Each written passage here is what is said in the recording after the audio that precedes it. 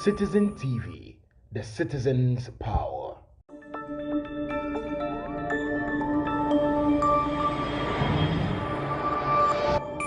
Citizen TV, the citizen's power.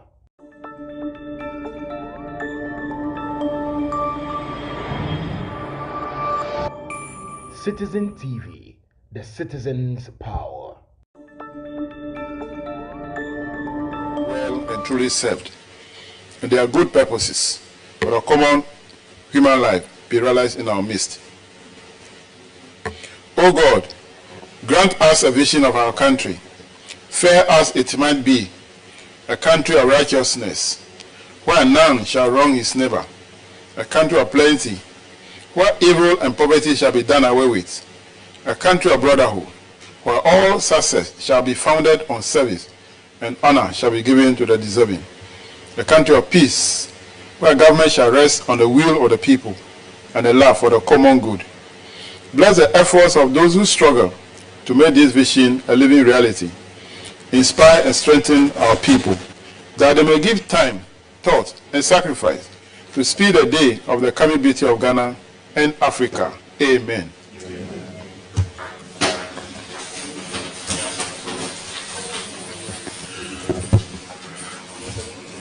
Honorable members, you are welcome to the public hearing of the committee here in the Parliament of Ghana. The committee is sitting this week to examine the report of the Auditor General on the public accounts of Ghana, ministries, departments, and other agencies for the year ended 31st December 2023. Appearing before the committee today, the Ministry of Finance and the agencies. So we have the Ministry of Finance itself, we have Ghana Revenue Authority, we have the Institute of Accountancy Training, and Ghana Statistical Service. We also expect Controlling Accountant General, but they've sought permission to be rescheduled. So we'll be dealing with the 4 agencies today. I want to welcome the Minister, the Commissioner General, the Government Statistician, and other directors who are here to support the committee to review the report. We'll start with introduction of members of the committee and our staff, and after that I'll call the agencies to take the oath, and we'll continue from there. Thank you very much. Let's start with the introduction from my right. Thank you very much, Chairman. Kofi Adams is my name. I'm the MP for Muem constituency in the Oti region and a member of this committee. Thank you. Samson Tangwem Buchregia, MP Davrango Central, a member of the committee. Good morning. My name is Samuel Atamils, MP for Commander Edina Eguafo Abrem, and a Vice Chair of the committee. My name is James Kluche Abaji, MP for Katunov and the Chair of the committee.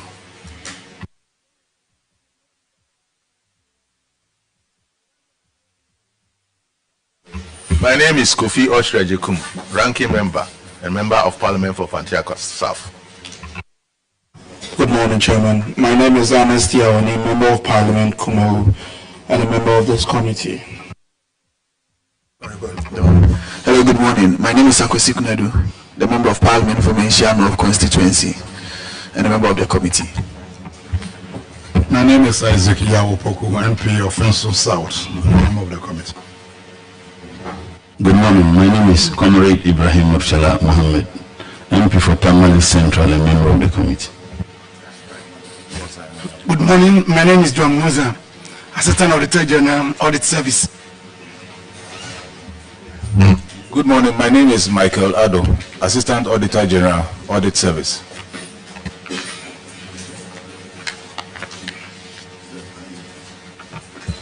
My name is Robert Fiajo, Assistant General, Audit Service.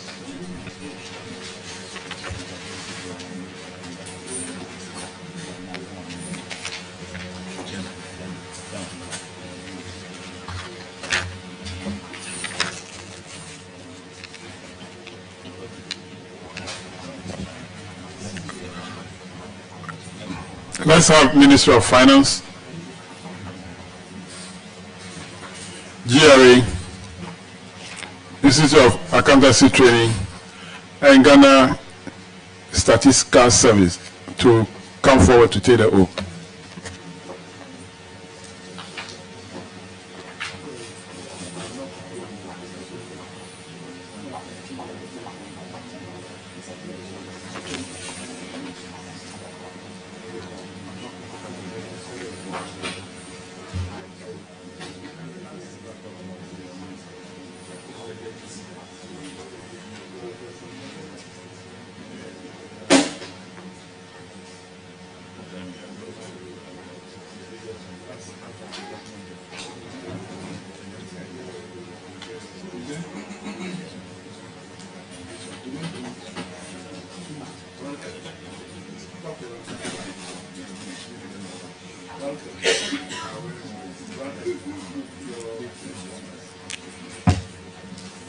Why? It's me and OC. It's not working.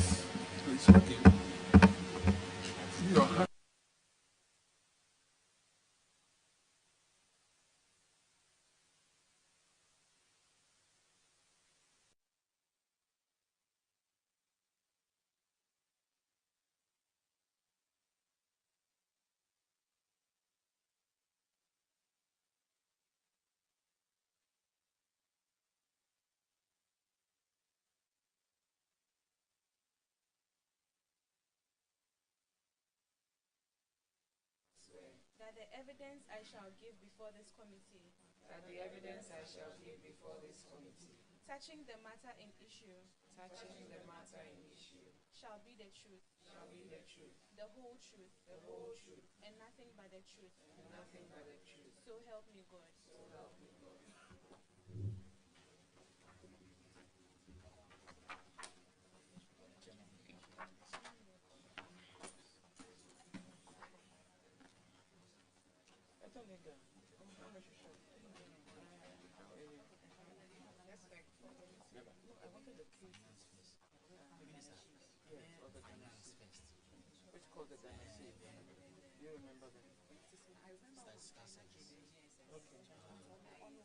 So we'll start with Minister of Finance.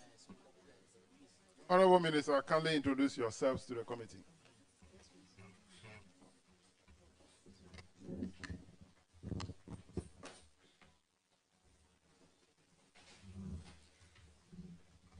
Good morning. My name is Ansah, Member of Parliament for Etiwa East and Minister of State at the Ministry of Finance, representing the Minister today.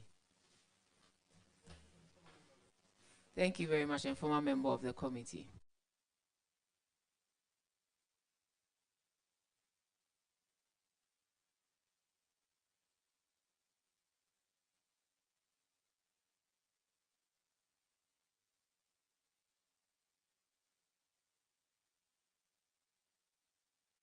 Please, you have to introduce them. Good.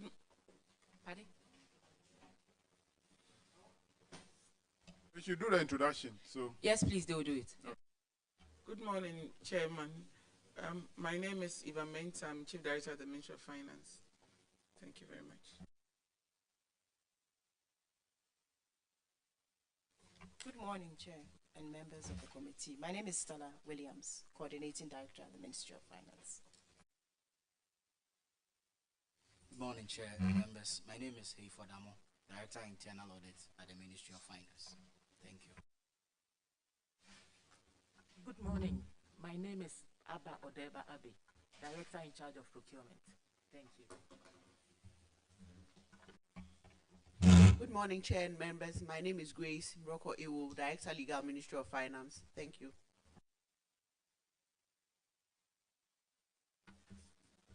Good morning. My name is Rahina Tuyehuza, Acting Director General, IAT.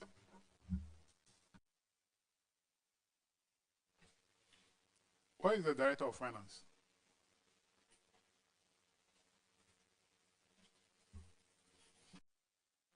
Mr. Chairman, the Director of Finance is on leave. That's why the Chief Director, the Legal, the Internal Audit Director, and the Coordinating Directors are all here with us.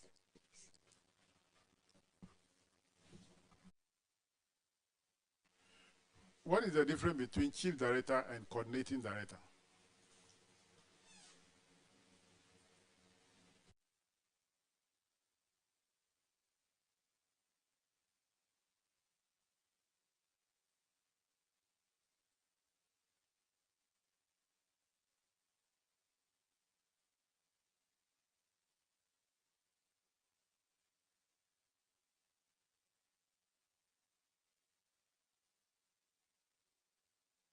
Honorable Minister, I want to know the difference between Chief Director of the Ministry of Finance and the Coordinating Director of the Ministry of Finance. Thank you very much, Mr. Chair. Mr. Chair, both of them are here, so you'll hear from them what their respective roles are. But are you not the Chief Director is technically the head of the ministry, and then the Coordinating Director, as far as I know, also supports the Chief Director.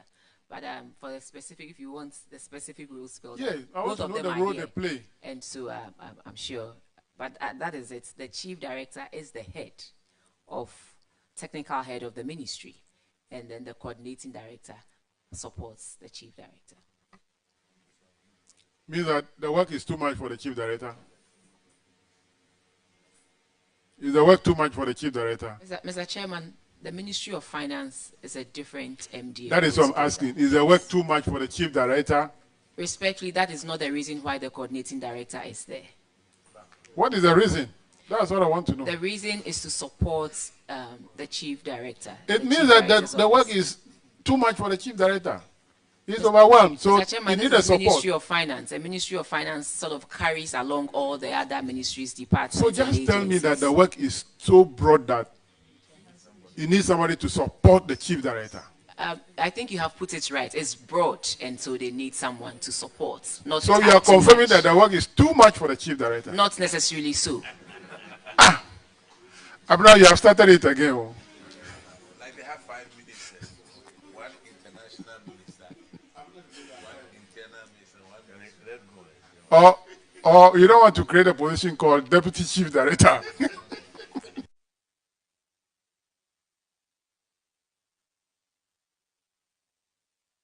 Eva, is that work too much for you? Honorable Chair, no, it is not too much.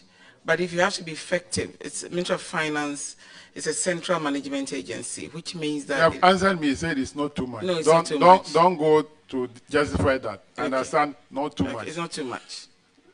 How come we need somebody to support you? Okay.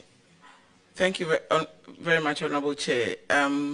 As I started off by saying, the Ministry of Finance is a central management agency. What it means is that in addition to its core mandate as an MDA, it also has oversight responsibility for very major departments of the nation. These departments include the JRA, which is the largest institution literally in Ghana, and also Controlling Accountant General. And so with these two departments and all the other financial responsibilities that it has to oversee the budget of the state, it requires a lot of work and insight. And therefore, if you have to be effective, you have to develop structures that supports the technical head of the ministry to deliver its mandate. And that is why we have 2 coordinating directors. But we are not the only ones who have coordinating directors. Other ministries also do have coordinating directors. Ministry of Foreign Affairs has coordinating directors like we do. I'm asking of Ministry of Finance. I don't want you to justify other ministries. When they come, I'll ask them. I just want you to justify yours. Any day. So, but there is a key. Somebody misplaced his key, and it was brought to me here. 137 is written on it. So if you misplace your key, kindly come and pick it. It's here. It's number. I don't know whether it's a hotel room key or 137. It's 137 is written on it.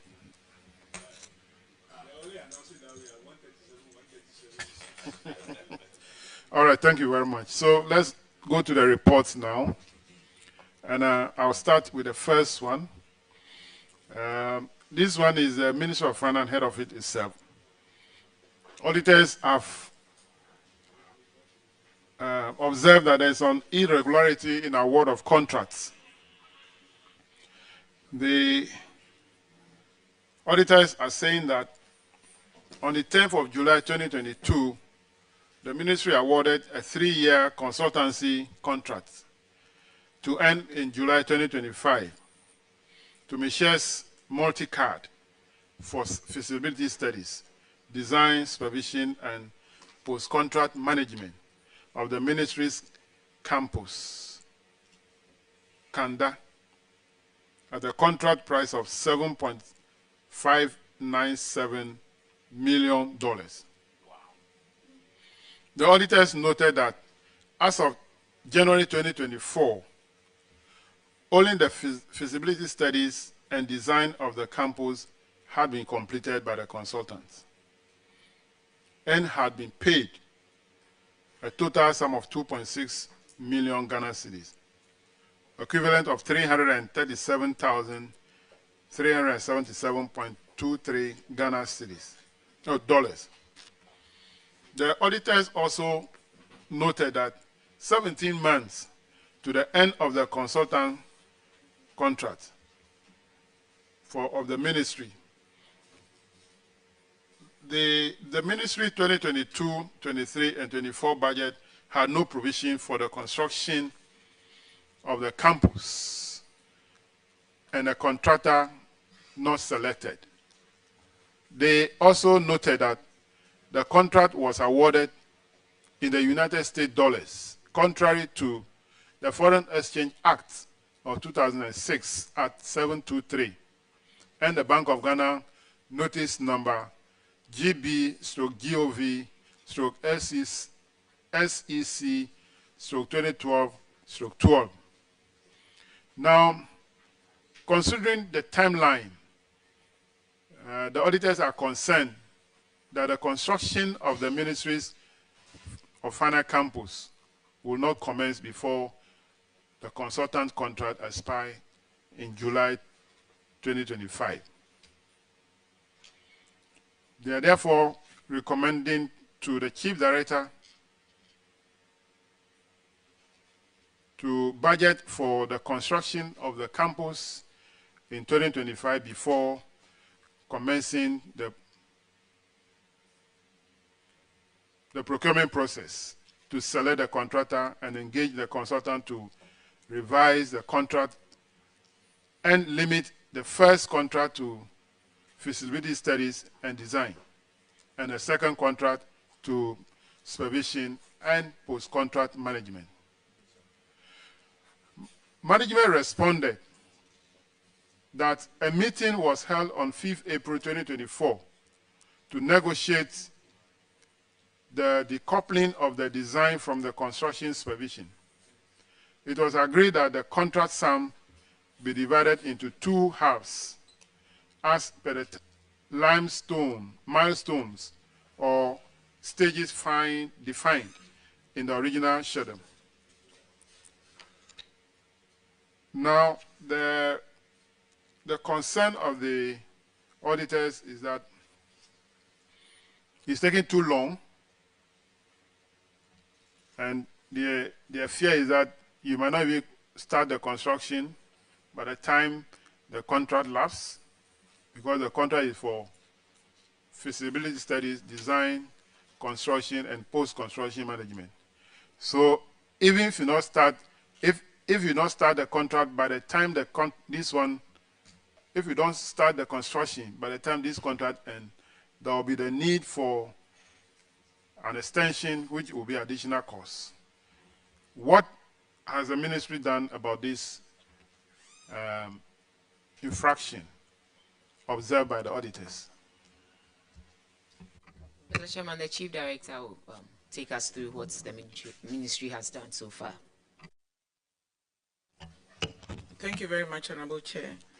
Honorable Chair, I'm pleased to inform you that we have met with the consultant, and we have, Mr. Chairman, we have met with the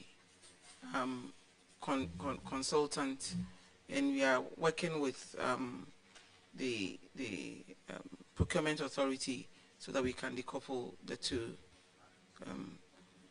two contracts, and we have received approval for that. Thank you. How long will it take to do that? I'm sure that the contract might have gotten some segments, the portion that will relate to the feasibility studies, the portion for design, then the construction period, supervision, and all those. We have those segments. You might have those segments in the contract.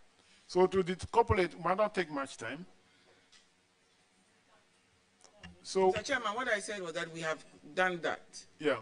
We have concluded the okay, so what decoupling process. So the first part is going to cover feasibility studies and design, and that will amount to how much?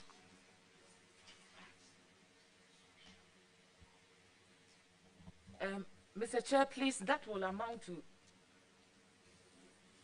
3,877,649.94 cents. Dollars? Yes, please. And that will end by the 9th of July 2025.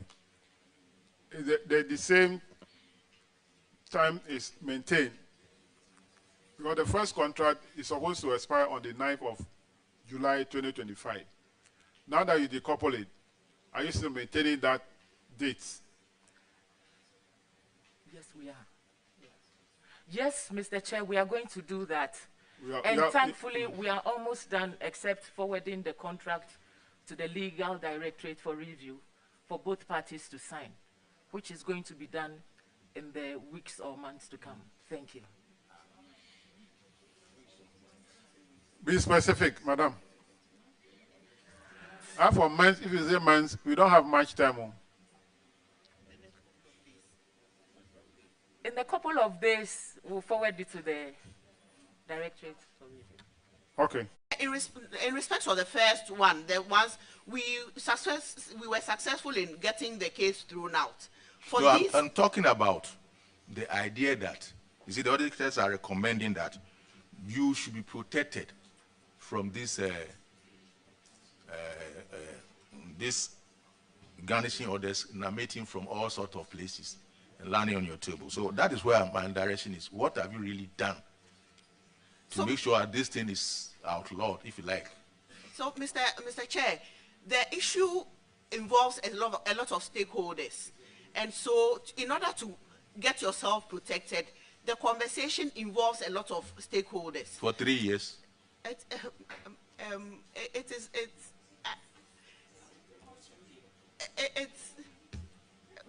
Mr. Chair, all right. It all right. involves Thank the you, Chairman. And getting the judges to understand. Chairman, I'm done. Yeah, I'm okay. I'm not okay, but I'm done. You say you're okay, then you say you're not okay. But I don't want my sister to be stammering plenty like that. So now, the recommendation of the auditors that you should work with the Attorney General to see the possibility of the ministry being protected. Now, if the ministry is protected and the agencies involved account are garnished, what will be the effects on those ministries or agencies, and then also those who benefit? Because I was reading the recommendation that the Ministry of Finance should engage the Attorney General and Minister for Justice to advise on how the ministry's bank account should be protected from garnishing orders emanating from transactions outside the ministry, and have the orders lifted for the use of the sub-consolidated fund and the Chief Director's bank account for processing of transactions. So my question is, if you are protected from your account being garnished and the agencies involved are not protected. Their accounts are garnished. How do they operate? Mr. Chairman, respectfully, most of the time it's their actions that leads to these things. So then they also need to check their actions. So this time, it is not going to be you go and you commit government to something and the Ministry of Finance is held responsible. You, MDA, you commit government to something, you should be held responsible for that. And so maybe it will be taken out of your budget. And so it will also help the MDAs to be very responsible. That this time, it is not just Ministry of Finance's account being charged.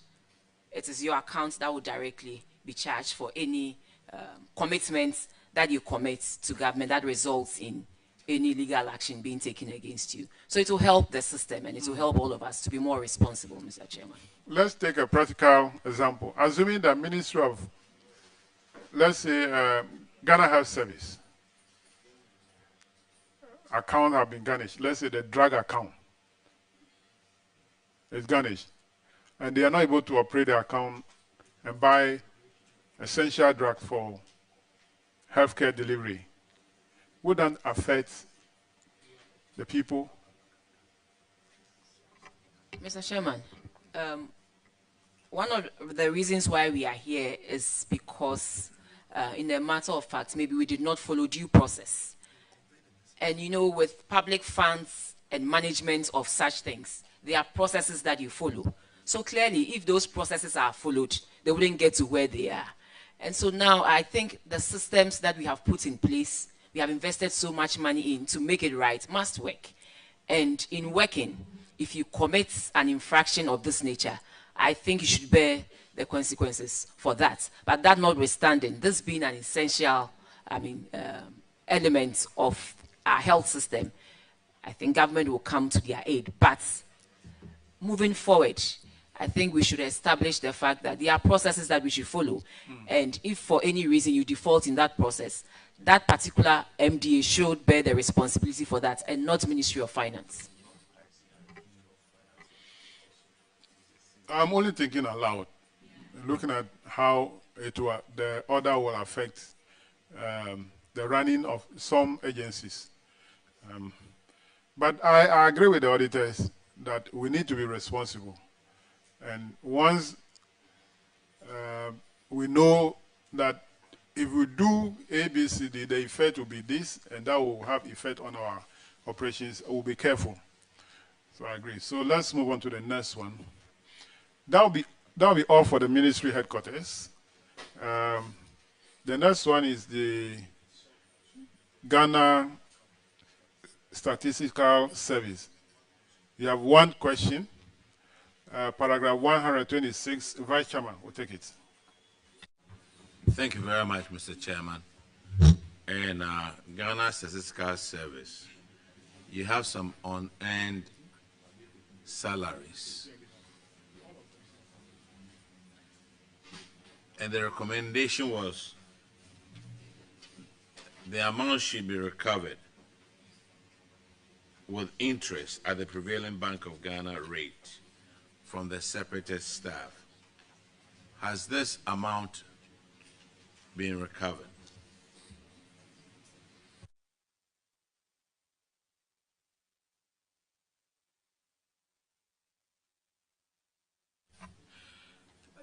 Thank you very much, Chair. Ghana Statistical Service has proceeded to pay the money back to the recoveries, and evidence has been shared. Thank you. Auditors, could you confirm, please? Honorable Chair, the unearned salary has since been paid, but the interest is still pending. Thank you. But, sir, the recommendation was you need to refund and recover with interest. What about the interest? Thank you, Chair. We've had that contemplation, and we're going to have a conversation with the audit service because we wanted to be clear the interest rate that we're talking about. If you are using the interest rate from the T-bill perspective, we got to 8 Ghana cedis, and this is something we need to clarify with the auditors. Thank you. The report says you need to recover with interest at the prevailing Bank of Ghana rate. Right now, the rate is about 29%, right? Chair, I'm not too sure of the interest rate you are talking about. That is why I'm saying we need to clarify that, whether is the T-bill rate, is the interest on savings, is the interest on loans. It says interest payment at Bank of Ghana rate, and we have different interest rates. Sir, Bank of Ghana is on the high street. You could walk over there and ask them, Bank of Ghana, what is your rate right now? Master, is it because it's government money? Chair, that is not what it is. Indeed, Bank of Ghana sits on the board of Ghana Statistical Service, and they are aware of this. They had the same concern as I'm articulating, because they are different interest rate. That's why I'm saying that we're not going to engage with the central bank. We're going to engage with the audit service to be specific on the interest rate. If you talk about the treasury bill rates, that is the interest rate that government pay or Bank of Ghana paid to monies government received, or let me say borrow from depositors. But if Bank of Ghana is also giving facility to the commercial banks, what rate do they use?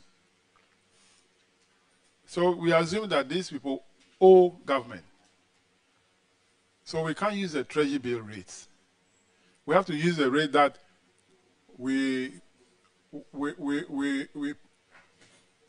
collect from people who borrow from the Bank of Ghana. So it should be the Bank of Ghana lending rate. The interest is what we should apply, not the treasury bill rates. So when reference is made to Bank of Ghana interest rate, that is what they are referring to. Thank you for the counsel, Chair. All right.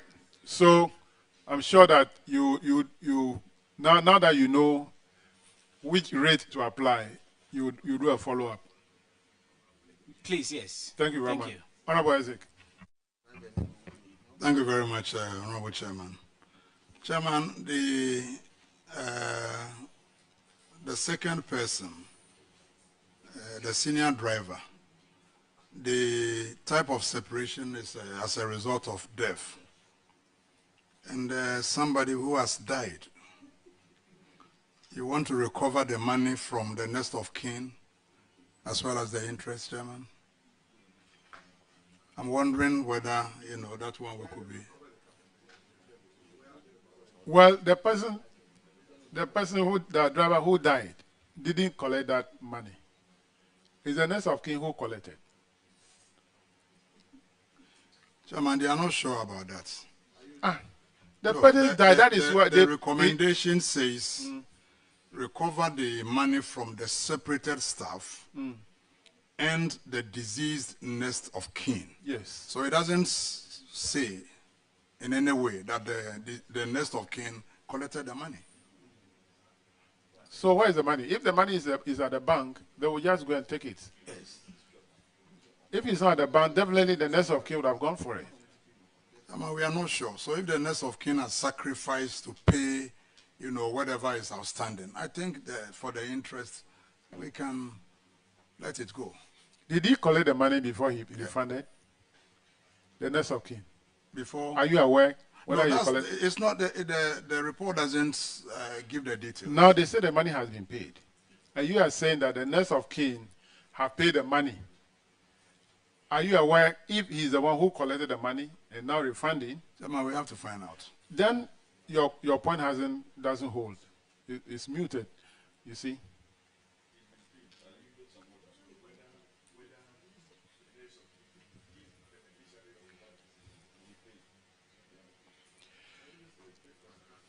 Anyway, that will be all for Ghana Statistical Survey. But I want to find out from you, it's a public interest question. What is the current unemployment rate?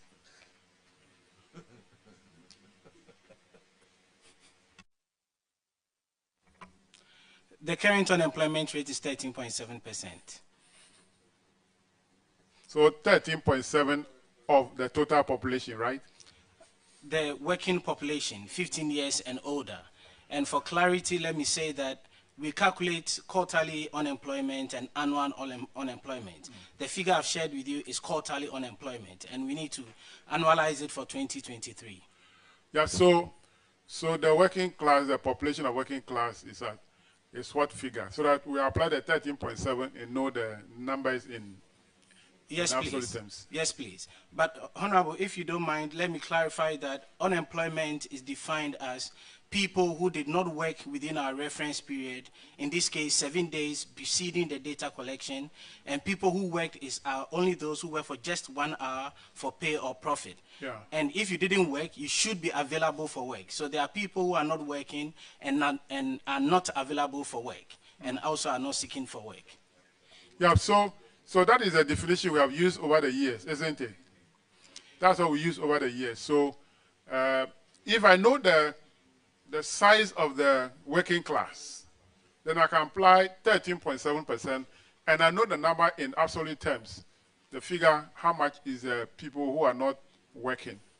So what is the size of the working class? So, Honorable Chair, the figure we are talking about here in absolute terms is about 1.8 million. That is for the unemployment? Yes. I was asking for the working class. You are giving me no, the working class hovers between 10 million and 11.5 million. Okay. All right. Thank you, Mr. Chairman. Did I hear you say 13.7 or 14.7? 13.7. Could you, do I need to know, what was unemployment as of January 2017? Chair, I don't have that figure offhand. You don't have it? No. Okay.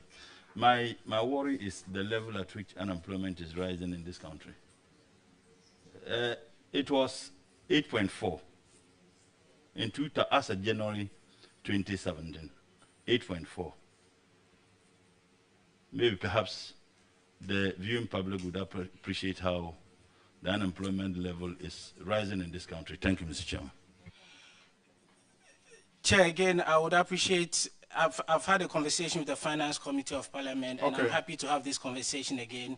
It's important we always identify the source data. Yeah. What the Honorable Member is talking about is from our Ghana Living Standards Survey, which is a different survey from the Annual Household Income and Expenditure Survey. So we always need to put these numbers in context if we want to compare them. All right. It's okay. It's okay.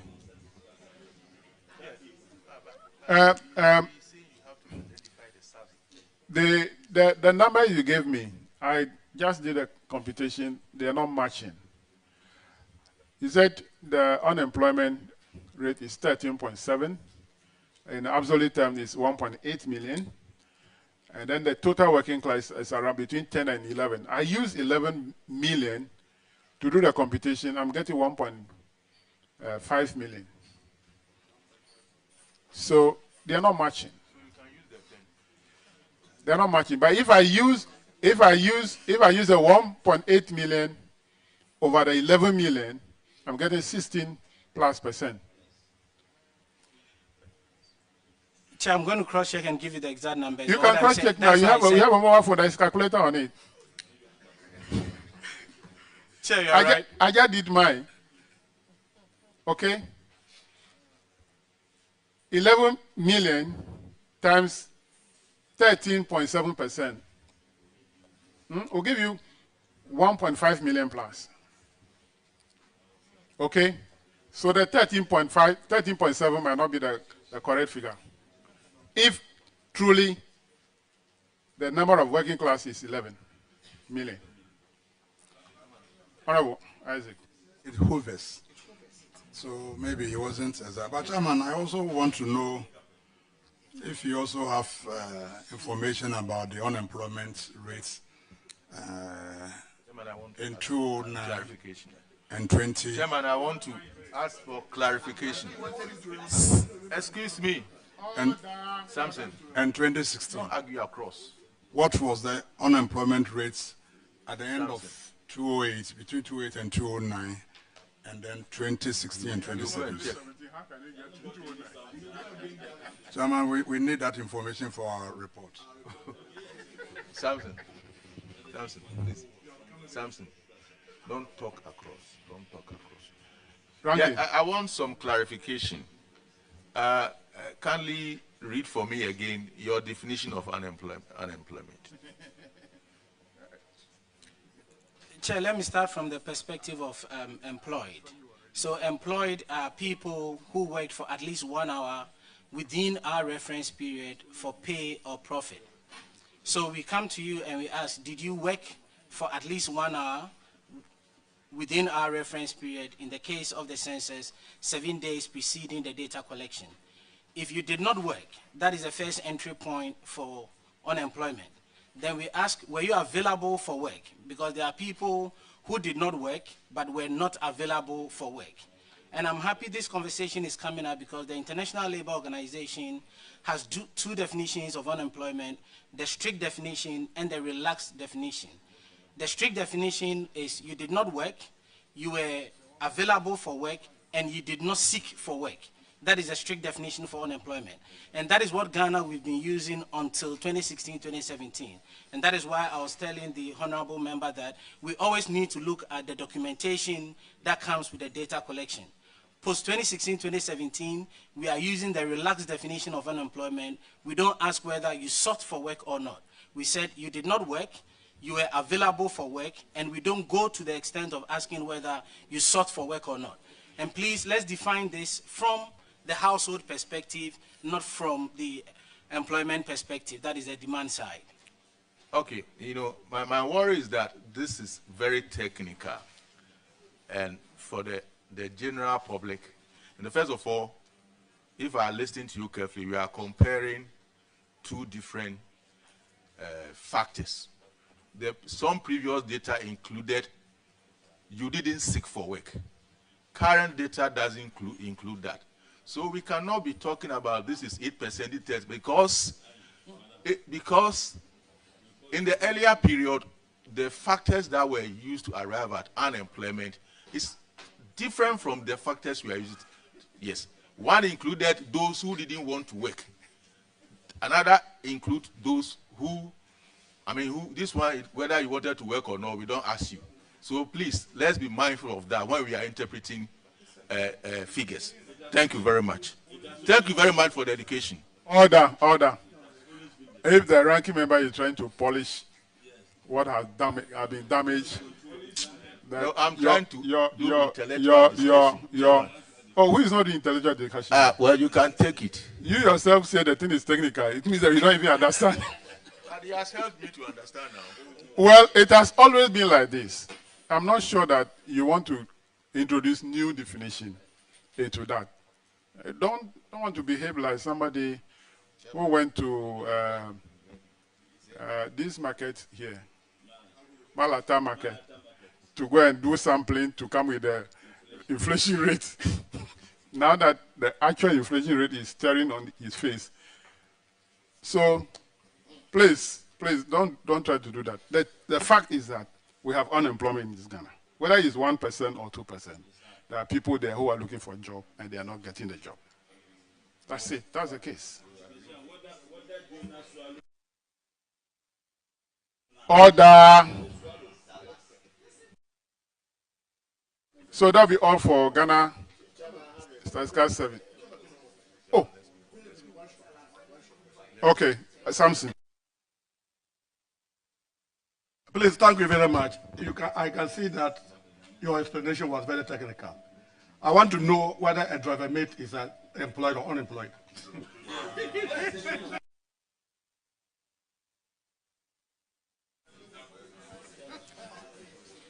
Well, I will not allow that question. I will not allow that question. I won't allow whether a driver's mate is part of the competition or not. I won't allow. I won't allow.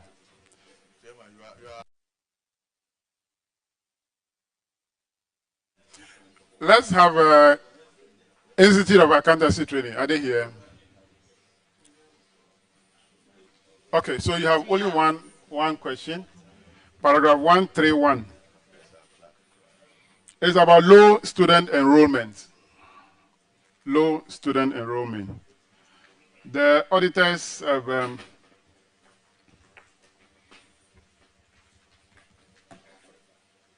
In 2023, their review shows that you have generated only 189,696 Ghana cedis as IGF, and your Government of Ghana allocation is 3.9 million.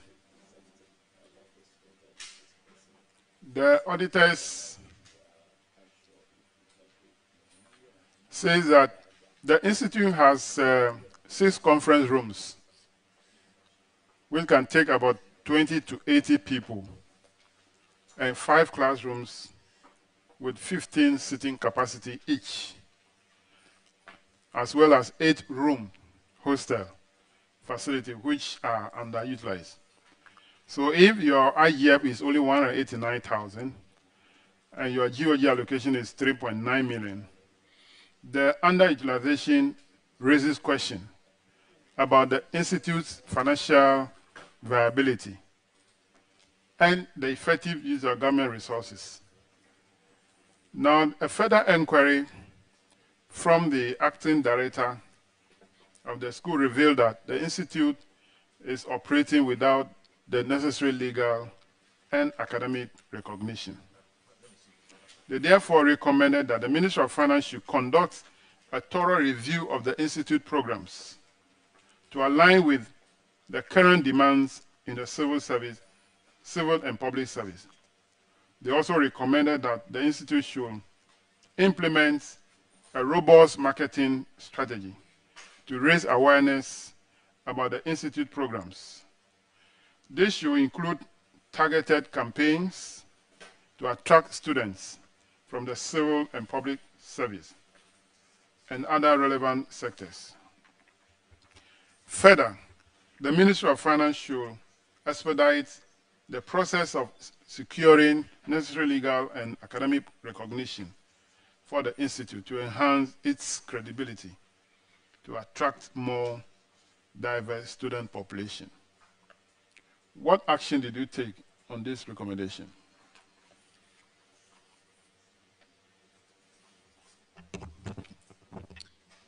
Thank you, Mr. Chairman. So to refocus the mandate of the institute, the Ministry of Finance is, what's the name? Engaging KPMG as a consultant for the transformation project. The operations, this will involve the project aims to improve operations and service delivery of the institute. The key component of this project is establishing the Ministry of Finance Fiscal Institute, which will train staff on public financial management, debt management, and fiscal policies.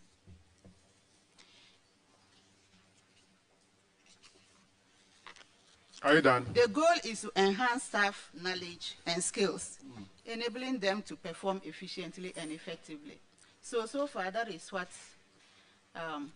the ministry is doing. So the ministry want to transform the course program of the institute to include fiscal management, debt management, and all that you are talking about. Yes. What stage have you reached now in this process?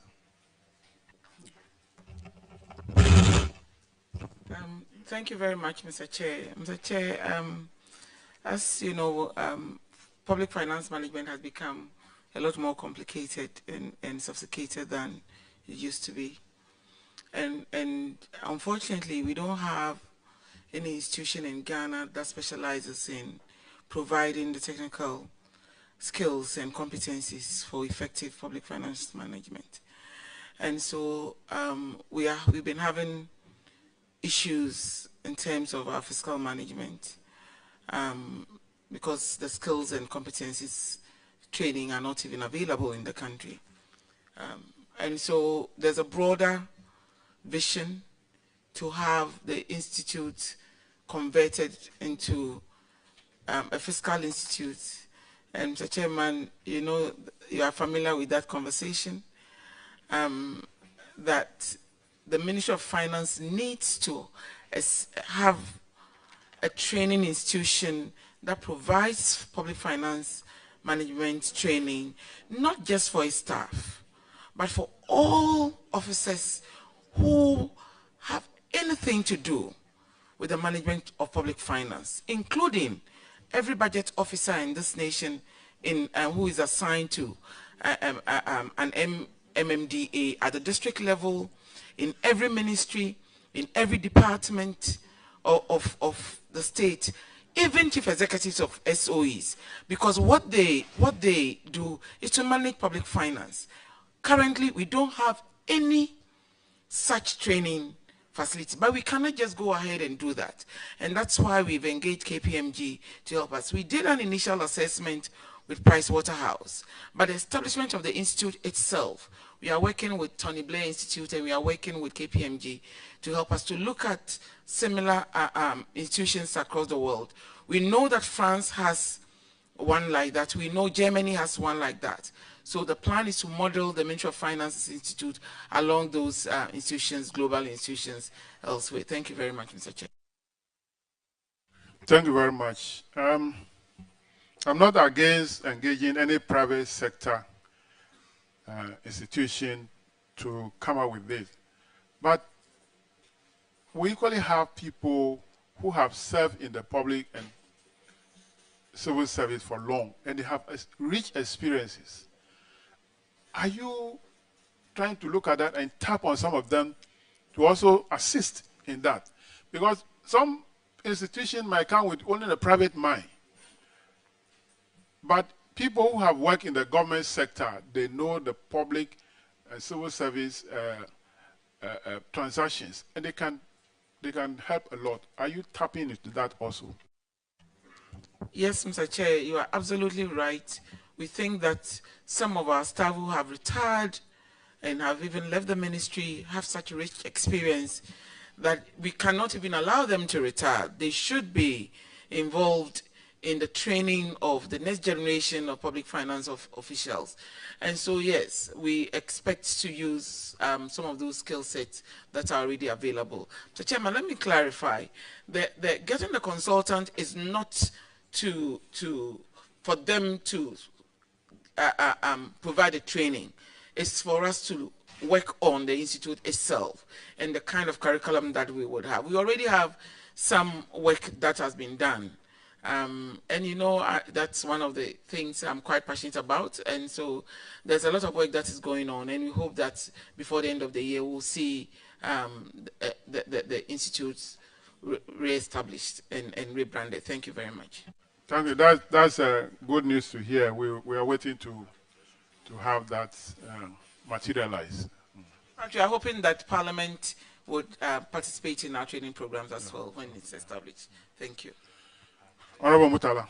Okay, thank you, Mr. Chairman. My understanding of the subsequent question Chairman asked was why we are not utilizing the stock of experienced people we have in those fields, because some of these auditing firms, they can do the work in the prism of just the private sector. But if you had engaged those who have worked with the public sector with that profound experience, one, it would have been less as far as cost is concerned. But if you're engaging KPMG or you're engaging PricewaterhouseCoopers, you're going to spend a lot of money, and you could have done the same good work, maybe perhaps half of what you would have been given to these international auditing firms. So I guess that was what Chairman wanted to know, whether there are plans by government through the Ministry of Finance to be utilizing this domestic, experienced people who have done so much work in such for the ultimate objective of reducing costs. Thank you very much, Mr. Chair. Just to provide further clarification, what I provided, the explanation I provided was that we are getting assistance from them to establish the institute. However, the plan is to utilize some of the very experienced officers whom we have worked with, who have retired, to provide the training. There are two distinct things. One is getting us to establish the institute, to a global level institute, and then the other will be the curriculum and the training and the skills development. Those are two separate things. Thank you. Chairman, I'm wondering whether, given the fact of underutilization of the facilities at the school, and the fact that these days there are so many accounting institutions that are well equipped, like UPS and all that, will it not be worthwhile to close down that institution and rather train your personnel in some of these well-equipped and established institutions? Because if you look at it, the institutions have been existing since 1970, when there weren't many good accounting and administration institutions around. These days they are bound. If you spend 3 million or 4 million and you generate less than 200,000, I think you should consider that option too. Thank you, Chairman. Thank you, Mr. Chair. If I may, I think that there's a difference between the academic curriculum and the practice of public finance. That is the first thing. The second thing is that we do more than, at the Ministry of Finance and the agencies, we do more than accounting. What we do, and I believe that the Chair fully appreciates that, includes public finance management. It starts from planning to budgeting and budget execution, monitoring and evaluation, and to the accounting. And then you have auditing. And as we speak, I joined the ministry over 30 years ago. The functions of the ministry itself has completely changed. I mean, if you take debt management alone, it's become very sophisticated, it's become very complicated. The kind of skill set you need to be part of the team that manages our debt, that is not a skill that is easily available, that you can walk into an academic institution and get trained for. Same with budget. Budget is no longer the very simple budget that it used to be. Now you have to establish a 3-year program with objectives and be able to establish the costing of these programs. Even PIAD, projects and its development and its management, contract management. So the whole PFM system has become quite complicated. There is no institution in Ghana that provides the training that we require. And so having a specialized institution is a requirement for us to improve on our public sector management. Thank you very much, Mr. Chair.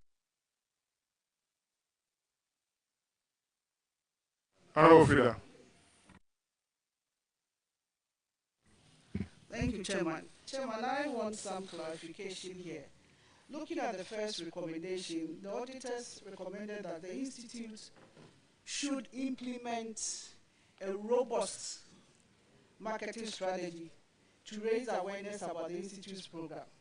They further went ahead to recommend that the Ministry should also expedite the process of securing necessary legal academic recognition. Listening to the Chief Director, I want to find out where we can situate the marketing strategy to this whole system, because in the first place, they don't even have the legal backing. They are being underutilized, and he also recommended that they come out with a robust marketing strategy. I want to find out exactly what the auditors meant and what the Ministry also doing about the marketing strategy for the institutes. Thank you. To raise more awareness for the institutes. Thank you, Mr. Chair. So the institute, because of the lack of legal mandate, we do, what's the name, advertisements on social media and other platforms. We cannot come out and advertise in the mainstream media as a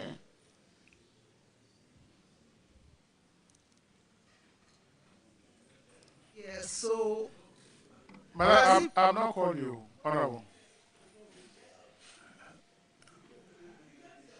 No, I haven't. I gave you the first one. The second one, I didn't give it to you. Okay, I'm not giving it to you. Thank you. Chairman, I want to find out from her whether she can then confirm to this committee that the institute is operating illegally. Because if you are telling me because you don't have the legal backing, you cannot advertise, so you advertise on social media. Is that the only way, the only marketing strategy that you can employ to ensure that you get more people aware of the institute's programs? Well, that one is already known. That is what the auditors cited for the Ministry of Finance to work to legalize their assistance. And that is why the minister have also said that they want to restructure the whole institute, make it more fiscal than only accountancy. And so we only have to encourage them to speed up the process. And as they are doing this restructuring, they should work on the legal status also. Okay. Mutala.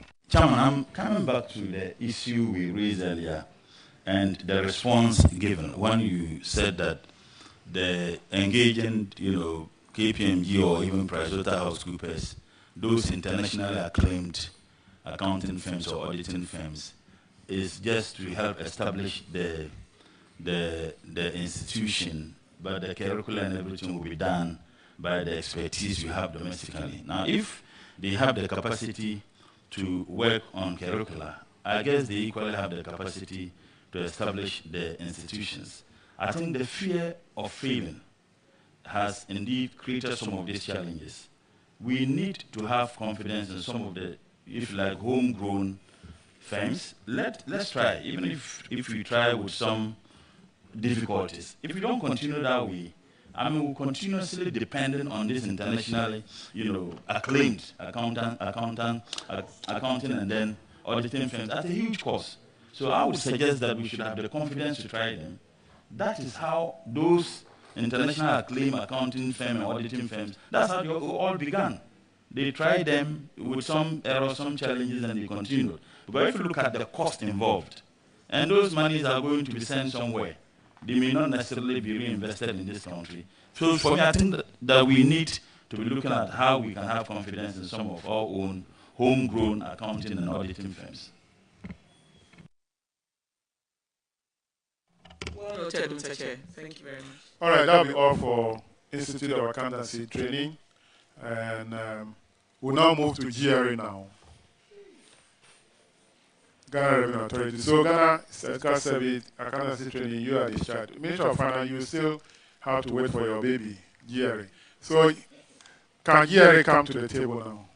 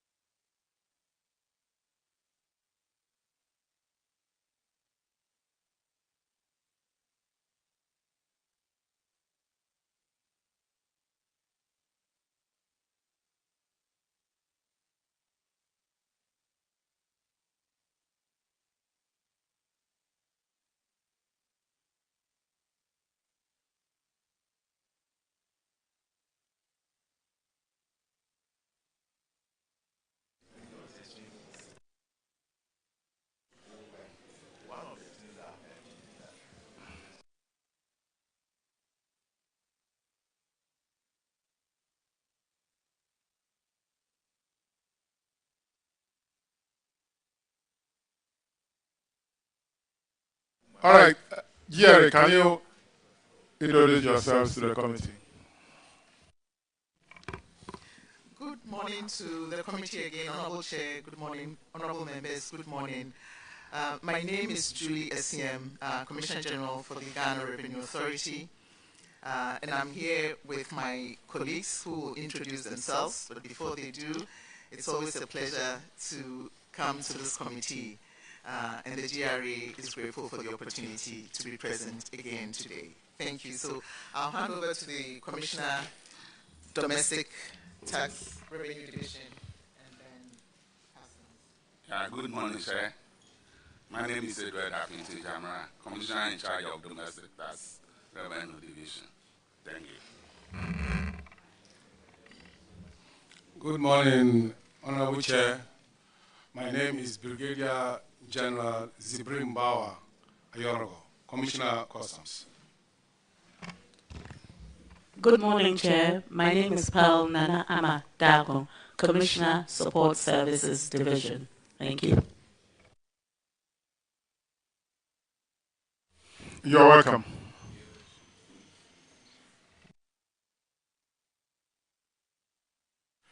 Yes, so we will start with your issues on paragraph 149 of the report. And Honorable Ennis will start. Thank you, Mr. Chairman. GRA, your first issue has to do with institutional debt.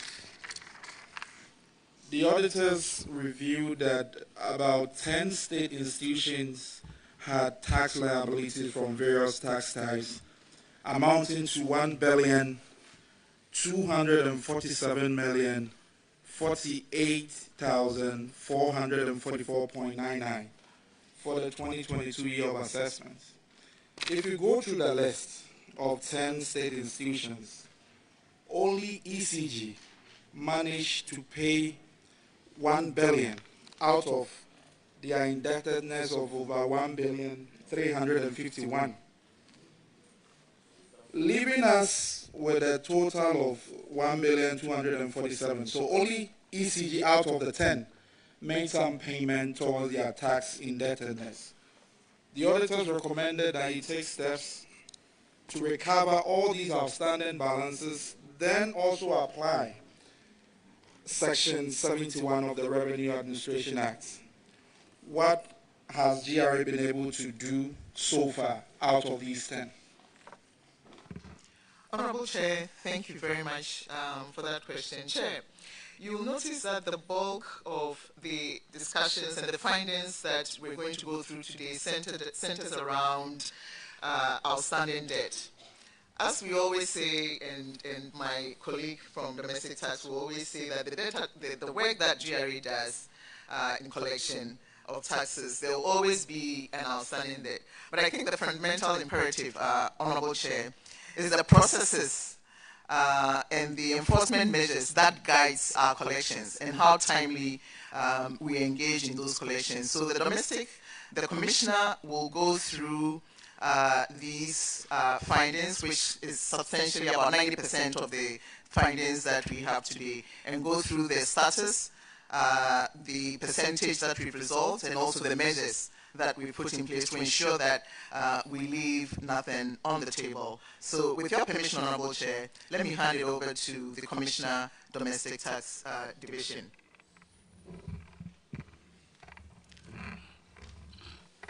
Thank you, Mr. Chair. Mr. Chair, with respect to institutional debts, the situation hasn't changed. We haven't been able to correct anything in spite of our effort in pursuing this debt. Mr. Chair, let me give you a bit of details of these institutions. We have Tigo Ghana, and who took over Melicom Limited, and they disputed the liability on grounds that they were not reliable. Mr. Chair, after going through the internal recovery process with our assessors, we went to courts, and judgment was made in our favor. The taxpayer appealed against the judgments, and currently, as we speak now, the matter is pending in appeal court. That is the case of Tigo. So we haven't collected anything, Mr. Chair. In the case of PBC, Cocoa Processing Buying Company, Mr. Chair, they also contested this liability, and later talk about settlement out of courts This issue has been pending for some time, and as I speak with you, the case will be decided by court on the 10th of October 2024. Now, the other outstanding issues, that is totaling 879 million Ghana cedi, is owned by 8 state institutions, which include ECG, Tema Oil Refinery, Prisia Sankofa Gold. Mr. Chair, you remember last year we talked about that. We also have Geok Distilleries, we have Akoso Motors Fast, then Ghana Airport Company, Ghana Graphic Communication. Mr. Chair, if all these institutions have expressed and are having financial challenges, and as a result, they've not been able to redeem their tax liability to the states. So that is the status of it, Mr. Chair. We've not been able to recover anything from this institution. Thank you, Chair. Thank you, Commissioner. One thing I also want to find out is these balances are coming from 2021, because when you look at the statements, these are opening balances, and you were able to only retrieve for ECG out of credit notes. I believe that is what you owe them that was set off against that. So as of today, I believe that this outstanding indebtedness is over 2 billion, considering tax year 2023 as well. And once we have not been able to recover from the other 8 that you mentioned, what kind of assurances are you going to give to the committee? Because if we have not been able to recover from 2021 to date and we still have 2023 outstanding, what assurances can you give this committee? Mr. Chair, thank you very much. Mr. Chair, with respect to ECG that you mentioned and some of the institutions, we are engaging Ministry of Finance as to the best way that we can resolve this indebtedness to the Ghana Revenue Authority. Most of these institutions have indicated to the Ministry of the financial challenges that they are going through.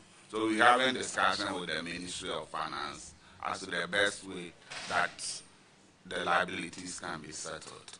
And when that is done, we'll inform the House. Thank you. Mr. Chairman, I will yield to you.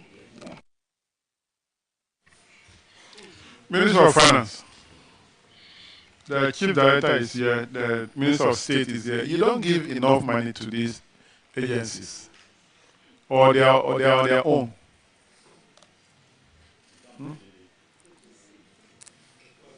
Anyway, ECG, you don't give them money, so they are on their own. Mr. Chairman, all those 10 they are on their own. Okay, good. Okay, Ranking want to ask a question. Yeah, Chairman, if you look at the list, some of the companies, like Tema Oil Refinery, Produce Buying Company Limited, and others, they are virtually dead. So, what are we going to do about such companies? They are, most of them, I'm sure, they are 100% owned by the government, and they are virtually dead. So, I want to recommend that the ministry write off some of these debts, because I don't see how we are going to get the money from some of these companies. There are other companies that are also viable and they are working. For instance, Ghana Airport Company, Graphic Communications Group Limited. Why are we not able to collect our money from these people?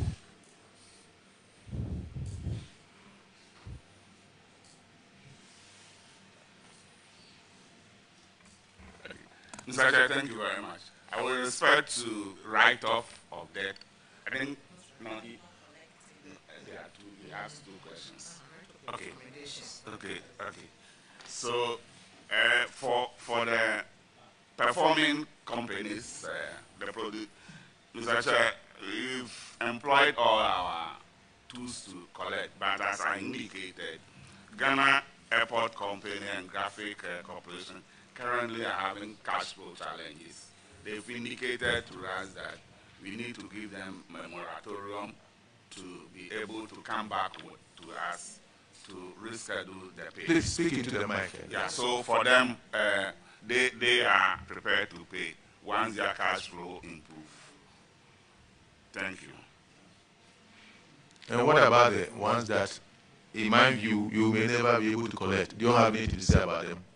Mr. Chairman, we have done this before. We brought it to Parliament. We went through a process, and then we brought some to Parliament for Parliament to write it off. Okay. If it becomes necessary, after all avenues to collect these monies have failed, we will go through that same process and then come to Parliament for permission to do that. Thank you. Thank you. Thank you, Chairman.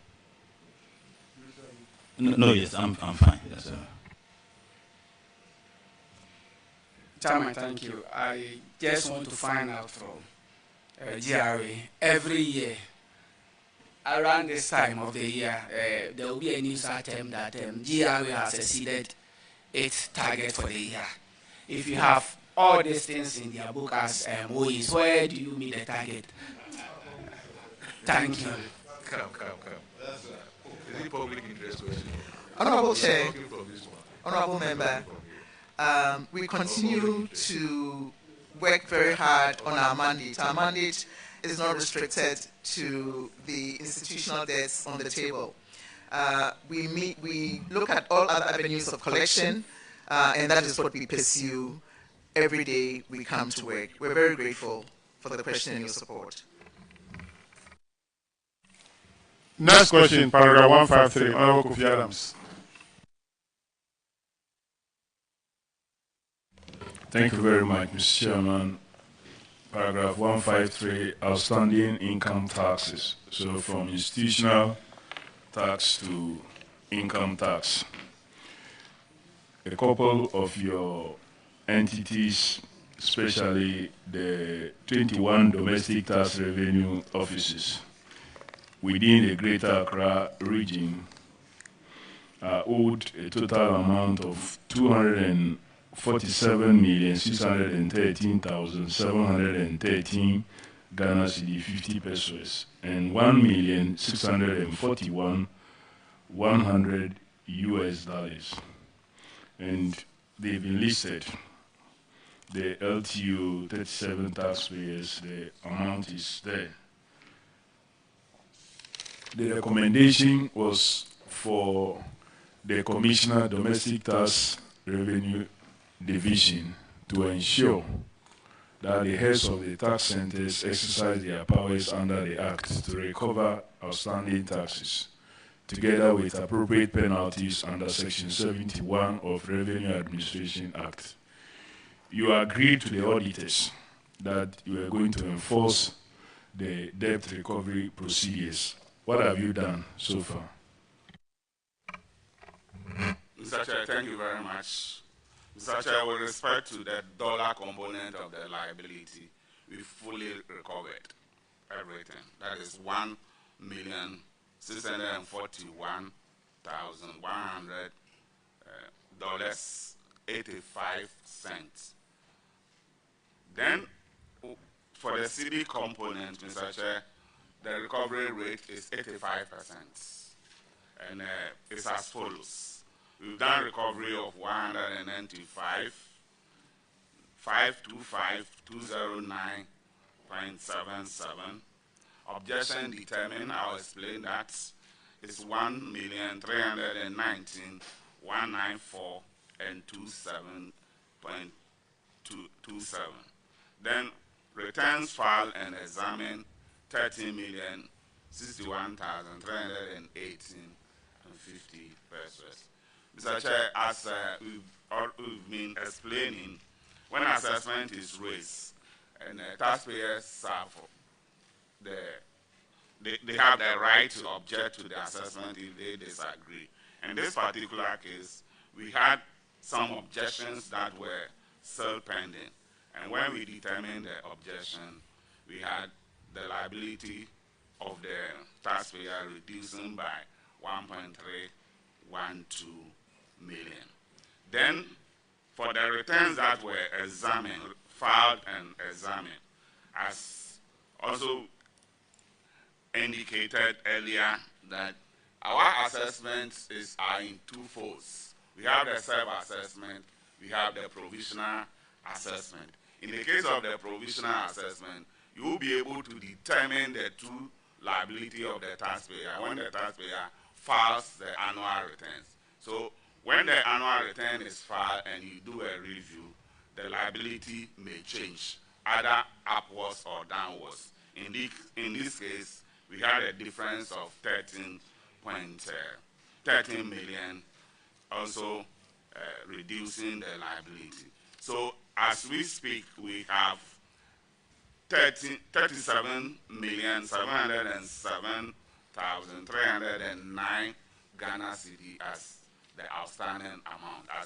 So we've done a recovery of 85%.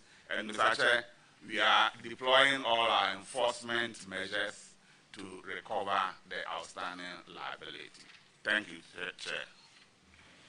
Thank you for the effort, but I just want to find out one issue. At what stage of your tax processes does the taxpayer have a right to challenge the taxes so submitted to him or her to pay? And was this challenge known to you at the time of the audit? In relation to the 1-point-something million you mentioned, for the 30 million fine, they have to file their returns before you would get to know. That understood.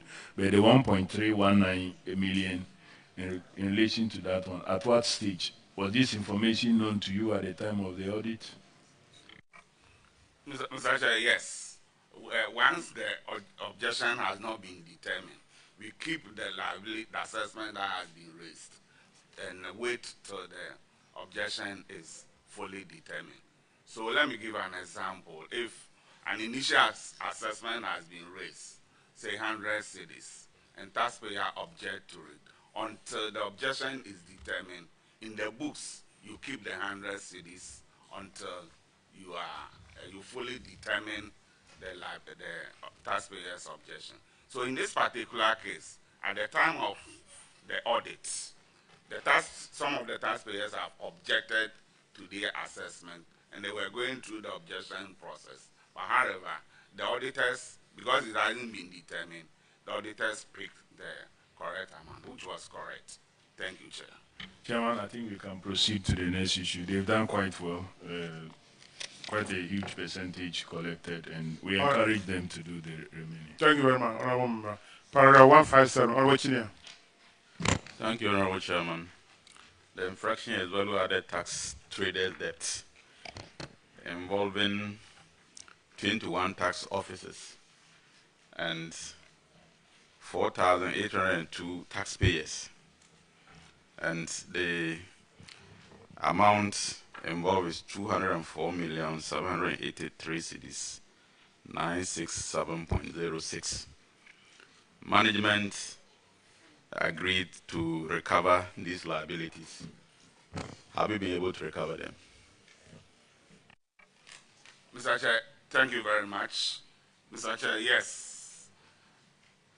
We've recovered 100% of the dollar component of 182,938.37. That has been fully recovered. The CD component, Mr. Chair, we've done 78% of it. And as I explained, it also comes in the form of recovery, that is total payments, objection determined, then penalty and interest waived. Mr. Chair, I've explained the recovery and the objection, but let me take the opportunity also to explain the penalty and interest waiver, because this is going to run through all the assessments the outstanding assessment that we are going to go through. Now, Mr. Chair, for the interest and penalty, Parliament passed a law to exempt, to waive interest and penalty of taxpayers who will pay their outstanding principal for a certain period. So these taxpayers applied applied to take advantage of this dispensation.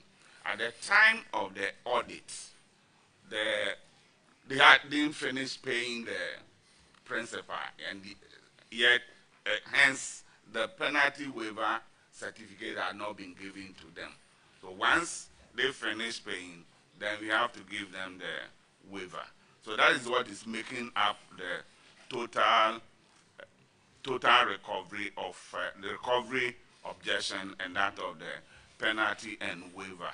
So currently we have outstanding liability of 44,724,049 Ghana cedis, representing about 22% as the outstanding. And again, we are using our enforcement tools to recover this liability. Thank you, Mr. Chair. Chairman, I defer to you. I'm done. So, Mr. Jamara, the 204 million here in the reports includes the penalty and the interest portion, which later were waived because of the advantage they took of the law we passed. Mr. Chair, yes. So, if you take that one out, how much was the actual before 44 million is still outstanding? Mr. Chair, out of the 204, we've done recovery of 158, 537, 137. That has been fully recovered. Objection determined is 1,245,819. Then penalty and interest waived 274,960, making up a total of 78% recovery. And that gives us an outstanding of the 44. Thank you, Chair. All right, so the portion that relates to the amount waived was just a little above 1 million. Yeah. But Mr. Chair, the amount waived is 274 with respect to this particular liability. Okay. Thank you. All right, let's go to the next one. Paragraph 161 is on outstanding pay as you earn, 58.9 million Ghana cedis, and then $1.2 million. So the auditors are saying that about 3,863 employers did not remit pay as you earn deductions amounting to 58.9 million Ghana cedis, $1.2 million to the Commissioner General for the year 2022 year of assessment. The details have been provided on page 56 of the report, where we have LTO, and then the Kimbo sub LTO, Kanishi TSC. What is the TSC?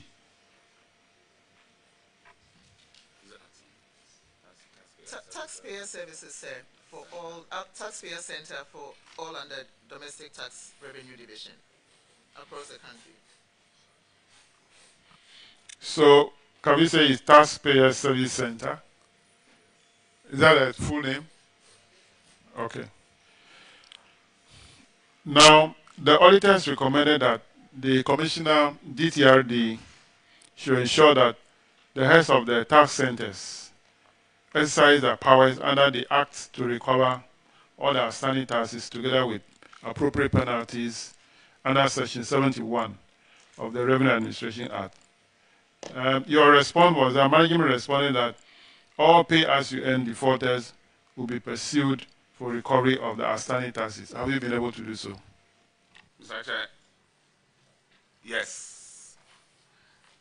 For the dollar component, Mr. Chair, we've recovered 56%. And the reason is that you have one company that is owing the balance, outstanding balance of 544,000.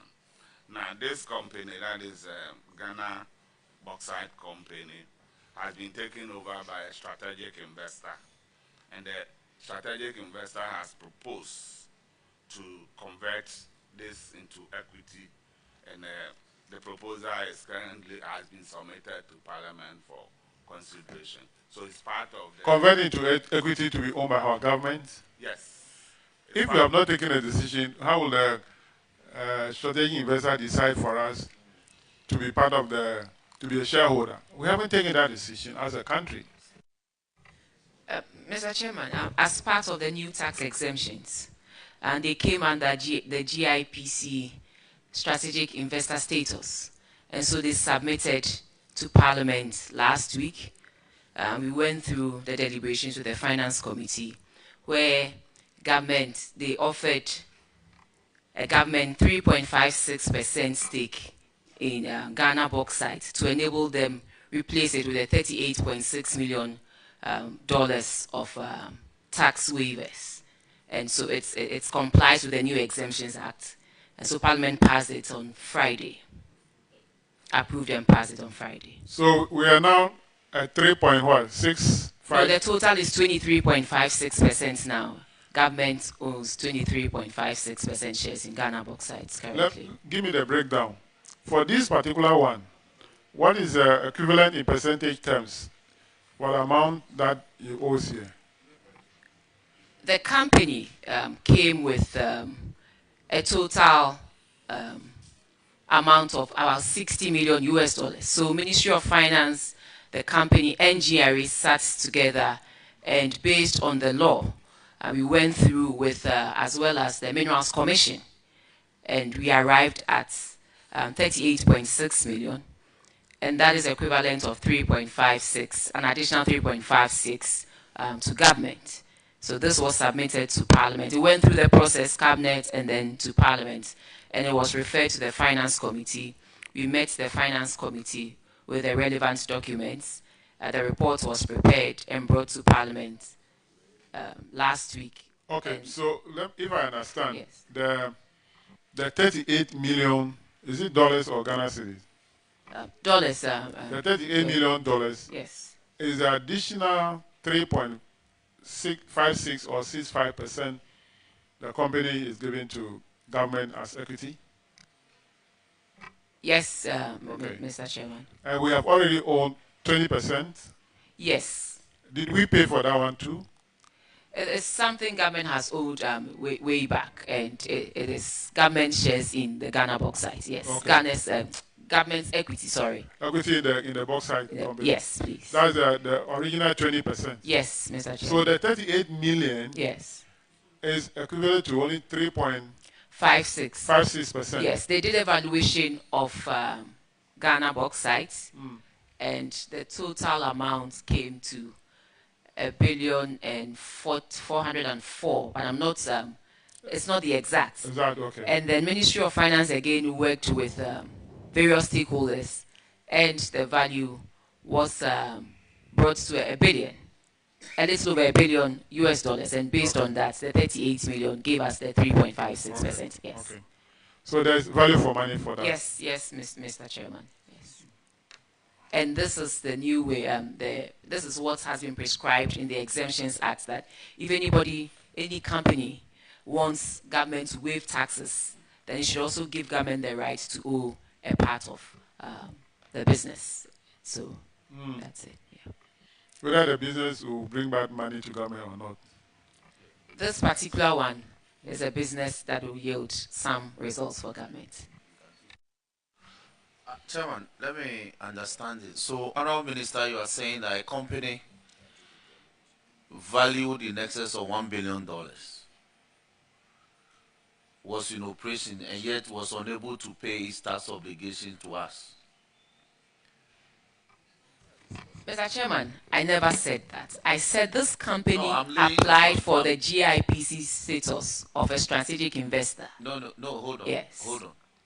I'm saying that a company valued in excess of $1 billion was in operation, was unable to pay its tax obligation to us. Another company comes in. I'm not blaming you. Another company comes in to take over, as it were. And as part of the takeover, that's assets and liability. As part of the liabilities, this new entity is taking over, decides to now offload it by way of converting the tax obligation to equity. Mr. Chairman, what you have in the books are outstanding liabilities. When this company inherited Ghana bauxite, they were doing about 500 million metric tons. But as we speak, they have invested, they have put in some machines and also done some level of investment. And now they are doing between 1 million and 1.5 million metric tons. Yes, but they need some support from government to enable them fully invest and make it very operational, and also to secure the jobs and also promote economic growth. And so that is why they took advantage of this, and they fulfilled everything that they needed to fulfill, and government granted that and was brought to Parliament. Parliament approved. Yes. And this takeover is how many years old? How long has been this takeover? Mr. Chairman, I think it's, let me be very sure and get back, but I think from 2022 or 2021, 2022. So I need to check and get back. Since this is a House of Records, I can finish you with the documents. But you were in Parliament on Friday when we took the report. Yes, that's why I'm surprised. So let's assume that from 2022, the new entity began operations in 2022. And from the tonnage, the metric tonnage you are given, it means they are doing well. So how much in terms of dividend has government obtained so far for this couple of years that the new entity is in operation? Mr. Chairman, those basic facts I'll have to, those important facts, I can't go wrong. And so I need to come with my documents to give to you and tell you exactly how much they have paid, if there's any. Thank you. Chairman, thank you. So, Mr. Chair. Yeah, continue. Yes. For the city component, the total liability of 58,945,152, we've recovered 50,561,052 Ghana cedi. Then objection determined, I've already explained that amount to 677,517. Then returns filed and examined 1,042,156. So having an outstanding balance of 6,664,427. So the total, the resolve percentage is 89%, Mr. Chair. We are deploying all enforcement tools to retrieve the outstanding balance. Mr. Chair, thank you very much. All right, that's fine. Let's move on now. Paragraph 165, Honorable Ajay Button. Thank you, Chairman. This has to do with outstanding withholding tax. There is a cedi component and then there's a dollar component. And it relates to 1,243 businesses / withholding agents. So the management has sent out demand notices. We want to find out what the current state is. Have we been able to recover those monies? Mr. Chair, thank you very much. Mr. Chair, the dollar component of $256,449 has been fully recovered. So that is 100% recovery. Now, Mr. Chair, for the cedi component, we've done 83% of that. And out of the 47,593,140, we've recovered 37 million 014844. Then objection determined 258,900. Returns filed and examined 1,532,722.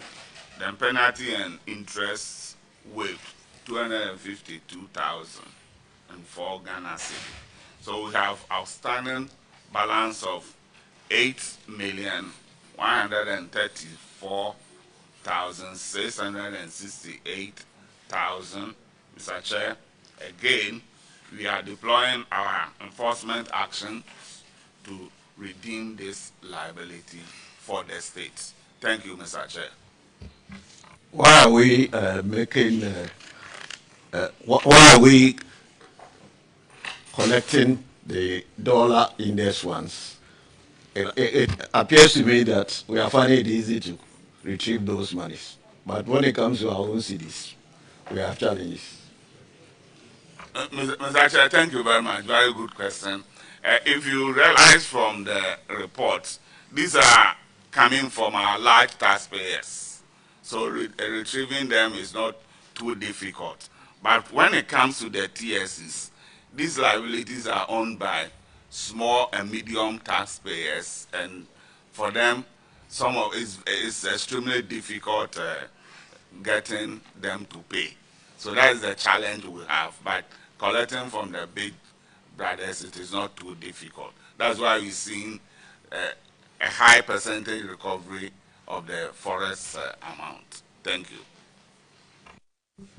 Chairman, I think they have done well, so we can make progress. All right, thank you very much. The next infraction is on paragraph 169, unpaid medical royalties, and Honorable Roxon will handle that.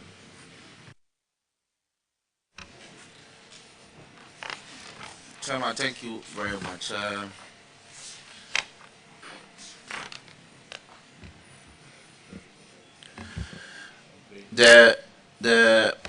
Jerry, the case of the auditors is that some royalties totaling 73.1 million and US dollars 731,000 plus remain unpaid.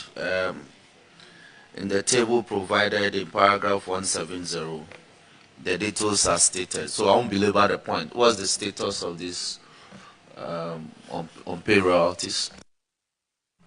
Mr. Chair, thank you very much. And Commissioner, there are so many issues, so keep it brief. Yes, so that you don't get tired. Chairman, thank you, Honorable Member. Thank you for your concern. We're working for God and country. So, Mr. Chair, for the dollar component of this one, it's still outstanding. And Mr. Chair, it's part of the outstanding liability for Ghana bauxite, which Honorable Minister of State has explained. The CD component, we've recovered 91%. The outstanding liability, that is out of the 73,142,520, we've recovered 69,159,569. The outstanding balance is also part of the debt of Ghana bauxite and greenstone quarry. And if the Ghana bauxite has been explained, in the case of greenstone, they are contesting the liability, and currently it is under objection. Mr. Chair, that is the status now. But okay. The percentage recovery is 91%. Thank you. Yeah, that's what I want to commend you for. 91% collection so far is good. Take steps to collect those that are not in contention, and then also take steps to expedite the adjudicatory process on those that is being contested, so that we can know their fate. Chairman, that will be all. Paragraph 172, Honorable Amakwata.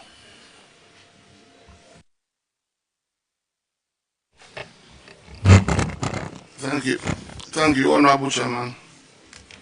Yeah, generally, the reported lapse here has to do with unpaid communication service charge, amounting to a little over 7.2 million, and it involves almost exactly 10 service provided, and is listed in the table down there. It's simple and straightforward. This was captured by the auditors. What is the situation now? Mr. Chair, thank you very much. Mr. Chair, we've recovered 61%, and it's as follows. Recovery 1,149,824. Then penalties and interest waived 3,246,478 Ghana cedi. We have outstanding liability of 2,853,000. And Mr. Chair, this out of this outstanding liability, one is owed by Self-Line Communication, and this company has written to the authority of their temporary suspension of operation. We've done field office and a field visit, and we have confirmed that indeed the taxpayer is not currently operating. So that is the status of Self-Line liability, and it's making it difficult to retrieve this liability.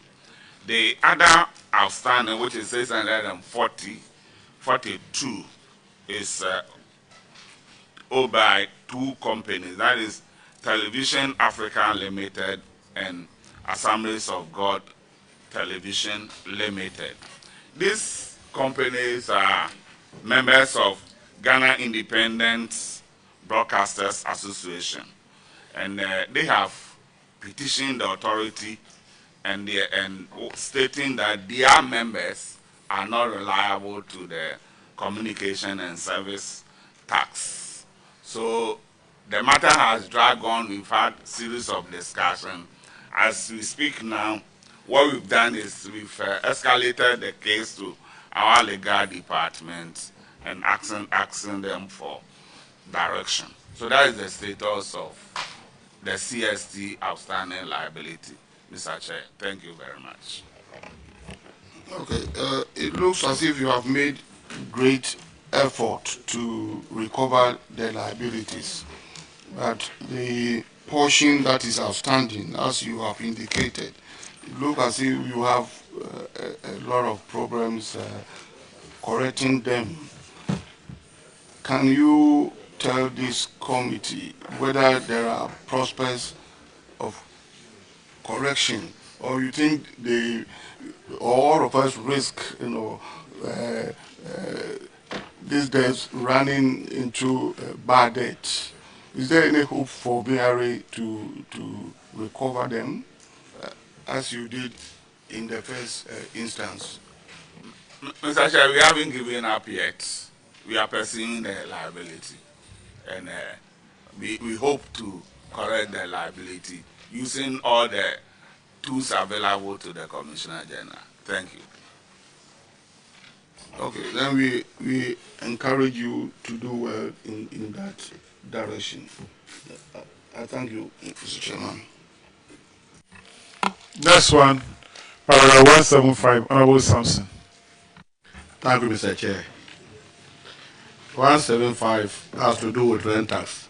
Please, Commissioner, can you tell the committee the recovery rate? Mr. Chair, we've done 88%. Out of 1,403,700, we've recovered 1,231,023. We have outstanding balance of 172,676,000. Mr. Chair, let me say that out of this, our review indicates that 94 out of the outstanding liability has been converted into owner occupied. So it's no longer a rental property. So this, we have to write off this. So we have what is to be recovered stands at 78,000, and we deploying all enforcement actions to collect that. Thank you, Mr. Chair. Commissioner, I think I have to recommend you for doing this work. For rent tax, it's not easy to collect. Well done. I'm done. Thank you for the compliment. Next one, paragraph 178, Honorable Johnson. Thank you, Chairman. This paragraph has to do with corporate income tax defaulters.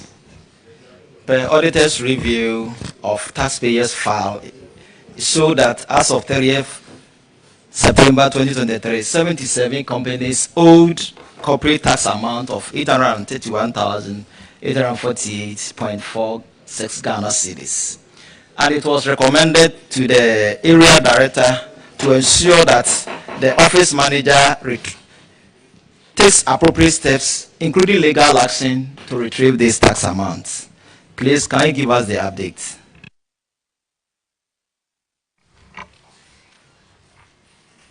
Mr. Chair, as we speak now, out of 831,848 Ghana cedi 46 pesos, we've recovered 258,603 Ghana cedis, 7 pesos.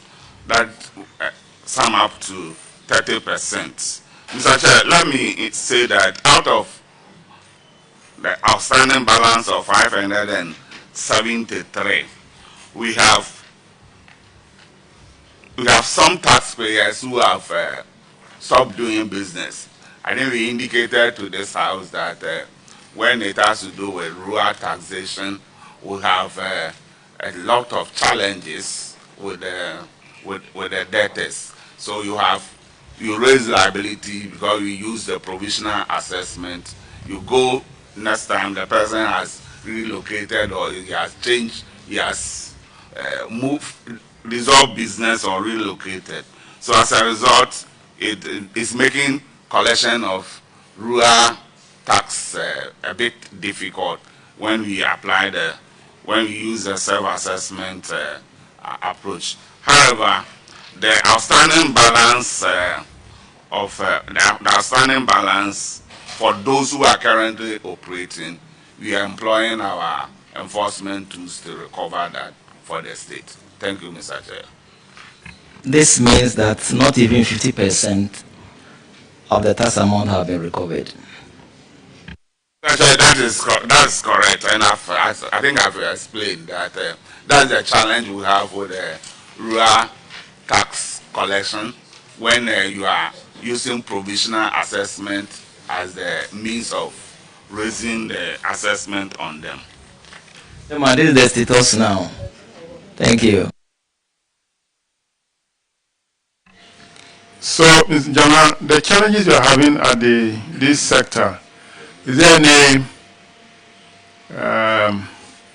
strategy that is being developed or you are thinking of to overcome the challenge? Where businesses relocate, difficult for you to locate them. We are talking about a digital age. Why are you still having this challenge? Despite the touting of digital age. Why is it having challenge here? Mr. Chair, thank you very much. And I think that is one of the support we will need from you. GRA will need to automate our processes completely. As we speak now, the automation, I would say, is not fully done. But when we are done and we are able to link up to all other data, we shouldn't have this problem. So going forward, once we complete projects such as data warehousing and other things, we should be able to track taxpayers wherever they are found. They may be found. Thank you. Mr. Chairman, and just to cite one example, I remember consistently. I'm not calling you. No, Mr. Chairman, I said permission to cite one example. Which is solving the challenge here? Yes. Well, you are collecting only 30%? Mr. Chairman, I just go ahead. Previously, an issue of return checks used to be a big issue for GRA. with the fully automated Ghana.gov now, we don't have any problems with return checks now. Now the auditors don't report return checks in there. So I believe that if we support GRA to fully automate other systems, that will also clear a lot of these infractions that are cited here. So we are grateful to you for your support. Thank you. Well, I have said it already.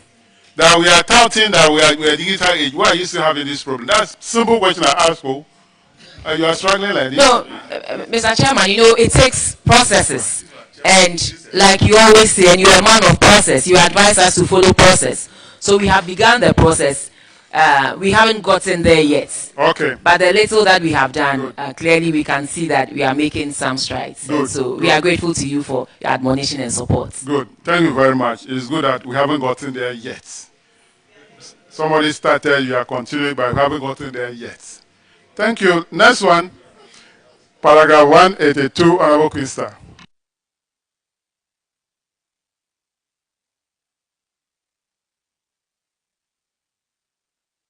Thank you, Chairman.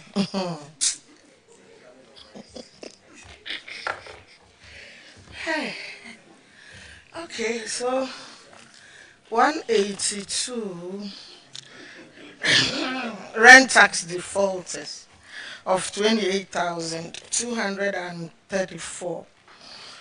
Okay, so the tax filed was, they realized on the 30th of September 2023 that 33 landlords were indebted to the Ghana Revenue Authority, and the total amount is 28,234. And the recommendation was for the manager to ensure that the office of the management demands the notice amount. What has happened to the amount anyway? Thank you. Mr. Chair, again, rent tax collection, as indicated by the honorable member earlier, is one of the difficult taxes to collect. But in this particular case, which relates to rent tax defaulters in Asimfosu, we've collected 67% out of that. That is 18,968,000. The outstanding balance of 9,266, Mr. Chair, we are pursuing that with all the enforcement tools under the Commissioner General. Thank you. So how soon do you intend collecting the rest of the 9,000? Mr. Chair, we are pursuing as to how soon. For if once we serve you the notice, we expect you to pay, and if you don't pay, we use enforcement action on you. So we will pursue and ensure that the taxpayers pay. Thank you. Auditors, can you please confirm the payments of the 18,000?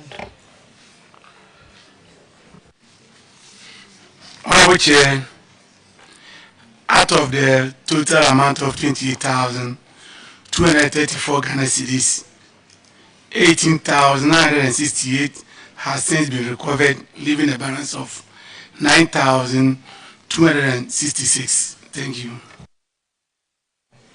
Thank you, Chairman.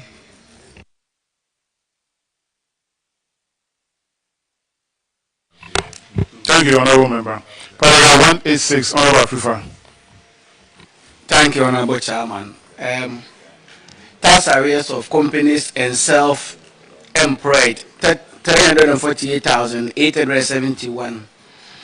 According to the auditors, during the period under review, the self-employed businesses and companies were in arrears of tax totaling 348,871 cedis and 2 pesos, spanning between 2017 to 2021.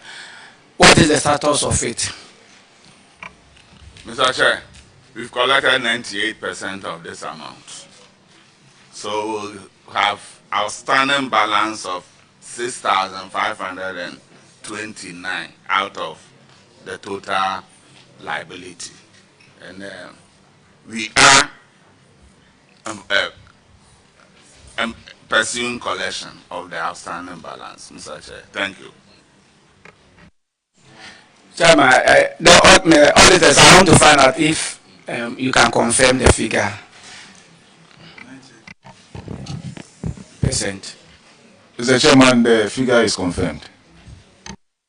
Mr. Chairman, I think they've really done very well and they need to be recommended. Thank you. I yield to you. Thank you very much. Let's move to paragraph 189. Honorable Mutara. Thank you, Mr. Chairman. 15 checks amounting to 26,737 Ghana cedis issued by 3 taxpayers for the period ranging between 12 December 2019 and 6 November 2020 for settlements of their commitments were not honored in the office at Ansah. Now, given the timeline with the issuance of the checks by these taxpayers, these checks had gone stale and the tax office had not pursued them for recovery. As indicated here, there are about 15 of them. I wouldn't want to mention the names because the names are just many. The recommendations of the auditors are that management should ensure that the office manager of the TSC at Ansah pursue the defaulters for settlements of the total amount of money. Have you been able to do that? Yeah, Mr. Chair, thank you very much. Mr. Chair, all the dishonored checks were reinstated as a tax debt, and we pursued that. And we've been able to recover 68% of that, totaling 18,223,000, with an outstanding balance of 8,513. Mr. Chair, the outstanding balance is owed by 3 district assemblies, and mainly they are Kwabena South Municipal Assembly owing 1,000. We have Ansah Madoetri owing having a balance of 4,700 to pay. Ayinsuano District Assembly having 1,768. So once this district assemblies get revenue and pay us, then we'll have. Have they given any reason why they haven't been able to pay? Because the money is not that much. They are not much. Yes. Yes. Mr. Chair, we've served them with the demand notices, and I hope they will honor the payment soon. Thank you. And Mr. Chair, let me say again here that we've seen return checks. This was before the cashless policy. I think last year. I didn't ask you. I didn't ask you. I want to explain. I didn't ask you. I just wanted to find out. I wanted to find out if Ghana.gov is not in Ansah. Oh, look at you, look at you. You are defending. You are defending. You just mentioned that there is nothing like this other check again. It has appeared on your face like this. From 2022. I'm still around. From 2022.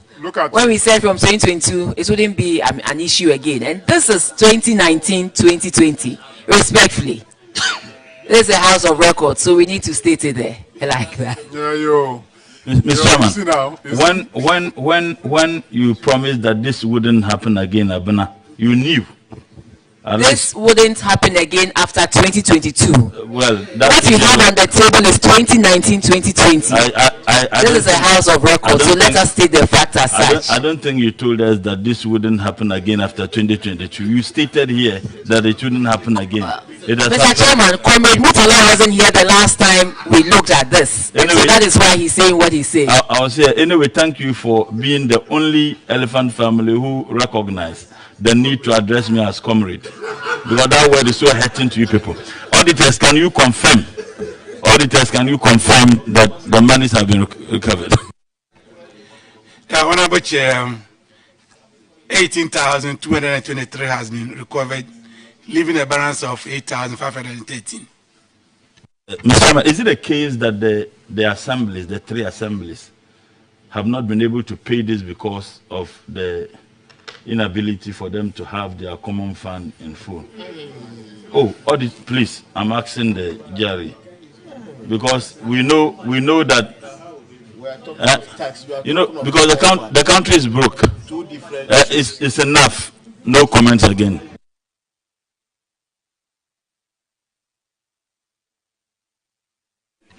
Chairman, please, haven't you got your common fund?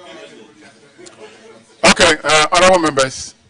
Nsawa and Dwajiri, they owe 1,000, right?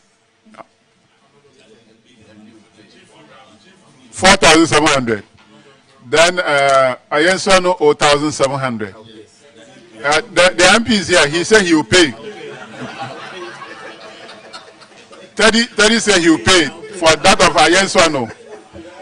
And the other one is, the last one is what? Come again. Obiamwa, they owe 1,000. I'll pay for Obiamwa. I'll pay for Obiamwa. Okay, ranking member say you pay for Obiamwa. Now, who will pay for your chief whip?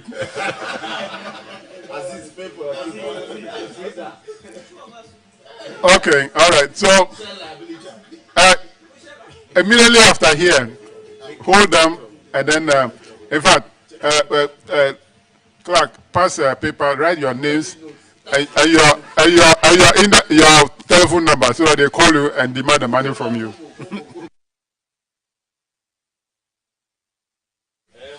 Let's move on to paragraph 192. Paragraph 192, Honorable Aziz. Aziz. Thank you, Chairman. The same Sawam substation, you have some missing value books. Are you able to retrieve these value books? Mr. Chair, yes, we have. This issue has been resolved. Auditors, are you aware of this recovery?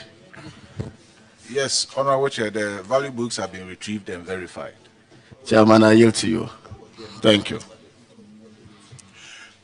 Paragraph 195 is also another dishonored check.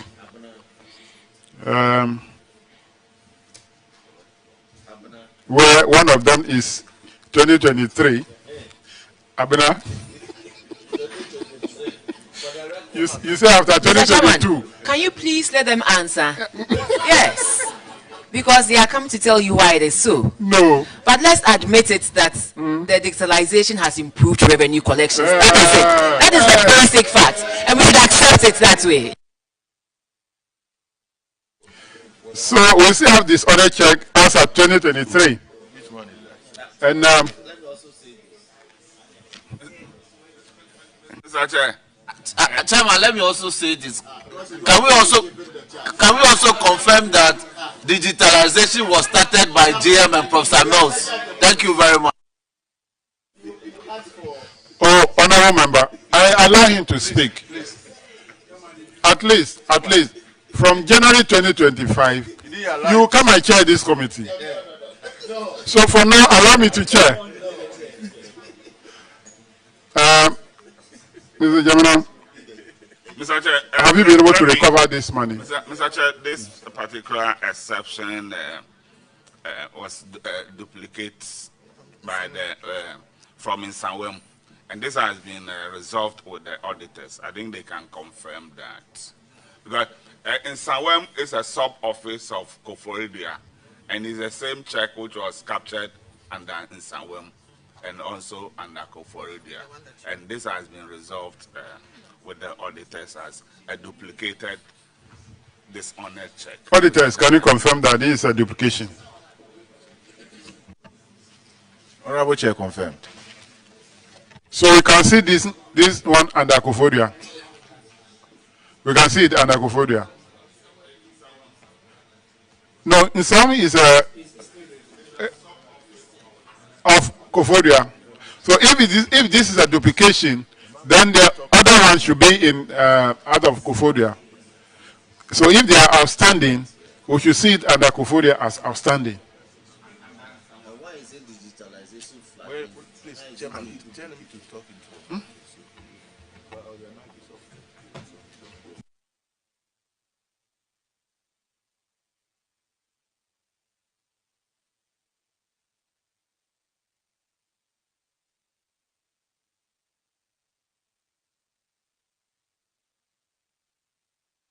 let's move on to paragraph 198, which is outstanding corporate income tax.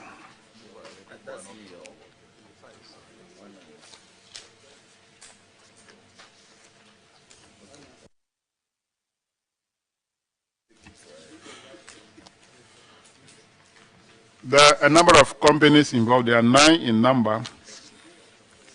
They owe a total of 489,094 Ghana cedis. Have you recovered the amount from these taxpayers? Mr. Chair, we've recovered 36% of the amount. That is 178,129 Ghana cedi, 77 pesos. We have outstanding balance of 310,963. Mr. Chair, out of this amount, we have Resolute Security Services that is owing 178,072 Ghana cedi, which works up to 57%. Mr. Chair, the owner of this entity has passed on, and the family is currently in court over the ownership of the business and other properties. As a result, recovery has become difficult. So we're waiting for the court, the outcome of the court, for us to pursue. The balance of 132, Mr. Chair, is owed again by 3 district assemblies. And again, with your directive, if you can get it from the MPs, we'll be happy. Thank you, Mr. Chair. Yeah, there are 5 assemblies involved. But three are owing us. The rest have paid. So we have new. So let me know those. Let me know those have paid. We have new job in South. Have they paid? No, Mr. Chair, they are owing 49. Fantiakwa 38. Fantiakwa 38. The new job in North 45. Fantiakwa is 32. Fantiakwa is 32. 38,374. Honorable members, the noise is too much here. Why?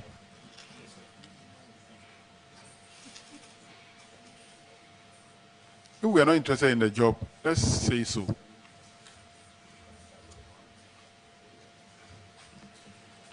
Fantiakwa is 32 in the report here, but you are mentioning 38.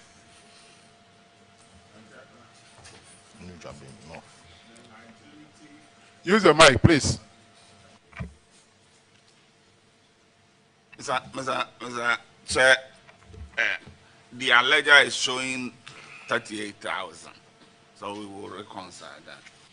All right, but which of the Fantiakwa? Because we have South and North now. Mr. Chair, I think there are 2. Fantiakwa. Okay, we have Fantiakwa district and then Fantiakwa North district. Yes. So which when you add the 2, they have made some payment, and that is outstanding liability, Mr. Chair. But they are 2 different entities. You can't combine them. Noted. We'll separate that, Chair. Because we have Fantiakwa South MP here. That is what I'm asking, so that if we determine what they owe, I can ask him to pay.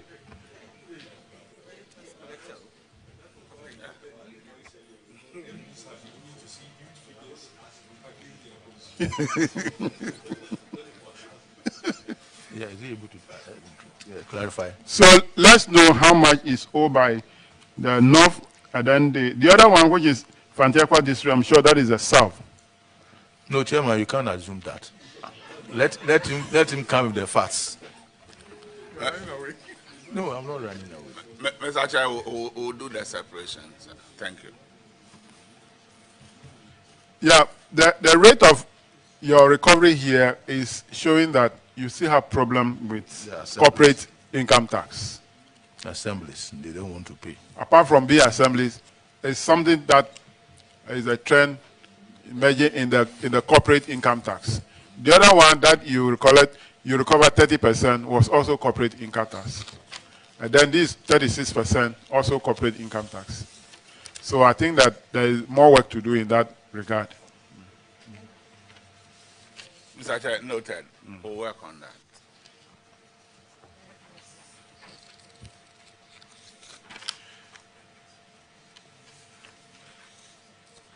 Paragraph 201, Honorable Frida.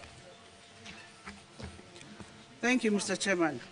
Mr. Chairman, the auditors noted that GRA did not collect an amount of 26,482.39 being personal income tax outstanding for 2022 year of assessment.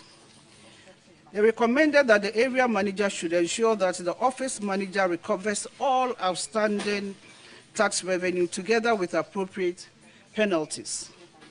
Management responded that demand notices had been served on all the affected taxpayers and enforcement actions are being taken to recover all outstanding balances.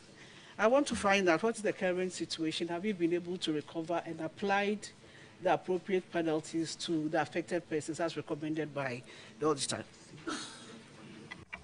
Mr. Chair, thank you very much. Mr. Chair, we've recovered 19,275,067 pesos. Leaving outstanding balance of 7,206,000. Mr. Chair, we are pursuing the outstanding balance. So the result, what we've resolved currently is 73% of the outstanding balance. Thank you, Chair. Thank you, Mr. Chairman. Mr. Chairman, can he confirm that they applied the appropriate penalties to those that they've recovered? Yeah, Mr. Chair, for us in January, once tax is due and you fail to pay, the interest is computed automatically. So it's added and taxpayer is required to pay once you fail to pay the tax on due date. So that is added and paid by the taxpayers. Thank you. Yes, definitely digitization is working. And can the auditors confirm?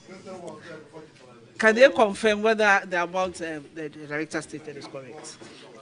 Honorable Chair, out of the 26,482.39 Ghana cedis, 19,275.67 has since been recovered, leaving an outstanding balance of 7,206.72 Ghana cedis. Thank you.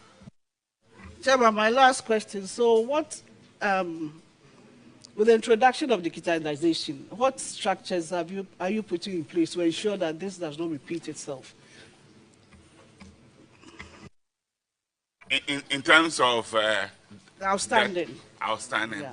Once the tax is due, and as you rightly said, the system will compute the interests automatically and serve on the taxpayer. So if you fail to pay the interest on the principal, you still have a debt to pay.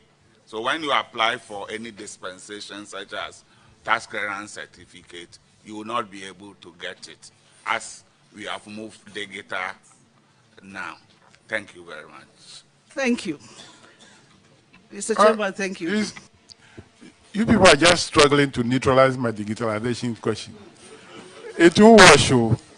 You try, but you can't wash it. The mark is still there. You can't wash them. Let's move to paragraph 205, Honorable Teddy. Thank you very much, Mr. Chairman. Mr. Chairman, the issue is that in paragraph 206, GRA failed to collect a total outstanding of Ghana 85,722.81 cedis. Could GRA provide a comprehensive explanation as to why the outstanding tax for 2022 assessment year was uncollected? And can they also provide the current status of the outstanding tax collection and specify the amount recovered thus far? Thank you. Mr. Chair, thank you very much.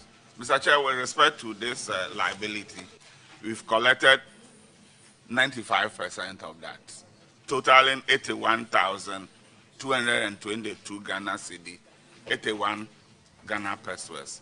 So outstanding balance is 4,500. Mr. Chair, we are pursuing collection of the outstanding balance. Thank you.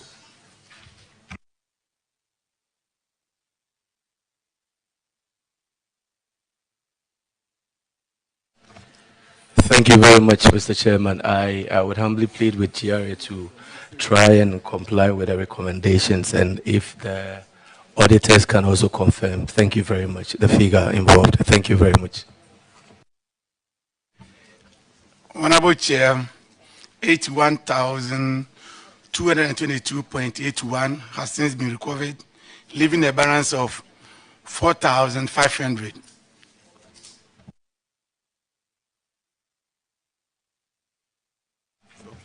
Mr. Chairman, next please, my mic, they should work on it for me. Thank you. They should try and comply. Thank you very much. All right, thank you, Honorable Member. Paragraph 209 is on unpaid tax liabilities. 2,726,953 Ghana cedis. So, according to the auditors, 35 companies have not paid the owe. 34 companies owe corporate income tax of 69,809.98 pesos. And then Bia Toya Community Bank owe corporate income tax 1,128,541.41. The same bank also owe pay as you earn 61,579.84 Ghana cedis. And then they also owe again corporate income tax as of January 2022, 1.421 million. Then they owe pay as you earn 45,000, giving a total of 2.726953.16. The recommendation is that the area manager should ensure that the office manager intensifies the enforcement powers within the ambit of the tax provision to recover the tax from the defaulters. Have you been able to recover the money from them? Mr. Chair, thank you very much. Mr. Chair, I will separate the explanation in two. That is the 34 companies, and deal with the Biatoya Community Bank separately. Okay. Now, for the 34 companies, Mr. Chair, the recovery, what we've resolved is 62%.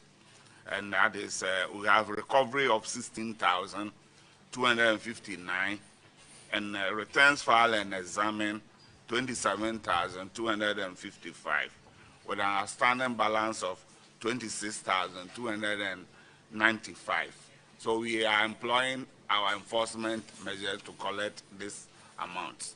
Mr. Chair, with respect to Bia Toya Rural Bank in Seville also, Mr. Chair, the company has written to the authority through the Apex Bank, ARB Apex Bank, in a letter dated 5th June 2024 that the bank is facing financial liquidity challenges, and that they are requesting for a waiver of interest and penalty of the amount, and also requesting for rescheduling of the principal amount. Mr. Chair, the authority responded to their letter on the 17th of July. Can you draw the mic a bit closer to you so that we can hear you well? Yes, sir. Thank you. It's still far away from you. Okay. But if you draw back like this, so draw the mic closer. Closer. Okay. Correct. Thank you, Mr. Chair. So, Mr. Chair, the Biatoya Bank has written to the authority through ARB Apex Bank, and in a letter dated 5th. Citizen TV, the citizen's power.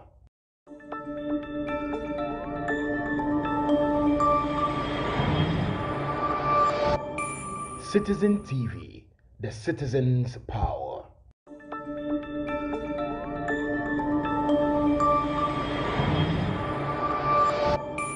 Citizen TV, the citizen's power.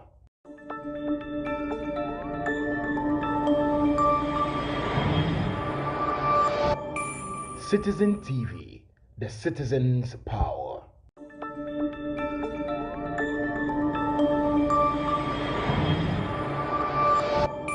Citizen TV, the citizen's power.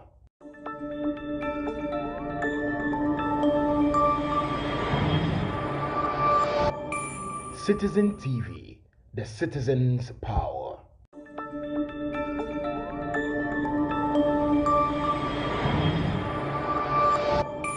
Citizen TV, the citizen's power.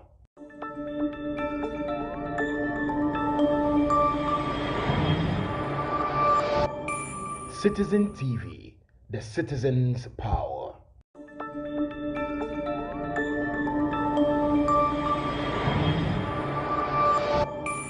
Citizen TV, the citizen's power.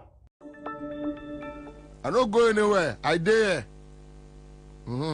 Thank you. All right, so I think that Nankomo be brave. Enra Radia Dumarakwa.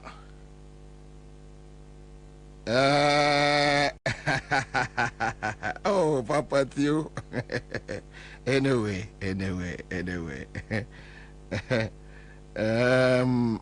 Wait, and you way me wanna tracks be brave. Back at the origination of this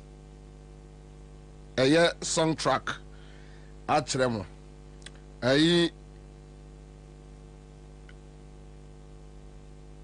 Na me papa come this right now. But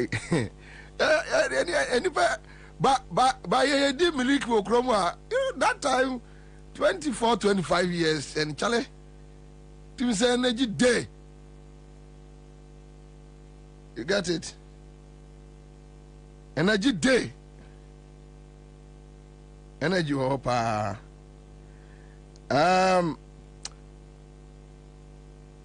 Minuya ayi your friend is saying.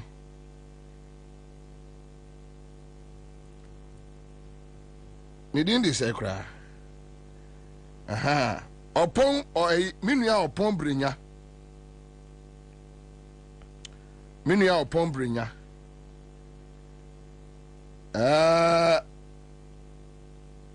Opon brinya.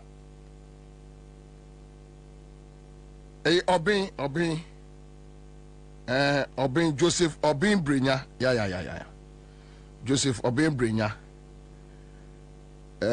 He's a brother.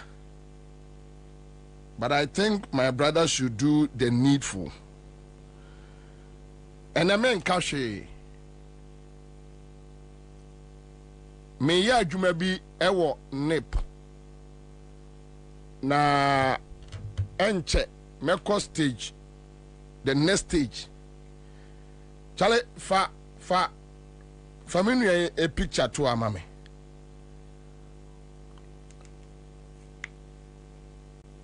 Familiar picture to a mommy. My brother believes in accountability. Or a media practitioner. No, a reporter, multimedia. Patch of to a mommy. So, and many upon him come on, and upon him say the issues I'm going to raise from next week, is without malice. But me person me prompted Ghana for. Me person me prompted Ghana for. Pacho ma onya Mr. And then me wajuma bebre yenti mamu delay me sir. Paul Adumochre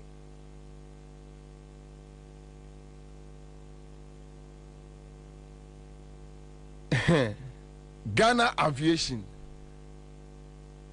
in the coming days it may be a document be so actually Ghana for this is upon Joseph Obin Brignac meanwhile na oye reporter Emma multimedia. Koyo eyesa minua we ena a report say Mahaman confirm ne etuko Burkina no. Oni. Yes. This, so he believes in accountability. And I hope he will not be worried about a Juma Babaye. Because he believes in accountability. So this is Joseph Obin Brenya, a special assistant to Ofosun Cancer, NIP. And I learned, sir, our Flagstaff House, whether he's part of the communication committee or whatever, I don't know. Medikai can same way chemo. Me amount for personal relationship matters. I don't talk about it. Yeah. Obiako dikwe, obiako chempna, obiako yendi. It has nothing to do with me. Charlie. When it comes to morality, I mean, who are you to judge who? Obiako dikwe and so what? Ubinu between press so what? And so what? Those things no. Me Kwabena metia ebia na me honyo. Me ho de edwo na che se ebia. Sa nchechire mu ye. Me hojo na che se ebia obese that is what also problem. It be baho. Aha. Intimeno, I don't talk about morality issues that borders with obi yenadie obi chim pra nisane mano. But this my brother, and he did a good job. On a report to my multimedia say Mahama Nkokon in 2015 and confirmed to call Burkina. So Obimbrenya from next week you be exercise because Masienya another document from NIP. And I near ma medi mani huno.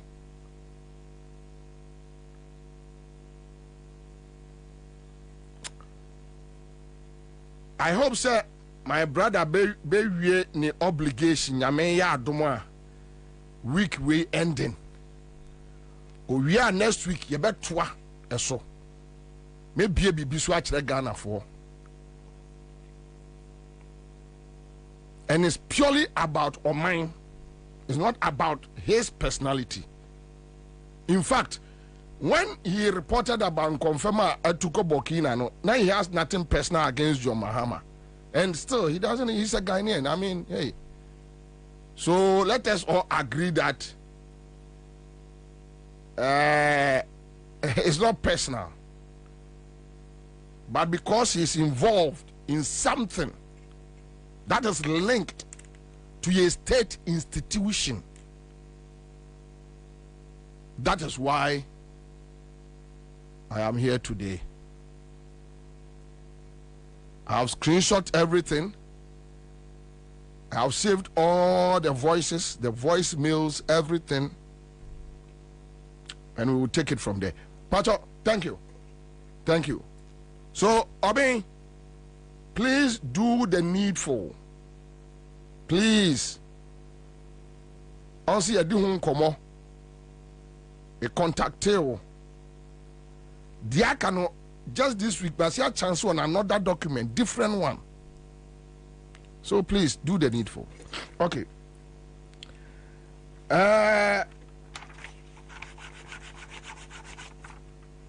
Enra, me call OSPO at the document become a special prosecutor. Documents ni free. NIA.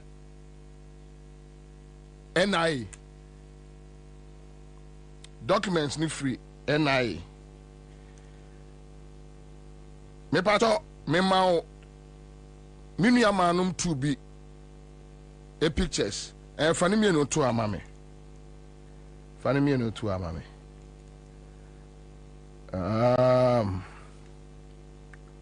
Funny me no to a mammy. And now, and I document no one Jumakakra. But my mama.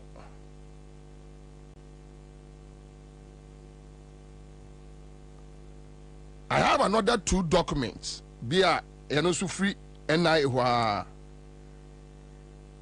work on it. Okay, so there is this lady at NIA.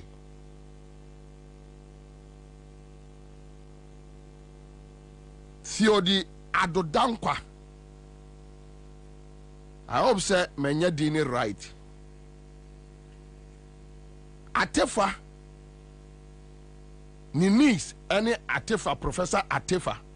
Okay, so this beautiful lady on my right is Theodi Adodankwa on my right. On as a white, or NIA. Yeah, they may me taxpayers ni trianeka, so I have every right to talk about NIA. Then I will say it's not about a person. A very nice person, a very beautiful lady. And yes, we committed crime bia. When we talk about state capture, then they come out to argue about state capture. Theodi Adodankwa, your Professor Kenatefa, who is the CEO for NIA? Ninis. Miss Sister Way, on an assistant officer. NIA.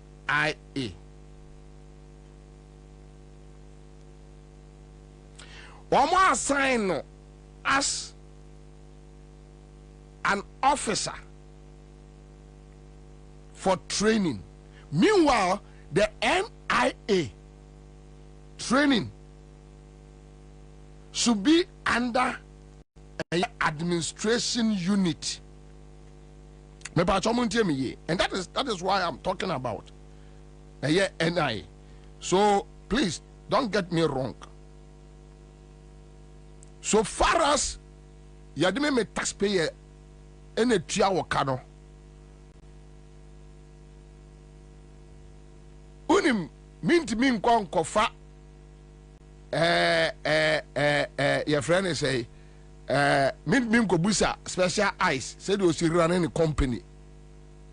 It has nothing to do with me. Minti min kwa nkofra kempon say kempon why am day. He's a private man. He's doing his own thing. So far as Mugana Mbraso and he's doing his own thing, as to how he does it, it has nothing to do with me. NIA is our institution. Yay Ghana for there. Get it straight.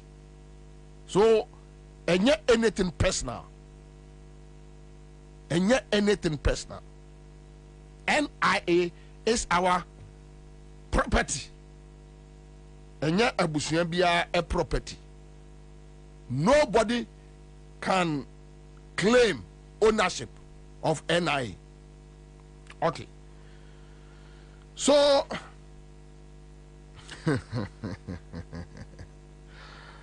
my sister Theodi Adodankwa say ontimi enya adwuma under NIA administration unit. What they call or say on tiasie. Now there is this Colonel Peter Ansah, who is 67 years.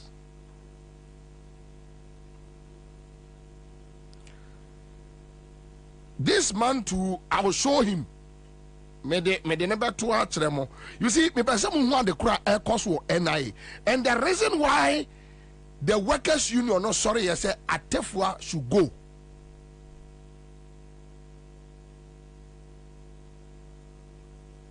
And people thought say workers union, no, they were just doing anything anyhow. board no be catch say atefa nyehwe.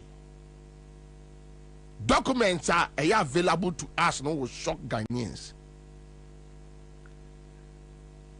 4 times, and mama akokora 67 years contract, ewo NI.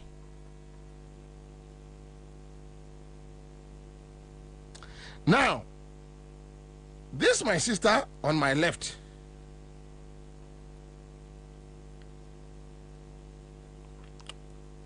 So, she is a friend to the family.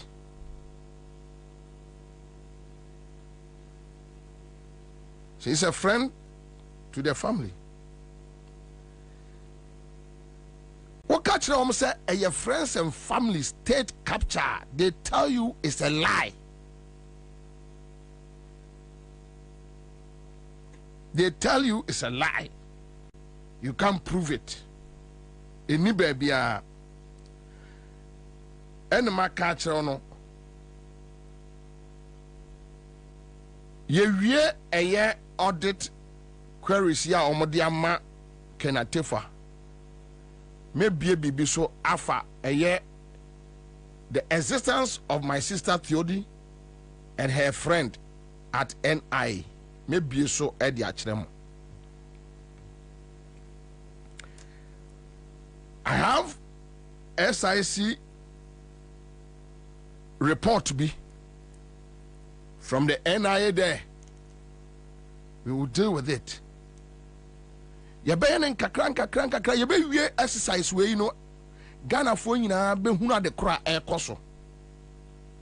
And I'll show you cars that they have given to a year yenua maya omo rejected so omo cars no, and the cars are sitting there rotten. Our NIA, because they control what goes on. Our NIA, they control it.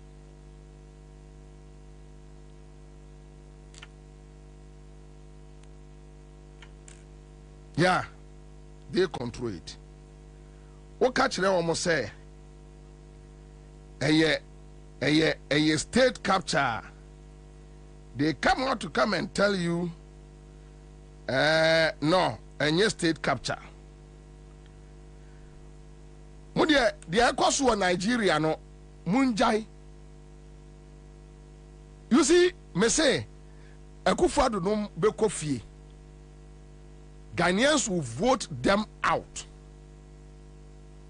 E hona Ghana for nom di besi ani. Ebe shoki Akufo-Addo say. Ghana for ye oni na busua sa ebe shock wo mo. Me won say amanfo sending me videos from BB Koso Nigeria. No, me I don't pray that those kind of things, attacks will happen now. No. Yan share your message. Yan go into the elections. Yan to abanwie. Ye to abano wia. Now, if the dust not settle, no, then we can have one-on-one with Akufo-Addo and his people. It's either the law takes its course or the street will take charge. See, me, I'm not interested in those things because I don't wish. Say, Sani Emanebesi. Oka state capture na omo buafu Kwame kwache mema document bi me pacho fa document ne ma omo na omo fan to sesi ama me Kwame kwache mema document bi anopai mema ayi bi hwe Meaning, I don't know why they are denying. As if say Ghana, we are so stupid, we don't know what is happening, and I don't know. Oh.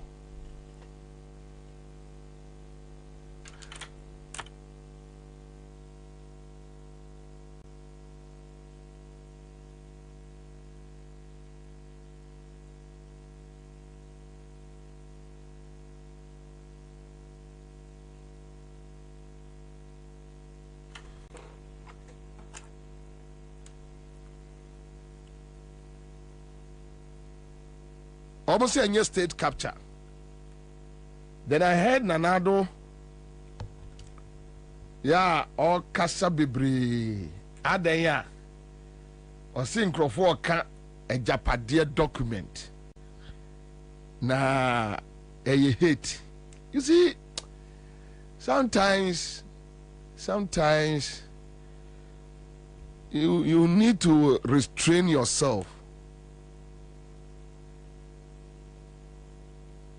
Sometimes you need to restrain yourself.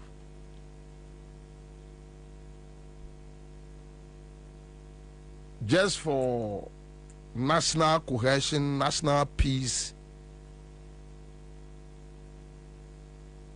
Na watobo. Because the way these fools are provoking Ghanaians, these fools,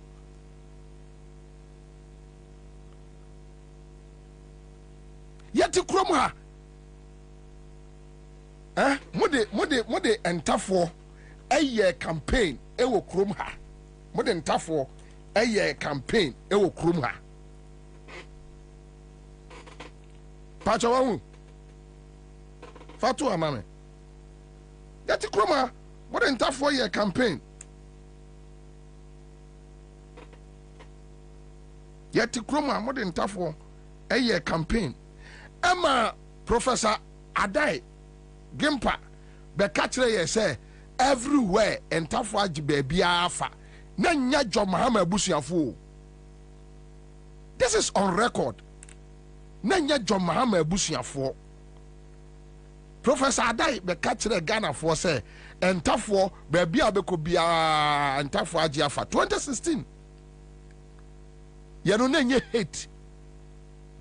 Nenya otan nenya nibre mumu ye akufo mumu ye ye dabai ehiafo te semo mu ye ye dabai na mu ye but for stealing Ghana, but for stealing a country like Ghana mu ye no way munem kroma amosresre aduane di we saw you guys. So nana obi an time Ena musika mo afa no enkwasiafo ebeba mo abesere sika na ebeba mo ho. But majority of Ghanaians knows that a filthy money, a chronosika. Yes, fatwa, a chronosika. And obi ampe.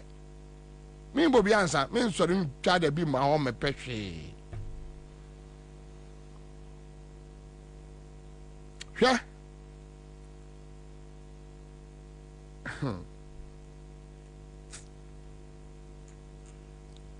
Professor Adai catch us and tough for Ghana afa.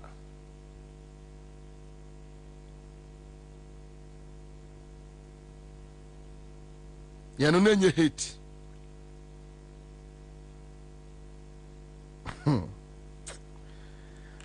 One sa de we o state capture. Almost obua. Akufo-Addo abusuafo appointees we bedi atuo na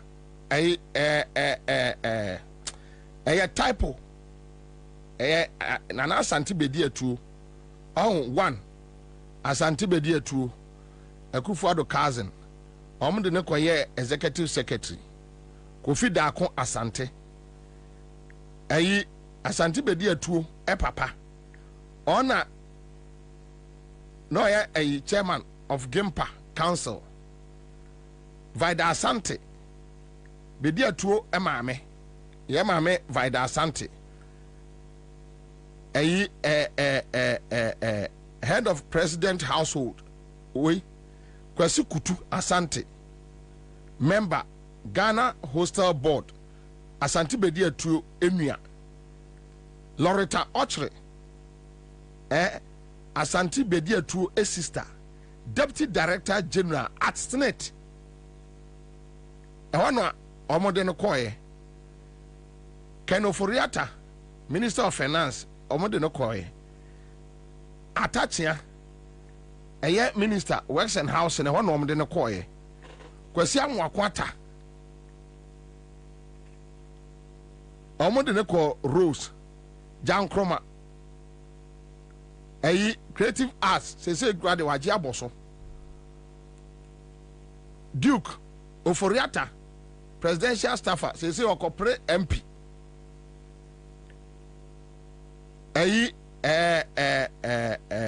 your friend say Gabi Akufo-Addo nephew ono ena eba be kire ye said yinsin ton ECG emfa. Then you tell me say any state capture.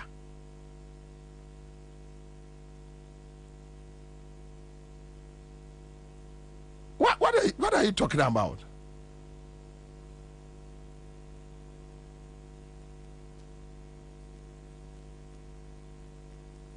Pacho uro ni sa de kwai to boy. Adawa to bo.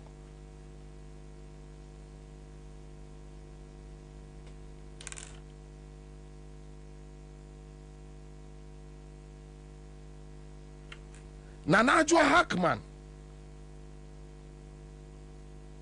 Gabi GMPC board so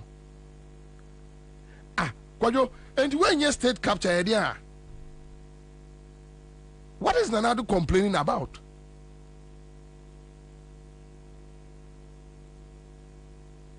What about Echo Hackman?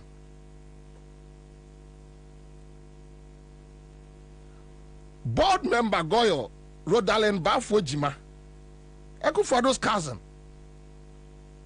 What are you talking about? Is it not true? They should tell us. So, and you know, correct.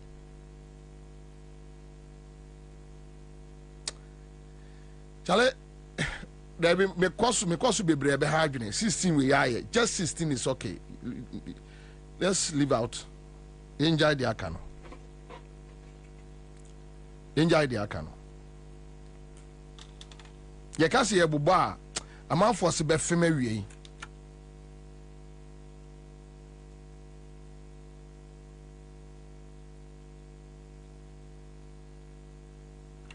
Se ye ka se ifri so. Ye ka se ye ebubo a ebe ha adwene. What?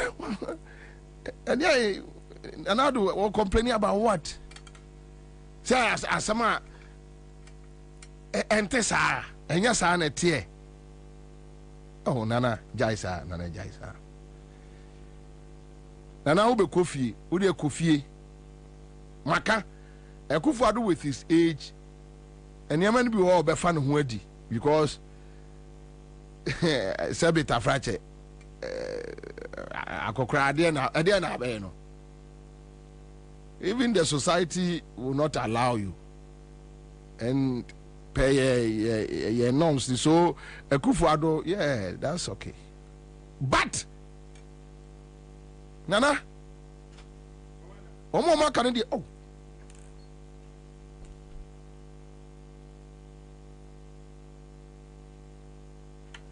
but Omoma Canada.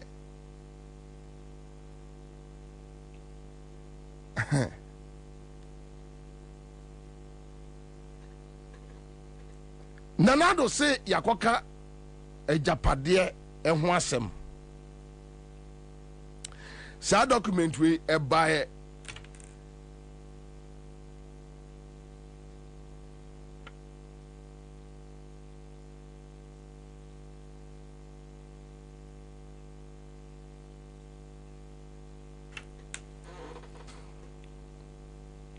so a document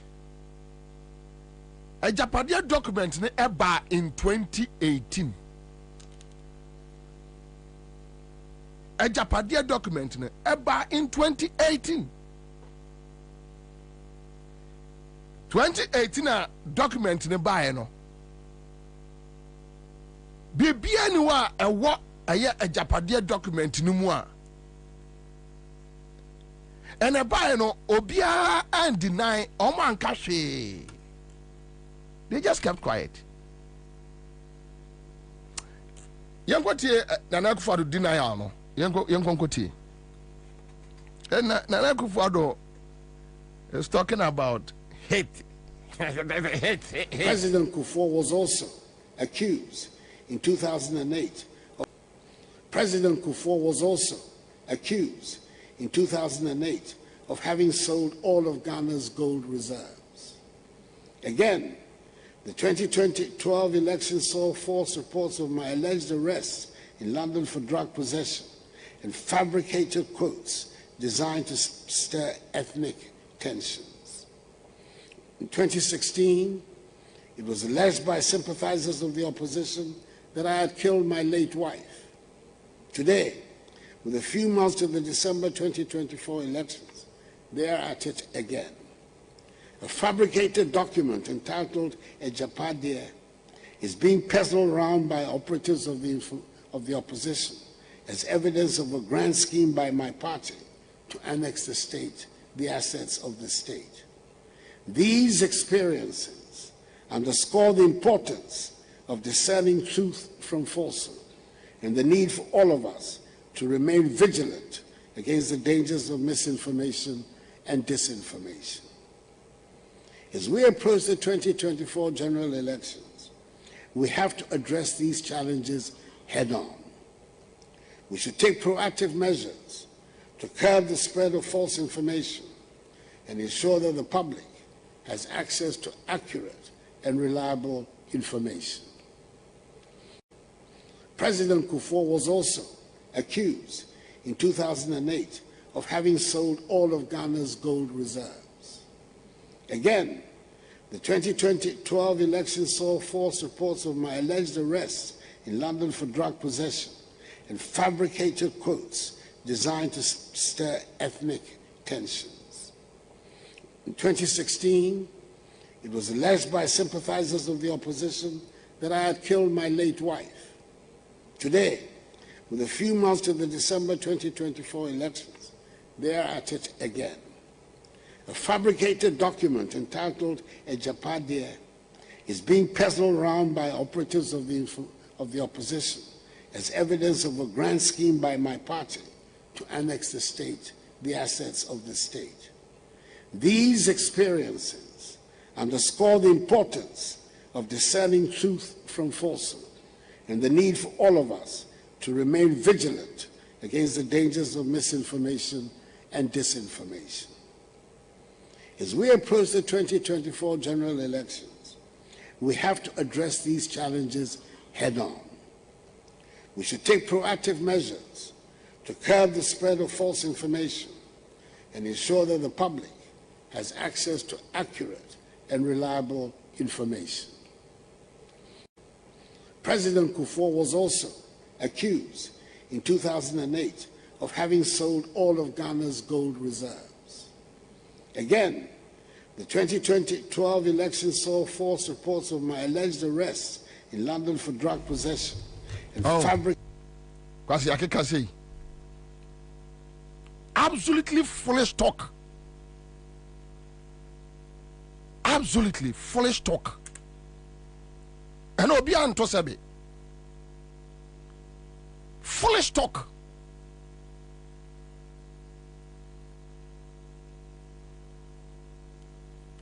Or say false information. You can be far for and ya can be so for or no. As if say a kufa ne kufon kwan any power Ghana. Look at them. Shano, she nipa or no any abrese. I can't want them. Look at him. Nipa, ya no see I can't want some tea. A false information. We should face it head on. Nonsense. Nonsense. What's yakika?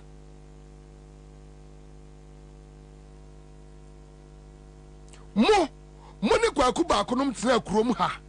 Eka kire say Rollins akobie your friend say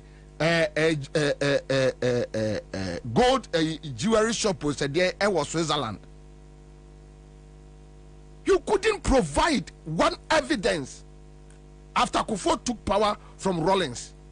Want me any evidence, one evidence. Nana Jan Kwasi Akekano.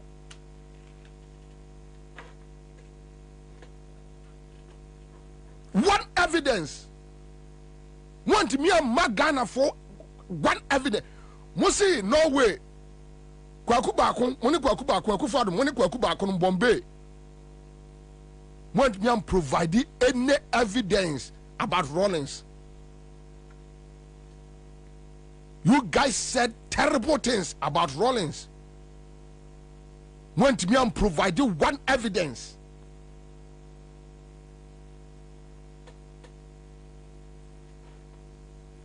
Listen to Akufado.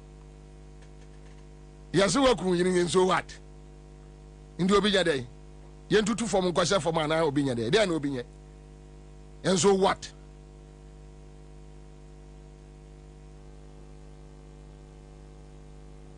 And so what?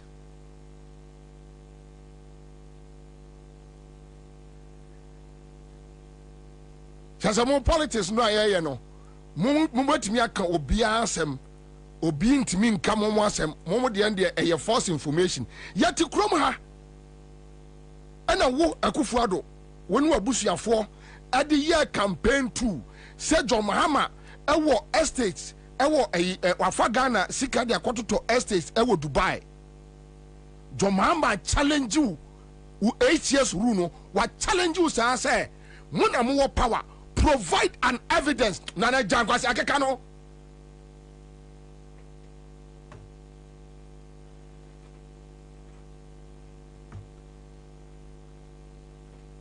Provide an evidence say me John Mahama ampa say makọ ma for man sika de akwakoto eye your friend say adan ewo Dubai 8 years now. Akufuado won't me improve ye. You are talking about false information. 8 years in Fiangbochini, you are in power. You cross state apparatus.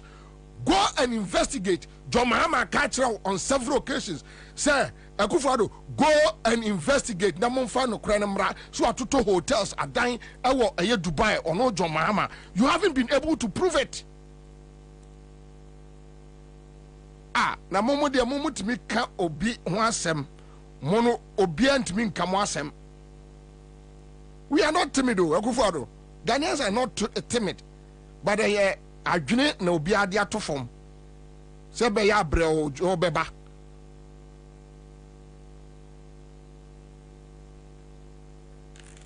You would be ubetini aka obi asem, obi anka asem. Wutimi twa ntro to nipa so, obi an ka bi nkyerɛ elements of the opposition. Jesus Christ my savior. Jesus Christ my savior. Hwɛ minka me ba be kakra na ayi jereje di asende me. Hwɛ me be kyerɛ mo ntro a Akufuado edito Mahama so a 8 years ni ontimi improve ye.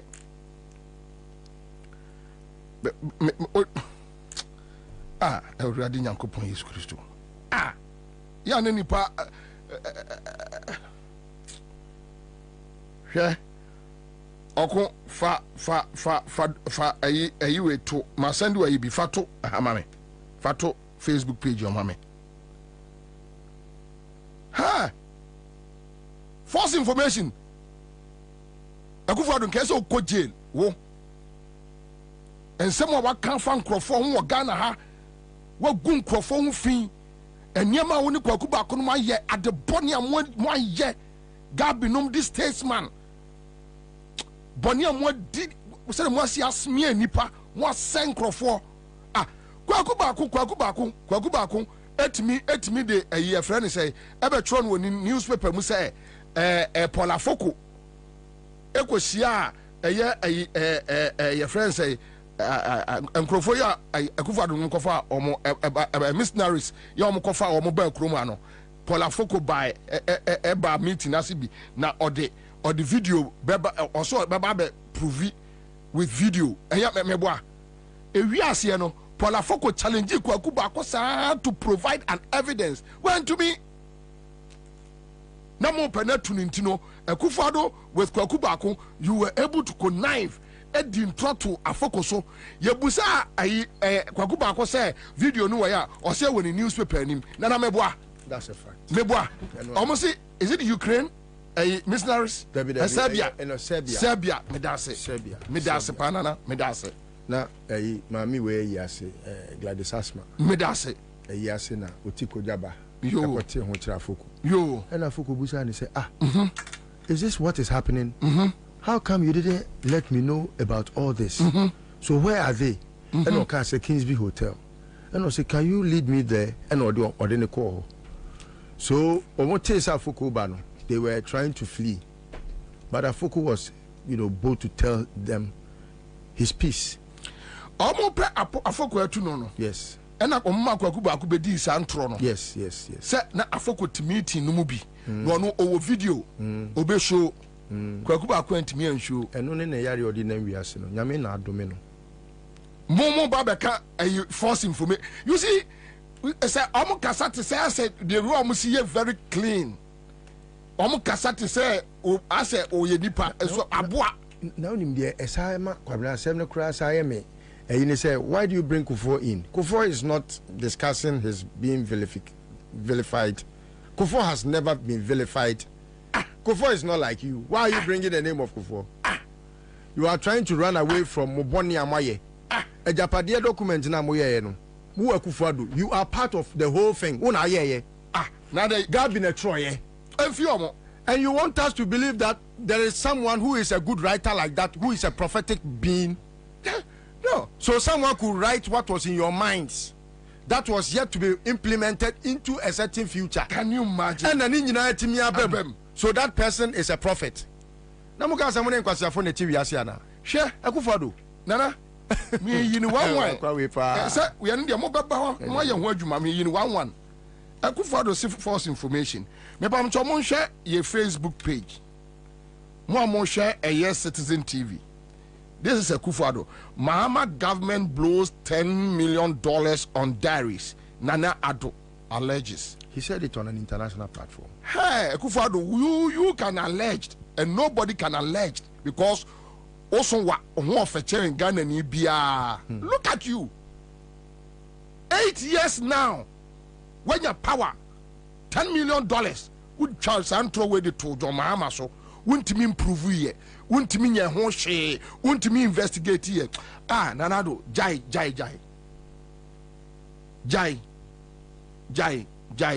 Nkola. Do you remember what he said about Lordina? Ogu Lordina anymore as simple. Ogu anymore say Ogu Lordina anymore say on party platform, campaign platform. Yes. Simple. Then Kwakubaku came and said, oh, I no credit. Later no, and no buy no patch. You guys think you can say anything and what do you mean, Akufo-Addo? What do you mean? What do you mean? Who are you? What do you mean? Some for Akufo-Addo kokai. What are trouble? In Sakura was so. Hey, Debbie, don't go there. Don't go there. As if say, Chesa Woody clean. Me fan in Colano. Me fan in Colano, Debbie. Oko Sasha Masia send you another story. Me fa nin Colano. Me fa Ansah your mama on Akufo-Addo once on Kaba me on intron to almost. Akufo-Addo ni first politician na operate the office of president to me din tro egu ni yonko president so. Cancer money. Just abranya na yonko no. No, president. Yes, but do there yam fa say ja ense gurati pen. Entinka diplomatically no. Say MPP ni refraf bi ti say bia na na bi. And workers say John Mahama ko print diaries $10 million I mean, let it go. Where there wo papa penimu no a wonnim wo trim sa asma kan wo boa. What the campaign every need power. This is what got you power. Misinformation got you power. Akufo-Addo, false information. And a man wo be president. False information a man wo to say wo be president abe wiaye. Fatuo Kaswa interchange. Odi intro to Mahama so awo Kaswa interchange ho. 8 years now, you have not been able to investigate. And you can swing interchange now, Kokaya, Adiomi, also Adiomi. Buy your betting to send an radio detro. Kaswa interchange. One in the deputy minister. Akufo-Addo there's Mahama over $172 million cost. Or say John Mahama overpriced interchange. No. Later they didn't know say the interchange included school, a hospital, your friend is a police. Car park, lorry park, market center, and all those things. So by 8 years. Yes. Investigate. There be on one kasa. Ni minister, ni deputy minister, na betting to say there be Akufo-Addo. A tron a wood. Yes. Odi say. If you honor, and or say. Nenima Guasinti, Usu Diomi, a good animal city, Ontimi, the deputy minister. Yes, or the emphasis also Diomi. 8 years in the president. Ukra state apparatus. And a Joma inflated cost of a project. Investigating the obey. What didn't throw the winning na ne supporters this are they when I'm Ghana, Jomama a crown for. Yes, Jomama Akufo-Addo. Today you are talking about false information. When you are already a false personality walking about. A false personality walking about, the false personality walking about. Today, you are crying whatever you Jesus claim Christ to have been was false. Jesus Didn't Christ. Akufo-Addo let the world know, say, no, a human rights activist? What is human rights about his governance? Akufo-Addo, Yama story, MVP for Motimi. You bet me Yama stories and some Akufo-Addo kafa. And today, this man, Charlie, drop it for me. This man, you are coming to tell us we need to face the false information handler. Get with you. Get with you. Get with you. But Kwabena, me, I'm well advised by his advice because, I mean, I'm going to face him head on. Because they are the false information. Yeah, yet Kroma. You got 2020. Want to me, at me back, General Radio so catch say. Dr. Lordina Echo APA. Obef, you know, na John Mahama any made Eda. Na a MPP for major Kwasiasa and the Kwasiasa want to me Jimmy. Na a major campaign. Want to meet me by General Radio so I catch Ghana for say. John Mahama I was 16 na forward down so man. Hey, Akufo-Addo, o say obi akwaka say welcome oyire eya oya. Onu so de ebe ka fa ne mu bia no kre. Eya me wampo. Bibia be ka bia bibia no and you can say be obi part me akogina baby say you have done this. Na nya no kra wo Akufo-Addo obetima agya ni pakro no. Dabi o. De eya me ya ne say wo mu no a wo mu de ne nya no kre no. They don't talk. Yes. What would you no crano? Then you are just all there. Now all kasa.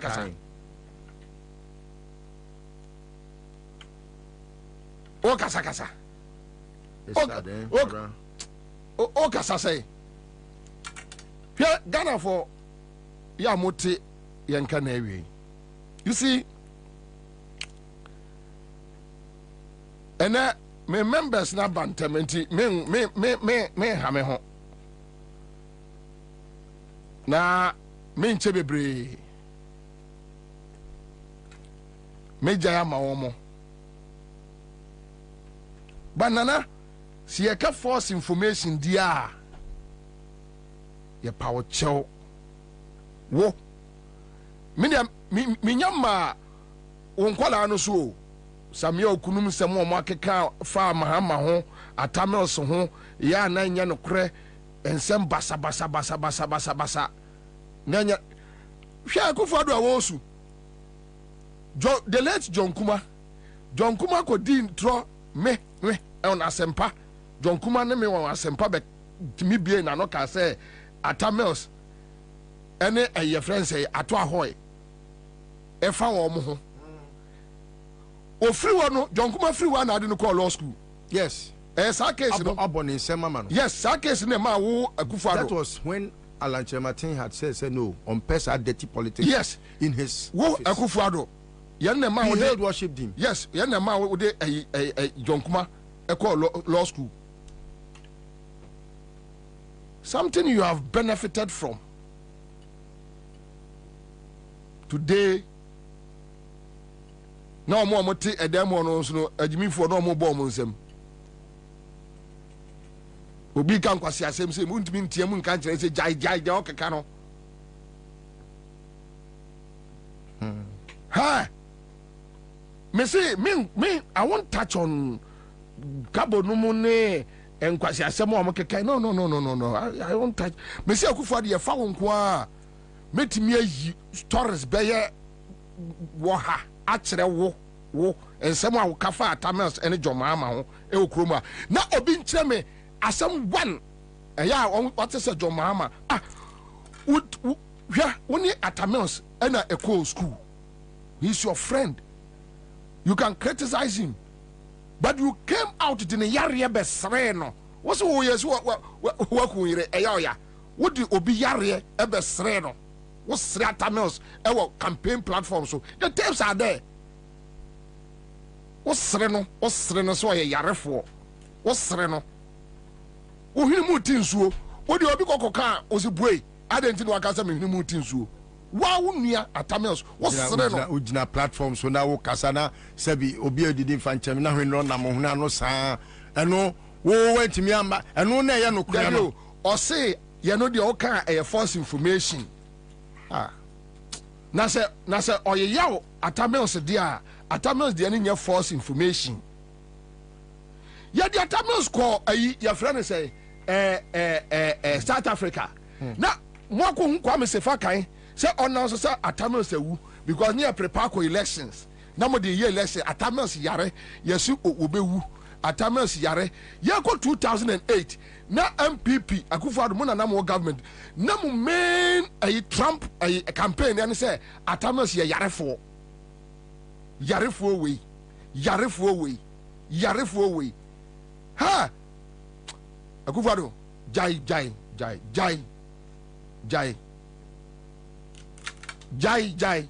na ntimi nya hwe wontimi nya foku jankwasi akeka no akoya modi atamel safa so okroma ye ko 2008 atamel yare ye no na ye mu campaign what they also had the politics. Now, what we have will be found me. Who cares? What we in so what? Will be there. If you know, sir, so back can crow for one somewhere and no crowd wouldn't any and I dare damn party to arrest a Akufo-Addo today. Say, as someone will kafa a year, John Mahama hono, a year. False information into almost na state in go prosecute no. Mufo say mo ye nipa che obi. And the law can deal with people and the law cannot deal with another set of people. Hwe kwase asem abronye we ya ne sese ayi ne siase te se bola so ayi nwabiri asa poto bibre kwase we timi be gina be ye statement say John Mahama akofa nkrofo so mo ye ku mo ja no without providing any evidence. When you say the seriousness of that information that your mama kofenipa abagana so mumeku into Akufo-Addo. Do you know the seriousness of that information that to abonteno? O kawie ya na mokoya na bro regional chairman na obo na baso. Stupidity at the highest level. Na mo fu say mo ye nipa chen Ghana for na aka no ana mo ho bai na ya mo ye nipa chen obi, and that we should surrender. That moment me aye de mo aka de mo pe bia go and listen to Won to me FM kwasi asem mo ti wodi.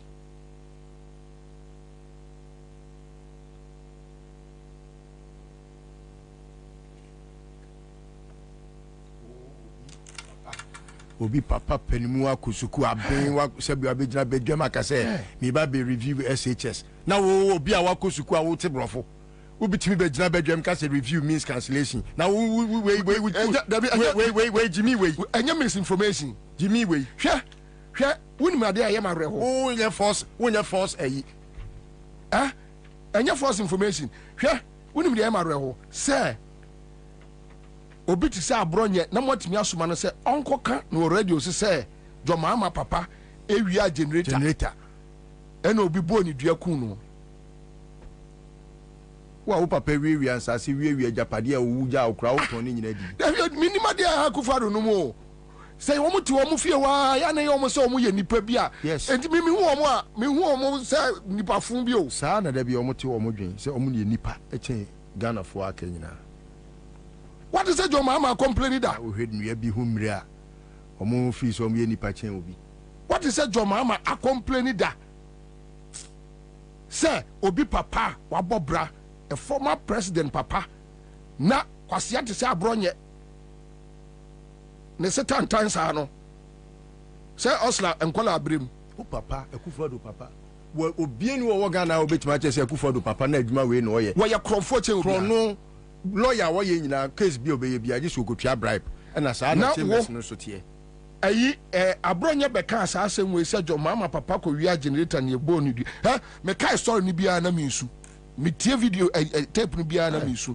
I'm like wow mahama and the whole Ghana at some point he was feeding the whole Ghana and the MPP no omo so proud omo ni age abronya kasa abronya nim kasa abronya kasa o they wa kasa asema wa kafa mama ho asema mama papa ko yi generator no da form swine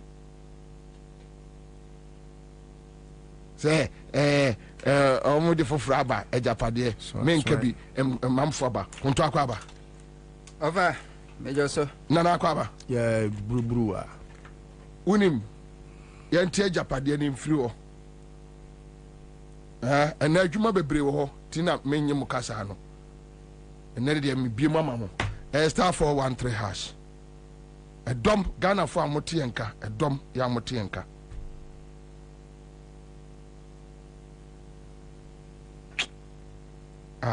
Asembia fresh meeting kame be catch le Akufo-Addo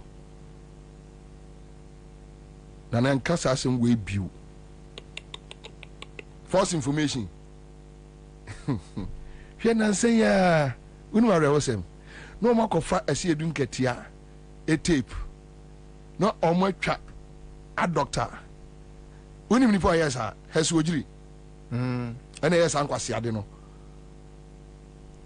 hesu ojiri kofa jo mama ba girl ya only 18 years ade ne beto social media say akola no me ka onyano aye no ho adwuma or a pedophile why presidential staffer when he gene ho esa nkwase ade amote eye Jubilee House odinti penina na adwuma mu a na mami frema pare wo share na nse me share no way na te ho asem yo na ayi hesu ojire timi apostu sa ade no one na mo na ya timi misika de atua ne ka boso me ne wadi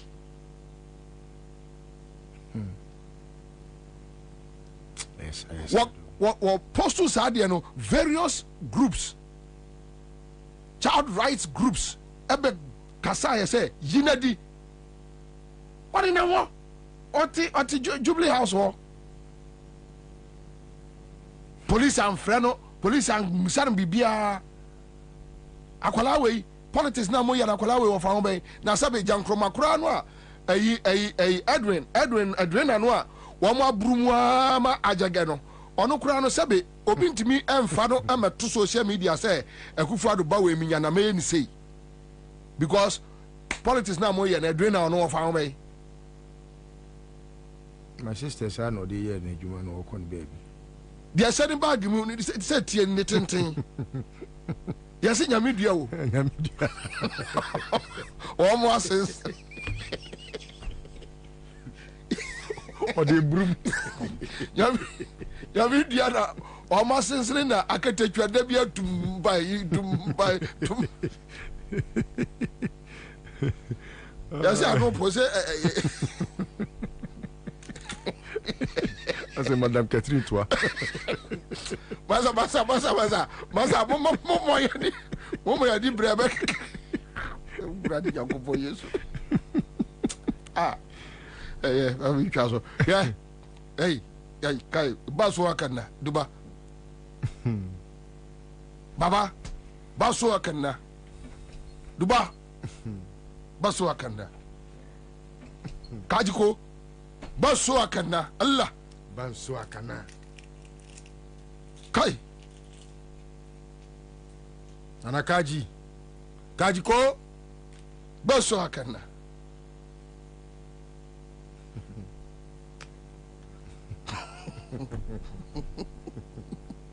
Waya Bobie house aba. Ila. Akwabra nsem ni bi aboti pa o. Mesi bi tie tie. And you know, you see, me said them na me ho so so. You see, and it's one of their strategies. It's Akufodo's best stock in trade. To divert all the attention on him and let Baumia do what. Oh, and also, Kwabra, say, or try to appeal to a certain conscience internationally. Yeah. Say, wait, the next person also Yina no straight should be either John Mahama, Esidun Ketia, or any other stalwart from the NDC. They shouldn't let this thing ever slide, because once it slides, it becomes like a cover on his person. Say he's been vilified, when rather he, Akufo-Addo, no, and they vilify Ghanaians. Whoever in this history, Mamin Jaiman, to go another Japanese documents. We know your Tinubu says 77. Mamin Fakonya was, I mean, in Chetif, yeah, Minchia Sami Hunto, Nami Moabaso Sene, Debbie Amebono. Na Kwabena, may go straight to a Japanese. But your black pain show to a short sale there. Me a media. Sure. So na mumie no be hamadwene wow me no open be mumie no se na mo be hamadwene wow black we me gidi e kire se media mumie ya na mo asai atuka na mumie no for the last time I share the list of me black pay ana sorry Ansah na ye pon anti me hwe black pay so ababi a ink na du no ana me friend what the amano there be say ye be bom bedwam say me ye kronfo de wo de ma menyin na de fada de ba sa yaba so o so ma bi o so me kronfo ma wi pen nti wi ase no ma nyina wo nyina da bi ti wo de da de ama no tinga Akufo-Addo say ye gas we wi ade konfa mra eno anu pacho men wi ampo me de aba na de we wi a koso Kwabena eye wudi sem se nipa bi betena baabi abo mu tiremu po na asem we enye ne na abeto odwam ebae before the 2016 elections and ehon fa bi edikan bae. I'm sure Sami Hunto, you have the old you know, maybe na mo abonten dada, but over kai document bi a maybe me de ba muntie a document that had Pakwesin Dumudin Alanchematin. No, say this one is the second edition. First one of the first. Yeah. First one. Yeah. Do you still have it? I have to check my archives. Please. Yeah. But media me wo.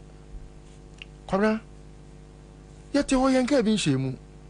In fact, there is this friend of mine, Oye Akufo-Addo ofase. Ena emrebi oni mi di nkomo se ne wo fa se de ntia opese obeye mampani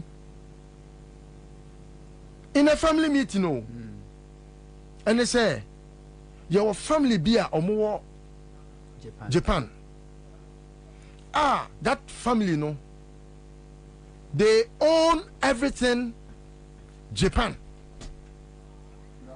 Emma according to say almost every facet of the economy of Japan belongs to that family, and that if se obi per se obuama nebusua ye te said de Japanese family na omo ena omoma obi beye emperor anase empress no aye for over 2,000 years sir. Japan I existed on this planet Earth. Na se omo mpese omo beboa na na chese omo pese omo ye abusuana bro. This was because most of the family members of Akufo-Addo never supported his bid to want to become president. Why? Because they had seen how criminally minded he is, and he has been. They had known him to be Obia, the character trait and set president. Aurora Obia ne zip anyhow. Wayane ho basa. Wayane ho as a addict be ya oninam wiase. And they were like, no, how can he, Akufo-Addo, be president? Kwabena, it was on that and Ayanumbi boldly said, Akufo-Addo will never be president. I have never run away, but this is not a president. What is presidential about you? Because I knew that Mehu President Rawlings, Anyebia, Mehu, your friend is saying, President Kufuor, Mehu President Mills, Mehu President Mahama. Akufo-Addo has no trait of such standard. A timika say way dear presidential. He has no such trait. And so some pass yes, he a president or man we muna senipa we no mabe mampeni da. Now we are tampon. We are import a free fanom. Monkroma. Nkrumah is too high, I mean, a personality to bring in some of these things.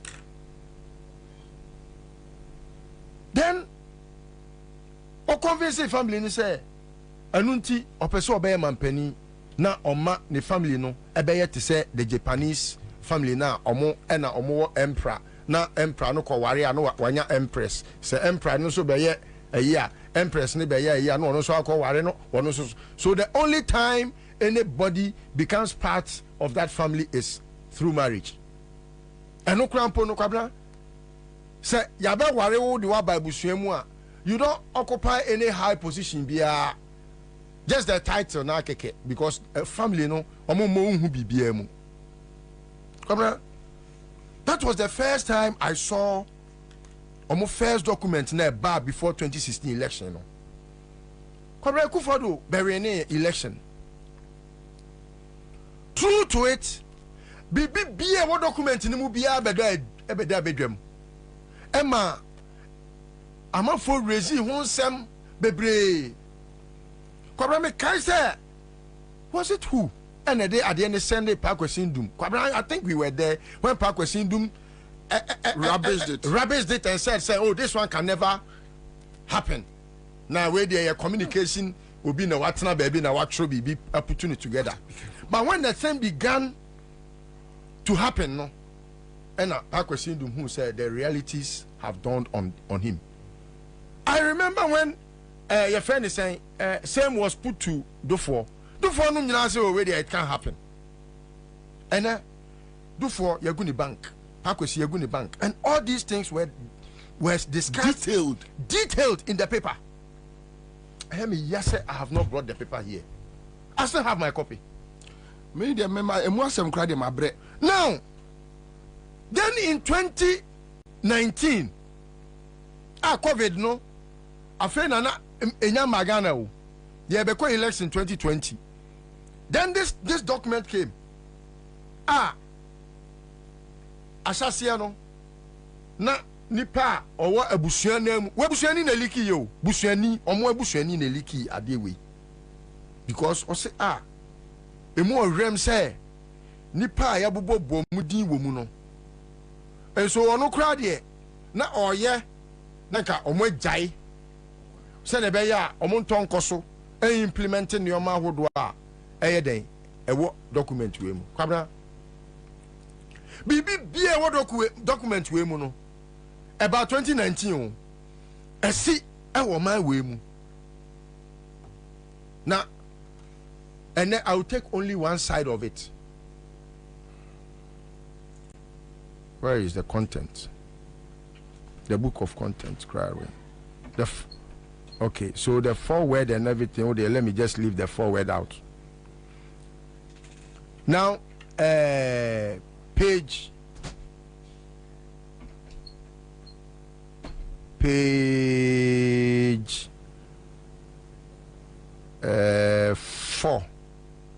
Where is the page 4? Page 4. Let me even go to the other side. I mean, political side. Hold on.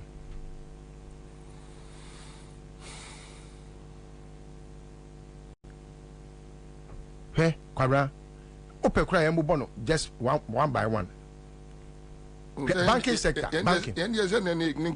There be maybe also banking sector, biological banking sector. No, didn't be funny. Kwabena, I could afford that TSC funny so I can tell yaba. Then so to phone papa. We phone that way crowd now. So, Kwabena, aye, Bibia, woman. Ababe toja ama obia hu say this is a manual amudi bu man over a period and I can wasem we fane fa bia no discuss it we fane fa bia no discuss it and Enra said aben me wo hwa do bi dia de send me say Gabi akopost to bibi say ebusua ben na o ma jimi a o mo be tro book bi sei na wo hwe abusua we nyansa ben na wo Gabi wo nyansa ben na wo trim say o man no motim no o mo sa de be wi a o man na dabi o wo Gabi wo nam we PDS nko a kire say wo wagimi PDS a kire say wagimi wo man na wo kodi wo PDS ECG no wo dia ana na wo negotiate. You are criminal. Obi a wako jail aba wo ba bebu some question we. What Jimmy? Oh, so these people sometimes I just try to restrain myself but I'm not able to. Because how? Why your book? Ade aye ofori panyin fie. Edi a wodro na wo boy no. Sa nipa na o ka say in the forward no. To our future made up of the present and the unborn for whom this will of nation is being prepared to our foremost king Ofori Penny the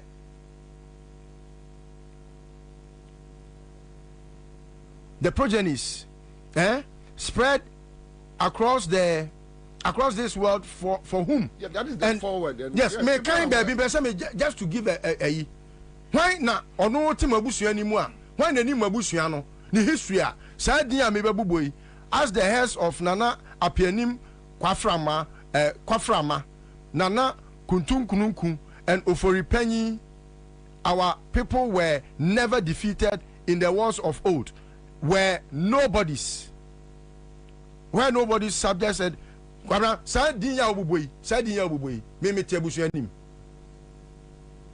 mabusu we why na penny history atie abusu we Uyi Professor Danso a woni nyansa eni ba ko mienu bi a omo no ye me namfo no ntimi ntwi o madimu a abusha we nyansa ni be natim obi a ono atim ya ba abedi hene a ono odi hene no wo matu galam say mo ahimfio esinsen wiem sankanya kufado na be mampani a mo ahimfie kwa muniska mudisi ahimfie no but unim ya watim ya via man no de sia ahimfie kwahwe de etebi wo ma ya chebi unim de em nwanwa akrofo sa na mo ya ka sama na mo mutimi na wote he ayi friend say be ka wote he bia na ayi fo no bosomefo no ne meko unim baby a dana me ba o unim ade ye me nwanwa pa o wiase a Gabi tweet no e ma me hunu say Gabi na dwere nya adwuma because so busa me say ehifo ne betimi atenase no mo afa plan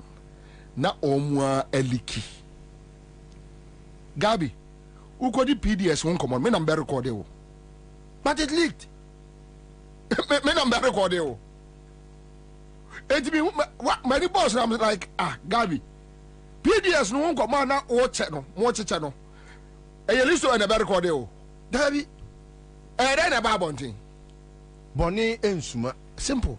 Finito. Bonnie Suma. And this time, baby. na mo ye bone na sesabi mo hu se mu be ko opposition enu ti sa manual na na ye di be gina so dia prosecute mo I make sure say moto a atete nyina no ye be bia ma mframa ahohwa ehwe no ma me gina no ma me denials bia mu denial no enru ba bia every Ghanaian even bodam mini kwadwo bantima kura nim say ade a ye kan sabio. Okay, so who is the prophet? Let us know who the prophet is. Who wrote this? No, but the other side of the argument is that say obiat mi atra baby atro na abemu ampa enwema we na say what mi akofa book no na ampa wa follow mu niema na ye ni nyina ene na wa bodam pa enye bodam kwa na wa bodam wagimi say osu obi na ye enya na ye yo yate ase to nipa na ye wie no na akofa na ote dem na u follow no one by one wo ye enema e wo mu nyina o ye no one by one enti wo ni nipa no pa say assume NDC for na troye Jesus Christ NDC for na troye yate ena NDC for atwa de amount say ye oman ni say ena ugimi nti ukura bukuru na wo ye say NDC for say ya ECG so yo nko wia ate no awia omosi ya gu banks no na ugu banks no a na epeja data bank usiyo saa no me no ena NDC for tro bukuru no omka kire wo say eya fa osafo ba fo ba no ko senate na mon ko ton senate emu ne manyina yo mate me de ne beko ena NDC for no what kind of logic is this? Look at the number of companies or more ankasa ko register 332 what companies. What kind of logic for is this? What kind of logic is 332 companies. Ni nyina sa 332 companies no nipa no ye dey o conjure magic and who say you will have 332 different companies amode be galamsey amode destroy the whole forest in this country. What kind of logic is this? How can human beings behave like this? I mean, when Kwabena, the most painful thing in my life is where someone thinks me a fool when he rather is the fool. Thank you, Manu. It's very painful. Onda kwasia yeah. Manu, take you over. Na menchia nana. Na menchia tiefo ne ahwefo nyina. Na menchia ya Vivian Ohima Mesika. So chia ya we message Ohima Mesika na sende. Ohima Mesika so fa konya wesnu achia ya Vivian. Ohima Mesika. We are bishwe menim sa no me hwe wani moto. Mame ya Vivian minimum Ohima Mesika ne nimu. Ohima Mesika say awie menchia o ema no onim say dwumadi de bia utie. The message is here. Hey, I mean, Kwabena. Measure the printed copy. No, we will do it. In fact, I didn't know it was a topic. No. Actually, give me another copy because they say there Oche hina bekasa. Gabi so akasa. But don't ever use that word for people to attack you. For repaying chebi ma hini akasa. And say be ma kwa ma your touch screen no. You be project on the touch screen near busa the mere say a mere coincidence said the arcane na timi ba musa dia. And say we anana first on the misinformation. President Akufo-Addo e ka ho asem. Na said ye modika ka no. Yesi aboa bia bedi waduane aya anya ya. Sa aboa kokwa sa hia sika wodi waduane aya ya papa. Na 2016 election eniama makumaku enum NMPP fo gina so e de reggae election. Neka say ye reggae election na dodo na ya no madwem say ye wiem nko a ye do election day na ya sesa manako dabi election reggae no e process e ye ade a enkrofo sua a ye wo consultant a omo ye number 1 omo ka tre Ghana for omo consultants omo ko hu omo ka chom say Akufo-Addo ne personality is not appealing to Ghanaians. Especially we find a political history and in the record appeal to Ghanaians. So to more rebranded Akufo-Addo. Until all of a sudden, Akufo-Addo according to WikiLeaks, Ja Rastafari, locomotive a year train, we see cry Emma Kumo. Ja Rastafari. Ja Kumo. There be Ja Rastafari. We see. Ja Rastafari. And Tampe. What is in Tampe? Yeah. We. What is we? So okaka obwabwa no no ahye okaka ewura bom no abwabwa na ode ochechire opepam na twaja tuma wisi na eba no ene e friend that be say what's the start what them papers no what the what's the ahabai what is ahabai? Yeah Yeah, special hemp. What's it, sir? Special hemp. Marijuana. Mary and Joanna. Yeah. We. Ntampe we dia obonsam tower we ye nyina che se ye nyina pura ye nyina okay o karisi akeko nyina eti omusha sere brand Akufuado all of a sudden Akufuado obi anim asori a woko obi ehu Akufuado da wa asori ehu sa fi de Akufuado kwa asori a waboma na tan so kuta bible kakraka bi na sanse na nye pokra ni bi esa se nye ni subantin bible no asini trase o ti asori de mo na bible no asini trase na fedie omakwa kotwa Akufuado picture bi a chese nanimu hwe nanimu abekasa abofre a won ne omde zuma omde Jacob Zuma mama yes and omde ye was part of the rebranding and omka kire Akufuado say nanimu kro hu antema Ghana for kro na asuro ni so omu so ye wudini especially okoka ye all die be die nintino on sha say obeka no ho aba nipemu.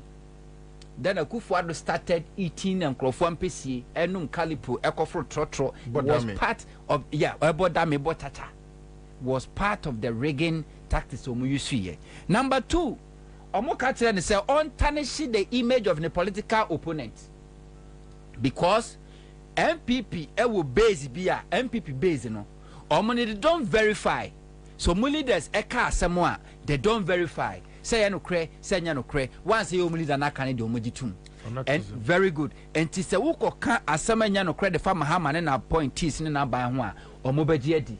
And intino Akufuado started lying, been a mobile boss so a year say a year diaries Mahama printed a rage hospital, Kaswa interchange, and one send some okay in do can't edify or dinner Mahama, Nina a year part because over here Akufuado against Atamas wa attack Atamer's personality that when they were campaigning wa attack Atamer's yere anane busia anane bada. And even with Mahama 2012 election Akufuado didn't attack Lordina or Mahama personality, but 2016 what did we see? Akufuado was attacking Mahama, attacking Lordina, attacking Mahama's family because ne adia ya ka chen se wo kan dudu no abegiedi. Number 3, Omo Katren so on promising more than what they can do. Shabwa sie because Madika ka amato Ghana for trim say Mahama ni ndisi abano anye Ghana yi na wo de nkrofo jiwidi pa so be ya de kese no to nkrofo jiwidi so be ya de kese eni ntino Shabwa kese ena Akufuado tisim ene one this one that one this one that one this one that ubusan so benya sika wo here was ene de atwen mikoshia me party mpanyefo a na yaba behia sa dia to so biem omo ka chese o assorted the pillars of Ghana security architecture o make sure say obetimi aform paramilitary a chese no de on ba be ne say omo be attack Ghana e security e wo Ghana eninti and Omokofa Serbia, Omokofa South Africa mercenaries do mobile. Hello? Good afternoon.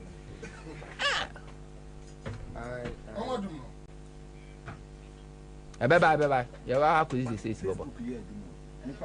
Oh, 500.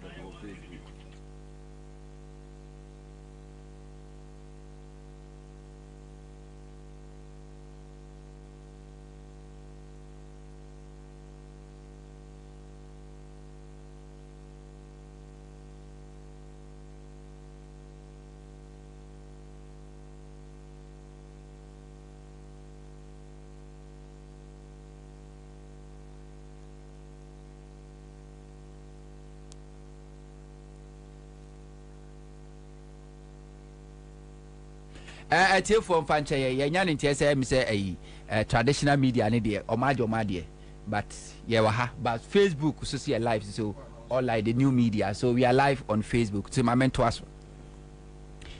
Omokachan, so all sorted the pillars of Ghana security architecture. And what did we see?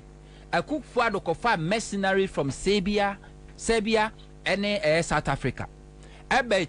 training wɔn ɛkwan a wɔn bɛtumi ne apolisifoɔ adi ako ɛkwan bɛtumi afa so ne Ghana sojafoɔ adi ako yɛkyerɛ wɔn sɛ de si kuta etuo nti wɔn bɛkan a 2016 Mahama ɛne NDC foɔ ɛyɛ work ɛkɔ Nima na Akufo-Addo gate man atwituo fire warning shot na Mahama the commander-in-chief of the Ghana Armed Forces na work one the tosi bi omukata so omo attack the credibility of the Electoral Commission and into beria AFAC let my vote count all those pressure groups are MPP 40 ni nyina no na their focus and their attention was on the Electoral Commission to discredit the Electoral Commissioner and the Commission to attack them day and night. Emubi any acquire biometric registration Baumia Babeka so what discover 76,000 Togolese Mudi ewo voter register mu voter region. Charlotte say Ekobo Jadata Alisa will tell said Dr. Baumia for data nebra na ye analyze Dr. Baumia anko. Time the VCRAC crap and an ediano. Entisan Yama Mako enum way. That was the strategy MPP at the reggae election. Misinformation was key. That is how come when a Ghana phobia say Muka train opposition say DKM Mahama Nini Lodina dia. Yes. And tell mobile no. I didn't know Monchi Lodina. Then afraid you who say DKM Papa no anejumani any dian ene onibo me anekwa campaign. Kwabena, I may say Kwabena. Sami, omote your friend is microfinance companies Mako 341. Mo. Omo buy omugu microfinance companies no. What is obi esu da? Dabi. Omo say that say Edi sika ma okofosika. Edi sponsor party no. Ha. Women's Bank. Yeah. Yes. Women's bank hono send e kofu kana for atam na manage inti time na e buy na e ho like omadi hu sika nyina awie no a omo ntumi account for no omodi ka banks na omo collapse e no omo tua ka no omo ka no omo fire no it was up to now what to say the founders and I say the directors of Women's Bank abom din wo baby say omo ka ho bi ye sheda and ye di omo call ye just to clear their debt omo di no eno anu no. So this is the Akufo-Addo is a product of misinformation and Dr. Mwakoba sort of kind or say MPP are generally no omo ye liars omo ka asemo ofa seke a largely say a true as compared to NDC. And Akufo-Addo ma metra can't say anything misinformation. Even now by a president crowd president I would throw some kind of even the information crowd or they trouble on telling your false information. It's false news. Fake news. Debbie Ameka say somebody should just Google one lie. This morning I was having a conversation with Openibio Free West, but no cause of politicians in editor. And I'm catching okay. Yenim dia Baumia wedi. But what ye Seme Mahama as a politician will be a assembly member, why MP, deputy minister, vice president, flag bearer, the incoming president. Seme one verified lies at Mahama a lie as compared to Baumia and Akufo-Addo. He couldn't. And today, nobody can say my fast check it. Sasemo Mahama ka sasemo ye ko fast check e no true. In government and outside government, Mahama has never on car trobia and trobia organ. But you Baumia, you Akufo-Addo, a hona moda. Na the guy be say ejapade. Na ya mi do. Hey, omu yanko manka, unse all this war. Na your boy Japadian Swa and Gofozo is alleged. Tina quest I say almost a nyom. But now Omohini Abeka Ama Omo Prime de facto Prime Minister Swabekano. Now it gives that opportunity to scrutinize the Japadia document in part 1 and 2 and to project here. tamfo nim se okum Yesu enti project or task screen so a na ya tro se de ya tro wa japade no mu ni na ya compare se sa de no ensi wa aba mu ana se si ye de a ene ede na mani si e wa aba no mu enti eye pa nyankopɔ de your task screen wo ho enti task screen de be ye papa from next week ye be ye hu adwuma every day be editorial ye be make sure se task screen no ye be project one page one paragraph neda ho ni analyze ne ko Gabi asọrọchiri dakumu musa no 2020 proud to 2020 election one friend central ni bi no discuss Japade TV show host political show host one friend morning and threat musa sa denti na discuss Japade document na wonya one threat ne so bema boys abebo no Gabi asọrọchiri daku ofre a TV host a threaten no say adenti na discuss Japade book document no na se wanya obema abebo no we ade wo so nya na atro o se anya wa me kama asem so a ade o se anya wa obi kana asem a na eno so age e dia ma ho de si wa mamu mu nyina e wo like list over kai no Dr. Papa Kwasindum me kan Munti FM the document ne buy said Dr. Papa Kwasindum yes so powerful financially Dr. Papa Kwasindum yes so powerful yes back and I have to take it back. I have to take it back. Said Dr. Papa Kwasindum yes so powerful. As I bring Canada Dr. Papa Kwasindum ewo GN Bank ewo all the district almost all the constituencies that Dr. Papa Kwasindum ewo GN Bank branches wo. Sabre na Dr. Papa Kwasindum chese ni nyuma ashita Ghana nyina no kuta workers over 3,400 with over 66 companies. And Dr. Papa Kwasindum ye adwuma so obehye cars, television, TV na no hye bi e wa ha say Rise production football club now obi won stadium bibia. And to mo secretary list we the ba no mo state wo mo say Dr. Papa Kwasindum is becoming like untouchable. So they must find ways. No mo ntwe no. O ko fa mensa water be wom. Mensa water be wo we kura mu, we ya mu, wom. Ewom. And in Yama Sankro form target to Munina. Oh, yes.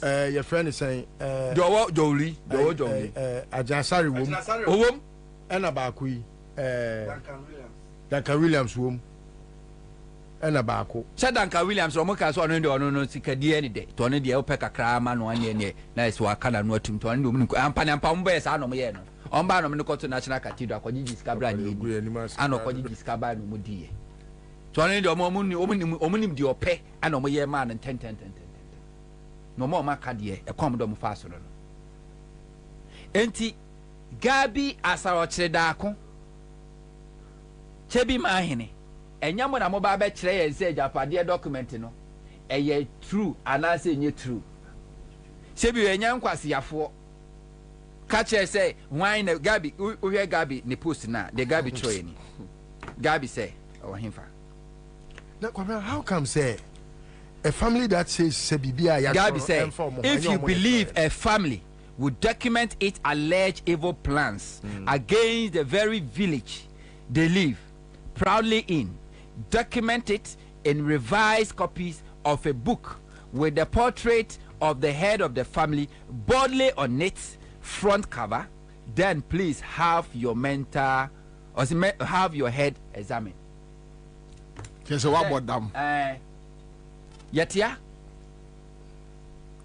Chebi hine Yetamgana sika over 4 billion from GMPC and a demand so on from Kodina Fashe. Yes, I Ghana in himself Fashe Papa what Ghana Yachi was Kumina una Fashe than Kahon and come Yatamo ye and ye demand. I said, we would be down. Just imagine, sir, Jomama fa. O man sika so de koma yagbonwura se onfani na fashe ye tam de man no ye ti Ghana ha Jesus Christ book na chi another one I want it to be projected. That is it. Yes, no, say yeah. Look at what is is it not restricted? So it is a book that has been leaked from the family. Yes. No, but you don't catch up say man e better Messi enquire nkofa we you Gabi Any apamasa no ni di nkomo no. Dabi ayi oni ayi akoya baba yi. Ayensu. Wani ayensu di nkomo no eliki ye. Me na mko record e. Honto. Na ko enye ni ba mienu pe. Na te say document abusu nyina. Yeti Ghana nana. Sa ohini o kasa asemi. Sa ohini we ba bedi ye atem Ghana for say. Ye ne a ye hu ne ma papa wakufo da mamom ne ye maame no ne abusuafo ya beifo. Yes.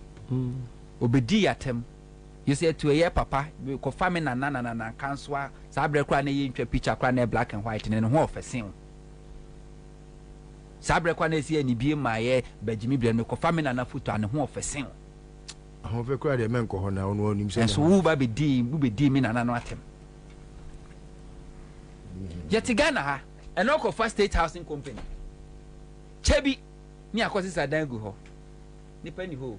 Sisi dan de si ho. Sisi dan eni de si ho egu ho bebre. We ka che say na abusuana be wi a oman na kru na nka se omotimo no na o masa de aba omo ai kru na omotimo no masa wi oman no Yeti Ghana ha ene ko chebi bebia ya asfate muna mo se Ghana ye modia akufo do busua we no omo na se Ghana ye modia e free Kwame Nkrumah twede amponyankopon bo wiase besin ne mo ahimfie mo antimi ansi se de mo nana no mo atakwame no na mutim akufo ado be president ene mo buche bi ahimfie sine foforo tramodin munye ska no hin akufo ado amambe ya aban a enka munye sika edisi ene Chondramani Mahama single-handedly will see ahimfie edama no kromo hene in opposition. Oni abamu no bi akase wa wi aman sika wono ankasa tunubotom sika yesi dan will see ahimfie a complete palace edama no kromo hene. Na enye opposition na Dr. Lodina SC hospital anode ama 10 key projects. Mona mo sora mo simu sika yen hwe manensa so no wahimfi asai susu bibi wo se yen hwe manensa enso no wahimfi asai wahimfi so nchensen etise they are always a working contradiction of their language. When timian penti wahimfi mpo antose Akufo Addo be president and wo bu wahimfi over $600 and something million mwasi ene si ho no enya abai sika ni bia yentumi nka da bia yentumi nka because Akufo Addo to amoso na ye ni mu fete na de ni mu fete no in several years within opposition when timian single room grand dedicate am fa mache bia himfie say me na nanom a mo na mudi akunya wakunya nie wasa sinema sidansi when to me anti say Akufo Addo be president but Mahama in opposition will see palace and the Ghana ni bia betima akwa obi ani say Mahama and nenyo na sign waka che so do man sika and we anti Mahama we can say Mahama is building the money. What about Akufo Addo? What about Akufo Addo? O man sika na mawia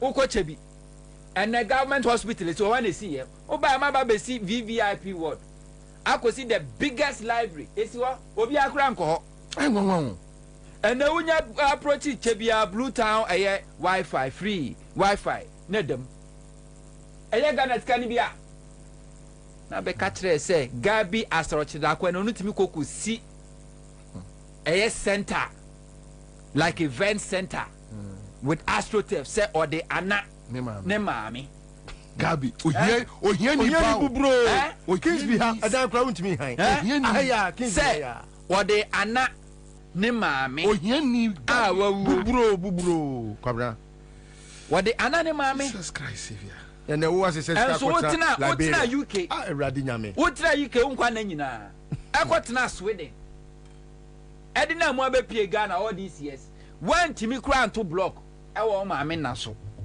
Gabi when timi anto block ewo ne maami na so Akufo Addo be president after first 4 years what timi akwa kosi a whole center event center kese AstroTurf nyina tatemu say wo de hye wo maami animonyam Akufo Addo in opposition we yire wu ye yemubu wakura ne yenwo ye wo yire na wantimi afia so kura anso am wantimi amfa flower hwere anko to yire na so and no be president what could see a whole event center ewa mampong da bi esi ma abrewa ye no ewa mampong yeah na wonim sa inu osi ye no ode ama jankroma no na eye na na ko do adwuma center dada o eye 31st December women movement Rollins ne yere ana beje won no musima mampoman say mufa asante mampoman ho na ye nya eye skill training yeah ha nti o mo mpeso musua no mo ye we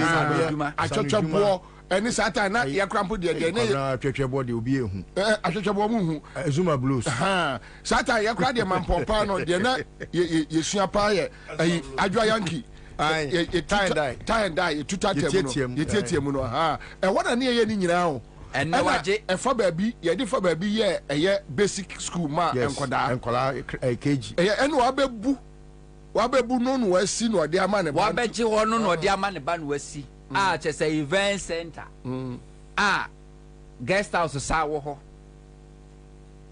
utimi da ho ye bibia bi e wo ho wo be president and now ye we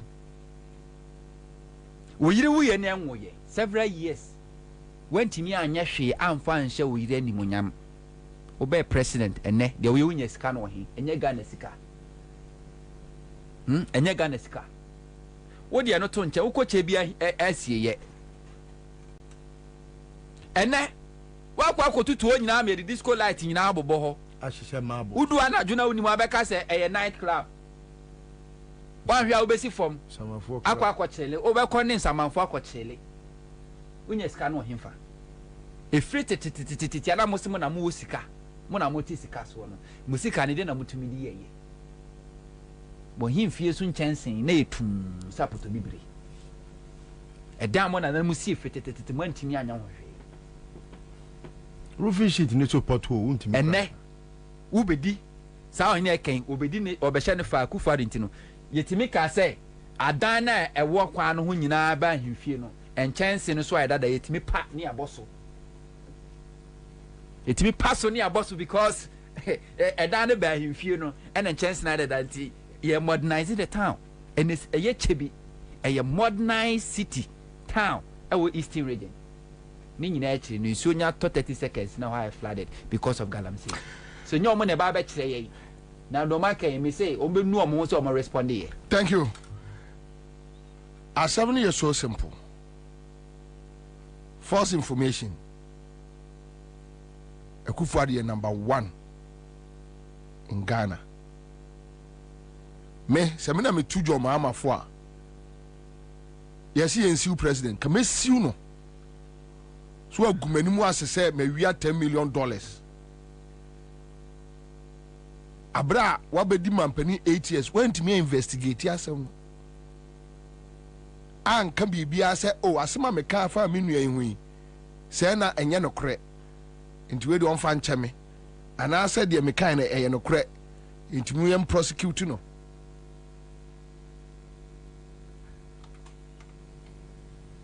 Orua divine ba be kansa divine akwaba Daniel Divine da ben na be ma me Dr. Park question di 1-on-1 na ye disaya japade book we nko enche mo ono ankasa no wa plan say mo one mo ba be ye mo ai 1-on-1 interview enche na nsenya mo na one me person ka Kwabena atia na me tia listo to na o timfimfin any question we to ai Dr. Mini Papa o onga jero oh aka we bo oh oba me fie kura me no picture kesi a mahorabo I see oh so from Hello FM me no I say Bobie o ka say onimobi a obeji na chi ni ade agoro yo di ache adwuma yo yi aha ntino ka say asema o ka see say oni nchirima we no bi na edi nkomo ane but no abadwuma no antino okasa oni Kofi Anan krampo na yi krampo a ni papa I won't dispute papa na wi oma me ba wi ayi wo the restaurant ho anyway so what is Kufuor's statement about talking about false information and a Japade? It was a why a video no? They did kind of my mincha a tier 4 and the Asher 4. Na Utimu say a better na highway energy a woman, Najas and Rophobia social demo Afabo Apayo, and my match and film from Memo. Oh. Yasiaba. Yasaba. Into no more McCoy and more informing because may banning in Anunze. So what's a come now rule glass never down. That's a wood radio station. Ucha mo baby nango votia unya echo. Okay. Me banning in me cardi mo echo sa na me dia baby. Really? Oh yes. From Asalam down. From Asalam down, I made banning in no echo sa. I see. Yes, even Kwame. Me no kasa see there is a hotel around there. Obe from security man to driver.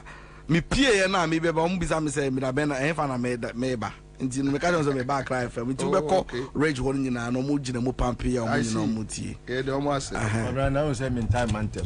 Na mro afu mi enu bi na omo ayeme cause me na manu studio honom by 2:30. Gina me Iru mu na mbe kasa omo hu se baba e da se oria kaja iti unim ejapade document wo hu say you discuss ya unim ade a me person for early emphasis on is the fact that ejapade document number 2024 number 2020 unim say ba before 2016 yes me kai ejapade documents at the time when me kan ya me hu Samia Uku Jombo Edumudin ewo mu me hu Baumia projection any plan to take the party from the Ashantis any Kufuor how to undermine him Otufuor me kan sa de no wouldn't say the first day I read it obi na send them me and me post it to your WhatsApp group bi mu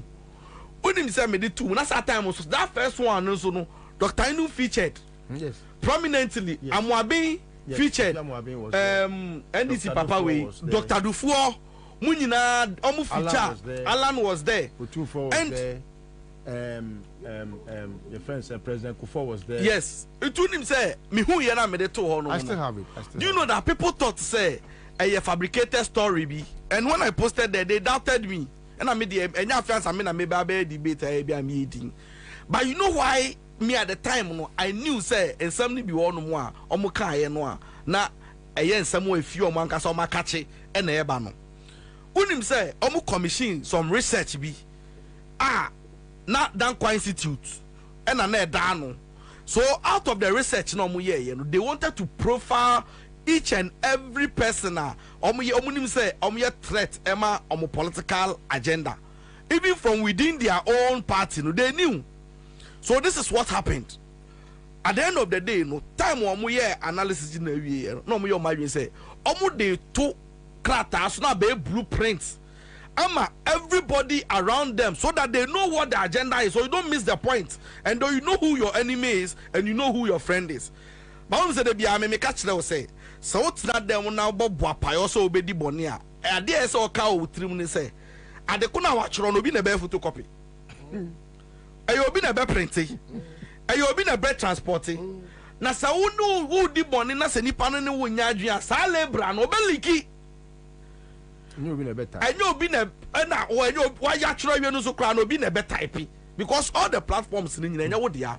So what happened is when they did it no obi e wo mo makachi no hu say no but this you can't do against the state and na nipa no quickly and onya copy and no leak here because at the time they were planning it no na some of omo nam of one bi so din wo mu and they were shocked to say we thought we were doing an MPP Dankwa agenda but not knowing it was an agenda Dankwa was doing against the party itself and the Ashantis and even the whole Ghana. It's nipa no we no leaky the first information is no it's unim nipa omo leaky man no they are Samia Uku Omoni Kofo I said that they can bomb a man first. It to realize right after the first leak after 2016 election, the demeanor of Samia Uku changed in politics. It's true. If say unimua, you that is where so the first person who know nya Sekabi person who nipa ko di Kenya the first document I Japade na Samia Uku and the man first because when his name was mentioned say Opema oye masem ni suma ti say inti odu baby I the man be trapping John Boadu so or Pensando you can't be trusted. So when the people heard it they were shocked say but you how can you plot against your own no information man. Are you seeking to suggest that Abna Kokos Samia Uku engagement it was plotted? No, I'm not. I mean, I can confirm. But I'm just saying what is in the book. Into Basha, Unim say right now, no.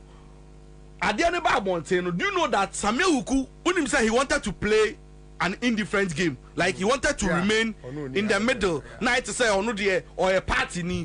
But him say your document him say because of that, they can't really trust. So they wanted to find a way or a Kufuor boy. Into they wanted to kick him out. It also realizes and I quickly acquire she. And I play game no more say no, me neutral. No, they were not giving him anything. No one no call say it's a siano for him to also vouch for his loyalty and his integrity around the Kufuor Sono. I don't know how campaign manager for Baumia campaign now. See this document when it came out, and yet Nasemo. And if somebody tells you, say, oh, Divine, I think say we have two documents that have come out. The first one is different from this one. No, part 1 and 2. Say continuation, revise. But the content no necessary, agenda no necessary. Yes, it be a count by me patches. Eddie can buy before 2016. I don't modify along the line. And you know what people must know. The question you should ask yourself and say, is it mere coincidence? Say, and some no cat anymore, maybe kind of 2016, no, manifesting real in 2024 now. It can be mere coincidence. It can be. See, Mimika say no. They will take over only outlining major institutions who say sectors are if they control in perpetuity family no ending here and even in opposition no, they will control the economy. They said they will hijack the oil industry, they will hijack ECG, telecom company no, they will hijack it, Ghana Water,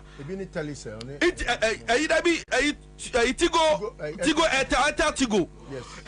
They plan and I'm saying banking sector no, they will make sure say Kenoforiata is in the center and the heart of everything our control BBR. So Sanama when you know were predicted. And I mean no can say the first agenda in the book no, they said they have to instill discipline and fear in Ghanaians and they will start from the media. So exactly 1 month, 2 months they started known as Osla. I started here now almost see a close radio stations and almost started some close radio stations. Into what a whole nobody who that year no everybody kind of share because they identified a loophole.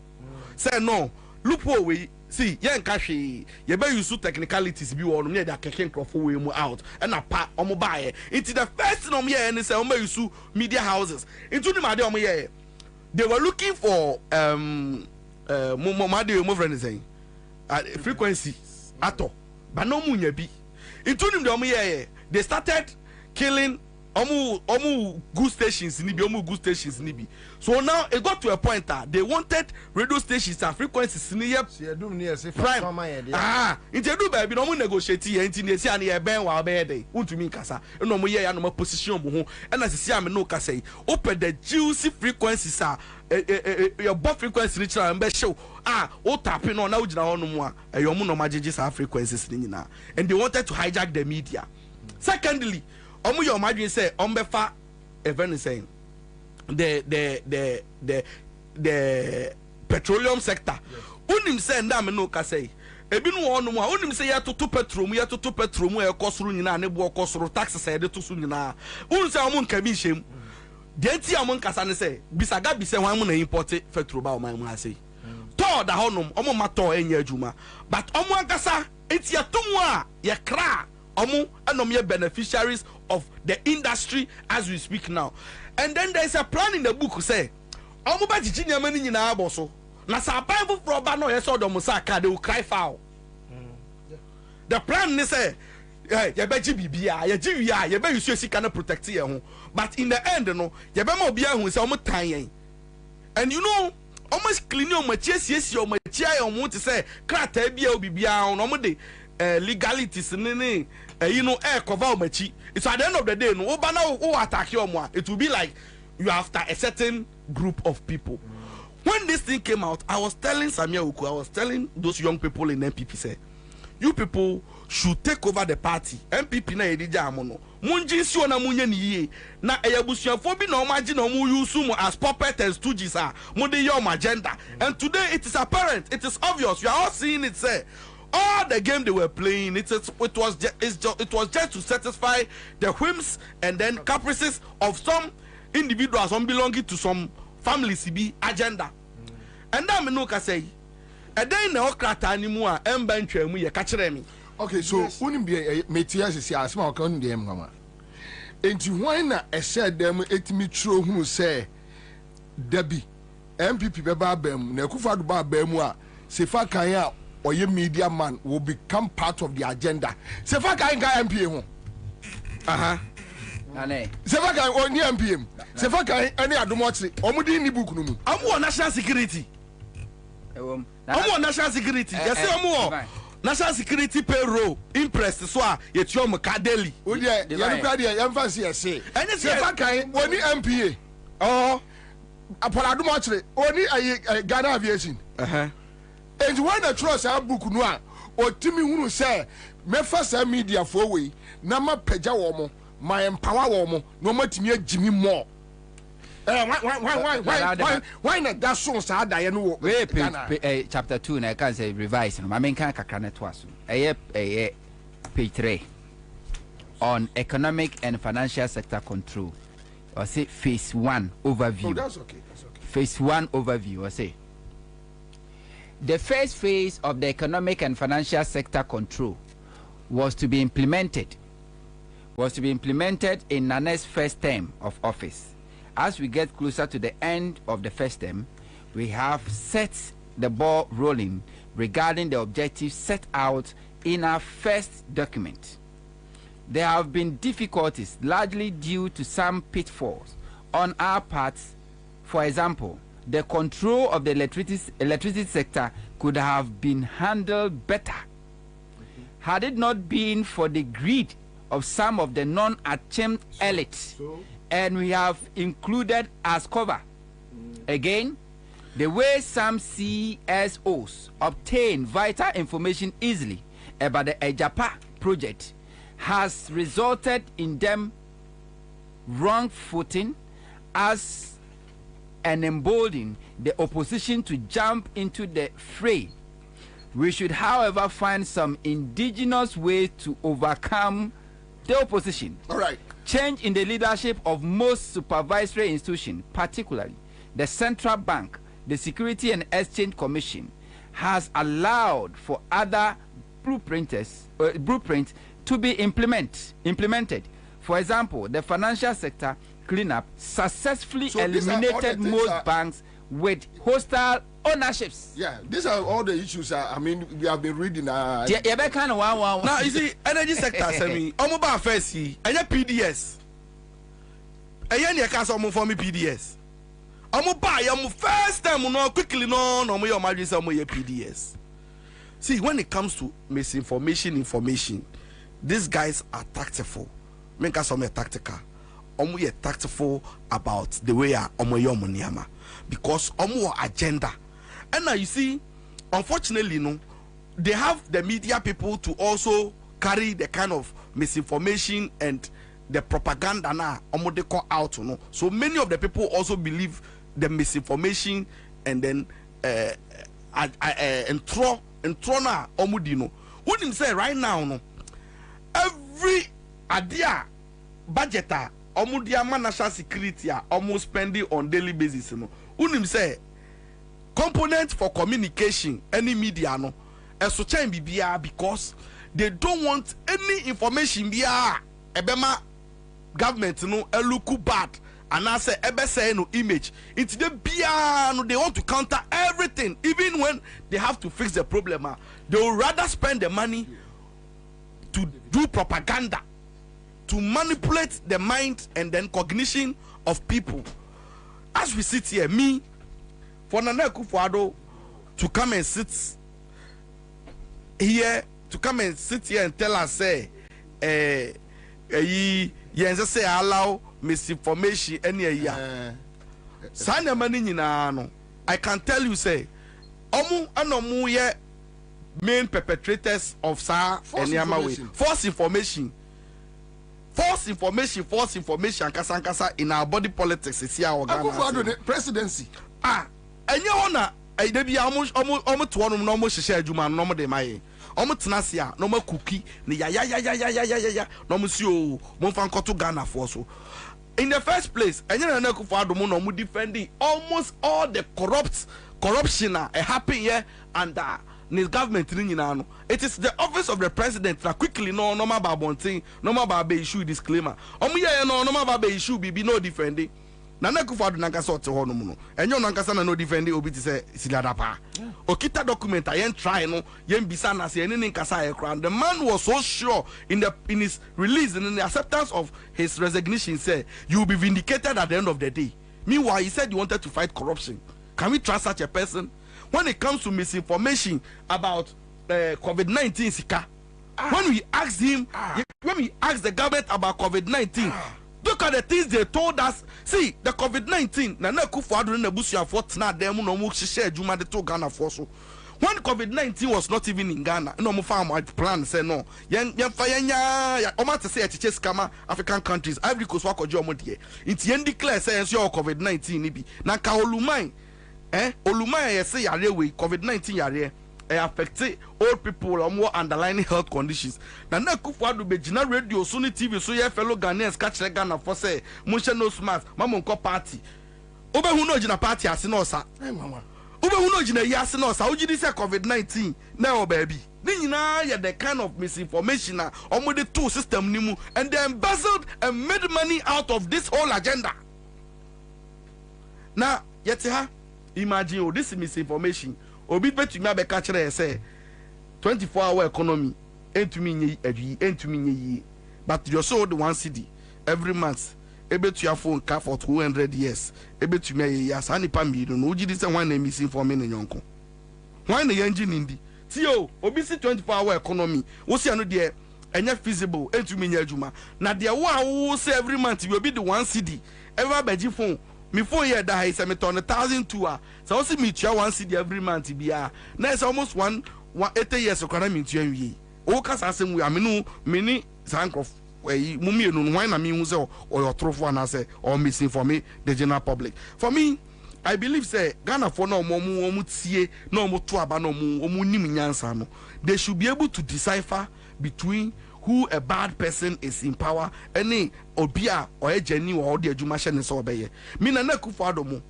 me hu obia na say o gina honum na say o show sign say onya aba obeto amaba omia na me yam hyehye me unim say madam for guy bi ni abayewa bi enyisan ye a mo koto edin enene nansa ena me din na chi omawo okay omunyisan so munya okay when you say obanti omawo madam fu bi ni oba bia omu kwa koto din ena ye frame say o si eduedum no kwa fa so nyem no so open sa so de o frame say me koja no na me suo mi ntumi nko na me pese me bo bia ni din unim say omu koto din o si okọ bebi omu to din no abusuafo no ehun video bi efa abaomia ho na ohwe mu posture na omu de to onum na o se edin to no kra no onya kwanto bio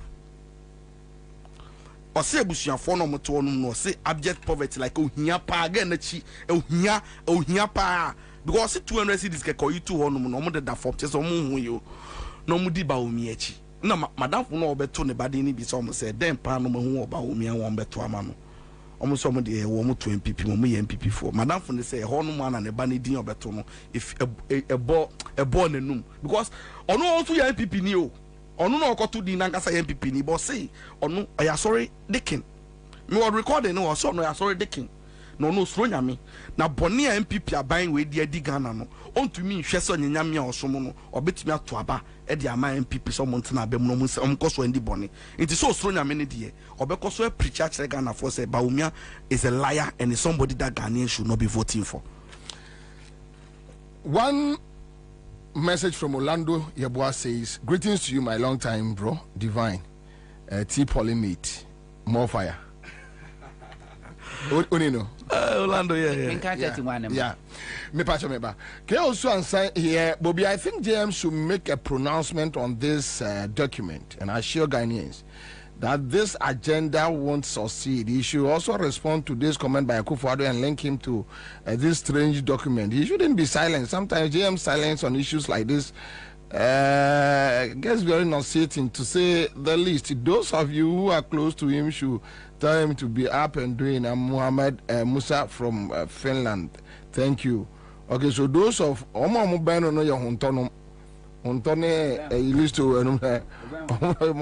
JM. Orlando, your boss is going to please tell him for me. Thank you. Okay, so a senior man says great show, great crew members, big ups. Okay, thank you. Let me check if Peter Usu says okay. So let me leave this one. Yakubu Nelson is here with us on Facebook. Thank you, and on your TV platform, Citizen TV. Dominic Ghana for us say Moaje yes Citizen TV atum yami inshira papa. But let me do this work and emene urakum chacha be adwuma bi, then I'll come back into the studio. But me time no come, but Messiaba, don't worry. All right, so listen to this. One of the criminals decided to use God to prophesy, and Kusibuate prophecy in an empire and say MPP meaning one co jail. Me, that is what I see. So Yango Kusibuate. Would I be permitted to give a political prophecy in Ghana? Go ahead. Go ahead. Go ahead. Flow.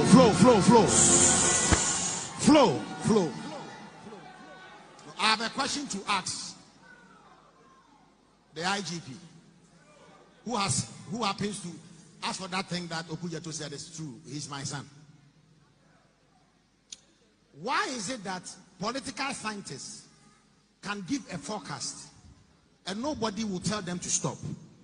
Some will give a forecast and say that during this election, this one will lose or win. Nobody talks about it. And that is what they have studied. Unfortunately for me, I dropped out of school. And this is my profession. So why would you allow me? Or you still don't believe me as a prophet?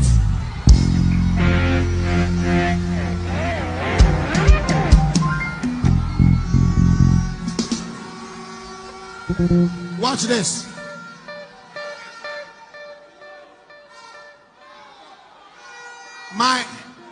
The people that they say are my party members, NPP people, if they don't take care, they will lose almost 7 to 10 seats.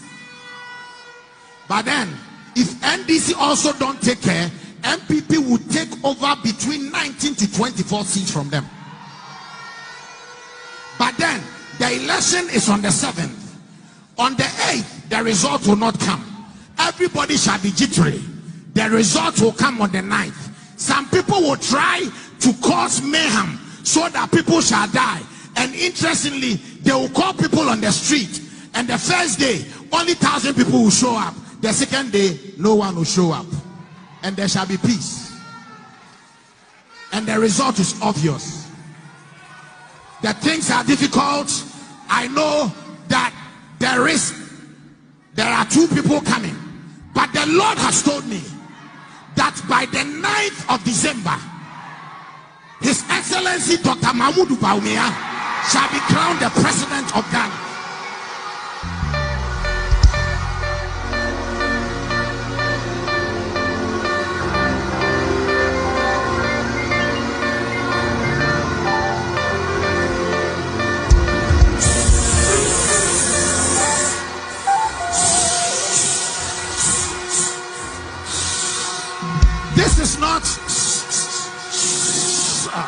You know what? This thing has taken me a very long time prosecution to say. And yete nka no friends Kwabena bodu say Kwabena do boating or whatever. So one of the criminals Kwabena do Jemfi. Ya ni nua din wafa no de bokro no. So one of the criminals, and yes, me eso bompaye say Kwabi aso ba o me anwini because on jail entem enwakra eben untimi enwia omansika but yenkotie Jesus ahofe quick one. So this now season, I see final results. Now I see final results.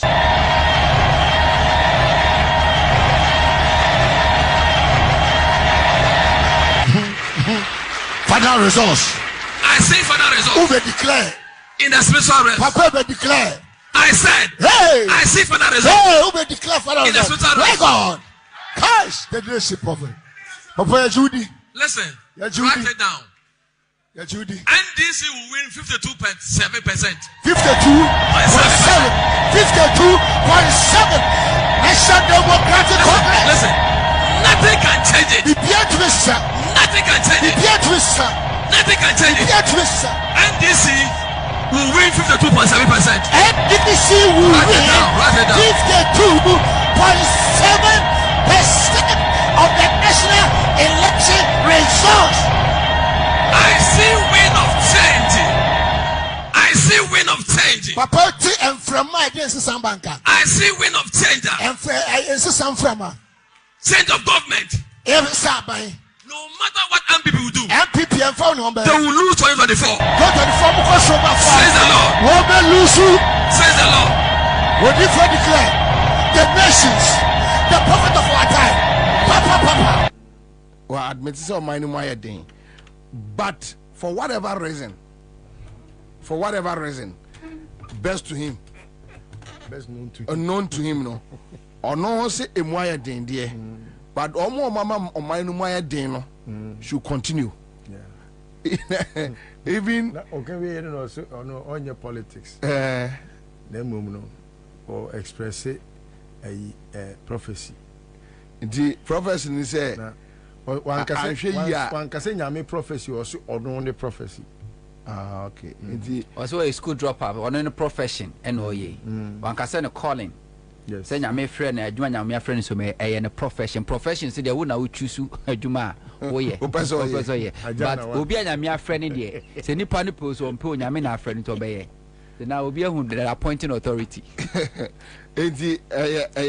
unim say or cancer so say or no fee say Osi Baumia and Adam for pa na undi Baumia $1 da. Prophecy. Prophecy do. Yes. Osi undi Baumia $1 da. Na Baumia mumna ono abone hoka. Abone hoka. Intino kana ono abo Baumia hono. Osoti. Kwan bia so no se ne atichide na epedi moja dodo na odi nsuo ko frem. Maybe there, you see, I think say holy no. It's good say ukuje to yes ejuma no. And can no be anyone kunimu no. But Kwabena, come to think of it, who shall saw them ho? Say ne why efe. Okay, so much say oman sika. Because you nim kusi buatin before 2016. Or in their desire to use the way no. Na omo wieska dia kusi omo ankasa sorry dan. Oh, they send you sorry, Dano. Oh, I die. We see. F10 cathedral. No, there's where we are cathedral. Sika kusia sorry, die. Oh, privatization of public funds. Privatization of public funds. So, kusi buatin. Wanu ni nuye wu UK. Okofa ni nuye ni din to ne ho so Kwabena du Jamfi. Nya enanu mienu, nya passport mienu, nya tin numbers mienu, nya ID cards mienu, national identification cards mienu.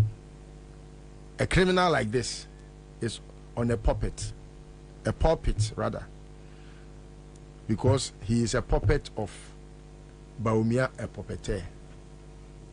Kwabena, do you know it was rumored say he was going to be Bawumia's running mate? Yes. And do you know, say, that led to most of the exposés about him.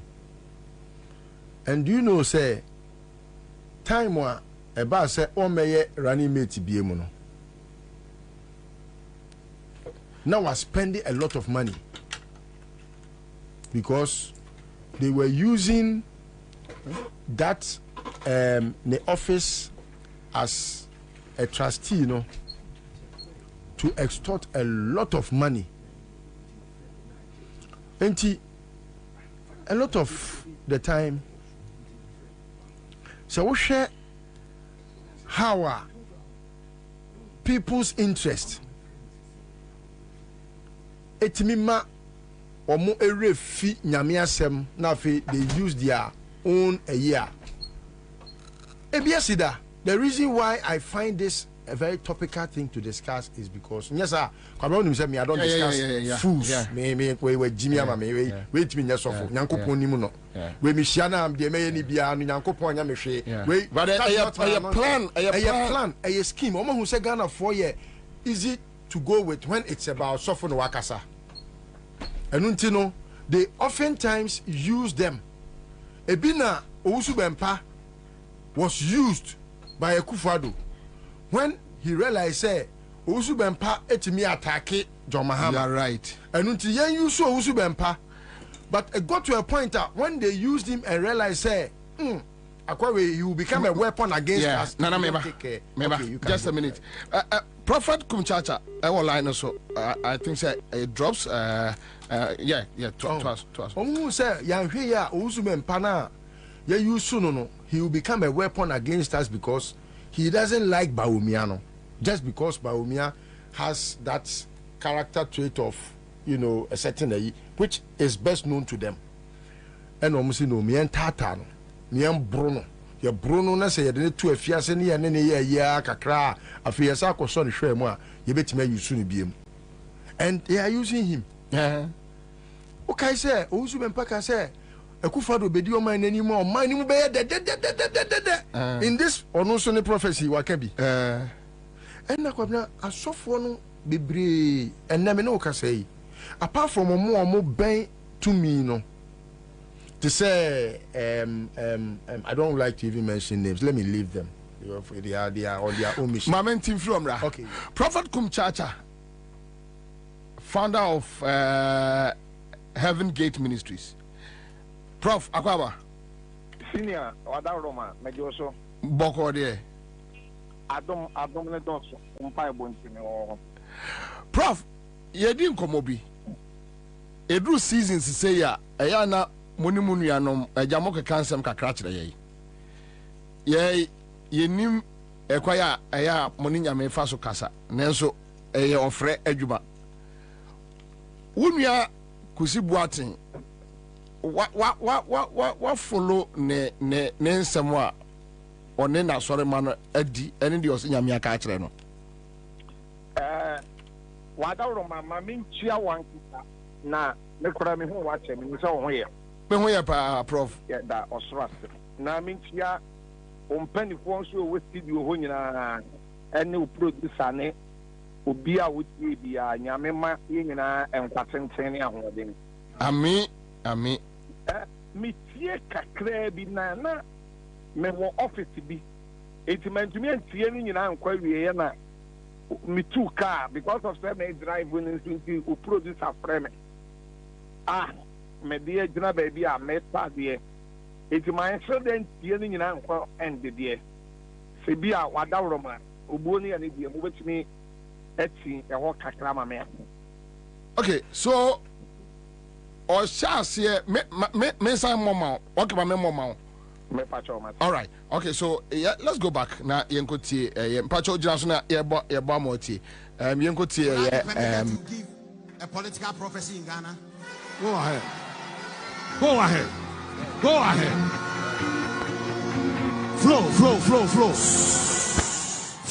Flow. I have a question to ask the IGP, who happens to ask for that thing that Okujeto said is true. He's my son. Why is it that political scientists can give a forecast and nobody will tell them to stop? Some will give a forecast and say that during this election, this one will lose or win. Nobody talks about it. And that is what they have studied. Unfortunately for me, I dropped out of school. And this is my profession. So why won't you allow me? Or you still don't believe me as a prophet?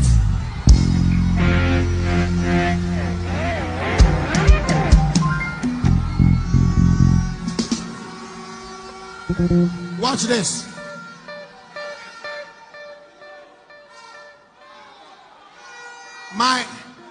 The people that they say are my party members, NPP people, if they don't take care, they will lose almost 7 to 10 seats.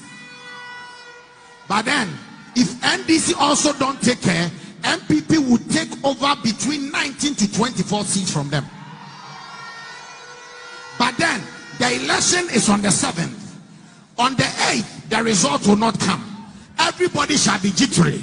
The result will come on the 9th. Some people will try to cause mayhem so that people shall die. And interestingly, they will call people on the street. And the first day, only 1,000 people will show up. The second day, no one will show up. And there shall be peace. And the result is obvious. The things are difficult. I know that there are 2 people coming.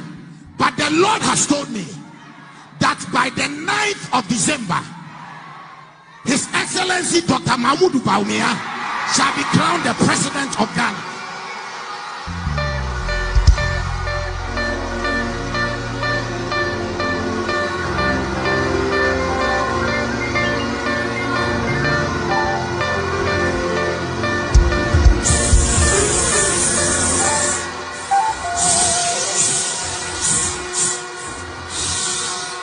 This is not. You know what? Quite that from.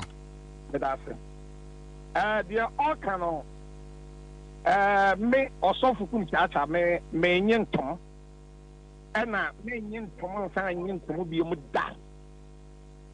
Maybe this software, me, Yama. That's 5 years in ministry. Now, dear me, Pastor, me can say December 7th. I could do on the 9th December, no.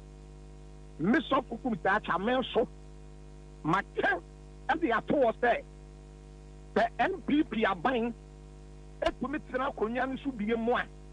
Misso Sofudia no mem resign. Capitam and Sakachre would have say the Radama resign. Mean of William. That's all with you, Mitiopa. It's the Miniano Canon. I'm a Musa die. I didn't ya. Mr. B. I also could judge a say. Yes, we are so smooth when in sack. And the wound you would do. And I could give me a new one now would be Emma. And I would this yet to the one. So they won't run and fear you for a yearly that. Me. My can't will Kuromo say. Me frachama pega. I am a same preacher be. Many your papa Munyan for one another down for Kwabena and for Kuroba. See the American.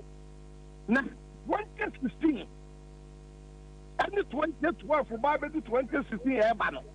Mr. B. Americans and me. Man to a back, men no cry, man to a bar, my NDC. Met to a back. At the man, MPP, but it's so focused that I'm a Diana. But I see any maybe I should send you a mem. I will say, so what they do my hammer. Now, Mamu, not to compare another than Kwabena. I'm a mua. Make me a little figure as your resort can straight at all say. Your papa John Mahama, Mamuno. And you better 2 million, 4 million better. I think I buy with Yamamu. I do be a also Yame. I do be a what you remember 1 pen of the can. I do be a what a passive sua. What would you want to a dinner from the year to my? And to me, dear, Also, could be at my cafe. But, Prof, or don't go see what and say. Nyamena akachire no enema mo ayedin dia so nyame se ebe koso ayedin nyame se enema be also nyame na akache se baomia enema mo ayedin dia ba baomia be wini enya no kore nyame kan hwe nkyere no so me se enya no kore so no but kuzi buati be da be kasa say nyame akasa akire no na mo say da bi ho ba be kasa mo chwa say won say obia no ese say wu ba bia wo bi free ba me di national cathedral ade ye 1 minute ayi keke mpacho kuma national cathedral ba ye many software me wo kuromu wa mitumi kan wasam say national cathedral moyen ama enkrofo be di matam ama sofo mpanifo yi bi aba kasa me ya Palestine me nyinya me sofo me ya bronsam sofo e ba ye aye this sofo mpanifo ne so national cathedral na no enye ni gwa se no nkwaje ene ya musikadie aye pie ye me wo wana sofo mpanifo ni bi frafra me sofo ubuwoni when peja na won se ma resign when peja na won se ma resign one tell asofo die no ma men ka ta manchro esro study who use what drink at the can be said assume ti baba power assume si be wini and assume study wo ba ka se nyame say ni say no ya to be judge ni mi no ya hwe ba bi ya wugina ya papa kuti bo aten ba bi no wugina no wugina hefa ose oro ya na nkrofo da keka se o ya MPP ni ya de nkrofo na keka ose nkrofo keka se nkrofo keka se sa no no ka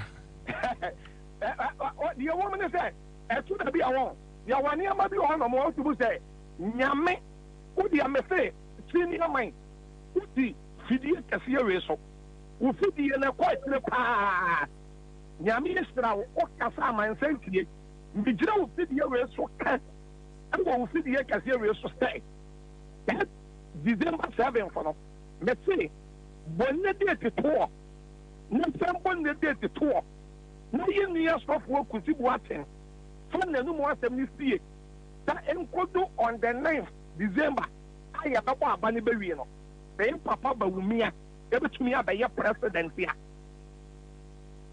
amam na see amam da so would you say there be ma kusi buaten din trust a kire ne na sore ma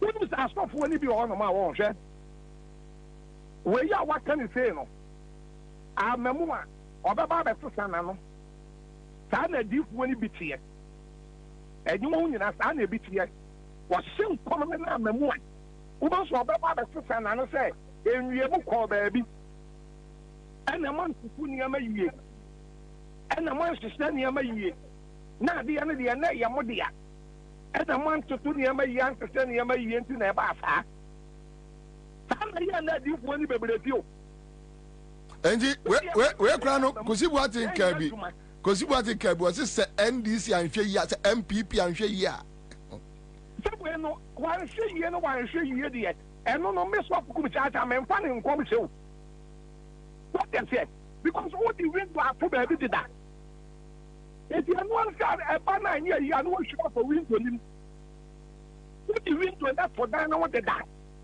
if you are saying na MPP are saying you na wo kan what the wind to that for if you are question of them I can say one say you na me ma one kwantre kura so one ye na kwantre no one tumi anya na one ye na ya soden and am on walutu etimi de asofo ku ta America wo video we so no say system no bro e mu ni nkoyi system no asai system no atete apensam nkoyi it is December no ewrade ne yefre ne nyina yefre ne nkwane ahode ma yie nyina se December 7 for no e wa ha ye nche beba ya be sha asofu nyame kasa chele won eni de nyame kasa nchele won na we se kwara ne de no me mfa ne nkom hye because all my hwe yie di a enye nkom so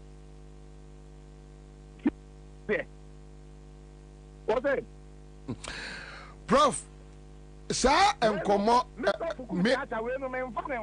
me share video bi a o se asorma correction kra asasa enkoyi mata daze nipa ni nya bia me ede bia ya ba ya asoli kwasi ada ba wiye mi frifie ba asoli na ebia mi botoman kasa mi kuta 1000 ese mi botomu a eto ebi amepo asoli ni be wiye kura me dufie na aka be 100 cedis pe adai so we ba office wo nyina dodo ba je lo ale fe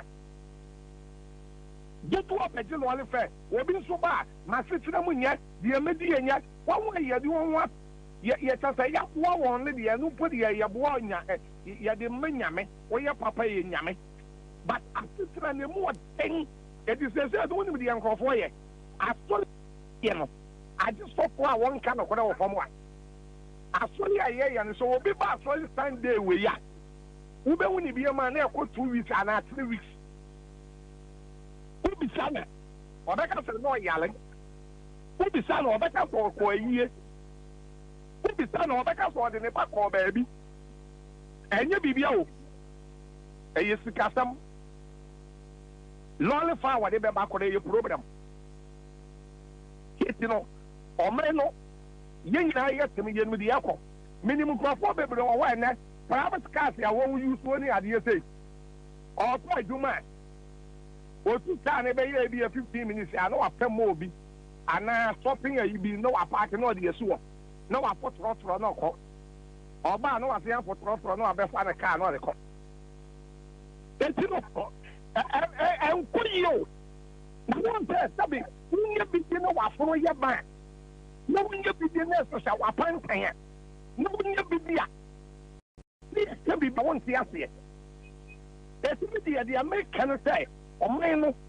ye nyina ye nim emu aye den aje obi a won kan okore ene ka bo ye sen ene duty ye sen ene dollar ye sen ene petrol ye sen ene system no ye sen ya no obi sole ya o say Bible say ene di akire na emre mu woden beba enti na ama Ghana ye bre sa se quotation na Ghana fo nkwa na nyame di boye dua sa ye Ghana fo nkwa na nyame di boye dua ene ye sole ya Ukraine Russia fo na Ghana fo abekon tokwa Ukraine fo na Ghana fo abekon tokwa dabi to me woni ama o se o kesire enti me di ye wo ye makana na maka mo say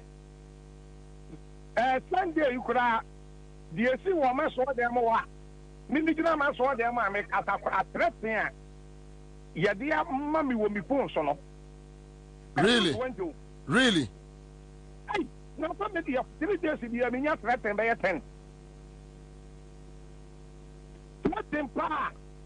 I must say. And I want to no penasam and I ban for so position ya back now. At the end, baby, I was here at my mother. Let's send it the Ami Baby. What them pa? I saw for Kumchata, Yadimame.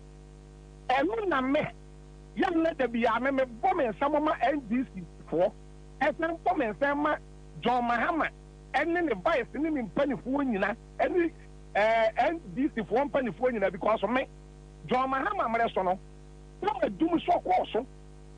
And confirm issue ni ade ba ye no me ye sofo bia me sika ni ye sika ni fa no eni mucha na chirecha na me so na niam na e koso a na enkoye wo John Mahama amamu wo mu no sofo ku cha na me ka wo de ye bisa kofi adoma won wani me ya we pa na me follow adoma famo bisa adom na me ka manya NDC ni bia ntrese me da sabi o edu ba bia sabi facha me want to me use word say NDC for year to tra for aseden ma John Mahama me so na nneɛma bi kɔ so no a na memeka manya NDC ni bia ma na ntrese me da obi no no mo trese me but ɛnna deɛ bibi kɔ so na adeɛ ne nkɔ yie John Mahama me so adum so ɛba yɛ me baka ya se dum so afai nsole dum so afai companies dum so nti krofo ba asole a asole ye offer ni ade yakura di tuatua asofo kan ye di adwuma ne nkoye ni nyina me ka bi obi ne wona mo tete sofo kum chaata se me you say but aden na de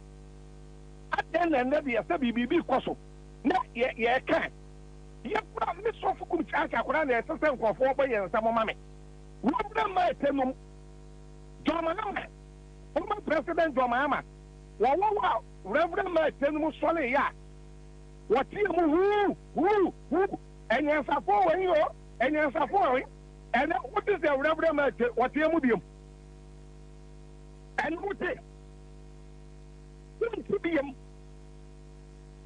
papa baako ne yɛfrɛ no bishop ayensu sɛ wote ne din a na wɔ ɔbo ase a na John Mahama mmerɛ so ne wɔn yɛ dede no ɛne wote wɔn din biom ɛti sɛbe mpere di asɛ ɛnɛ nneɛma ɛkɔ so na ɔsɔfo kum kyaakyaa mɛkaa na ɛna trɛtrɛ ne yɛbɛyɛ osei tabi prof senior Erade Emma Yakwana one day, Minya studio, Kabaya me de pa. Mate. Yadasi bebre, Yamin Shaw. Mate.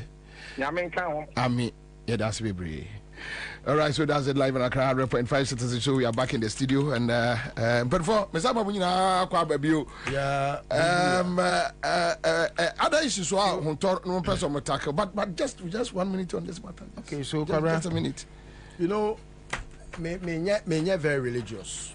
I used to be very, very religious, but I think me who say religion has taken the better part of society. Ama and kofobi the indoctrination as senioma. And unti me free that aspect of life and I may live semi a Christoni me Christoni. I have a solid relationship with my God, and I don't want to believe say that makes me a Christian. No. Christian is like a divisive arena where will be a person ma nyankopon ye ketwa and ohun say me there I belong to this side. I don't belong to me nyame ba me pe nyame asem me ni nyame wo ayonkofa enu ehia me chen bibia obi e kremonia me respecting a religion no obi e Christonia me respecting a religion no but I don't want to feel say enu mani obi e superior to obi. No, I don't believe so. Eyadia broni edia say ya dwen a entimi me yanwen yi eno na Kwabena won say all your prophecy now no the offering the prophecy no kusi boatin edujavi Kwabena edujavi Victor kusi boatin Kwabena edujavi obodama yare won say no mu di vuvuzela alcohol uhu ye okase wie ya na wo de tie Jesus ahonfe yeah the prophecy no ne tie ono so ne de no before that you know asem na obeka no who say obi kura kasaye e ma ne ye say me dey menya politics be stop fooling. Okay, it's a long tape. I've listened to it because someone rebutted. I want to them a congregant rebutted. E ma ne can say onya you should stop fooling. No on the onion politics. Oh, it's here. Okay, oh, so you can see, say, MPP phobic could go and sorry them. Sir, on Shan come no more money so. But some of the members of the church, I'm sure they are not in support of the Oye, you know. And it's on the tape. He's caught on tape. Stop fooling. Yes, stop fooling. It's on the tape. But you see him and you look at the person who is able to use his brain. You are an armed robber. You have stolen from the taxpayer. A thief. You, Kusi Boateng, you could not have had that mansion there. You cannot. By any stretch of imagination, you cannot own that thing. And a candidate of jail is being cautioned by one of his members of the congregation, say, and first, sorry, mayor politics. Now you shout at him or her, say, stop fooling. Anyway, Kwabena, I submit lastly and say, Yankopon say, Botro Bojo, Obefina Fanenum. Or the Nimrene, any Bibia, Yankopon, the Nimrene, any Bibia, in fact. And no emre eye superior to onukra nyankopon because wan kwati mre anye bibi. And untino media I would still abide by time and believe that it is the mightiest judge. I hope and pray say nyankopon ebema ya hoden enkwa hoden wo mu na yetimi ede anu nsu atwen ope na 9 December sebio na chese me di President Kufuor birthday na de achi chese mani so atime wan na ya hwede nyame be. All right, I'll come back to you. I want to if na opese odiefa in fact me do ko oh yes yakwa change time ni wa be yi ni 11 you ka chem say o kwa ba o de me unim ya time ni ntimi fa yi ni wa sure do ma me fa me time but what me Commander Sugar Factory, you know. Yeah, Commander, me corner book to page, but I couldn't get it. And the latest news you say Abai say or the Commander Sugar Factory, my Chinese firm. Is it Indian firm. But they do so at their own 15 years. Or the ma Adianyano. Or the ma Indian firm 15 years. So with this government, what is happening? Nana de Atiani say NPP they don't build. NPP they don't build. As soon as say Obi Bumai, na as soon as say Obi your mind.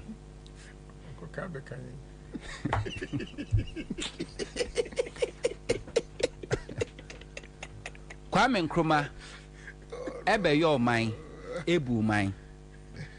All your mind no or chichiri or mind no or the needed infrastructure or the to or such the good leadership.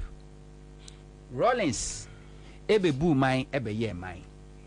Rollins is so kahopa and not by a hospital, the regional hospital. Dudona was built by a year Rollins. Ya kwan bebre o no mo aye na no ya kwa asante manpo akwa unam so a say he be say Rollins na ye. Yeah. Yes, intervention. Yeah.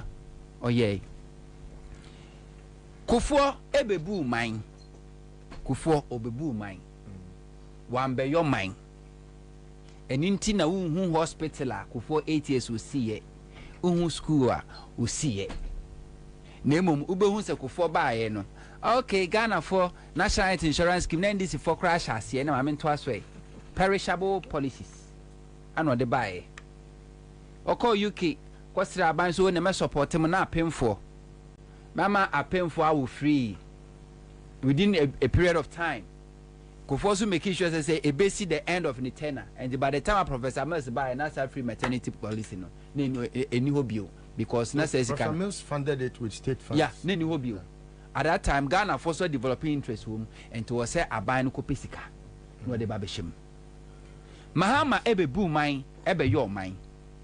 Mahama chire good leadership and Brazil obuoni ni die and what the man Ghana for. You can infrastructure so you can see infrastructures are would Mahama build including Commander Sugar Factory. Akufo adu bebu mine onu kwade na na bedi de. Onu de amamu no anyansa na woni bi. Oman no so awan chechire ontime chechire nemom de achechire wo ho no eno wo sani mu na wo tom. Ebi ni Commander Sugar Factory. Ghana ha etie before Mahama be frabam na every year sika dey import sugar esichire is over $400 million Yeah, it's anamika is over for say sugar imported by Ghana is about billions of dollars. Mama commander I call essential consensus no say no. Said ye beya a seed na ho odin be gina ne na so no. E kwa be de betimi afa so akate import. Tiniama ni bi wo ho no ma ye nia betimi produce wa ha. Enti yan kwosesa dollar with cedi na yamfa nkwa amanoni. Enti ye no wa ha say ya at least si entimi kura embra ni nyina kura e betimi akate eso bi. Enti okofa bibia na friend dollar project edby.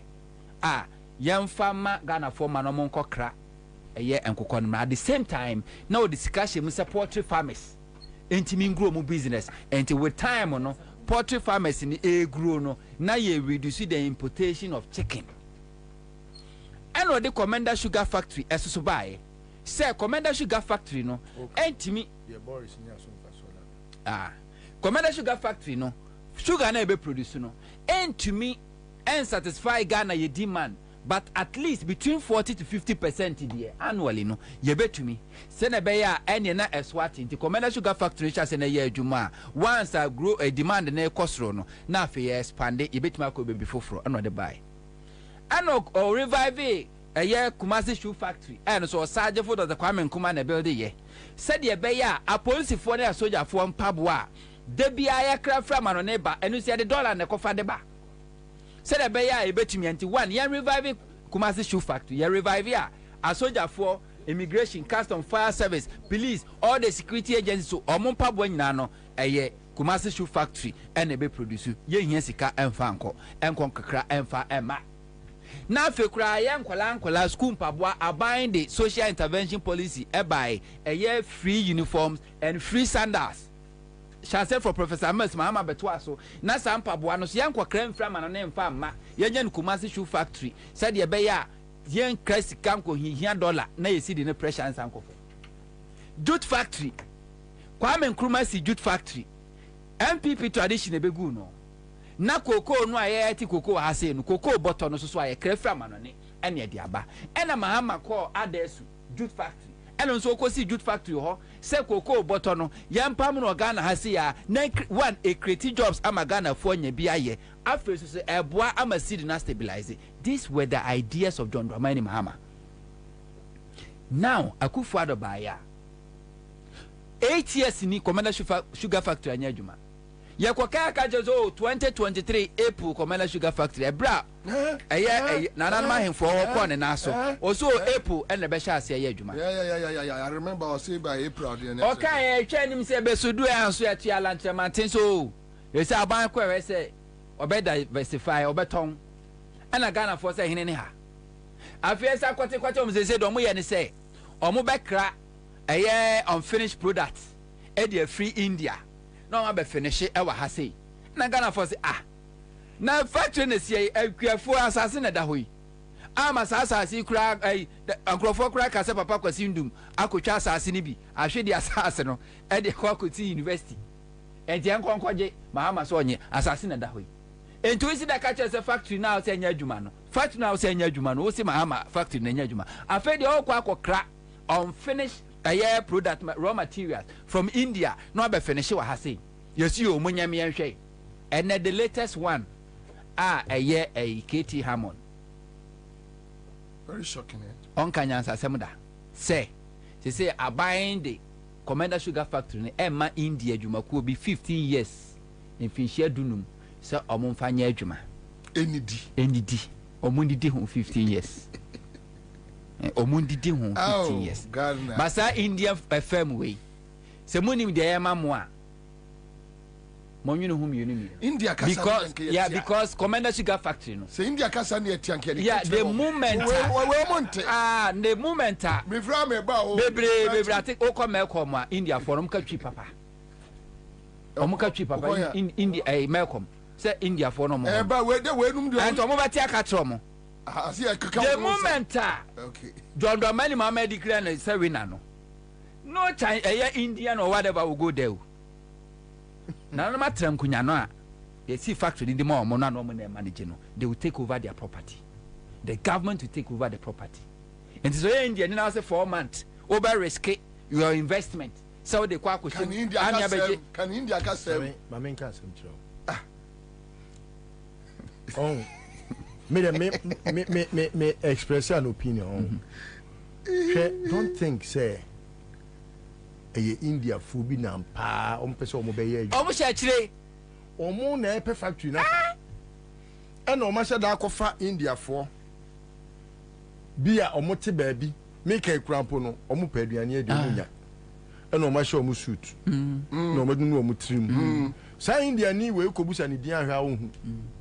Because wabeshe Ghana ha baabi am commode no. Omo na yes. And now say omo sha da kofa na free India. India so come ho pa.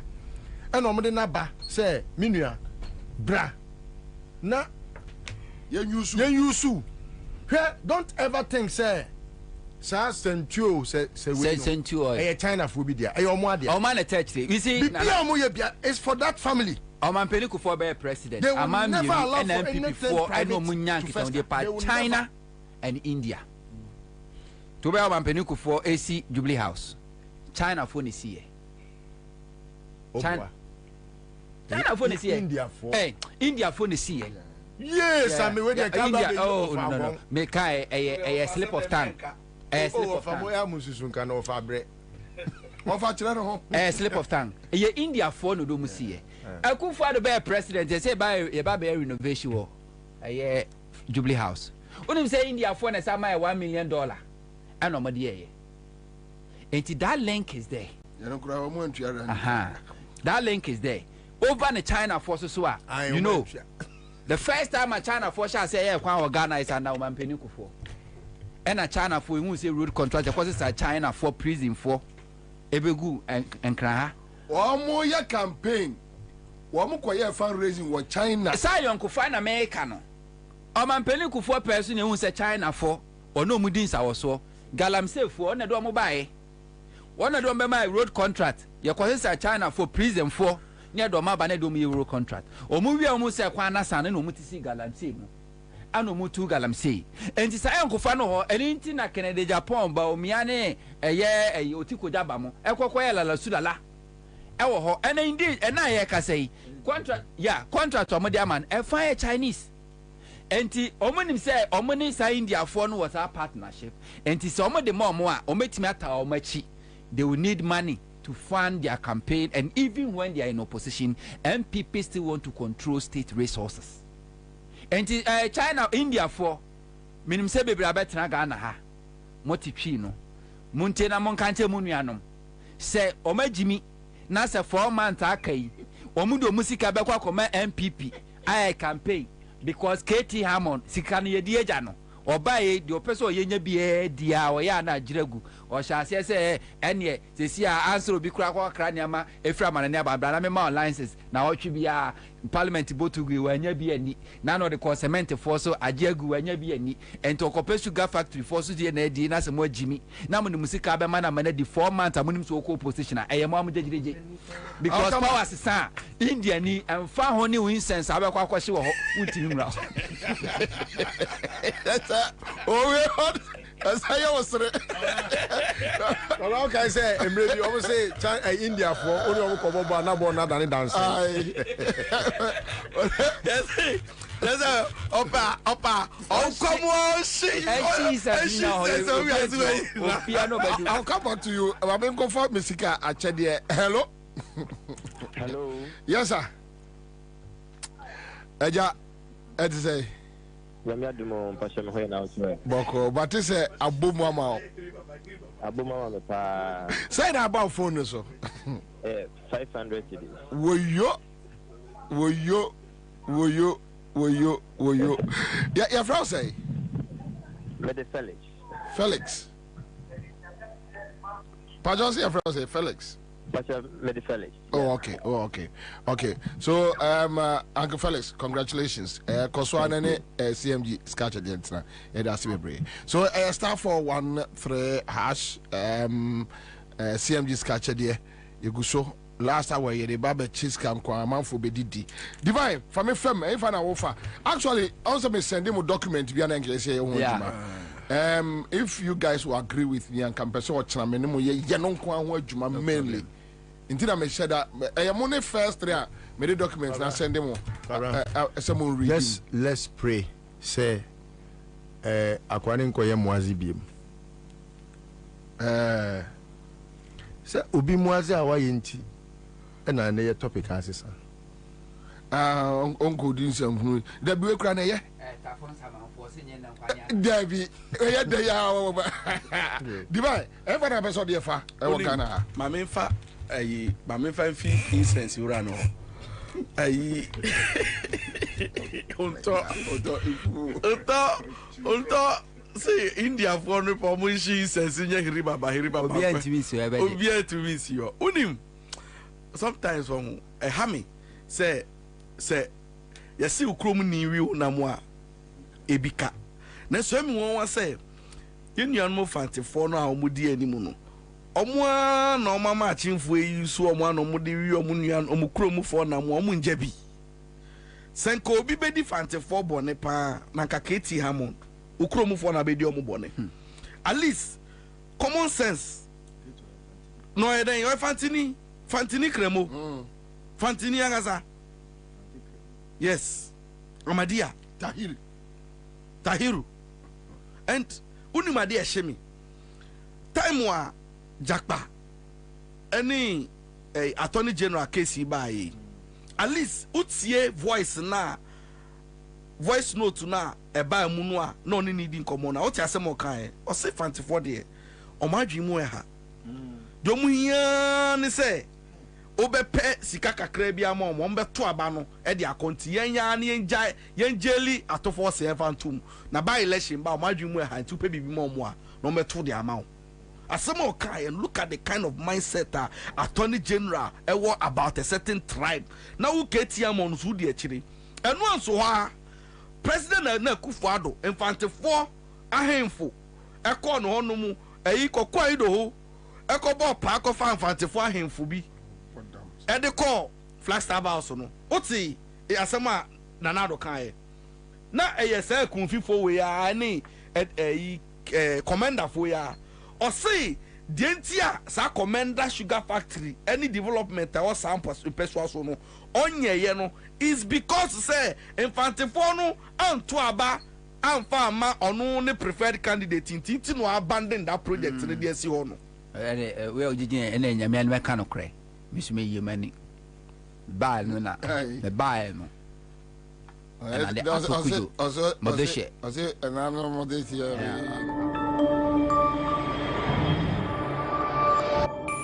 Citizen TV, the citizen's power. Kama enkokrafo kra omoye mpanifo agye atum se na bawumia nka ho nane the ten say democracy to we Africans a tool like this scamming the masses na say the bia American MPP for no omunim omo supporters no their level of thinking their level of intelligence. And I tell you, so over all the media theories now, MPP sympathizers and supporters now, almost fall under magic bullet theory. Under magic bullet theory, no, they can't what here no, sape pepe. Omusa Hwasem. Oh, you share actually? Yes, Debbie. Omisa Hwasem wojidi na ekotoni trimu saa so wi a ginyame ena bese sanadwen ya no kra me be papa ginyame because nyankopon Yesu Kristo ba saa so nana ya de ahodo side na Yesu Kristo anyo tintasuo gu form no asfa no da tini frani obia ni a oda osesore nante no anante o nante nsuo so nsuo no adane ne wan no anom osayade kwata Yesu Kristo sani nyina bagimie wansa timeme si nipa gimi fo misuro ni si nipa wabodam because bodam ni dia na hu na so nim so wabodam ti wo nkonkofa ba wo ni gimi ni betimi aware awo adakete so no agimi emfa ho nipa school awakwa koduru emfa ho ni sika awanya ɛmfa ho ne bra wabɔ ne abrabom ɛmfa ho ne akwantu a watu akɔtena ma ahodoɔ so ho nkorɔ no ba wagimi ɛne nti na bɛhwɛ yɛn nuanom bebree gu London gu Germany gu USA obi wa ɔfa desert yi so akɔfa Libya akɔ no saa brɛ na Ghana yɛwura ɔkɔ 20 years 30 years ɔmaa ɔda so to ɔka mpo ɔmo a ɔmo ba fie ɛyɛ afi biara ebehu a development ana ɛkɔ soɔ ana the previous administration na ɔmo se ɛnyɛ ɛne ɛnɛ ne nyina ɔmo nim sɛ ɛnyɛ nyina akyi no ɔkɔkɔkɔ bɔ still me deɛ ahaya na ɛwɔ me tu mu ntemu ana me wɔ na Professor Lumumba ka asɛm bi wɔ say for you to identify obi a ɔyɛ gyimi for no obi a ɔyɛ gyimi for no ɔno ɔnhu mistakes a ɔyɛ wɔ n'abrabɔ mu. Now it doesn't matter how over tries over drawn attention. Say this is wrong. No. And she said tribalism no saba be kan nipa jimi for ho na asay ginyame. Because tribalism no ebe mo hu say the obi ye nkeye pa ba since woni nipa ne nka kasa ba ko ne de enye tiase. Ubetimo say de nipa ye enye kra ye bone no but since woni nipa ne kasa ba ko de yesu krompete du na mabika. Eninti where media. No, but just listen to Asamafo. Just listen to Kojo Ponkroma. Tiakufado Nuemu. Baumianwa mu yere said you see born emrane. You see? Now say enipa way within and yes be our resign. What the so position no so economic management team. Propaganda of the chassis. From Sa Imani Sa conference is it Bentel whatever. Oh, Baumia, they don't allow their Oma allow Baumia to no Mosha just to omo brainwashing confess. Oh, Baumia the Nkobeye, but Yama Baumia Quine Amananye. Anomu say Kenofurata de wa mercy up Wajidimboni, so let's crucify Kenofurata. And in the end sacrifice Kenofurata and Tiafani na Kogu Kenofurata. So the sense of nobody names oh. Omoko meeting kra no a Kenofurata timi Baumia kasa Kenofurata timi shutting it down. Say shut up, what do you know? Just on for Baumia nya hwe. Yes yete Ghana ha Kenofurata ko ready budget ha. Baumia etinachi. Ena eko but omo share that create sa story no nenko say oh enka Baumia be deliver. Nemom Kenofurata dia mamu na boso san say ni wo fa mamu ntino ena wanye. Ntu be hwe a Baumia eko gina UPSC asemena ka say omo ba ba mu no ena on terms wono omo trans wono the governor of the Bank of Ghana and Addison and Kenofurata and omo ye say ono Baumia as a head of economic management team no ono no hwe digitalization enye economic management team adwuma and omo ye ne say FS forest exchange no exchange rate no yɛde the Bank of Ghana na Kenofurata enhwe the economy no. This is Baumia. National democracy and must we allow somebody like Baumia a stooge to stand on a platform and be deceiving Ghanaians?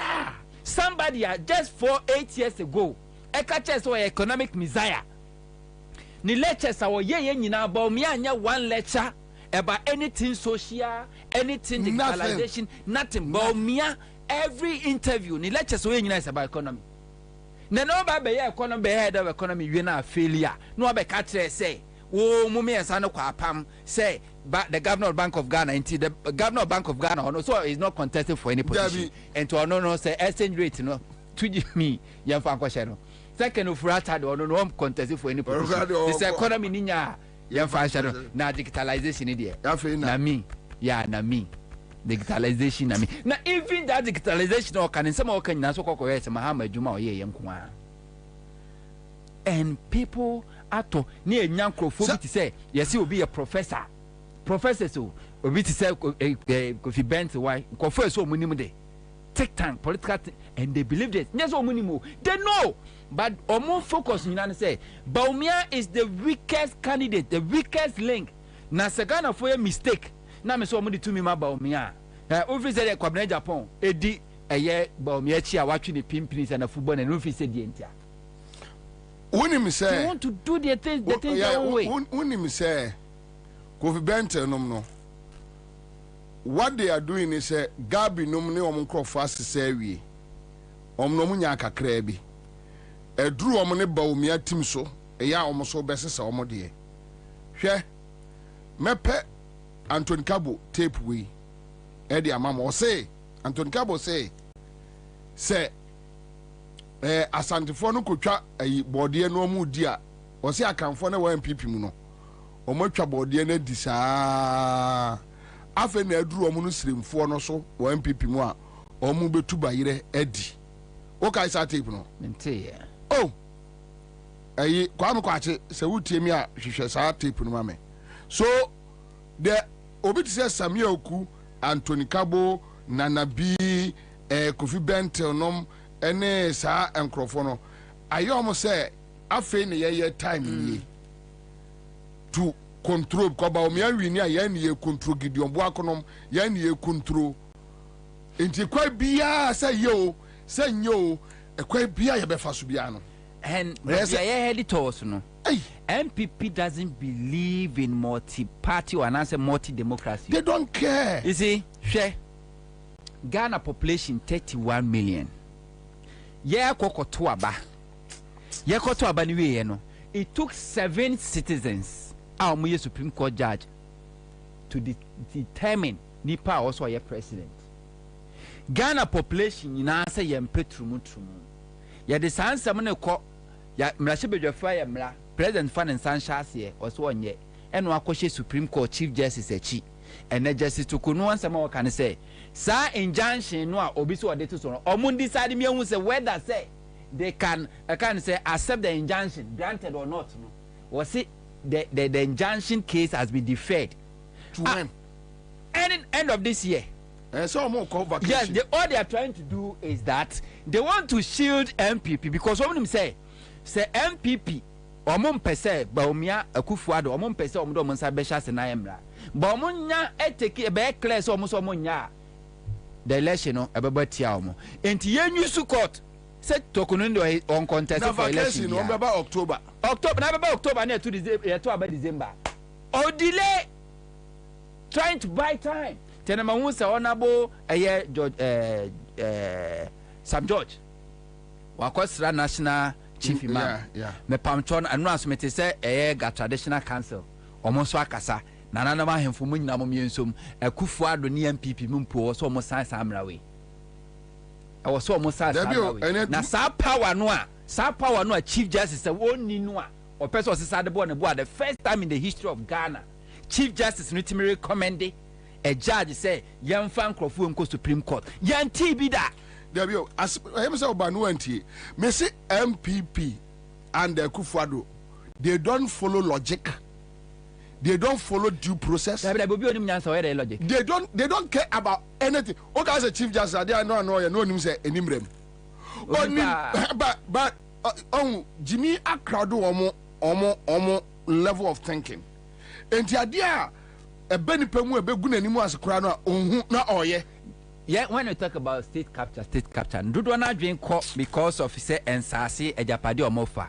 But Oma capture the system, the democratic system I did ruling no Omo a capture. And what do you see? Your attorney general no o cookie story, o cookie charges. Added to obiso just to jail the political opponent. We have judiciary. Okwaka almost say my yenka. But you judiciary on the honor when you know. Need say or cover the executive. Parliament wo nyanko padom e ho de 50-50. But your system na you operate sisiano. And then Speaker of Parliament onu ni timetenase. Now Parliament I take a decision. Ya to aba e wo ye e-levy ho. Na minority awene.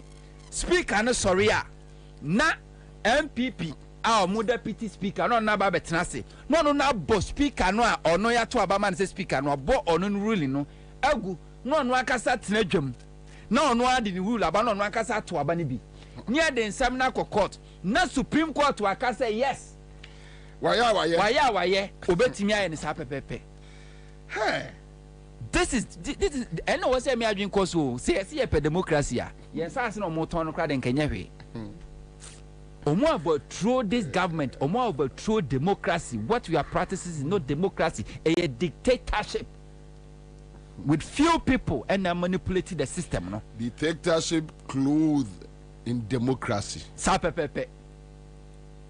And to teach also Ghana practicing democracy. What teach us here practicing democracy? Where democracy? Democracy.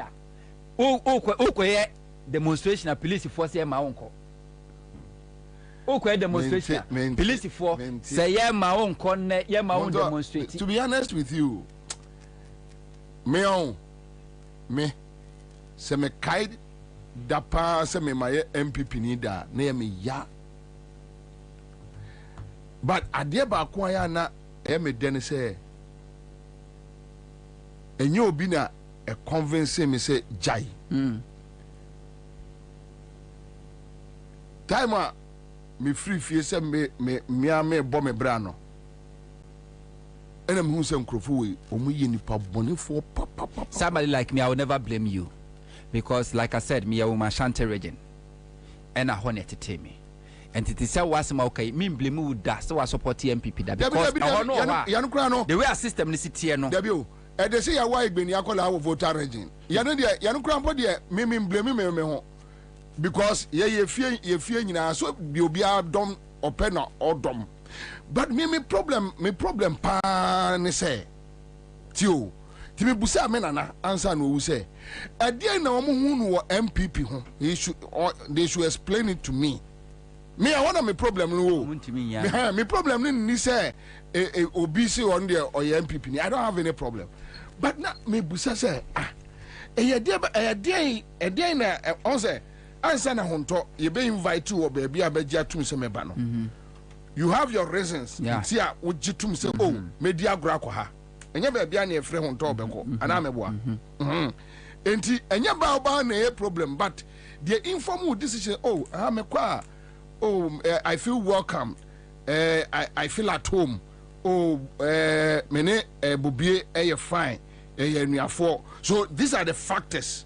Yeah, at least oba wa ba ofie we need problem bia what you say e bia ekoye baby fufura we ka say oh dey actually you see what I'm telling you nanom they can never give you any good reason nothing and then they be no be no me 2006 adia course wo MPP mu ene ma me stay back say Krofo me bedru Accra no the kind of insults on Atamels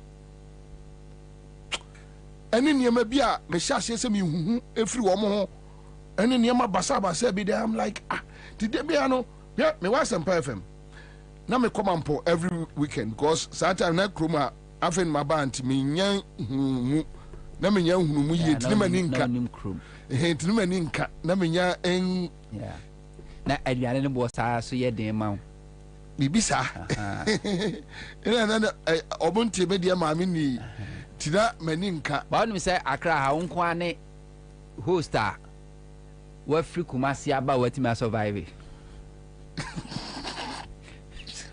wonu zade ongwani host our free Kumasi aba watimi survive Accra aduane bonti obutimi kwa me di gra to me because Kumasi did free Dabi tikese so tikese okay ma bofo no ya dware yayi akade obua ma menya adwuma we mra sesia all right so mene ora Daniel Ohene Ajekun former ambassador Joseph Ebedim komo kakra over akwaba pegiso nyado mechia achiefo nyina mechia mu nyina ye nyina eje oso ofa mpacho empomboko nyame adom ya hoye alhamdulillah e de radias ofa enkomo we ye ni wadi da and am say metie wo kasa we are very particular about this ejapade document eye enwoma ye kasa wa man yosem wani abre wo bibi so a eye nwoma ebo hu enano ye da sore ya ye mampani eye unua sɛ mo a mote pɛn a ebi a ɔbɛkyɛn wo kakra ɔse agyapadeɛ document no ɔne n'abusua ɔmo nnim ho hwee ɛyɛ mo ndc foɔ ɛne mo atena baabi ne mo atwerɛ nsɛm na ɔkye hene nso aka ɛkyɛ bi hene waka ɛna ɔmo ɔfa ase gabi no so aka sɛ deɛ ɔmpɛ so ɔmo ka kyerɛ nyɛ nyinaa ne sɛ ɛyɛ book bi a ɛyɛ mo na mo tena baabi na mo twerɛeɛ sɛ mo de bɛgu ɔmo anim ase watie wo nua no ɛtew sɛn matie na meke sɛbe ɛnyɛ me nua no afei woka biribi akufo ado ɔnkyɛ me pɛni mekyɛn no pɛni oh okay hey mekyɛn no 2 years wɔ university hey ɔfa ukobi pa akufo ado ɔnkyɛ me pɛni yo kafra ofra broche ba ya oba baabi am na me ko school ɔso ɔne ɛbɛkasa na me wɔ upper 6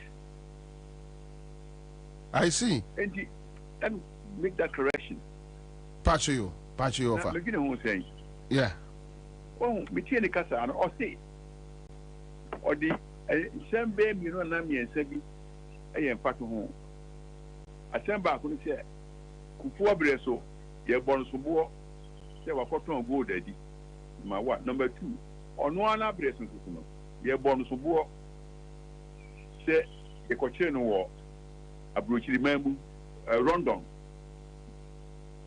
na brɛ so yɛka sɛ yɛsɛ wakɔkɔ ne ɔno ka yɛ onya mekan saa nsɛm a ɔka nyinaa ɛfa ɔno ɛne kufuo ho no ɛyɛ obi ano sɛm allegation obi bɛka sɛ allegation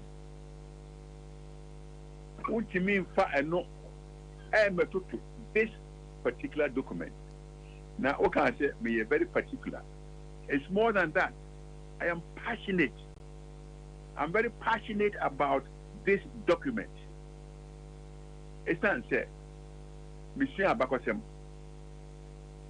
say chitinoa and can say there a was angbemuno and can historians will describe passionate a year beating the drums the reference to Kwaframa kuntunkunku na omo ise obi ase osi 1957 enya fa ahudi ena omo abese kopo bi a ese so de asantefo a omo antimi ani wo so da what's all this about na mameka wi menko ono asebo kan se eye t-shirts of fake gabidi ɔsi obiara kora wadwene no wobɛka sɛ ɛyɛ no kora no yɛfa nkɔ psychiatric hospital I want to say this asɛm aba me ka ho bia mehyɛ aseɛ ka ho biribi efiri 2020 nea ɛnam no so ama me hunu saa ngoma bi no yɛfrɛ no Anne-Marie Apoapa Bobie ɔno a ne ka yɛ ɔsi ne wɔfa ani mpɔn ani gabi ɔkyerɛ daa so ɔboa na meboa ɔte ɔwɔ London na ne wɔn mu ni sɛ saa document Gabi ɛne Chebi Manyene ɔne Akufo-Addo sɛ ɔmo ni ɔmo nsan kɔ tena ase na ɔmo nsan kan bio na ɔmo nte aseɛ ansa na ɔmo abue wɔn ano akasa aseɛ ne sɛn sɛbi tafra sɛ sɛbi guru Ghana fo yɛ nyimi yo Ghana fo yɛ nyimi asɛm America nso ɛnyɛ NDC ɛnyɛ MPP asɛm ɛyɛ Ghana mɛnyɛ asɛm ɛsan sɛ biribi biara a Akufo-Addo ɔbɛtena akonnwa yi so from January 7, 2017 ebesi na aka bɛyɛ bosom na kra a ɔbɛfiri akonnwa no so no biribi biara asie biara no ɛne nea yɛakyerɛ anyere no wɔ saa ngbe mu no ɛsisi pɛpɛpɛpɛpɛpɛpɛpɛ na sɛ ɔka sɛ anaa ɔmo ka sɛ ɛnyɛ me find say it's no go a fictitious obi na say me oboli srebu and one try maybe on say why and onim sa abakwasemu ya yeke why this mu why na obenya adaje what say na adaje say what na waka science mu a ewo forward yi mu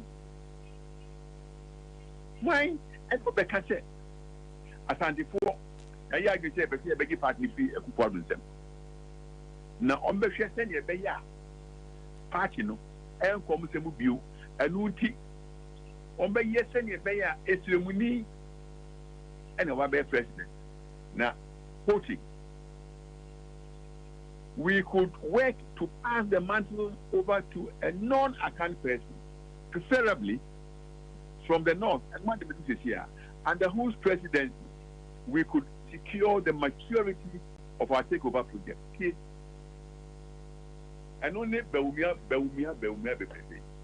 It's an Omafa Beumia said, or a sebi Joker. Sebi oye, Koliko, okay, sir, Yankola Brim. I get an idea in the channel. Koliko, so I'm Takakama member. Only dear. I was to call, that's what you quote here.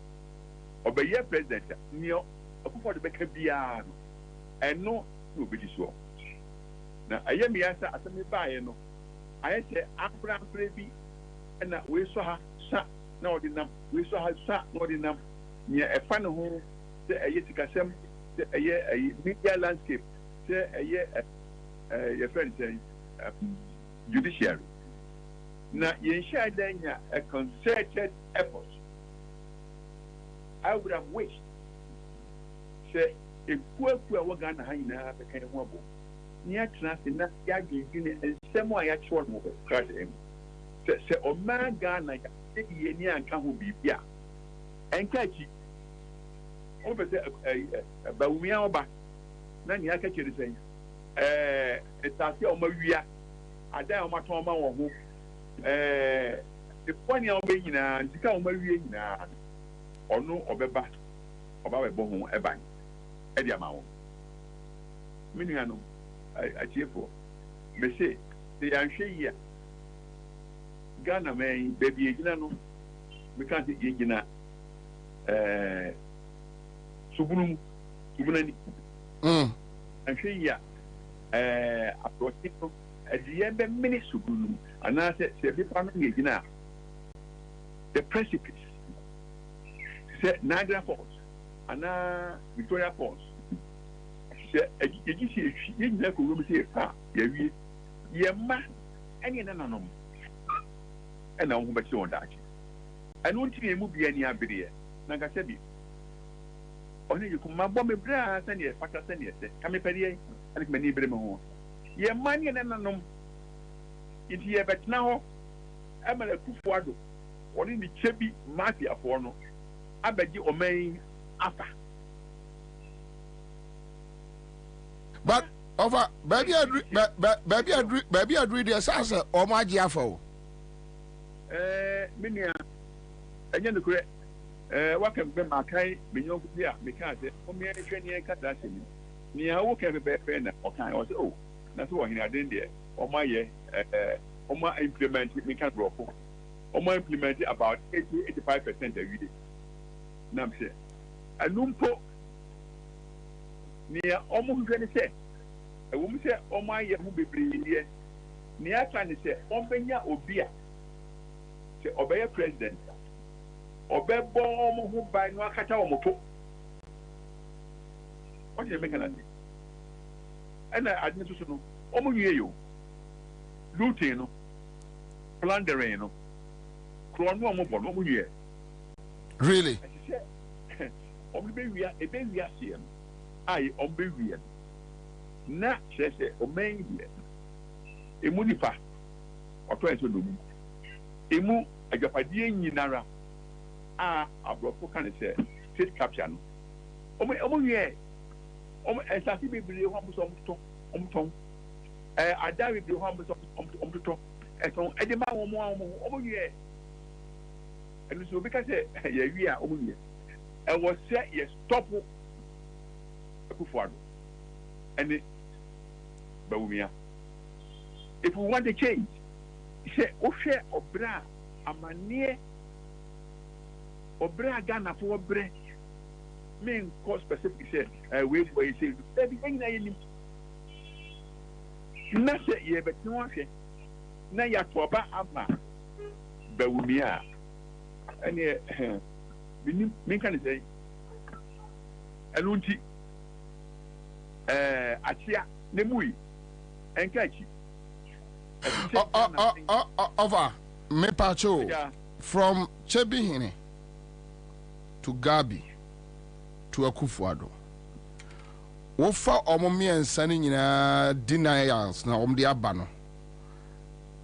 Would you say be bentina omobe yes last minute deny we say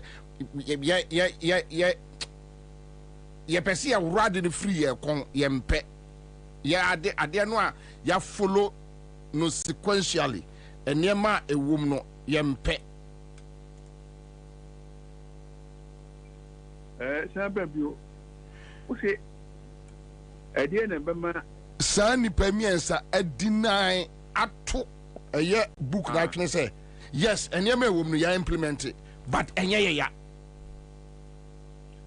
yo the attorney say oh obi kan say sebi oka obi kukum ni okobo hu dawru ana oso so koye ku achi abanya wana okobo hu dawru achen say be koye ku dabi sanity na omo ana ensuda sa ajapade atay ya kan wasem ebeba abonti. That's number one. Afesu so Sabeno eba ya yimu start ya ye kan as far back as 2020, almost 4 years. And ebe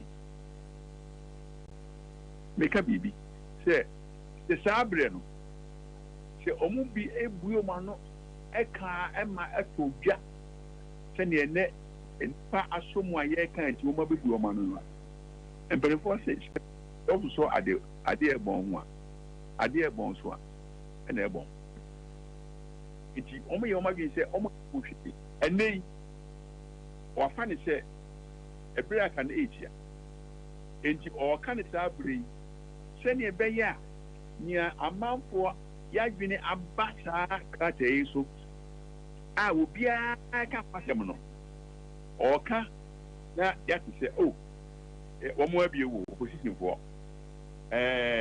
ye beto aba na omo twa nkonto potu me so eto yen so enu nti na wo mabasa abre ni but ne me kan say sani etie bia no ye nyem ye be bo ho saa ye be ka mamafo ato omutirim na me bompa ye say ye nuanom abusua ankra panu a bebre asomu so ebe dia to hu se de omo ka no omo de no mu na so omo ko ne hwe omo adwene mu wo Dakati hospital enya ye ni aye ka te pane dabi nti waka ni saa no a meka ni pay egma no de eye very authentic se enya authentic a ye ni aye ka hu bibia no pan court ma over time by na Marie Adam Buadu or the document in the mouth na precisely when it was on the 29th of November, not barely 2 weeks before the election. And now, on her platform, frantically, all cancel, all per obia, only John Mahama, our contact, and I J. Our contact. Nanka only. This was 29th November 2020. Tim John only then Jane Pokwajimai and our former chief of staff and Boamani Sasim Naba. So into any nasa say Mamene Boa, this is Obia or claim. Or ye direct see what I see in and what's it that God what's it that na sebio aboefi is what I said or then what magnetic and I want to emphasize say omu tiemia Akufo-Addo Otidaku unless the person who wrote it no he will be one of the biggest, the best known prophets in this world. So every act, every policy, every program, every activity. Nina ewo sa enwumayimu. Why the bigger idea? Actually, sanguine. And this is for we don't have the time. So besides sanity, it's a diabolical booklet. Now, you want to say, me offer, go back here. When let me read that man, 2008. You two, a good for if it's one, and I if it's one. Minya, the first copies, not of this booklet, now I lose form, loose sheets. Not precisely.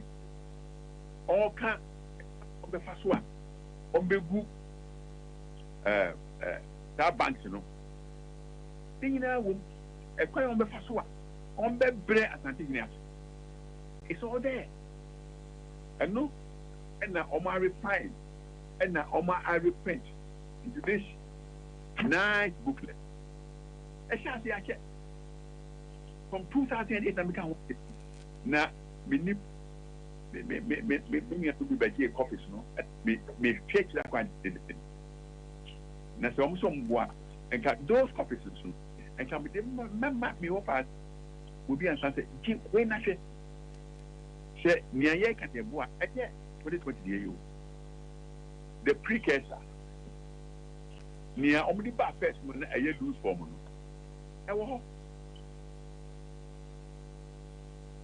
Over Ansah na bekono mamembusa mamembusa se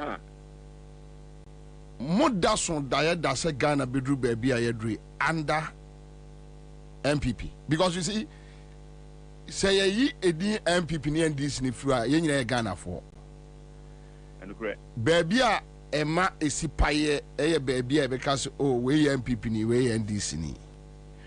But from your experience, ya wanya kakra, eni nima wunim Akufo-Addo nom kakra no. Now jidi say a day bi bedru a busua bi be sore say bibia ya Ghana de bia and they will make sure omo be fa adwane de akọ. Well, what besides them, what I said, I can say, teacher, me when so fast. Meaning say Ghana ni bia a die, a so die out the tea and a picture say Akufo-Addo. Or can't more adding or made to go in that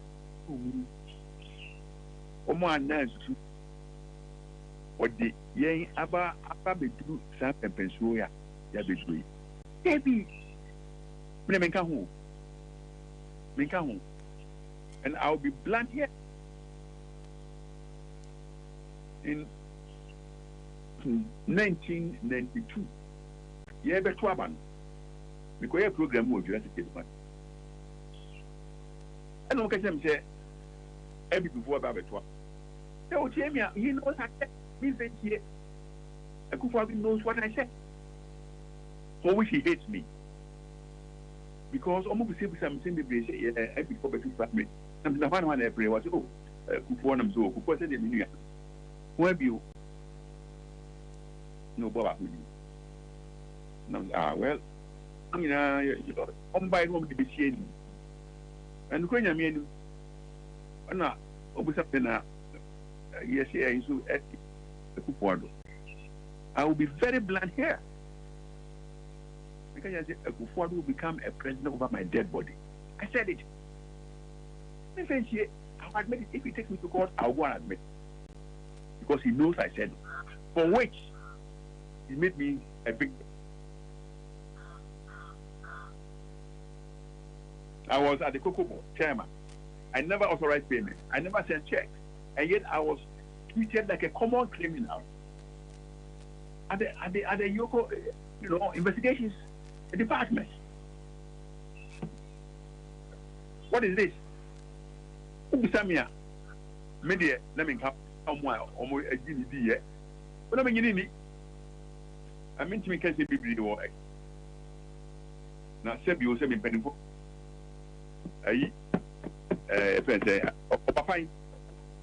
Edward. Which will be a woman. I know I could follow quite well from the university days. People have challenged his credentials, haven't they? Which schools did he attend? Which secondary schools did he attend? Which colleges did he attend in London? Who are his classmates? Legal classmates, whatever. Some people are challenging him. So, Minia, and some of also. But booklet here, Mummy and some, they are a man point you on one thing. And yet, MPP, and yet, NDC. And yet, ye manum, and yet, none, almost darkinty. Almost darkinty. As ye bet now, not sa a queen. Opportunity to apa yẹn sẹ ndo mu diẹ ẹni yẹn mu diẹ ẹbi yẹn kaka yẹn mu no minim yẹ bẹ yẹ yẹ sẹ yẹ ani sẹ we should change the government na yẹ ma ẹfẹ ẹnyẹ juma the law will take its course there will be no victimization.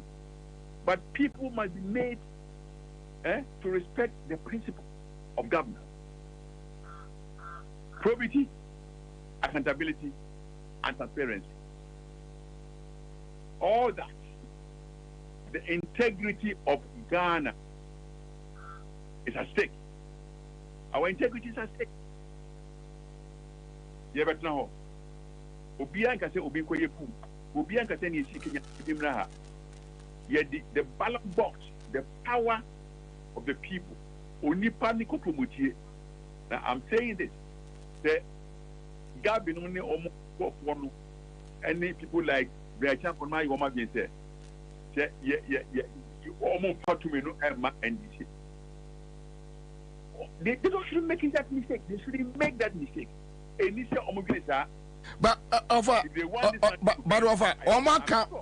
can so say omo be wiem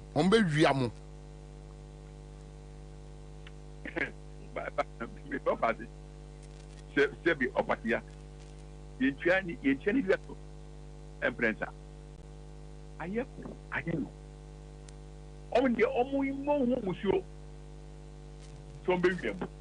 I'm telling you near a share Ghana or a Mebunu, any Babaono, it will explode in their very faces. I can see Ghana youth, they're on the streets in Accra and other places. They shouldn't make that mistake. Don't say Ghana should be, but they should go ahead. Now, Omunyese Omberium. And you can woman you eat you bet you want a Ghana for Micro Marco Purekra. I mean, Chiapi Manuidia near catch them right at the woman on beg Mama Humaniso. I'm now on my chat here. So, Ominim Omabum for let's all say Omuria. And Granny was it Wabape? Where my name is Wabape.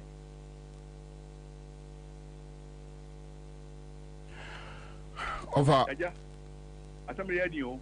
I somebody had dinner, Mummy, my home, and so, Miss Remo. Edding. Heading, as you heading. Women can Ukraine. I am inviting individuals, our intellectuals, the religious community, the institutions, traditional authorities, all of them to join the voices of those who want the truth, who want justice in this country, not to keep quiet. Let us discuss as a society. Na yehunu se aha na efa ebeyi na baby e mo dey go fane dey enye over area Accra FM Citizen Show yedase bebre Miss Medak babo tiamu nyina amen Konzo so your uncle Openi Daniel Ohine Ajekum. What's this? I want to know any beer. Do the back of my buna sorry, dear. Oh, be manager home. Some motivation in a mabuni here. Because in baby, I do need dear, a dream. A free penny for them, Mabundium Naba. Na sababu no kwa bonte no akokon ama abusuan ayo peso hu sabusuan panyin ene gidi oye no ho se babunu no kona so kwa awodi tinyina na ekro enti mpanyimfo nim se nemu ni ahoden ye hia sankra hye no mun hye ye nkran ayi ntime nko emfa nye oman democracy enenye democracy ne practice o democracy ni nyina ne say obia wo ho kwan so timi kire na dwen right to protest is enshrined in democracy your constitution mu se bibi koso na wani nyi ho a utimi e kire wadwen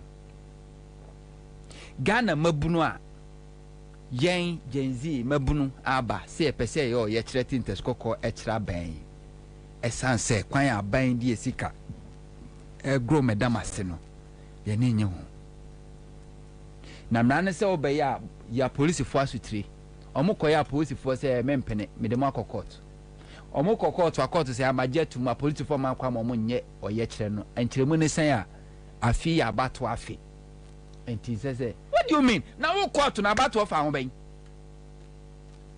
democracy na nye bia ye wo season bia ye the democracy ye put on hold because it's an election year.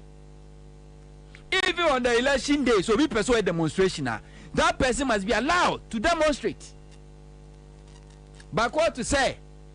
I pose for more a demonstration because I am about to have it. And you be a IGP or contested president. Why busy? How are you doing?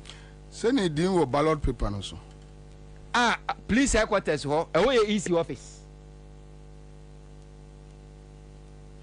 2016, how many months to election and an AFAG let my vote count for a demonstration against Charlotte Tosei? How many months?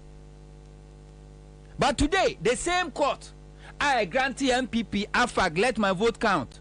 Even 2 months to election, made demonstration against the Electoral Commission and Charlotte Tosei. And the same court is telling us, say, 5 months to election, you cannot demonstrate because the election year.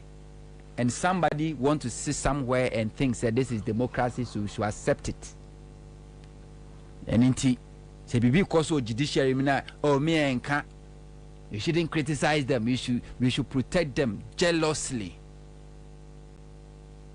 Bema Ben be protecting the cheating wife jealously. Or Baben be protecting the cheating husband jealously. Who? And in democracy. That is why we see you fight.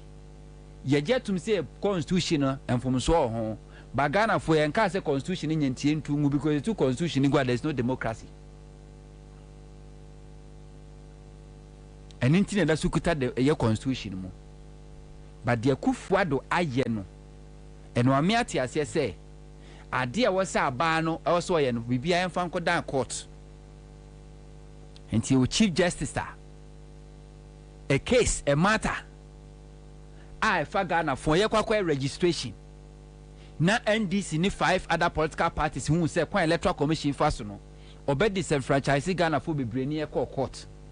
The same chief justice e ka se wo tu kwan woni ho entimo omo nseti date ko si se obeba entene chief justice we woni Ghana etimi se judicial system na enya adwuma ampaniampa o mantimi anseti date ko si obae date no obeseti ye no na chese sa date no ebeba kura after say electoral commission and registration and indeed sa pepe no ye no emra shebeje fiache mra say makwa ma oba no oba anware bema ne bema anware a wo so mampeni ni nsa hyase o mampeni so fa ni nsa hyase ne de asem na beda court se kire yen se se so mampeni ni nsa hyase ana sense se emra shebeje fi kwa de ko na obi di njanhye akoto se na esimu ruli a enne chief justice ka try and say or the 6 months 7 months na ebe decide court de betena say RSF whether or not the injunction should be granted or not. Our chief justice why come here say Supreme Court one mo person mo betena case so ba ku mienu miensa mo trans you say mo di ruling ba no be atimi just injunction application or catch say take here say the last guy is it not match mu ho and no court. Yeah. And the chief justice is telling us it should take them 9 months to decide whether or not say injunction application should be granted or not, and we call this democracy. We call this democracy because when him say sa case no mo di aba no enkosiaga na se koba ne sa so dia it means or say President Kufuor de nsa hye na se se President Kufuor de nsa hye ase dia na MPP financiers trumu omo discover omo no sika no so they need that money for election, so we must use the judiciary to delay ne nto aba ni nwie ne anye sika benya ne mfa nto aba ni nwie omo bu yen abra yesum na said the kanda paka no se democracy be do some pempensuo ya timamufo no entimi express omo ntimi nkyere omo adwe bibi kra ha omo ntimi nka eye dangerous edu sabre no a timamufo no mfamra enya hwe omo famra hye omo nsem e de ye de omo pe na the only thing ma kwan mu obi timi kotoka expensive na o drive na o dey ju obi girl mra with that emra sa o car no kura no ntimi nyimpie efie kura o ntimi nto with that emra obi baba wura ofie abebo arepu no yire with that emra obi baba ofie abetwe sikansi so atwitwa wakum with that emra because who call emwa kingdom animal kingdom, that is how they live. Sebo jata otisi wache de openu awe untimi fa no kokko to bia sejata what is sejata chi abo biawe ama wotwe akwakobo eye osebo amane ama osebo abechi jata enya adwuma ewo ho because how osebo no kokko na amane sebo no kura hunu so obechi nawe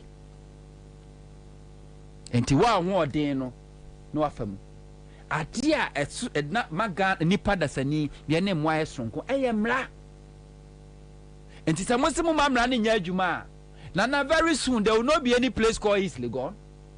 There will not be any place called Slum because Eastleigh gone da ne nyina ba beche because am rani ho tunti member bi na ka chem say efie e de na chese efie ni odia eyemra e de na chese japade na kitawo no eye odia eyemra enti sie tu samra ni gua na ne nyina be ye pe e de na chese oba fefefe a na chi fefefe eye oyire eyemra ye tumra no gwa be chane pepepe.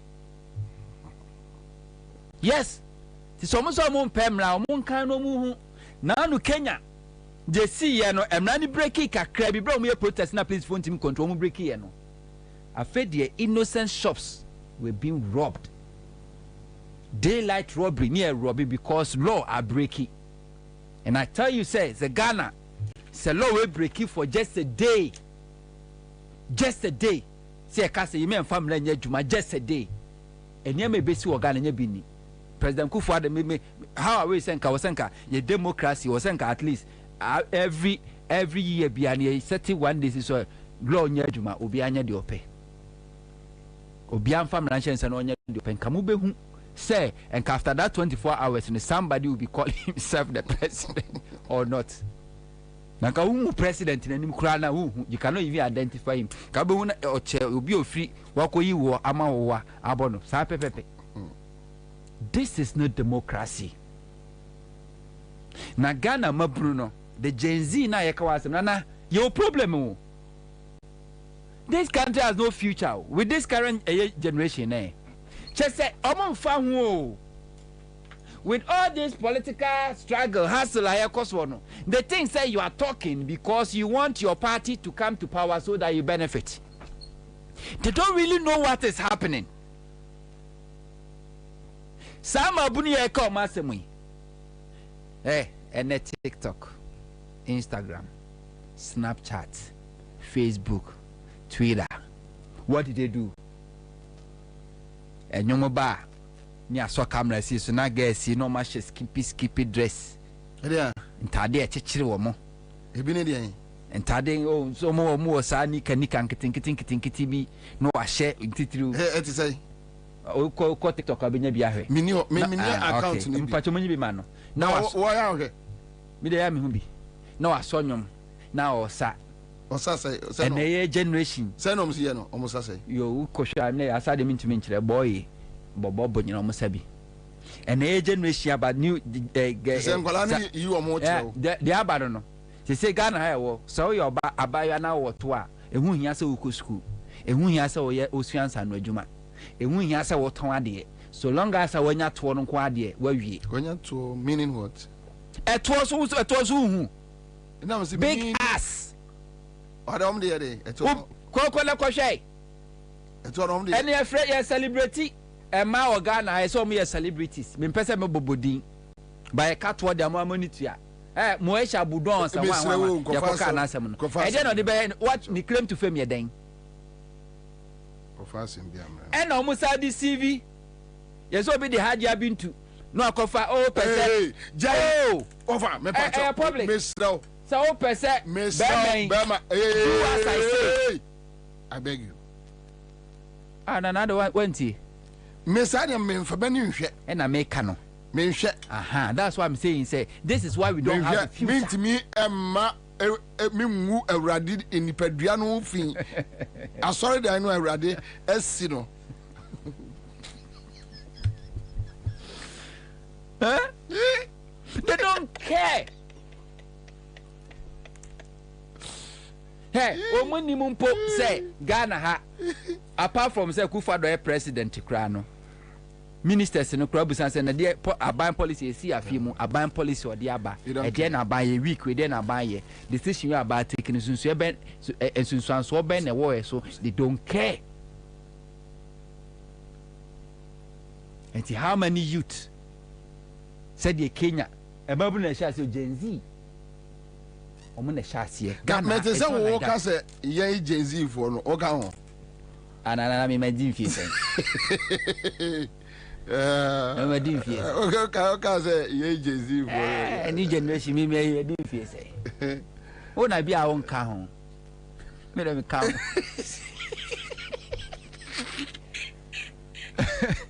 o le bi a won ka ho me dem ka ho no they don't care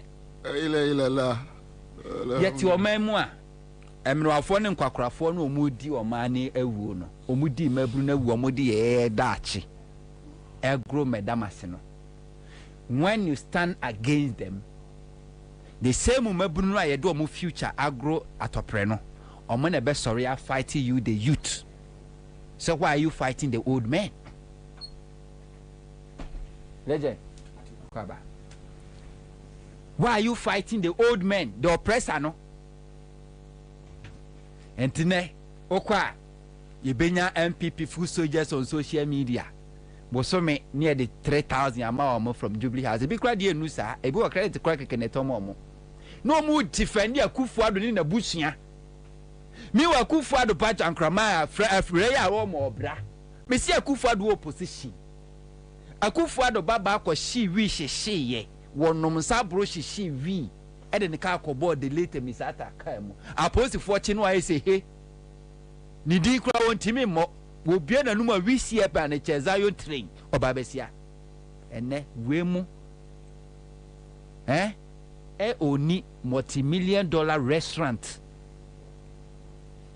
Akufo-Addo babia ni wa wɔsua Ansah no adwuma yɛte Ghana aboso kan spare parts dealers Akufo-Addo babia anya bi car dealers aboso kan ɛwɔ mo di car se ba Akufo-Addo babia anya bi nanso ɛnɛ Akufo-Addo ba ɛna import spare parts ɛmɛ supply ambulance na woda youth no kwasi ampanyi a wote hɔ no mu a aban ba adwuma kura wanya bi anye o papa wu ye kura kwa befa so ata adaka asie no na wunya bi no na wote social media na wo say praise busa nkrofo didi okuje to abla kwa atem di okuje to abla kwa atem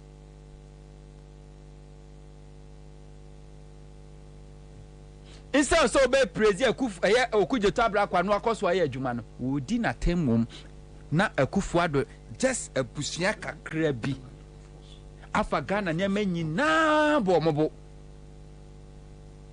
na report out the mami okay one year kono report out the mami ya mo boso hey uko National Identification Authority when da no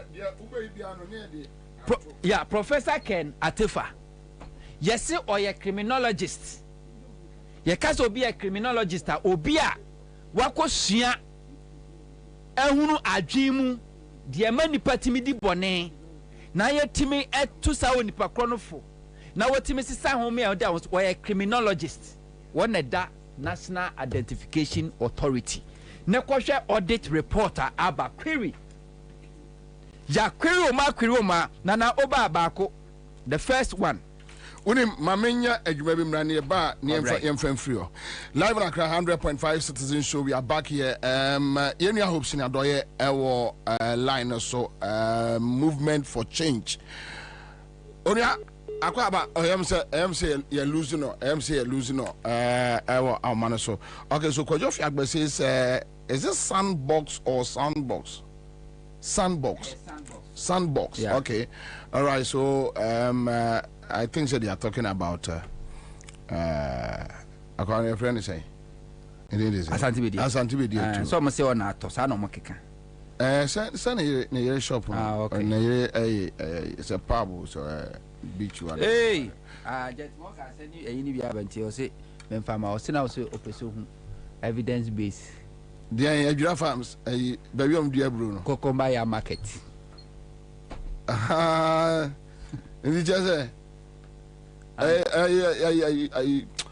Afram so Statistical Kokomba market we nya Afram so Kokomba market where Kokomba market and I just Morgan said in the amount if you want to know the price of yam and I said in the amount and download it sir I download it by download it as of by the way you must say me free and you almost the free is never by what is going to go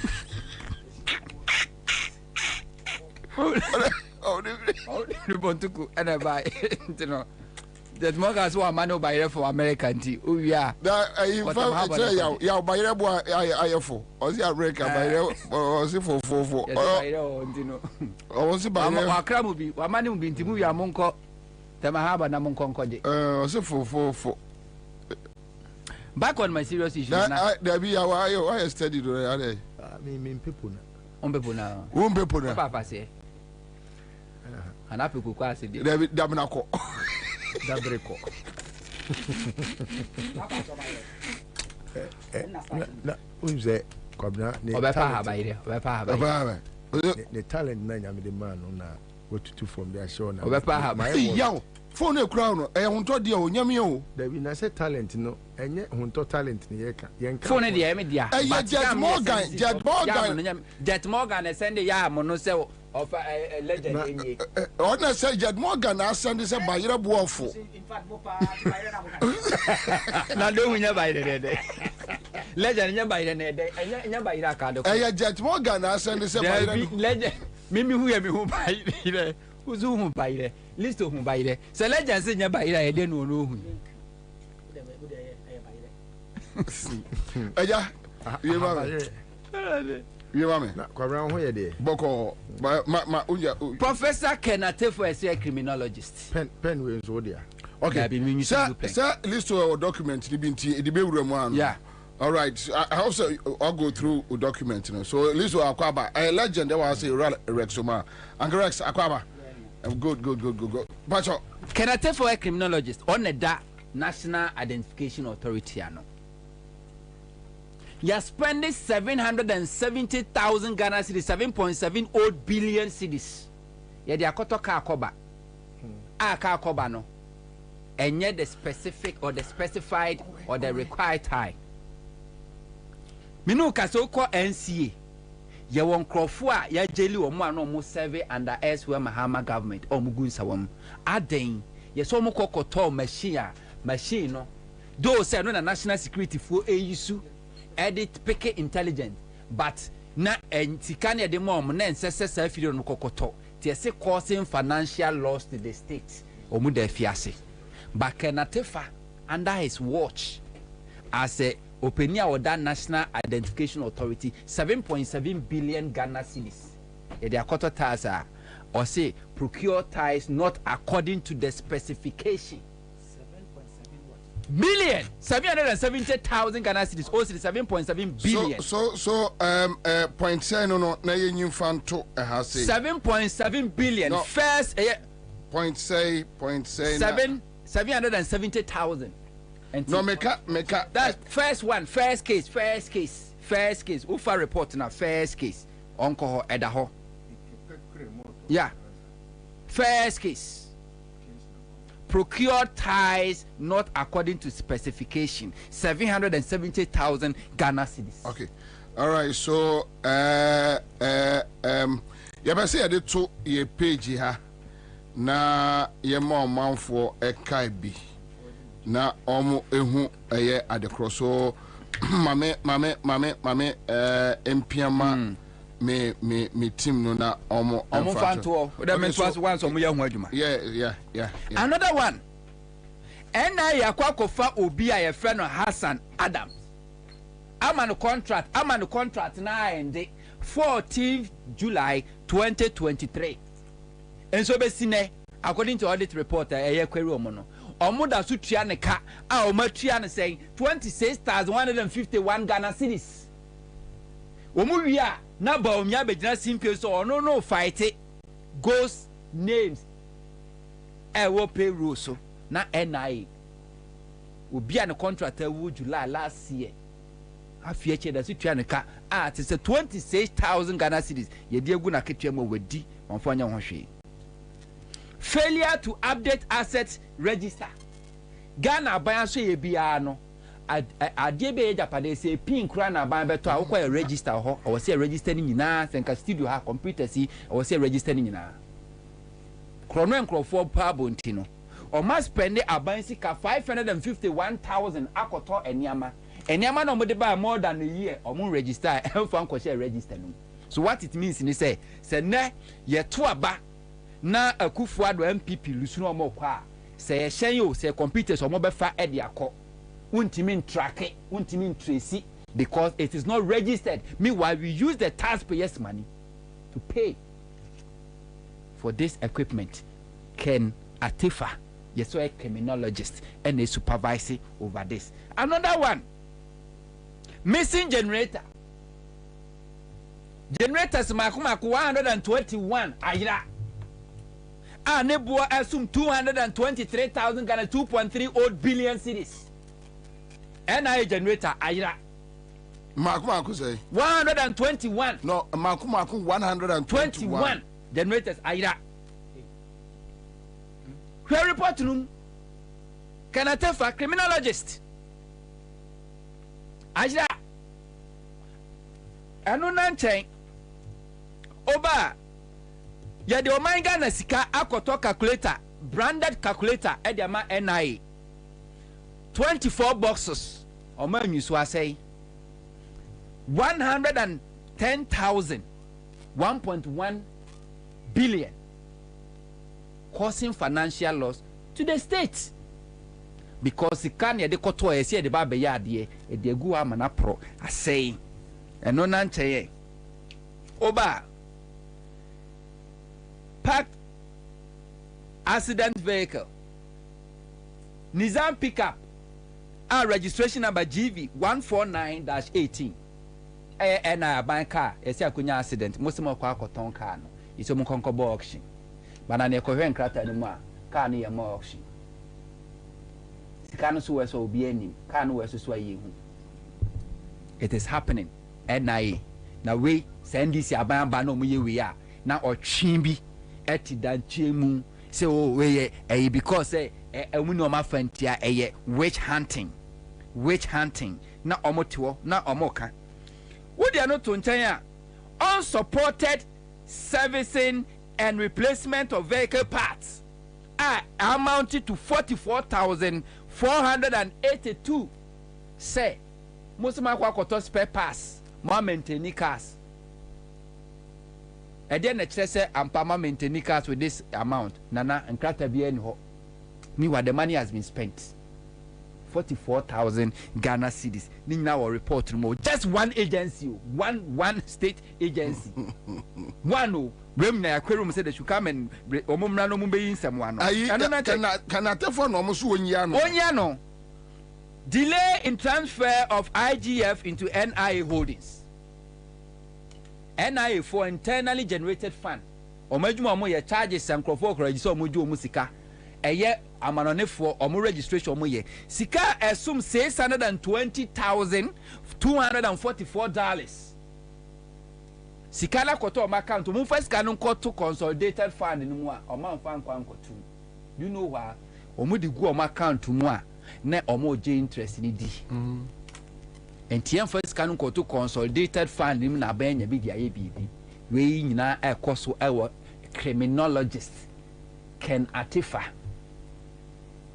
we and no nanchain untransferred IGF sika and also internal generated fund akoto NIA fofutumu amounted to 1,940,176 Ghana cedis 65 pesos gusuo omun transfer nkoto aban futumu and also so man fa kotu odididwa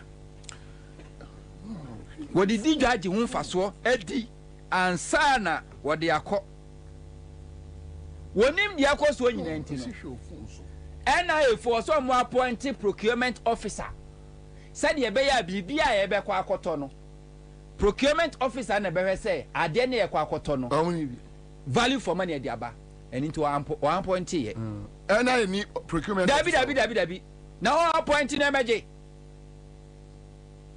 enti wa appoint ye yakwiri no so mra me ya no de enti a ye ka say eye omuni bie eno na nchen under invoicing of VAT in procurement of ties abayan kasa juma wo kokoto ties ka koba na eye VAT value added tax amount of money we see etwa de ma ba no na under invoice ye say ye twa bi agum ya teso boom abayo. And so government institution, government official, say we are buying. Say a private company, being a quiet way, Ghana Revenue Authority from Komukutari, woman are sitting there, they are publishing one as smart task force, young Kwachiwamo. Can I tell you? What was a base in another one. But we and I'm father and being to her. Increment in price quotation by Easy Trans. Company yaman contract one kaso betenda o buy no figure o de buy no now there na form and the contract na ma so be supply car cover afebre so be supply car cover na o bo no sika di sika over 356,000 Ghana cedis e dia koka ho na so wo ka size amount we nyina bo mu a etwamu over 10 billion one agency National Identification Authority. Say ye and as abua papu and the danwa kewin Kenya wanwa because you know so abua papu do the baby. A year na kenufriata and the whole do him say a crack for concron on the nediano. But where ye kenufriat a kenatefa. So from kenufriata to kenatefa, our only criminologist. Before we just have position way, but if we say because we are nonsense for near friend, prof, criminologist na way day, no cheche my adwinimuno, and a bonifusamono, one bonia woodie. Thank you. But say if you are not a criminal, how come you go learn criminology? You are a criminal. Anyway, I apostle Nina. Fa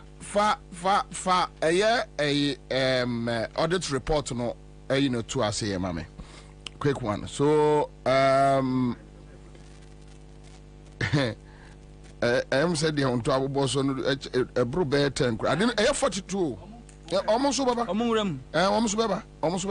okay so Ghana for this is the audit query from the audit team NI to the executive secretary. Na on tia wa oma response wa na adwene say on fi wo mo match ton na jet send mam no opeso hwe yam no bi opani say mfiri mu phone apro ma yam na pro send mam now me ba document no one of the issues no a free NIA banini subject procured ties not according to specification. The money involved near 770,000 Ghana cedis. Now, let me just take like 2 paragraphs here. I'll say we shall be grateful for your responses, comments on the following audit query by 22nd March 2024. This should be duly signed and dated. Section V1 technical specification of the tender document number. So the number is there for framework agreement. So is there a national competitive tender for supply and delivery of tiles and batteries required tenders to, among others, to provide the name of manufacturer and brand of tiles that tile should not be more than 12 months old from the date of delivery. Now, for the above, we noted that the 2020 quantities of good year to the time the number 245/70, that's REM 16, valued at 770,000 Ghana cedis supplied by Easy Trans Limited under a call-off contract were 18 months old from its delivery. And I say a year even 12 months old. But we're not at the 18 months. Inti kane na mapo yes ye na inform me say tire pie omawu expired ties and I can atefa no eti NI and on them for side contract. Because this has resulted in the loss of value for money. It could also lead to the future supply of tires and batteries which are below standard and specification and the future call-off contracts under the framework agreement. So this is one of the issues what document. Hello? Yeah, hello. Yeah. Boko there. Boko. Bacho your friend say? Bacho your friend Ben. Ben. That's right. And then Friday afa. Friday afa. Say na about phone so. Bacho thousands a day. Hey. Friday wait 10 million. That's right. I mean, you know you ho. Unye ja ho. Yeah. Eje we na be si fi o isle go. Oh yeah. Anyway, Koswani CMG Skacha the Entina, we are grateful. Congratulations also. Say star 413 hash CMG Skacha there. Check 10 million, 20 million, 10 million, 20 million, 10 million, 20 million, and Tiana Wama. So, just one of the issues now, a woman. Listo, my member, divine Kwaba.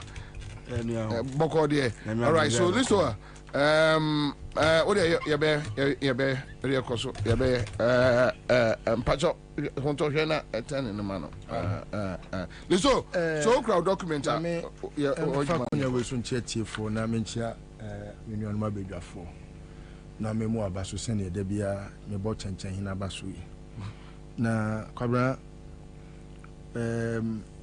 you say what Danny okuje to on the radio and wakoye kofa bai Kwabena my kind document me yama she me papa to begin with. Let me express how I'm very pained and enya dia me nwanwa. Just that I'm pained as a Ghanaian. Say we have put some very unscrupulous beings in certain positions, and their main occupation, enunti ebia enkebema the relevance of the offices are omo occupy. Esubeba omama ene sebi omo impo omo nye omai iwe ma na so omo ye residents in this country say ye identify ye ho na yetimi ehu kwan ya ye befa so a abonefo sem ase etubetwa ana se ebeba form ana se ebia yebenya a database a eye Ghana fo nyina ye database Kwabena Ansah na meba we mu no. I'm very aware say unim say companies be ewo abrochi amanone a ye database as a people no ehun abasem pen say they have had access to eye NIA for registration your biodata ebi akodi amanone. Really? Yes. Yes, what catch them that? Maka. Yeah. So no, what catch them that? You see this can Oforiate or two way. I can Atifa. I say Abekronsa. Can Atifa. Gentia or more appointing a Kotosa institution who no is because as a Bushia a planning say I will say yenya a successor no. I will see yenya successor no and in whom enko for what you would die na omonsoso omutimi boni chidom. And in the first crime our committee was our office was an inflated cost of how much Ghana for kwako identify ye ho near the biodata akwako go afidie so na daachi bi se bi amena ebia ye hwehwe me ana bibia ye nyame me biodata kra ebia ye betimi de ehun se nipa kra ye frɛ ne listo won onu nie Kwabena omude figure bi betu bedwam. It was in excess of $1.2 billion. Emma, the first person who raised issues are from within the same government. Can Japan. And what can I say?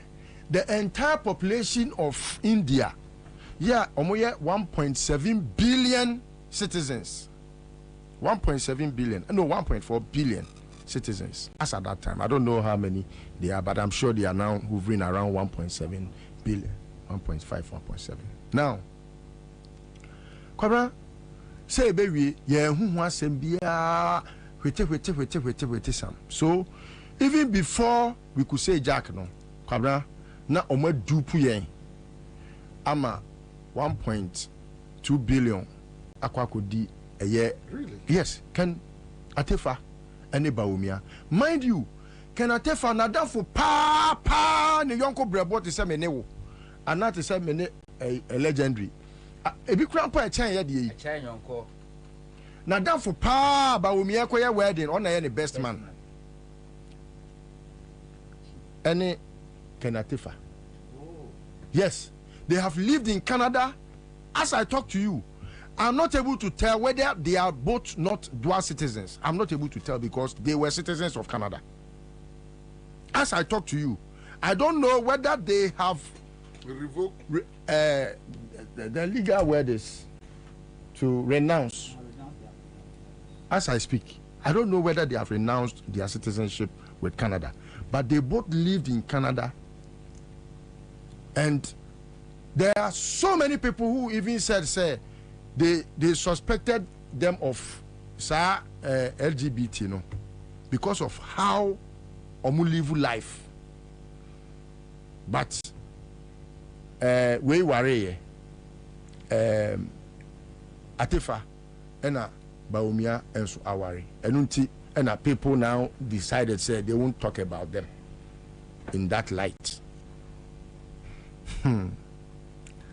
Kwabena, this has not come to me as a surprise, because the Auditor General's report, Kwabena, is the tip of the iceberg. I'm sure you have persons who are employees or personnel who work in that office. Kwabena, Chrono, where your internal audit report? Yes. Yes. But it's the tip of the iceberg. Yes, and American. Yes. Where if you're the internal. Okay, so you see, and yet, I was so we are going anyhow, and you may be boo. Because Kwabena say, Yenina ya dear, Obako for far would deprive you from a normal be. It got to a point, Kwabena, who perceive one casa who call register, so we are going near this guy, useless guy, thief, this thief, armed robber, embezzler, this thief. We say, who call register to get a card to show how we are Ghanaian, no, you have to pay. When all things show, say, they had funds to spend to register the people of this country. As we talk, they haven't registered more than 17 million people. Really? They haven't. 17 million people. But can you divide 17 million by how much accruals they have gotten from budget expenditure? If you give me that office, it will take me less a year to register even Akwala Yangono. Because me register Papa na me register Mamia. Ya wo wa ya be register on hospital straight. Less a year. Because I have a format from how our Germany for started here or more a database. National database at Kwabena. Enya dia a year Jumadin di bia. What if I say every day piano? How many districts do we have? It's about 260 districts. We have 365, 66 in a year or a leap year. It would have funny say de bia workers are more winina Muntu Muhungu district BM district BM ni one more what in Krotua Ebro Ahanai Entino a Krotua Biano Masin Bakunkosi. Now dear every day Biano and I say every a biano mon centralize one district. Namun kasi register Ghana for winina. Nanka say adwuma no krampo de metime aboa ma population census krampo ayeye no kebeye foama yen akwa wei atime de emfie ekọ enwotwe se o register Ghana for atime de emfie enwotwe no agie sika Kwabena me no ka say anya se yentwa ne ka o ewo ho o meko seminar ewo ho meko workshop na workshop documents ne de me de kire wa ebefuno Kwabena emu a friend is saying adia ya sort pona ode bayira ko pona abomu taso ode bayira ko eh gwasi jaso agesiwa be ma tibi yawe na wo ni tiri ho a can I tell you who ni ti se be mu hu ya no so we udini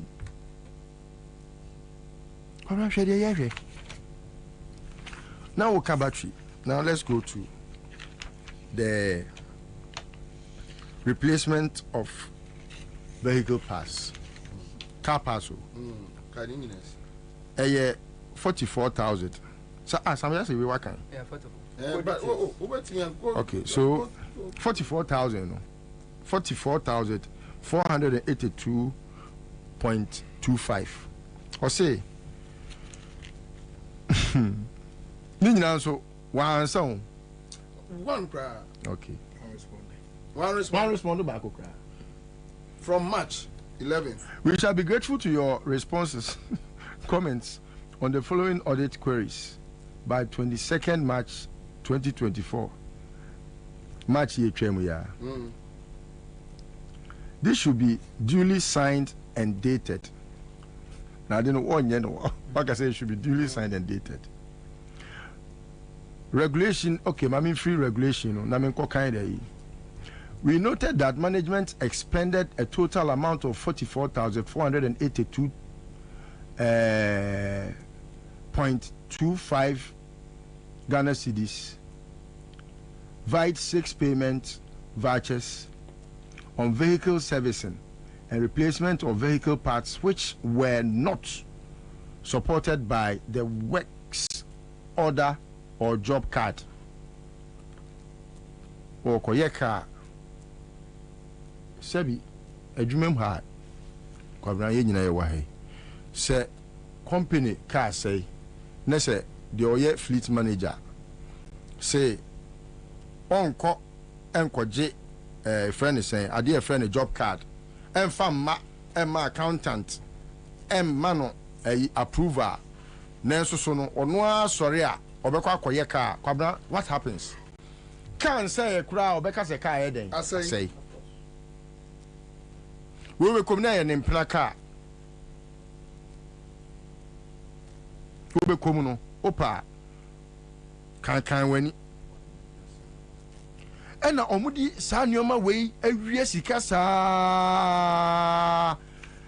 hwe the list of enyoma audit afine IF ne finance enya ye hwe ba bi to say or say non-submission of signed financial statements and other records for audit.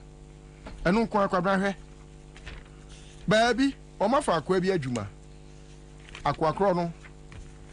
Adwuma na omo fa no no. Omo utua ne ka wabra ye friend sen. Emfa mra kwan mu.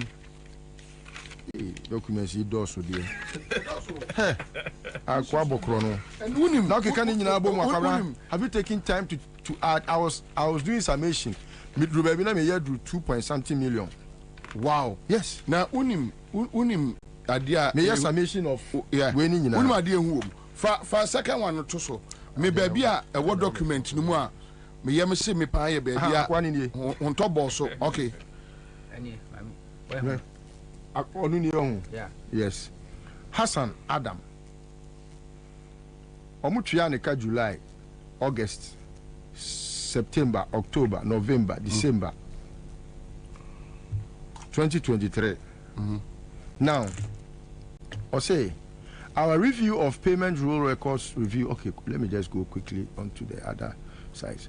Upon our further review of a personal file of Mr. Hassan Adam, the audit team did not cite any acceptance letter of offer of appointment of his contract, academic certificate,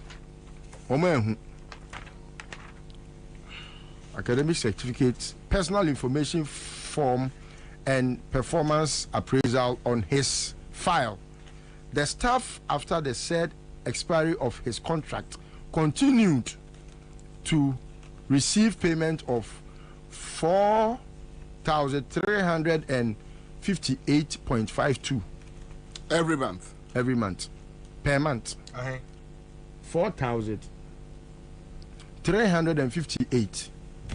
Kwabena, this example many in several offices. I have said it.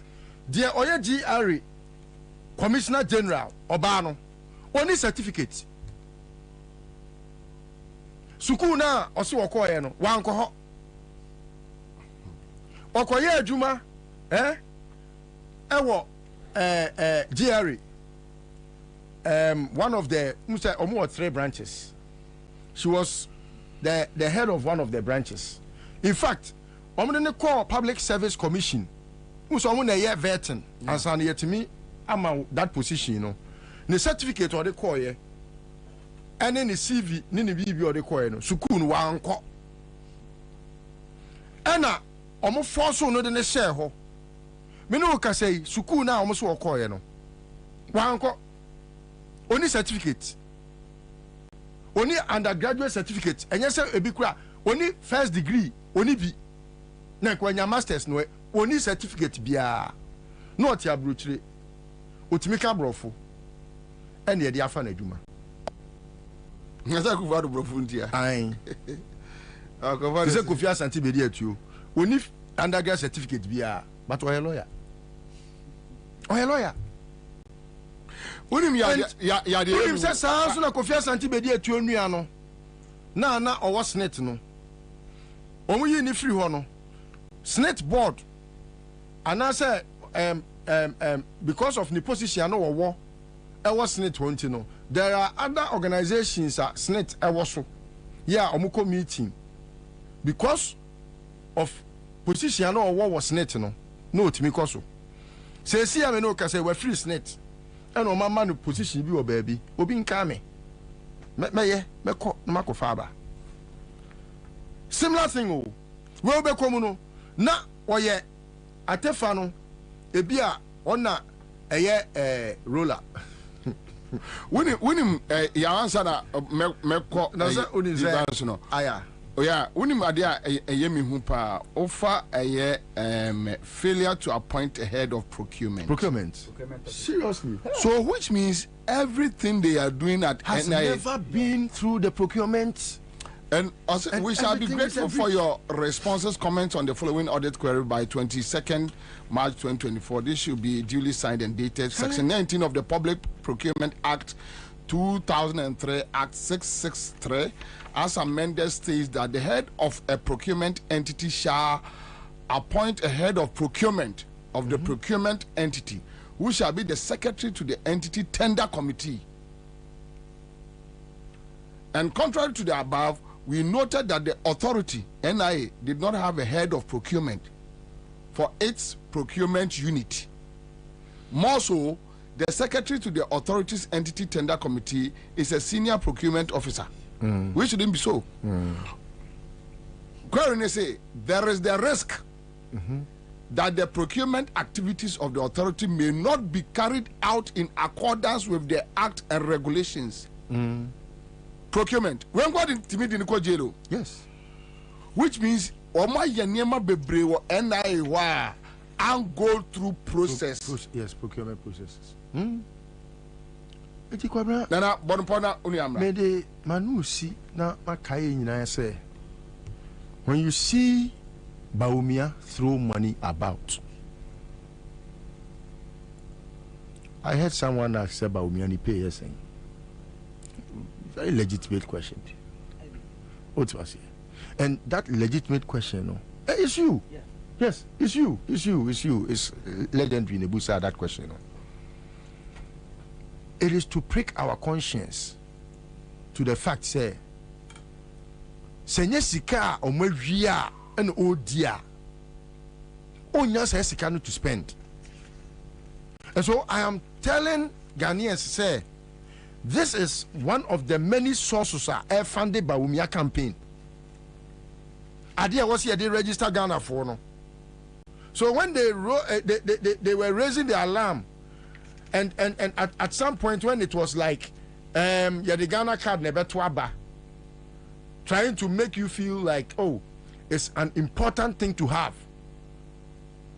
Then Ebema, all the arguments about that office, no, and yet potent enough to suffice. And untino, yan share a kwanya yebefa so a they be register mum na mum say ya wia usika de men ka ho asem eno na na ekoso over the years kwabena ade we mesre say beyond the special prosecutor wa petition no fabi ko mrahye bedwam na omo emfa omutumi entwe kanoforia kan atefa adena omu party ni mu kanfo ni nyina aso omadwene nye na omo fa ni magina efre mrahye bedwam pampa so na afi omo ntoto na ano e wo saa nyoma we hu enti mesrew say boa maunua anas nso moa anas of Ghana's parliament.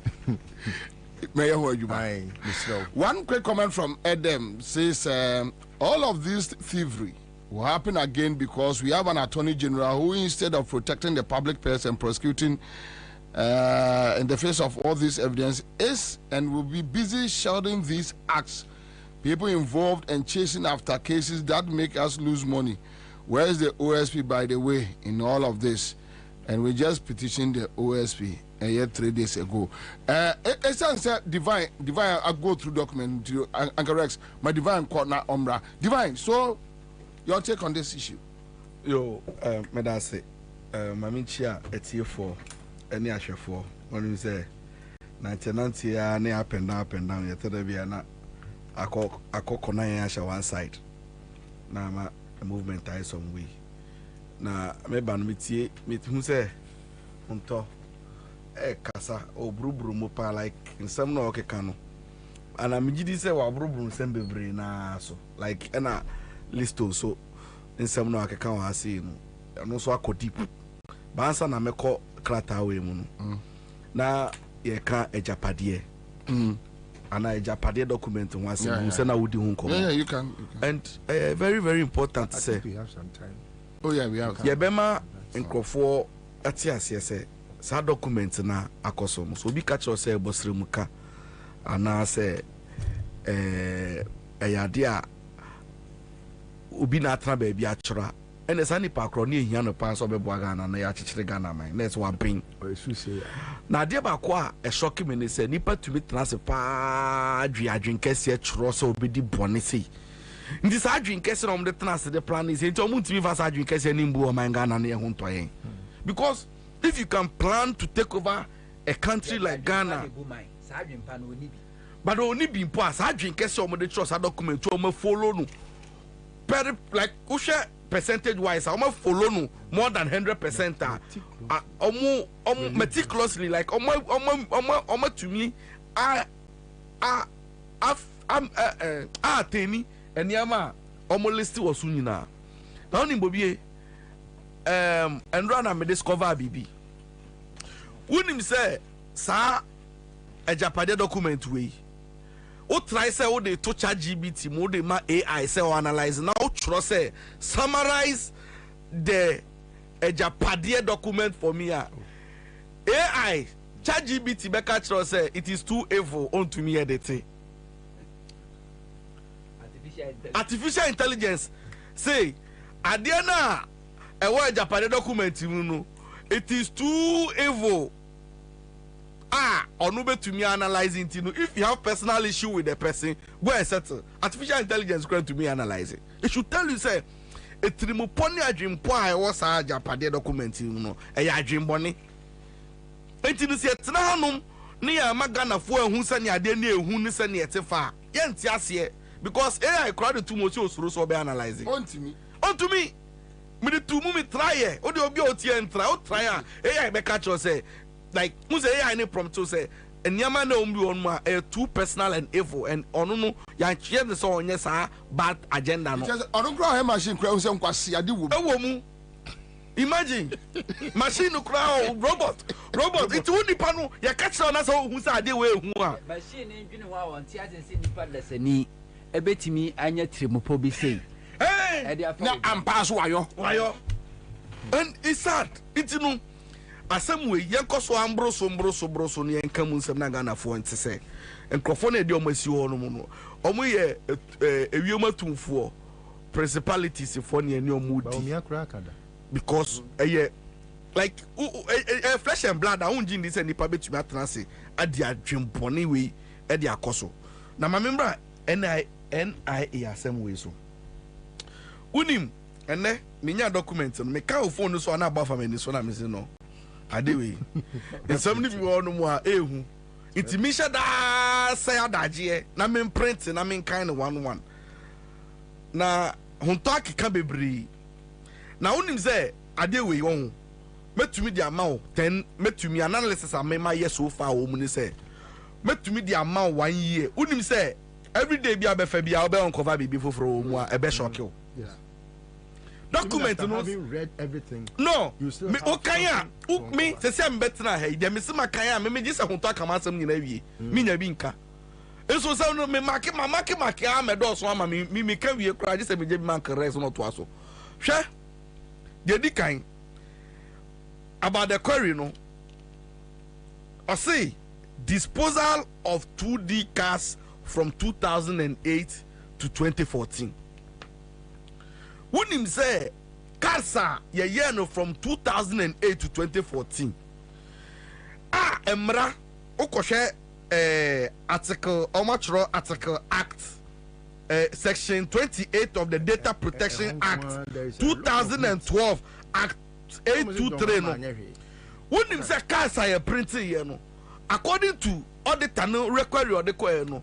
Osi anyone wa say adaina instead of protecting the data of Ghanaians no or say canative no omo the cars la kogu dinachi omo to agu dinachi e ma omo tro command say onkom environmental protection agency no omo hwe come fa so omo dispose this cars off no unu say papa no enfita no mato cars de go no e na nkrofo car no makosesa cars bi no bia e fan nkrofo private information e de ya de okrom into to no mo no be kita card no so the yeniama because you say the system was synchronized with Kufuor no it no data record now card no information e kita no is the same information na previous one no and one was so into the paponi ni nya no di boni di tia o sa same way e wa ha no mo a very important issue look at criminology also ko sua bibia about crime and nkrofo nipa boni ye force no mu di omo boni no if Central card say honum na say untumi nya proper storeroom and you know this is the mindset of somebody who doesn't respect people because obu nipa na say ade fa nipa ho a untumi ka say ade fa nipa ho ya dispose no a o de kwakoto ba bia ya draw attention say ade we ba bia ade agu ni fangu ho sa o se da bi maningu ho no mu de sika no na obedi itu ni de to jagu ho no se sika nim ade sika nim bia no fa no ho hyem ade a sika nim no be we see and cover environmental protection here you know or the card no be nya he mo fam kwasesem so mo too good na chi ni enko no too good share another one unim amo registry assets registry institution no on their record no as I say your top laptop ni achoro your top 2 at least uwa yenim say NIA for assets are omwoni analyzing even government power changes and him say car way NIA dia way car national security e dia beto ha unim say according to the report no since December 31st 2022 unim say niam omato nyina ya divert e dia fi ya institution no atuaka and ya divert niam no na registry ni mu a say data assets registry of the authority no omo decide say omo update no into wo hwe niam na ye bobo so kire ya mesho ebi nie PV event supplier omo tua 98,000 Ghana cedis omo say omo tua sika no but supply number ye update because ye person obe hu another one your friend is saying payment for supply of delivery of office equipment no o ma generalizing no minim say printer say photocopy say then you e honkwa e 27,000 you see update e nim be ye dey manufacture.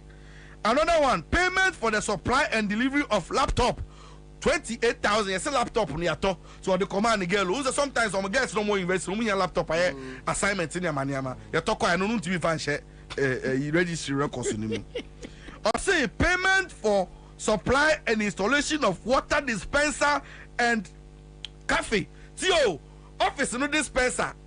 Yes, office ni here dispenser. Any year am de benom coffee office ho. Sanka we di enka asem papa omo masem a. Unim say sika edi tua 96,000. Unim say ade na ma me do office ho. Yen san so update record no. Dispenser. Dispenser. Yes. Unim say supply of unim say papa no me say otnasia na bo the sire mo say mo fa laptop ko ma me get we. Mo fa we ko ma we hwe. O share number of times a laptop ya listen wa ha. Uhun grofo ko e de kwa ko mo mo. Hwe. Another one. I'm say Rhapsody company. And you know, even on the update of company, you know, updating po with the supplier and po. No catch say, contact the supplier and they say, I didn't know the coye and answer one fan call. They don't even mention it. Rhapsody supply of laptop computers on also 28,000. Yaboni din and call. Another see, I'm say laptop on the same catch out and every week you be also better laptop. Every week you be a better laptop. And now, I say, television, supply and delivery of television sets and UPS machines. I could see 980,000 CDs. Wouldn't say no so. Yes, TV supply and UPS no, and also update and also to mean baby TV in your so. Supply of laptops. I just say my brand supply of laptops. My main comment. Sure. So a friend is saying,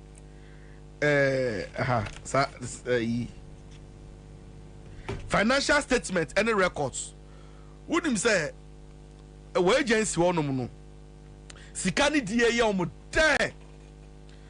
But you see, when it comes to Adia, your best sign is so be funny. The D and Shah says Sikawi, Minam request here, Minamidia. Wouldn't said that, person, Obia Van is Shakrata, Bia Saint say Sikawi, Osima seen a request here, Osima seen a toy. No, sir, Omwadi. Yes. It will be ambassador. It told him say financial records, Sika Bosu, Akasa, billions, millions in Obia say on Van and then again, Okutrenko, when you make a map print, exactly. So, Omunim, the word this cano. Minim Sauna dia, Meme Mamma Jehun free. Okay? Me, Adewi, Makaya, Mabre. We. Wash. Another query: unsupported servicing and replacement of vehicle parts. Yes, see, you're spending 44,482 CDs. Unimso Trasia, I don't see you. You see, as I say, you replace the car vehicle. And no Jessica. Unims according to Audit, or see there is no record to show that the said car no. Ni baby say and at the come some cotoy baby and say almost any mano. In terms say almost national comedy or man problem be no about plan be no say no Bobie to say no car we cry service ya no cronya car we cry my problem we cry yes say any bibi and say cry no opportunity pie no akwakoje musika. Into share the breakdown of enyama almost say omatuta ni nyina they can't say kana mesne wa hwe kana meswe yo enya one kana ma wo omo list enu sheet we am no ka se hwe 1 2 3 4 5 6 ebia cars also be 6 7 it multiply more than 60 cars no omo tena ase e hye da hye adwuma se cars ni nyina hye da ensay enso na ni nyina ni problem e de cost service na yetumi tracy adekọ ye car no problem ni car ne ho ya je hu sika enu nti na wanje job card no job card so ya nje itu nim say ade we enu nko aho ka o say 44,000 60 cars yes ebi itu nim say oh no more say oil change no akwakoje 4,000 I say even engine servicing fix left broken fender so as a be on lunch like come says going nature Fridays me should am pass Fridays on me Kasa obi antio ye tufo Friday ye tufo Obeko Soho. Soholi. No, I call a say Babylon as Obeko Eva Zion. Okay, I know me tidy ticket Kwaba. Bobie, uni ade we won me kan ye no me yam sheni. And I'm busy say where are we going as a nation? And uni ade ebema who says ade we alarmed no say. This is even a letter coming from a staffer or ye measured. No. Yes, you know ye measured or any colleague or any officer or any say any boss. Tio, imagine say who be sa boss say boss. It's in the car way. For him, person coming who na mention. So you see the tone. I just want to me yet. Onupo no what onupo no all be a question. No, very no. They are to no. So imagine say external auditors for be so ade we mu na so mo scrutinize no mu bie mu aduadue mu a. Imagine the rot I be expose. And you were talking about in Krofua. Omo nye qualified. Ya employ my recruit to omo. Juma. Me baby amity, I believe in what we call meritocracy. Yes. People should be appointed, should be given opportunities based on their merit, experience, and acumen. So going forward, you know, I have no problem. So be one more bet to me a show say only degree so Juma would manual. Obey to me aye and also but there are some positions one more a technical and by law no you stipulating requirements are say we need an airline and I say something to yes no okay based on this yes we are fine but until say best no yes a degree holder and occupy position way and I say master's holder who to me can tell me say would you be Sabi yo or ye SS liver and fan concussion honum. They catch us a school so to cross on conca. And it happens in almost all the institutions. Wouldn't say me there's some institutions I'm a bar over Casamanisan because they know say no. Wouldn't say I buy way buy it. Oh dear, maybe so Bobie may Sansuma where you may be. Shada bis as a regional chairman, MPP for regional chairman, or my girlfriends or my Jumaway. Ubehum baby munegu. Really? Yes. Ube who say obi die 2, 3 or the same normal chair. Regional chairman, mashada more assignments. And you know it's so sad to say. When him say ebi mo hono mo a ye de occupy positions a ye say a first degree holder and say oji obe konia the HND and say the diploma. Ni ye say on school better so.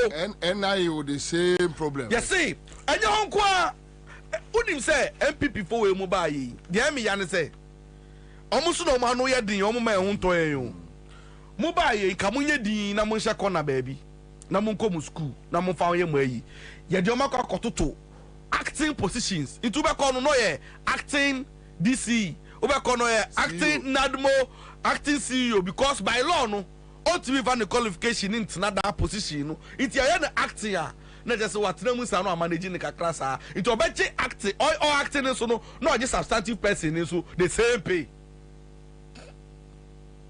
Are you? I don't listen. As I'm say, Obo Bakubina, the Yamashime. I say, Afame Crown. Chasso. Operating Chasso. Unim, it's no, so she sang your money in a Koswa. Now be sound say, into MPP for him the last time. Now, my classmate be me.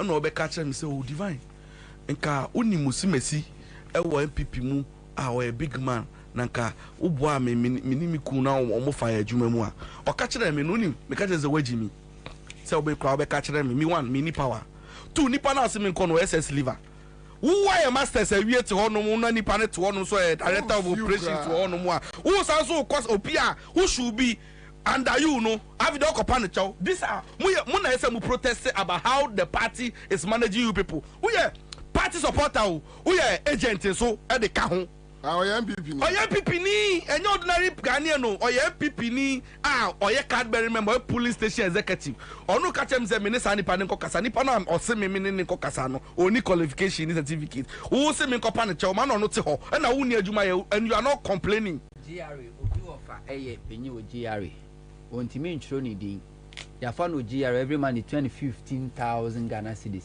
Or need to me could in birthday our London. Oh, Ghana. Ghana, GR. Kwabena, I've just added 6 items on the list from page 1 to page 1, 2, 3, 4. Okay, because you have made the way in the font no smaller. Just 6 items. I'm getting 1,055,000. There's one item. I know one single item is over 1.6 million. Yes. Just 6 items. Just 6 items on the list. Audit list. $20,000. 6 different audits. Just 6. And all the audits here before us are 16. So if you add that, which is about $1 million a year, yeah. Untransferred and 1.9 million. So that's about 2 million. If you add this, it's about 3 million. 3 million Ghana cedis. That was 620,000 USD. Yes. Multiply that by 16. The USD has not been converted yet. I said when we itemized it in the discussion, people will not see the quantum. Yes, we're all breaking it down. What you say? But when you are able to do a summation of all, which I will do. I was lazy yesterday night because I had not slept 3 days ago. Yeah. And so it was taking me on and on and on. And so I had to, exercise my natural deed of sleep. Anyway, Uncle Rex, Ghana for you. Kwabena, me a friend is say, one say the wow no. Report nothing. I mean, my check a crab. Me come into details, but I'll take it from a different angle. But before I make question, make sure at you for now. Your friend is I did I question you na. Your sister it piano. The trino pra. Na see na. Ejimi. So share Nana Akufo-Addo na appointees ne omo attitude towards corruption and state capture in asefo Nana Akufo-Addo ne Bawumia omo sunu omo ban e reflect e wo omo appointees nyina so Obia send me a message, legend. Or say, what Divine is saying is very true. Honorable Henry Cote's third wife is now the Deputy Director General, Ghana Maritime. Third wife.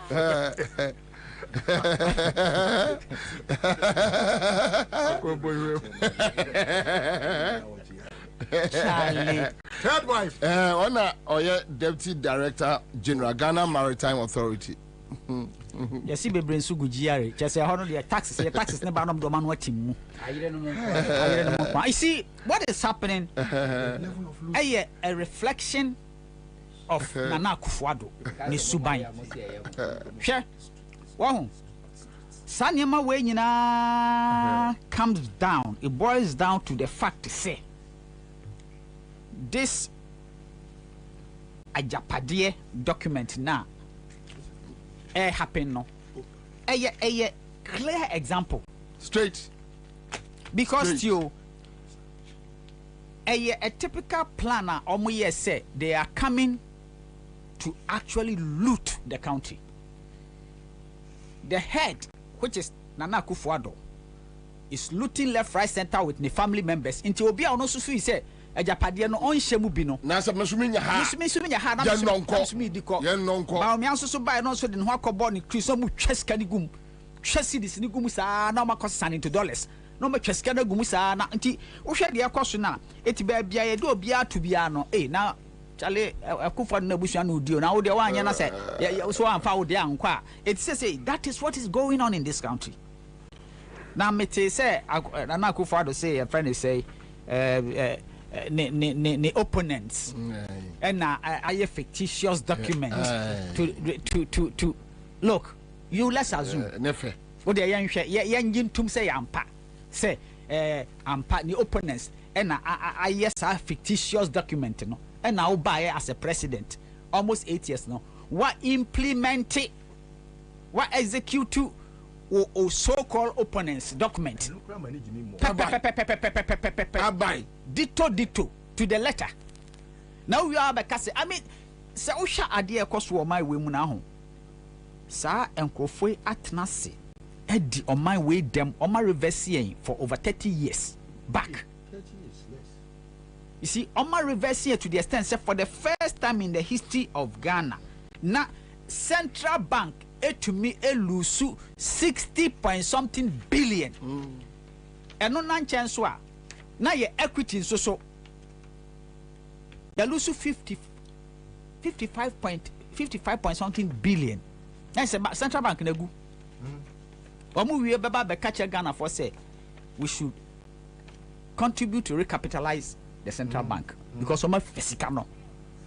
We should be able to check all the sectors. Levy. Yes. Check all the sectors. Everybody is looting this country. Where we are Canada.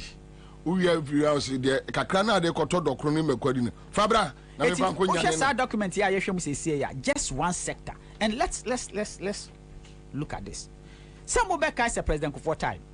And they started Ghana card. Yeah. And Akufo-Addo buy.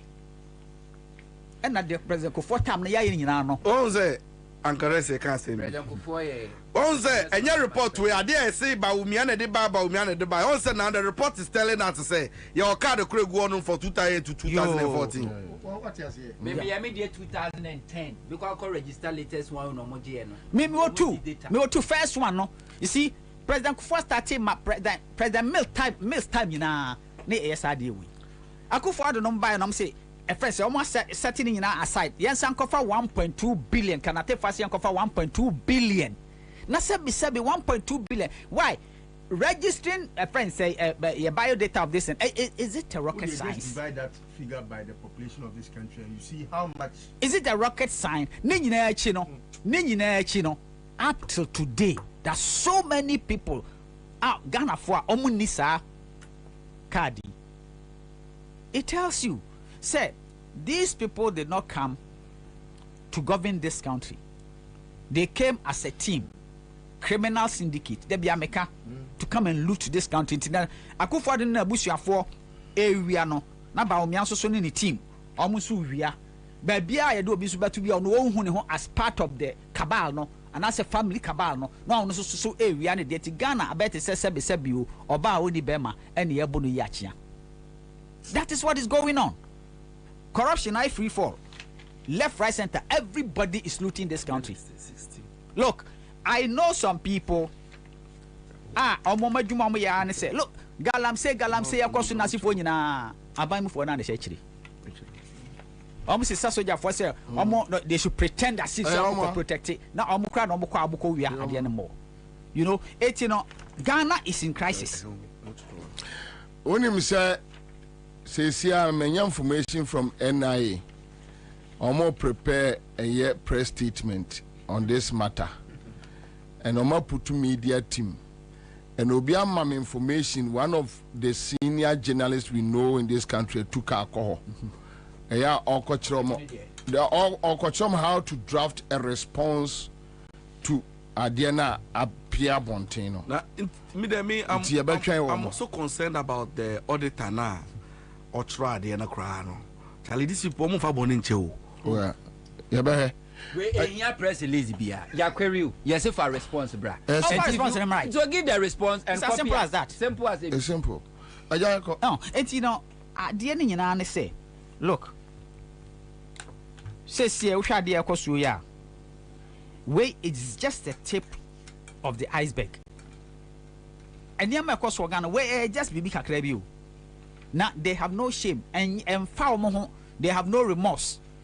Nanya na Akufo-Addo ne na momfo na sebi you. Obi ko wies ka no abekle omo. Momfo. Obi every corruption in his government. Ono the leader no ono ne clear omo. Say we can pay. It's a complete everything falls within this so-called Ejapade document all claim we say fictitious by the opponent, And no she said that one pepe. Look, Baumia, President Kufuor time. Mokasi, yes, sir, you devalue Ghana city. It's a new currency. Baumia led that. Yes. Akufo-Addo buy all of a sudden for the first time in the history of Ghana, you try 100 and 200 notes. Yeah, I'm advertising chakra. Abuse. That's a sikano. No crow money say, near Chagu ho. Thank you. Omo buy no muchai, but they did that the LI no only parliamentary approval no. Intina bumpty. Omo ako chesikano. Uchai, it is kana belande. Come be fast on be releasing. Na until unse omo yes survey bi.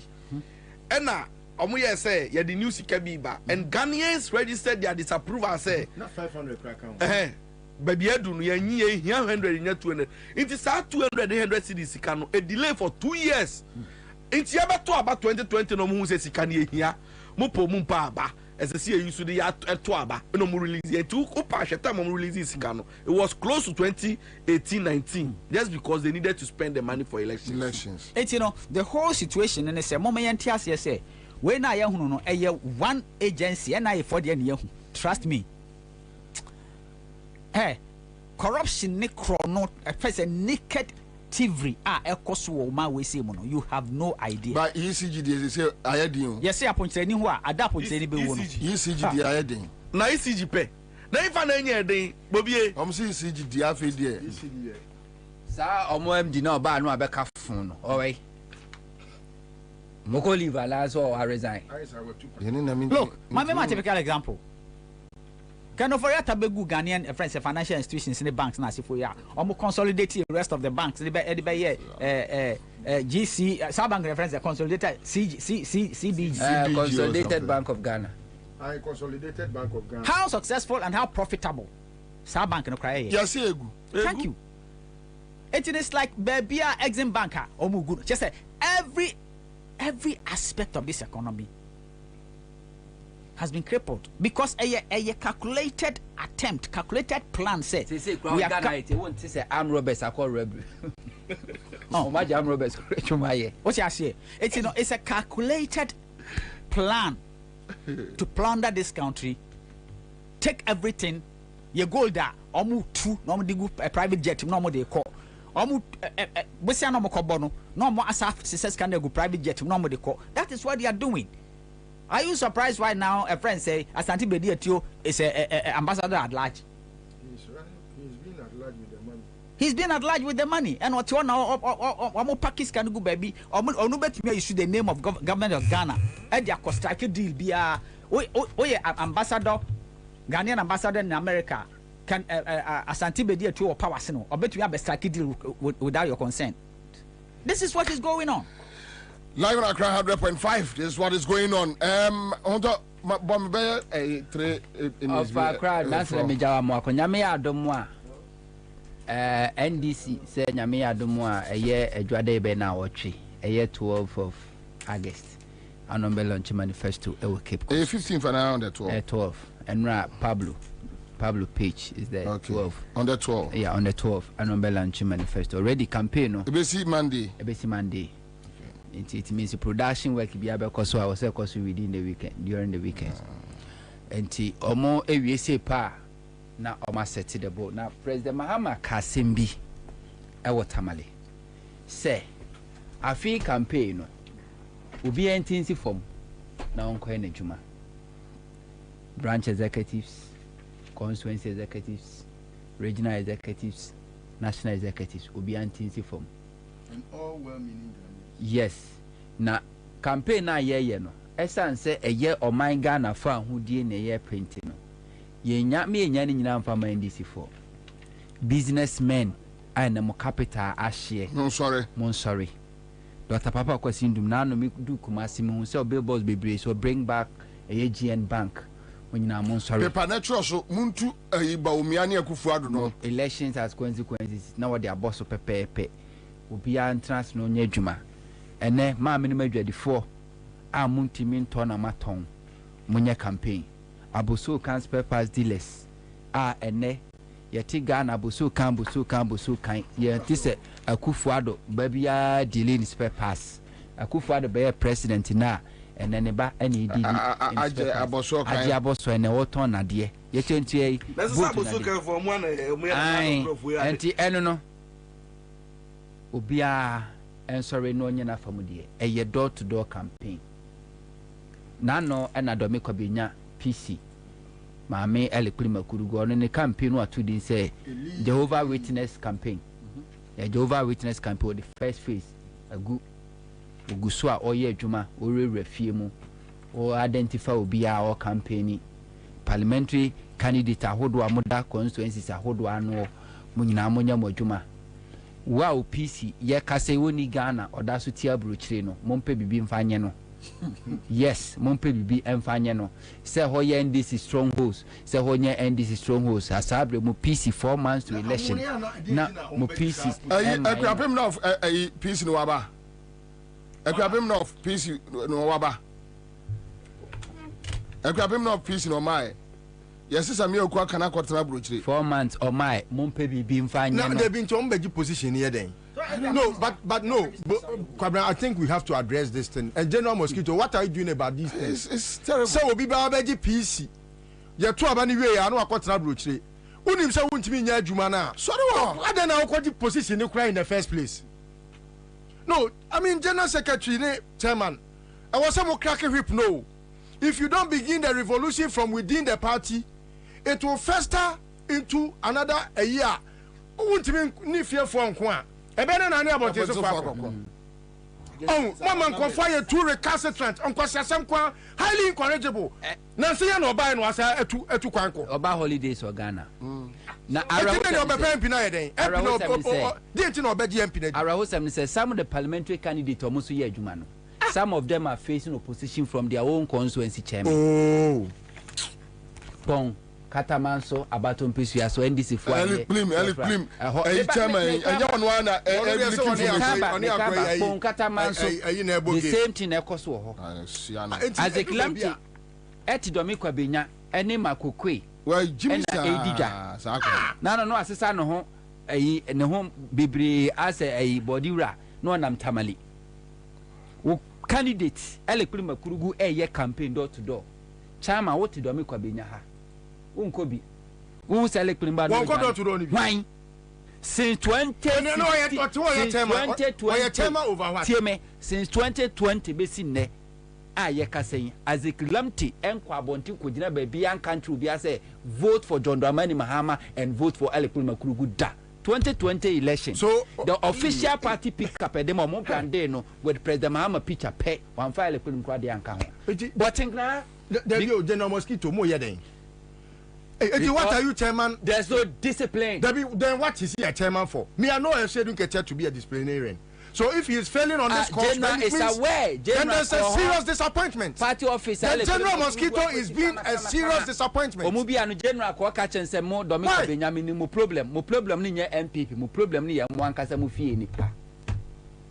Mo problem ni eye mwankasa mu fie nipa. Say okwa executives no Dome Kwabena nipa obwa eye at least women organizer and the organizer the secretary and the rest so this thing is still there. Obi send me one constituency from the north. I think I need to find time and check. Yes. Peace 6 months no akwatena bruchiri. Oh, we dey anya no other see a PC. Enkwa gina no wabua. Eye na relugu. Aha. No other see a PC. Why a PC? Ana na chairman. Then my point is your general secretary no the central regional chairman. Yenia bria ye kwa homachi ba.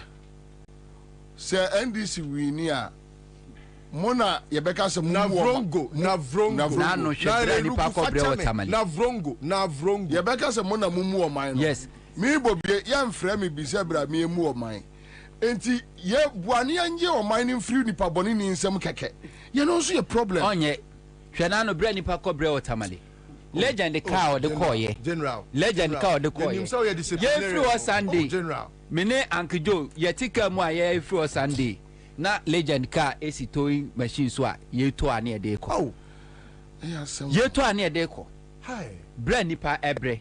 Na nkrofobia the position because people are thinking about their re-election as a constituency, as regional, as national executive. I'm not blaming. And for that matter, they want to crack the whip. Look, I'm not blaming Omo Tukwaino. I'm blaming General Mosquito. No. any fifi kwete any executives no if you can crack the whip you be man confirm no more from na bebomo central region you can't afford to lose this election central again region mama me say central region sama me ya obi timi a tia no central party nya ni pa ba ko dia professor Siedu no obi ba kwa ba be tie party na kwa kontra ba bi kwa bra me bu afu me ka sabi o kra me nim sabi ebi wo kra o no share me nim sabi wo ona be kai ja na onya issues na say eastern region omo ka say omo agya omo seat wo no omo be appoint ebi ahihiem. They were supposed to come out with an official communique, which, for whatever reason, I don't know. But time will cool. We have 4 months for election. 4 months to election. Time will call. I don't know. Oh yeah. So you ask yourself, say you must because obiti say Kwabena no. And the party mobia. And mobia party. Maybe Kwabena of candidate. So we ni adaji jai obi answer. So na bro che na do edu pa na nya osika enye obi asem. Onim wa beje na adwene ne say NDC we ni a wan so APC ni de obenya DC adwuma no obenya MC obenya na ni obeje nsase no dey in business. This is the performance MC na dia. This is the performance.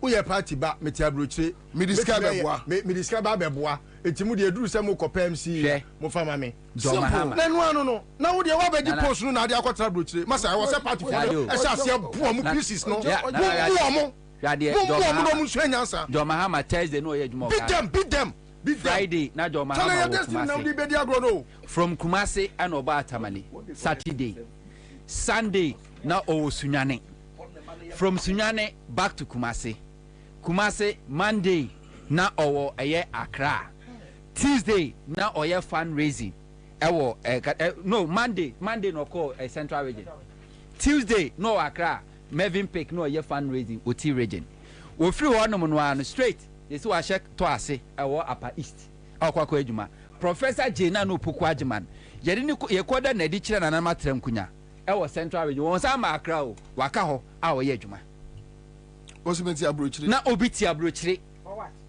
na yenka national nka ho asem Central Region ni akọ Professor Asiedu na nanimo Harry ene de you are suspended for 1 month din na sebion kwasiafo bi agi position as a PC no omunya adwuma na nkrofo bi kuta position as a constituency chairman when PC no eye campaign ne bu adom na no na ohwetim a wo wodo me Kwabena chairman wonu ne timi organize NDC branch women mu openly declare support the Masarajo Asafo. What? I'm telling you, I petition regional executives. I petition national. I have the video. Declare support for Sarajo Asafo Christ from the primaries. Or that's who the position. Now what he has say. Now President Mahama Esra with them room. Professor Jane and them room and Rafano Wakrafo and them room. Now Mutikota is what I say. Oka, yes, and a mamon can. No, it should be a topical issue. Because mamon can. Now for risk my life. Nano Uncle Joe Nikaya Tinamuko Tamani.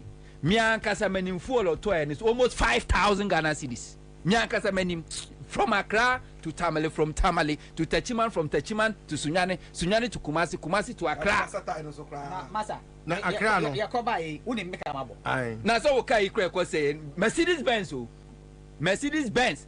Messi ye free Tamale. Sunday na a legend car na si toy machine so ye to ane dey ko. Na nkrofo boka because mo titi position one ma nkrofo most of my friend ye koye party adwuma na nkrofo asen ni sika ma mo fantofu na nkrofo atoka asama mo so you don't spend from your pocket. I am very worried about Sammy. People to start beating your people. Submission is getting me very much worried. So there be executives no mo ti ho mo ye den. Ore say dun ketia sebi me nimu so ye simpapani. Dear me dear, you are becoming a simpapani and you must be told in your face because General, we cannot afford to lose the election again. It's not about you don't allow for a PC to misbehave. It's not about a there be a country head towards no. And that should be their angle. Jesus Christ. But the current situation, yes.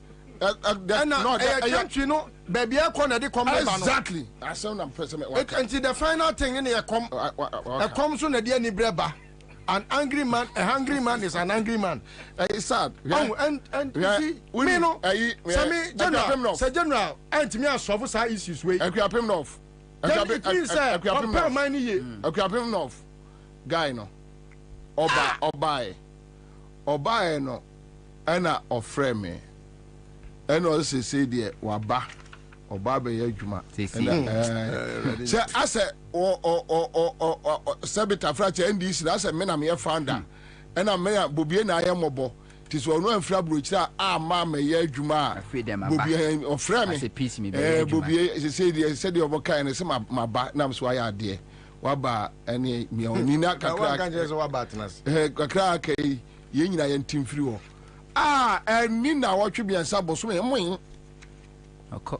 Wasade no akawura and wa masa ayi samia oku field day ewo akuapem north ene sami minu ka ma hu ni flava yes ja minu ka say mihu eye ayi ba ko a and what samia oku is doing is say onim say yes one year MPP stronghold obewini but opese Gabriel kese na otina Saturday samia oku oye work otina Saturday or to the ofie work peace oya work peace in it on constituency or temperature oya work me nya say general ya we onya we mosquito oya we chama ya we bi no cause of party ma chama nya we me nya sure do me Kwabena me everything cause omo ya we madam was hey Greenfield Scientific Bar Clinic eja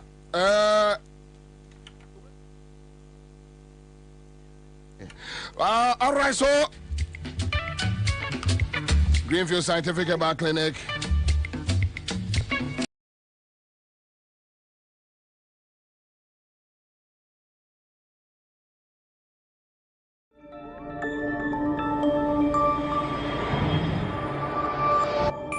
Citizen TV, the citizen's power.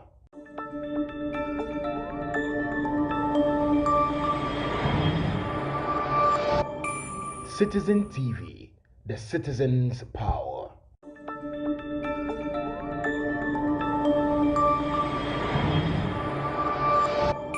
Citizen TV, the citizen's power.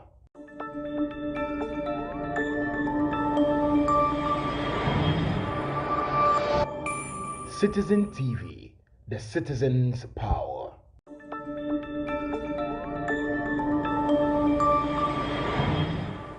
I mean, who are you to judge who? Obi akodi twen so what? Obi no obi twen press so what? And so what? Those things no. Me Kwabena metia ebia na me honyo. Me ho de edwo na che se ebia. Sa nchechire mu ye. Me hojo na che se ebia obeshe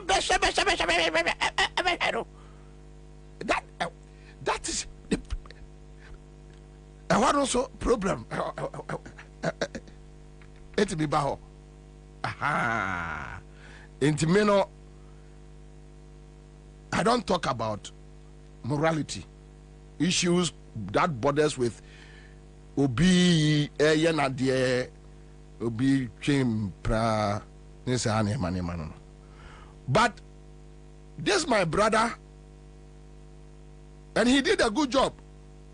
On a report to my multimedia say Mahama Nkokon in 2015 and confirmed to call Burkina. So Obimbrenya from next week you be exercise because Masienya another document from NIP. And I near Mamma Dimani Huno.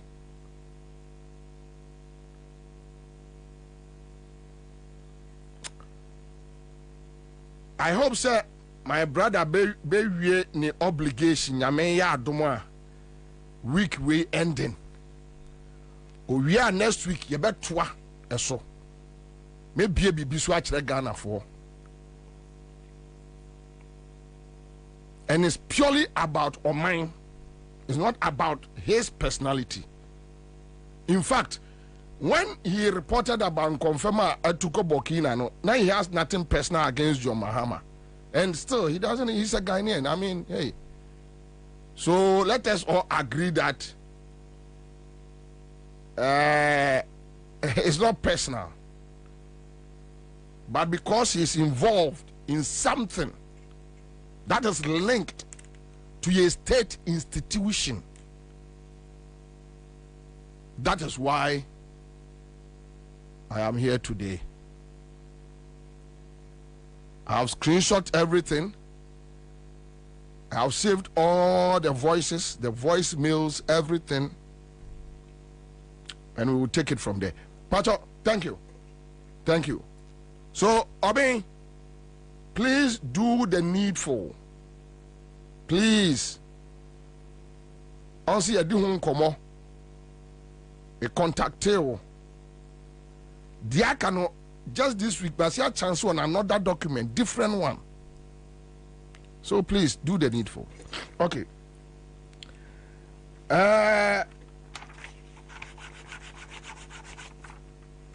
Enra,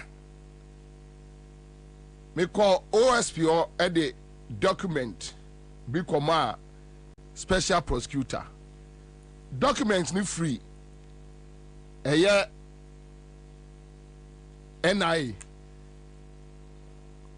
Documents ni free. NIA. Me pato me mao minu manum to be a pictures and funny me no to amame. Funny me no to amame.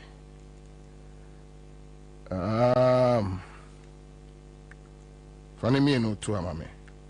And na ya be ya NIA document no ho adwuma kakra. But me mamo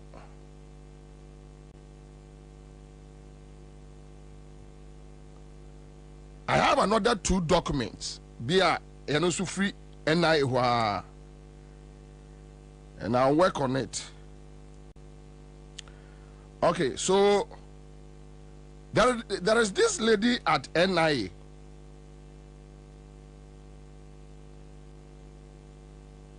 Theodi Adodankwa. I hope say menya dini right. Atefa ni niece any Atefa, Professor Atefa. Okay, so this beautiful lady on my right is Theodi Adodankwa on my right. On as a white, or NIA. Yeah, they may me taxpayers ni trianeka, so I have every right to talk about NIA. Then I will say it's not about a person.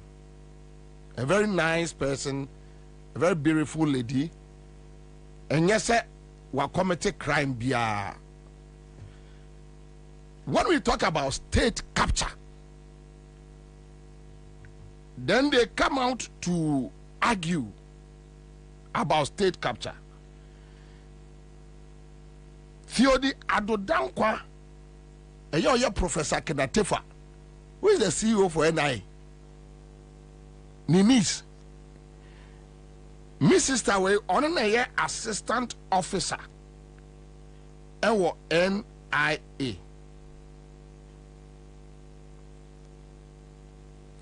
One more assigned as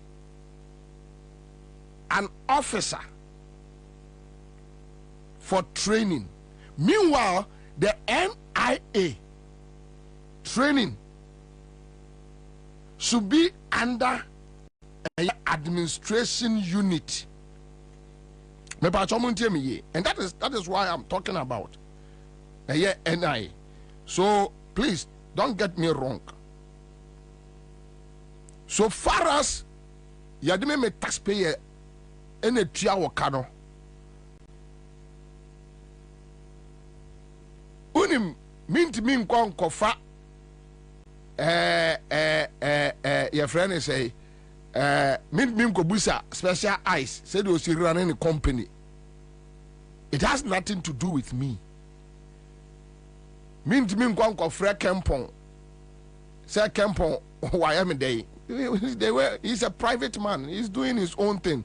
So far as Ghana Mbraso, and he's doing his own thing, as to how he does it, it has nothing to do with me. NIA is our institution. Yay, Ghana for there. Get it straight. So, and yet anything personal. And yet anything personal. NIA is our property. And yet a property. Nobody can claim ownership of NIA. Okay. So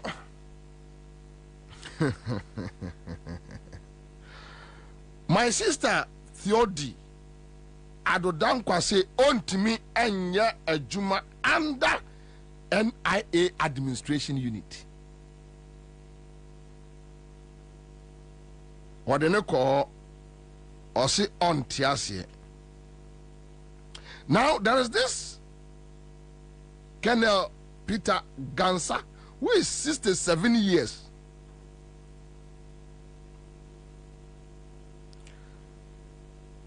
This man too, I will show him. Me de number 2 atremo. You see, me person who want the cry air cost for NIA, and the reason why the workers' union, no sorry, I say Atefua should go.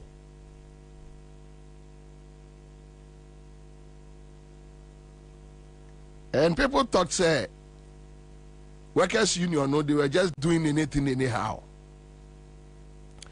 Board number catcher say Atefua nyeshe. Documents are available to us, no will shock Ghanaians. 4 times, and mama akokora 67 years contract ewo NI.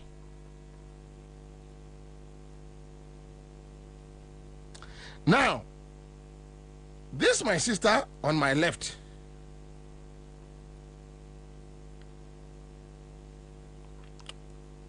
So she is a friend to the family.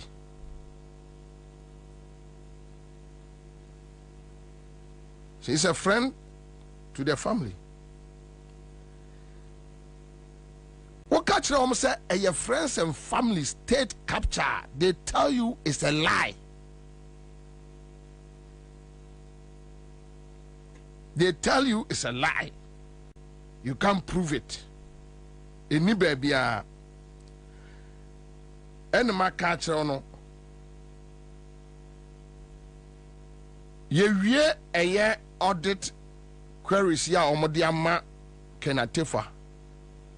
Maybe a baby so afa a year the existence of my sister Theodi and her friend at NI. Maybe so at the achrem. I have SIC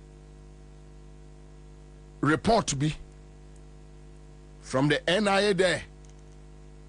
We will deal with it. You be in kakran. You be exercise where you know Ghana for you na be huna de kra air koso. And I'll show you cars that they have given to a year. Yenuya Maya, Omar rejected so cars no, and the cars are sitting there rotten. Our NIA, because they control what goes on. Our NIA, they control it.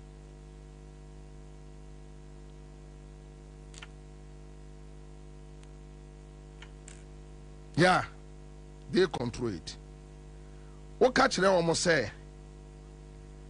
A state capture.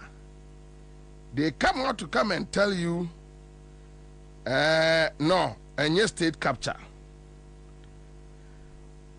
The Ekosu Nigeria no Munjai. You see, me say, Akufo-Addo no be kofi. Ghanaians will vote them out. A hona Ghana for nom di besiani. Ebe shock Akufo-Addo say Ghana for ye oni na busua sa. Ebe shock wo.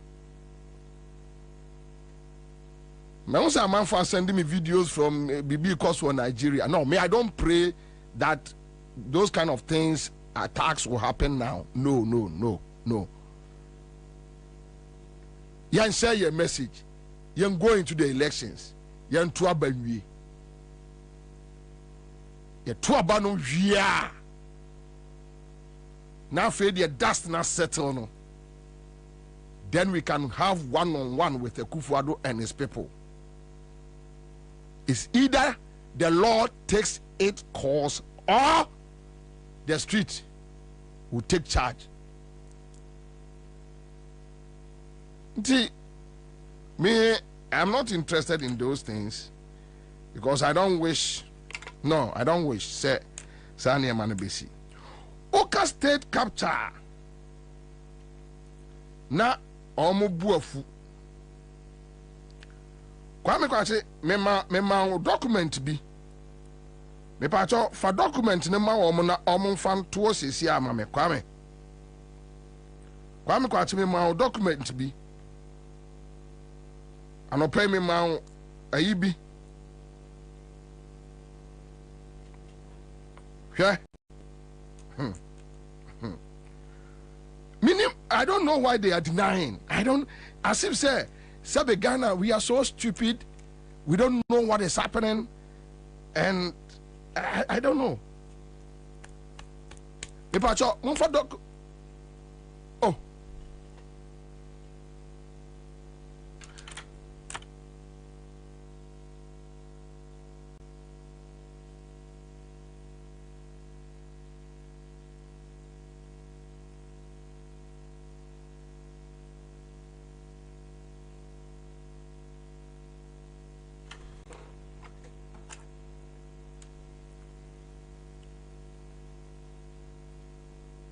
Almost a new state capture.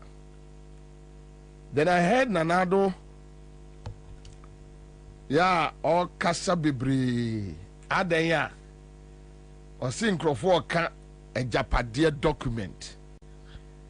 Na a hate. You see, sometimes you need to restrain yourself. Sometimes you need to restrain yourself.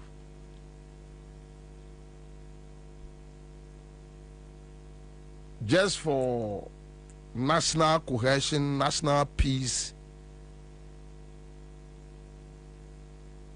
Na watobo. Because the way these fools are provoking Ghanaians, these fools.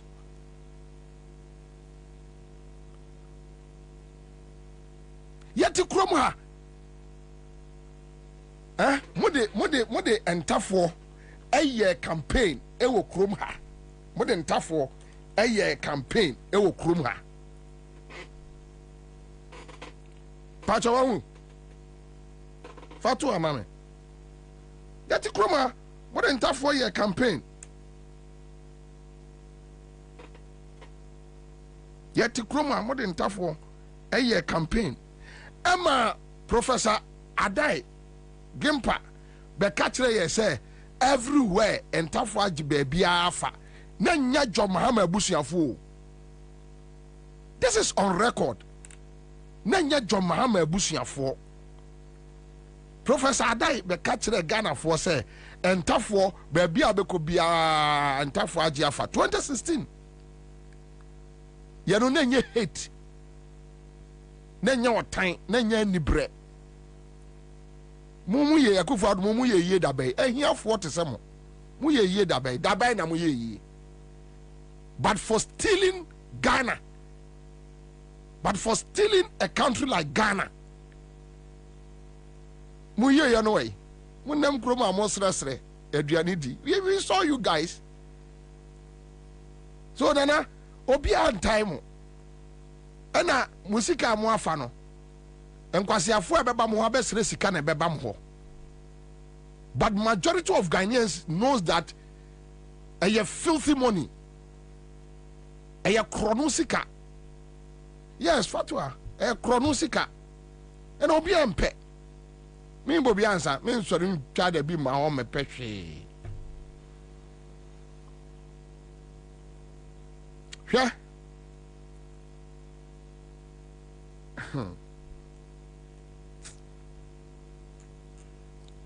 Professor Dai bɛka kyerɛ sɛ ntafo agye Ghana afa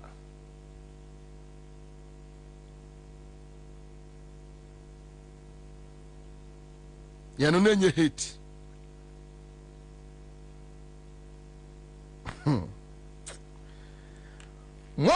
One saa deɛ wei woka state capture ɔmo sɛ woboa Akufo-Addo abusuafoɔ appointees wei ɛyɛ bedi atuo na ɛyɛ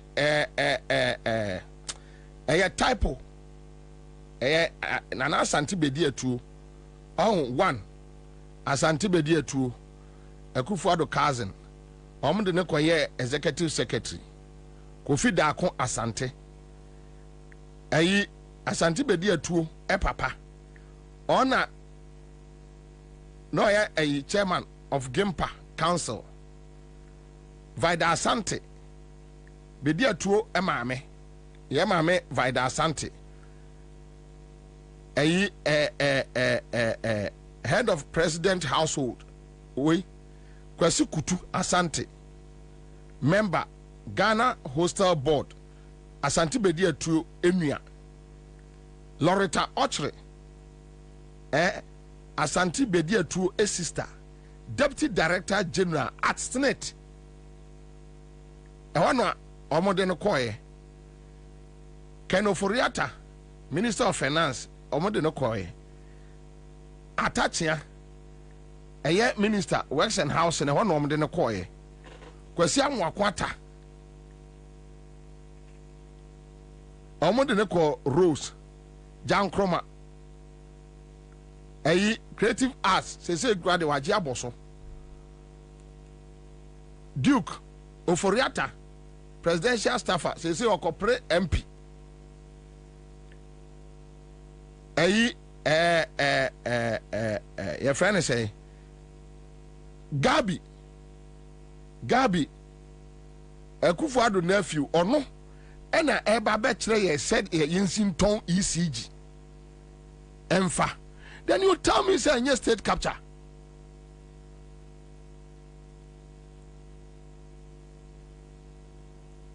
what are you talking about?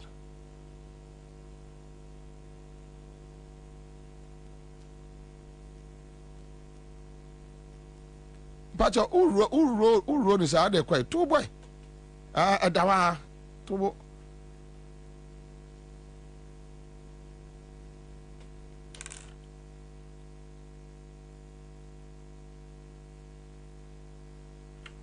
Nana Joa Hackman Gabi GMPC board so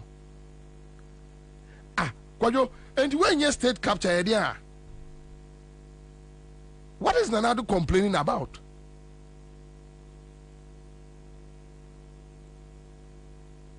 What about Echo Hackman?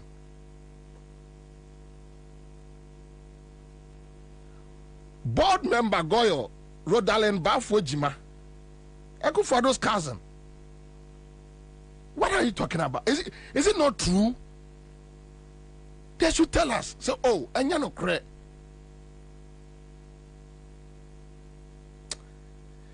Chale, there be me cost be brave having 16 we are just 16 is okay. Let's leave out. Enjoy the akano. Enjoy the akano. Ye kasi ye buba a man for se be feme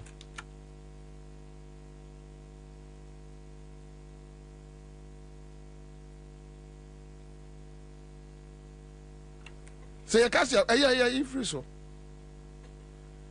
ye kasi ye buba a be hardwini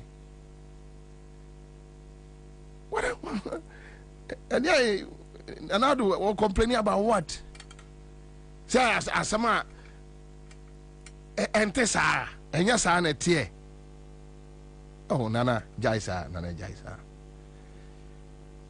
nana wo be kofi wo de kofie maka Akufo-Addo with his age and yaman be all be fan who adi because Sabita Frache.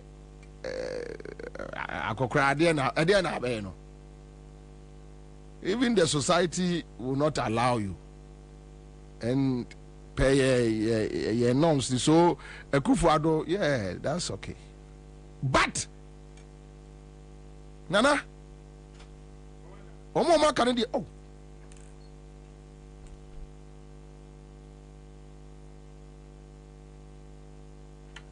But Omoma Canada.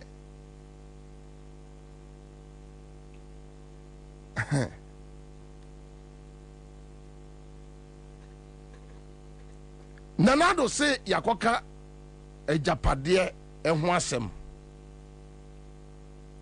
Sa document we buy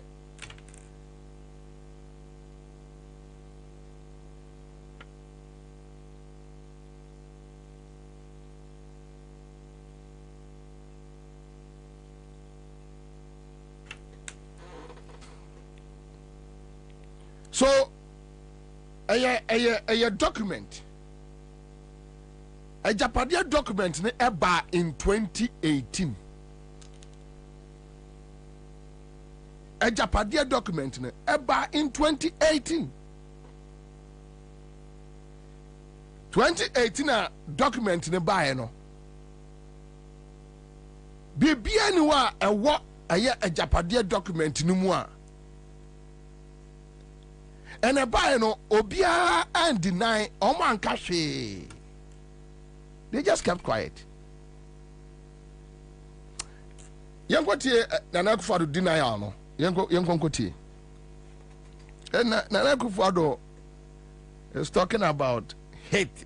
President Kufuor was also accused in 2008. President Kufuor was also accused in 2008 of having sold all of Ghana's gold reserves. Again, the 2012 election saw false reports of my alleged arrest in London for drug possession and fabricated quotes designed to stir ethnic tensions. In 2016, it was alleged by sympathizers of the opposition that I had killed my late wife.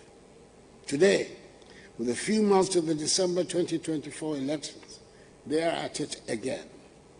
A fabricated document entitled a Japadia is being peddled around by operatives of the opposition as evidence of a grand scheme by my party to annex the state, the assets of the state. These experiences underscore the importance of discerning truth from falsehood and the need for all of us to remain vigilant against the dangers of misinformation and disinformation. As we approach the 2024 general elections, we have to address these challenges head-on. We should take proactive measures to curb the spread of false information and ensure that the public has access to accurate and reliable information. President Kufuor was also accused in 2008 of having sold all of Ghana's gold reserves. Again, the 2012 election saw false reports of my alleged arrest in London for drug possession and fabricated quotes designed to stir ethnic tensions. In 2016, it was alleged by sympathizers of the opposition that I had killed my late wife. Today, with a few months to the December 2024 elections, they are at it again. A fabricated document entitled a Japadia is being peddled around by operatives of the opposition as evidence of a grand scheme by my party to annex the state, the assets of the state. These experiences underscore the importance of discerning truth from falsehood and the need for all of us to remain vigilant against the dangers of misinformation and disinformation. As we approach the 2024 general elections, we have to address these challenges head-on. We should take proactive measures to curb the spread of false information and ensure that the public has access to accurate and reliable information. President Kufuor was also accused in 2008 of having sold all of Ghana's gold reserves. Again, the 2012 election saw false reports of my alleged arrest in London for drug possession and fabric. Absolutely foolish talk. Absolutely foolish talk. And Obi Antosabe. Foolish talk.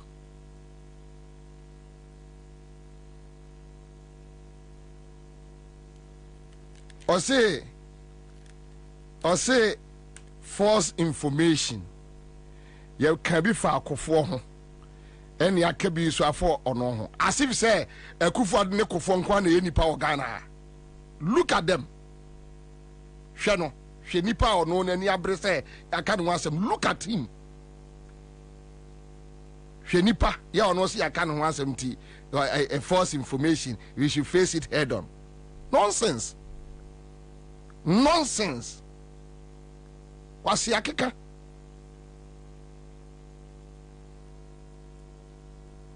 Mo ni kwa kuba akonom tena kurom ha. Eka kire say Rollins akobie your friend say gold jewelry shop was there was Switzerland. You couldn't provide one evidence after Kufuor took power from Rollins. Want me any evidence, one evidence. Nana Jan Kwasi Akekano.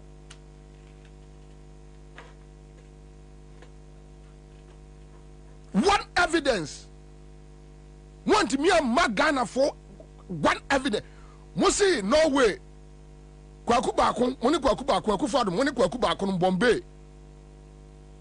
Want me provide any evidence about Rollins. You guys said terrible things about Rollins. Want me provide one evidence.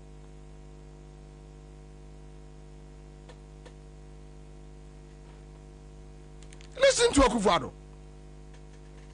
Yes, we are in so what? Into Obinya Day. Yentutu from Kwasha for Mana Obinya Day. They are no Obinya. And so what?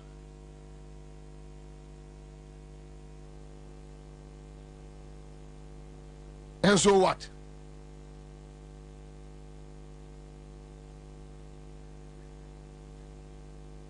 Chasamo politics no aye no. Mumwetimi aka obi asem. Obi ntimi nka momo asem. Momo de ende eye false information. Yeti krom ha.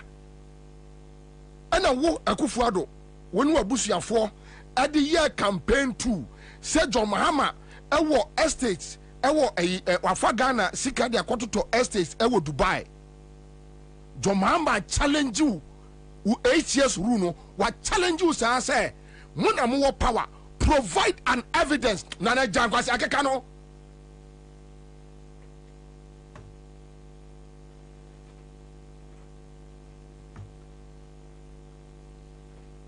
Provide an evidence say me John Mahama ampa say makọ ma for man sika de akwakoto eye your friend say adan ewo Dubai 8 years now. Akufo-Addo won't me improve here. You are talking about false information. 8 years in Fiangbochini, you are in power. You cross state apparatus. Go and investigate. John Mahama Kachra on several occasions. Sir, Akufo-Addo, go and investigate. Namonfano Krenamra, so are two hotels are dying. Ewo eye Dubai or no John Mahama. You haven't been able to prove it. Na momo de momo timi ka obi ho asem. Mono obi antimi nka mo asem. We are not timid, Akufo-Addo. Ghanaians are not timid. But they adwene na obi ade atofom. Se be ya bre o beba.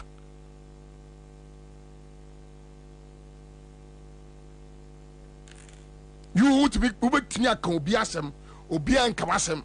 Wutimi twa ntro to nipa so, obi an ka bi nkyerɛ elements of the opposition.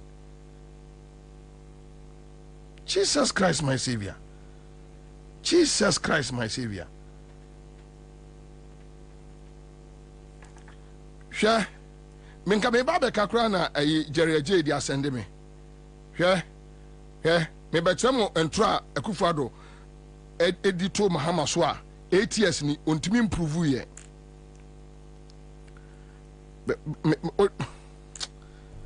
Awurade Nyankopɔn Yesu Kristo ya ne nipa hwɛ ɔko fa ayi we to ma send wa yi bi fa to ama me fa to Facebook page o ma me ha false information Akufo-Addo nke so ko jail wo ensem wa kan fa nkrofo ho Ghana ha wa gun nkrofo ho fin eniema wo ni kwaku ba ko no ayɛ adebɔne a mo ayɛ gabinom this statesman bɔne a mo di sɛ mo asi asmia nipa mo asɛn nkrofo kwaku baako etimi de ayi afra ne sɛ ɛbɛtro no woni newspaper mu sɛ Paula Foko ekosia ɛyɛ ayi yɛ friend sɛ nkrofo ya Akufo-Addo no kofa omo missionaries ya omo kofa omo ba kromo ano Paula Foko by eba meeting asibi na ode video beba also beba be prove with video eya meboa ewi ase no Paula Foko challenge Kwaku Baako saa to provide an evidence when to me na mo penatu ntino Akufo-Addo with Kwaku Baako you were able to connive Edi ntroto afokoso yebusa ayi Kwaku Baako say video no waya or say when in newspaper anim na meboa that's a fact meboa almost say is it Ukraine missionaries Serbia medase panana medase na mami we yase Gladys Asma medase yase na otiko jaba yo akote ho kira Afoko yo and Afoko busa ni say is this what is happening how come you didn't let me know about all this so where are they and okay say Kingsby Hotel and I say can you lead me there and ordinary call so omo tese Afoko ba no they were trying to flee but Afoko was bold to tell them his peace omo pe Afoko atu no yes ena omma Kwaku Baako bedi sa ntro no yes se na Afoko timiti no mu bi no no owo video obe show Kwaku Baako antimi anshow eno ne yare odi na wiase no nyame na adome no momo babeka false information you see say omo kasa te say the room see very clean omo kasa te say o say oye nipa so aboa na onim de esa ma Kwabena asem ne kura sa me you say why do you bring Kufuor in? Kufuor is not discussing his being vilified. Kufuor has never been vilified. Kufuor is not like you. Why are you bringing the name of Kufuor? You are trying to run away from Moboni Amaye. A Japadia document na moye no. Who are Kufuor? You are part of the whole thing. Una ye. Now the God been a Troye. And you want us to believe that there is someone who is a good writer like that, who is a prophetic being? No. So someone could write what was in your minds that was yet to be implemented into a certain future. Can you imagine? And so that person is a prophet. Namuka someone in Kwasiafo TV Asiana. Share Akufo-Addo. Nana. Me yin one. Say we are the mobile my young word you me yin one. Akufo-Addo false information. Me pam chomon share your Facebook page. Mo share a Citizen TV. This is Akufo-Addo. Mahama government blows $10 million on diaries. Nana Addo alleges. He said it on an international platform. Hey, Akufo-Addo, you can allege, and nobody can allege because also what in Ghana ni bia. Look at you. 8 years now. When your power, $10 million would Charles and throw away the to John Mahama so. Won't me improve ye, won't me your home share, won't me investigate ye. Nanado, jai, Nkola Kasa and Kwasiake Kano. Do you remember what he said about Lordina? Ogu Lordina anymore as simple. Ogu anymore say Ogu Lordina anymore say on party platform, campaign platform. Yes. Simple. Then Kwaku Baako came and said, oh, I no credit. Later no, and no buy no patch. Hey, you guys think you can say anything and what do you mean, Akufo-Addo? What do you mean? What do you mean? Who are you? What do you mean? Hwɛ asɛm foforɔ Akufo-Addo kɔkae. Wode tobo. Nsa kora woso. Hey, Debbie, don't go there. Don't go there. As if say, chese wo clean. Me mfa ne nkola no.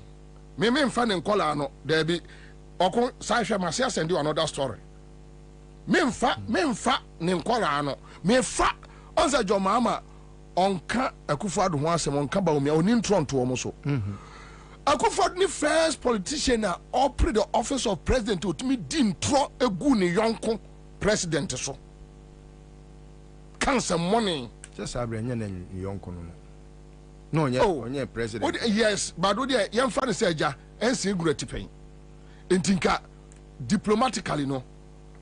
Se MPP ni refraf bi te se bia na na bi. En wo ka se John Mahama ko print diaries $10 million ah. I mean, let it go. Where there wo papa panimu no a wonnim wo trim sa asma ka no wo boa. What your campaign? We need power. This is what got you power. Misinformation got you power. Akufo-Addo. False information. And a man who be the president.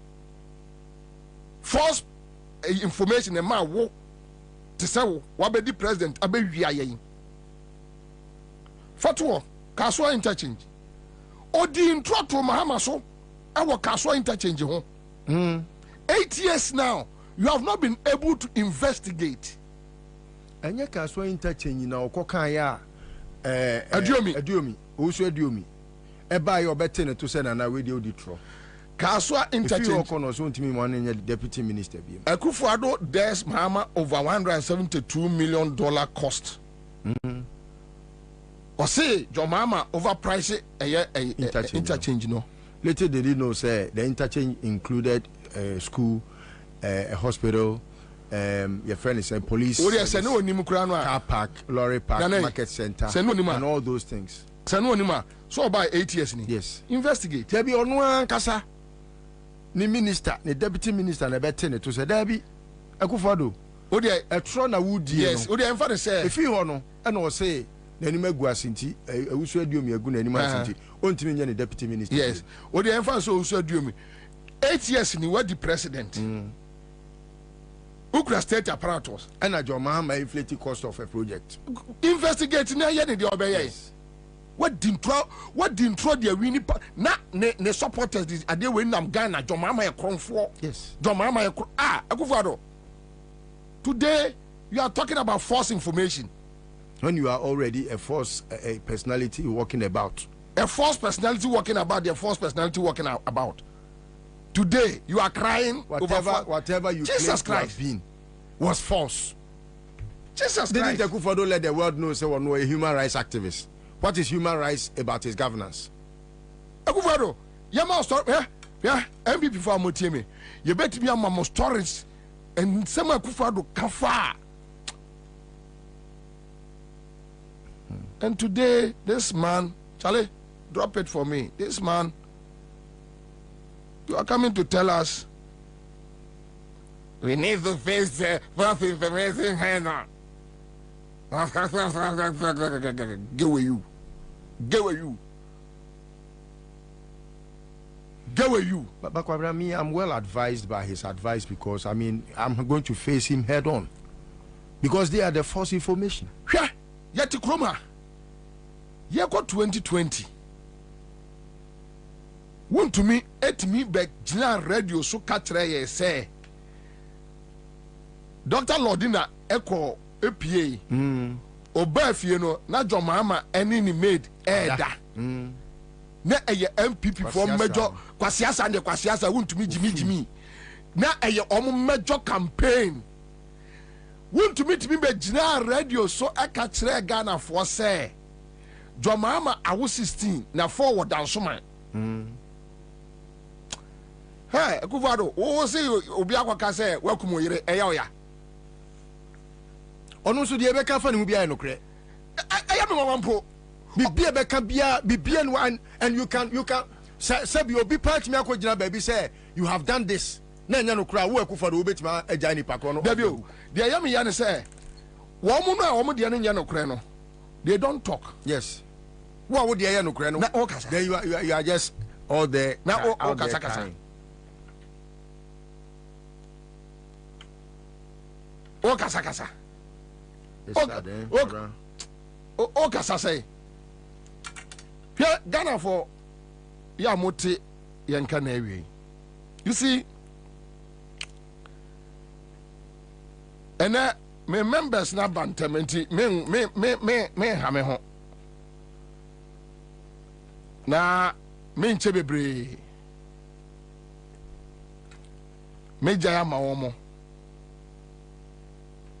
banana si ye ka force information dia ye power chew wo me nyama wonkwala no so samia okunum sɛm ɔmo akeka fa mahama ho atamels ho ya na nya no korɛ ensɛm basa na nya hwɛ akufo do awosu the late John Kuma ko din tro me on asempa John Kuma ne me won asempa be timi bie na no ka sɛ atamels ene ɛyɛ friends ɛyɛ ato ahoy ɛfa wɔn mo ho o free one no John Kuma free one na ade no call law school.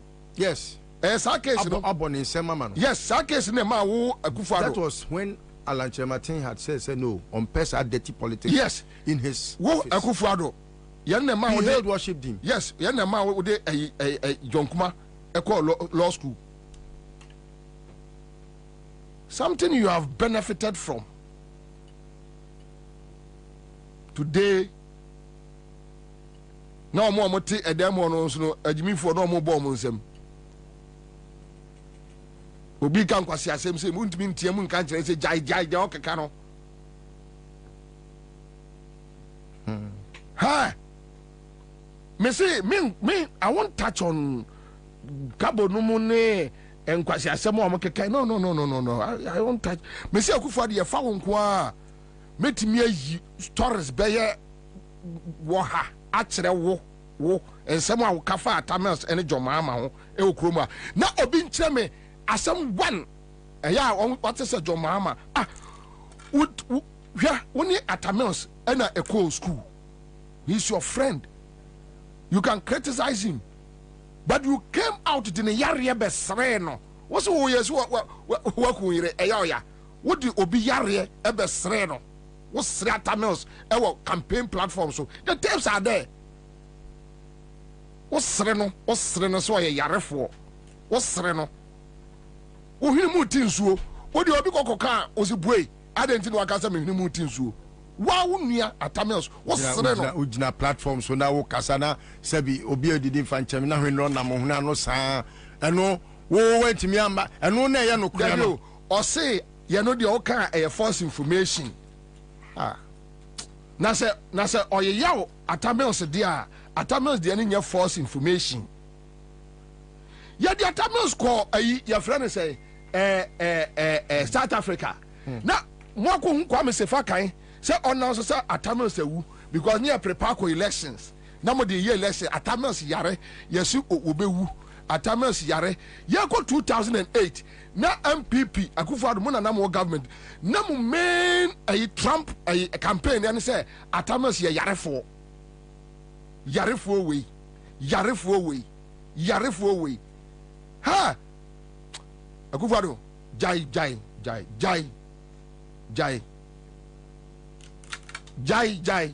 na ntimi nya hwe wontimi nya foko jankwase akeka no akoya modi atamels afa so okroma ye ko 2008 atamels yare ye no na ye mu campaign o de ose ya de o yire wu eye politics na wo ku yire me de obi fa ho me who cares wo ku yire so what obi ye de if you know say wobɛke kankrɔfoɔ ho nsɛm a ɛnyɛ no kora woni any and I dare Dampare to arrest Akufo-Addo today. Say asɛm a wɔka fa a ɛyɛ John Mahama ho no ɛyɛ false information into ɔmɛsene na state no kɔ prosecute no. Mofo sɛ moyɛ nipa kyɛn obi. And the law can deal with people and the law cannot deal with another set of people. Hwɛ kwasi asɛm abronye we ya ne sese ayi ne se ase te sɛ bɔɔla so ayi nwabiri asa apoto bibre kwasi awo etimi be gyina be ye statement sɛ John Mahama akɔfa nkrɔfoɔ so ɔmo yɛ ku mo agya no without providing any evidence.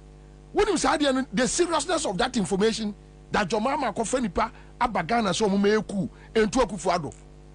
Do you know the seriousness of that information that to abonte no? O kawie ya na mokoya na bro regional chairman na obo na baso. Stupidity at the highest level. Na mo fu se mo ye nipa chen Ghana for na aka no ana mo ho bai na ya mo ye nipa chen obi, and that we should surrender. That moment me aye de mu aka de mu pe bia. Go and listen to Won to me FM. Kwasi asem to wodi.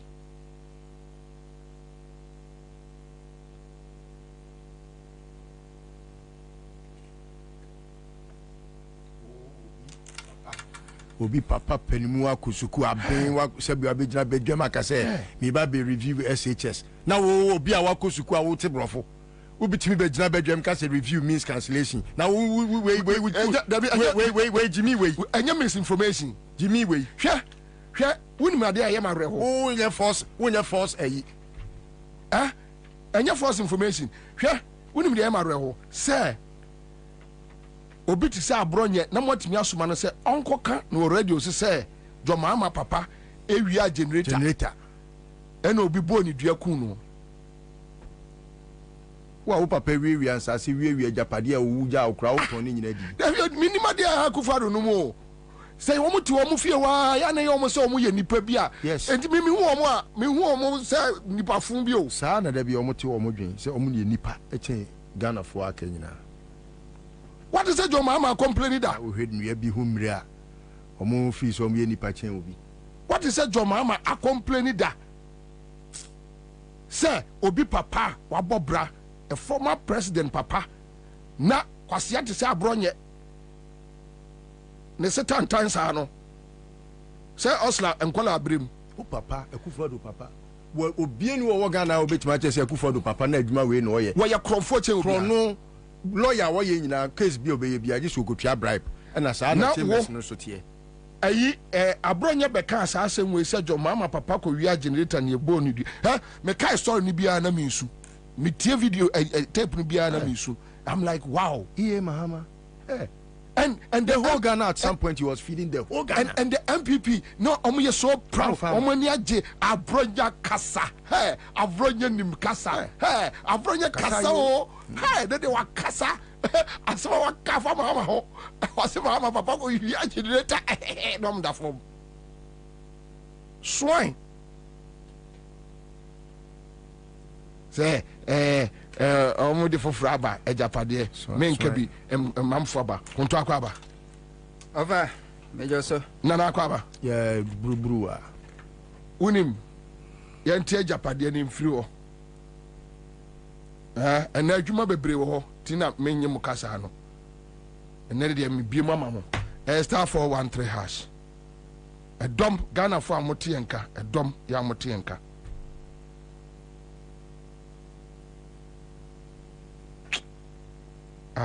asembia fresh meeting kame be catch le Akufo-Addo na nan kasa asem we biu false information hwe na say ya unu are wosem no makofa ase edu nketia e tape no omo atwa a doctor uni mni po yesa hesu ojiri ene yesa nkwase ade no hesu ojiri kofa John Mahama ba girl ya only 18 years ade ne beto social media say akola no me ka onyano ayɛ no ho adwuma ɔyɛ pedophile wɔyɛ presidential staffer w'ani gye ne ho ɛsɛ nkwasiade a mote ɛyɛ jubilee house wɔ dinti pani na n'adwuma mu a na maame frɛ ma ɔpare wɔhyia ne nansɛn mehyia no hɔ na te ho asɛm na ayi hɛsoɔgyina timi apostu saa adeɛ no ɔne nam hɔ na yɛatemi mi sika de atua ne ka bosome ne wadi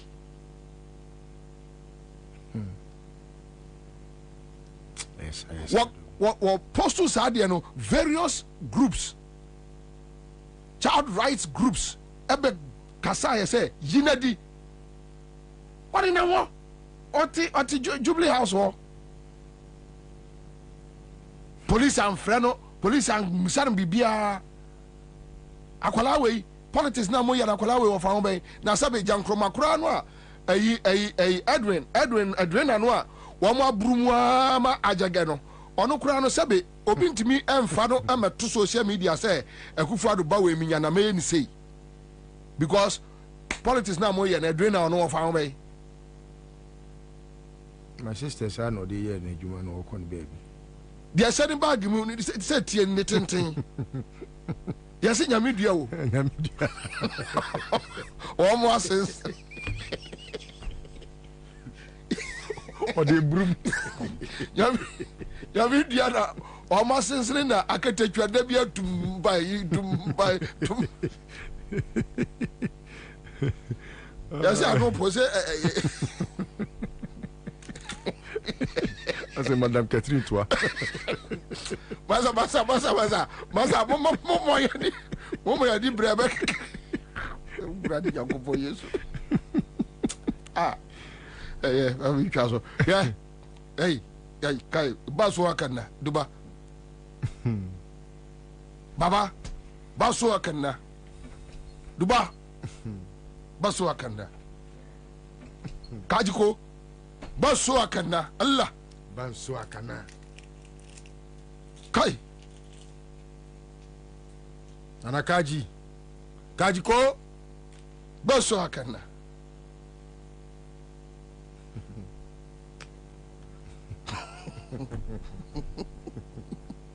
waya mabobi house aba ila Kwabena nsɛm ni bi abote paa o me see me tie and you know you see me said them na me ho so you see and it's one of their strategies it's Akufo-Addo's best stock in trade to divert all the attention on him and let Bawumia do what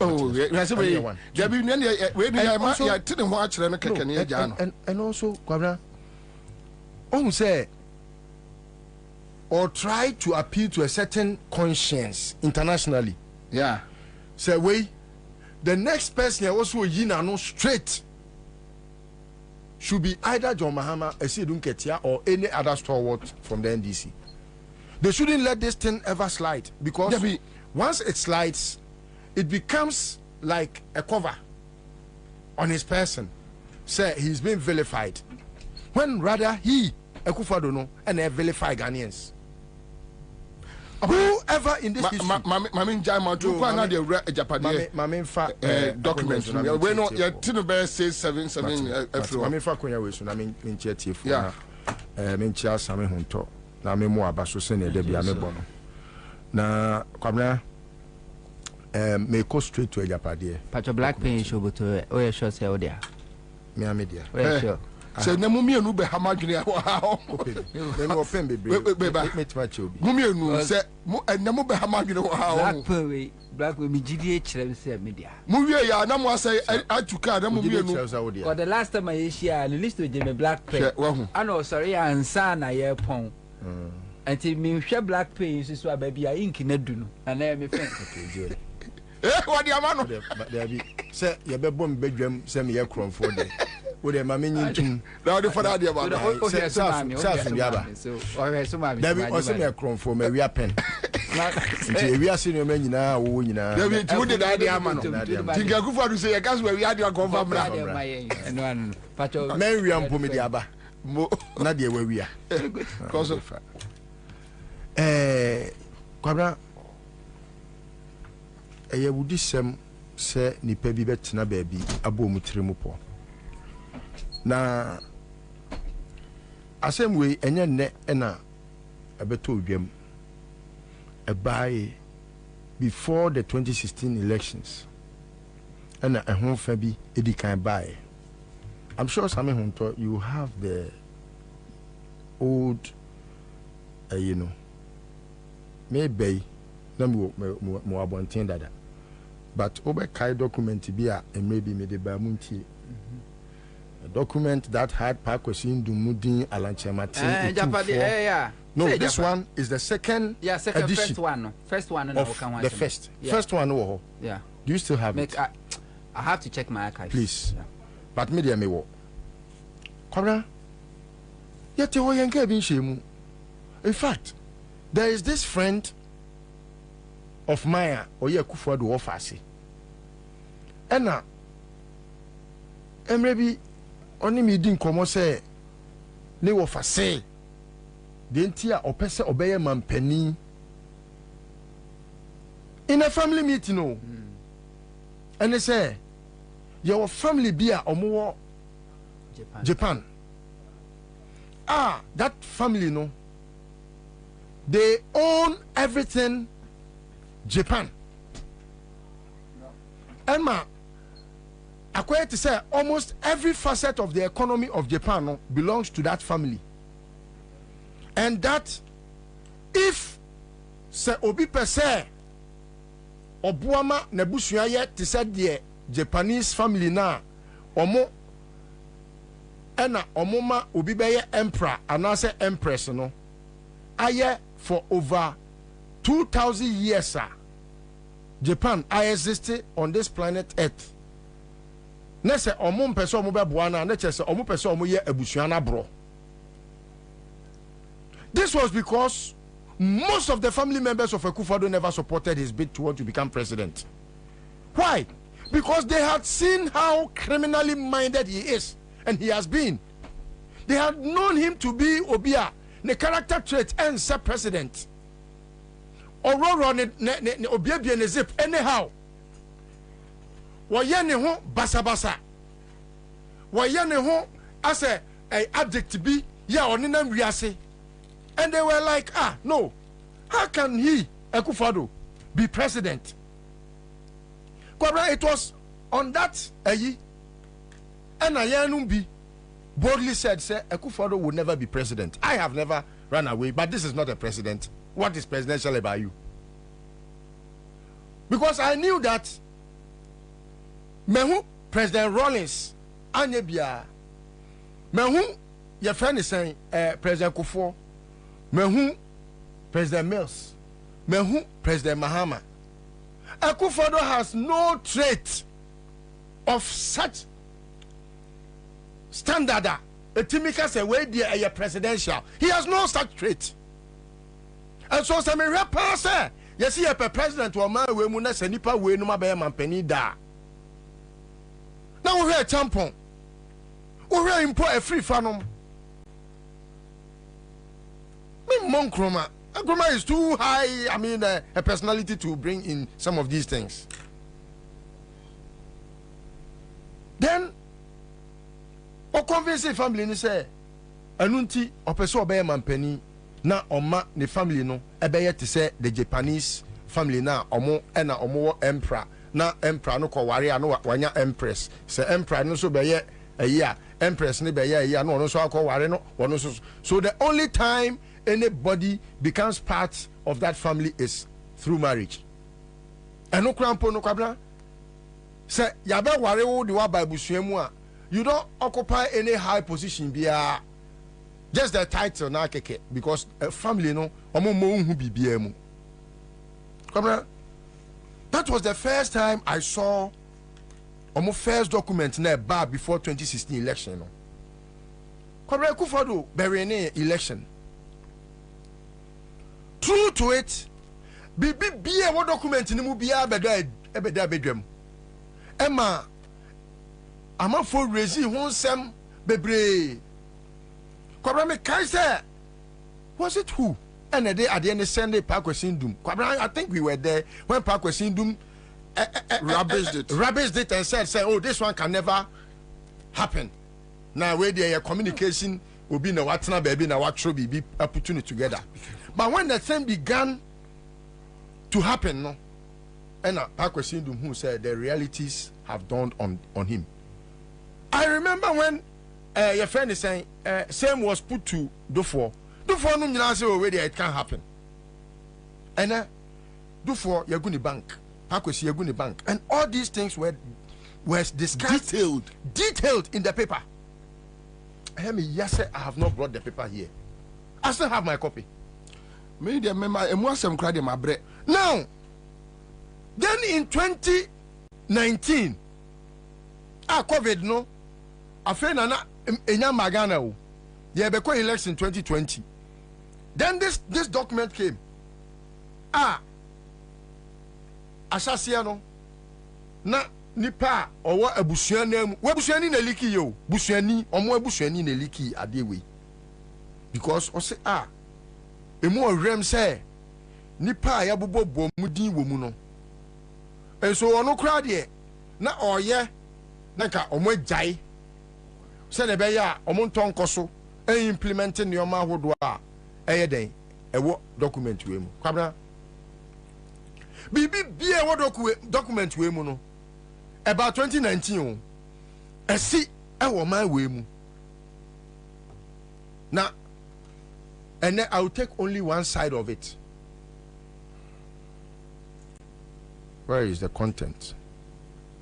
The book of content, cry away. Okay, so the forward and everything. Okay, let me just leave the forward out. Now, page 4. Where is the page 4? Page 4. Let me even go to the other side. I mean, political side. Hold on.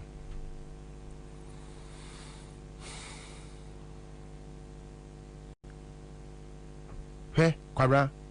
Open cry and move just one by one. Banking sector. Banking. There be maybe also banking sector. Biological banking sector no. Na me fun Kwabra akufo do atiesi fun so akate yaba. Ne so atu phone papa. Nya hwe ebe we phone that we kura na. So Kwabra bibia e wo mu no aba betodwa ama obia hu say this is a manual amudi bu man over a period.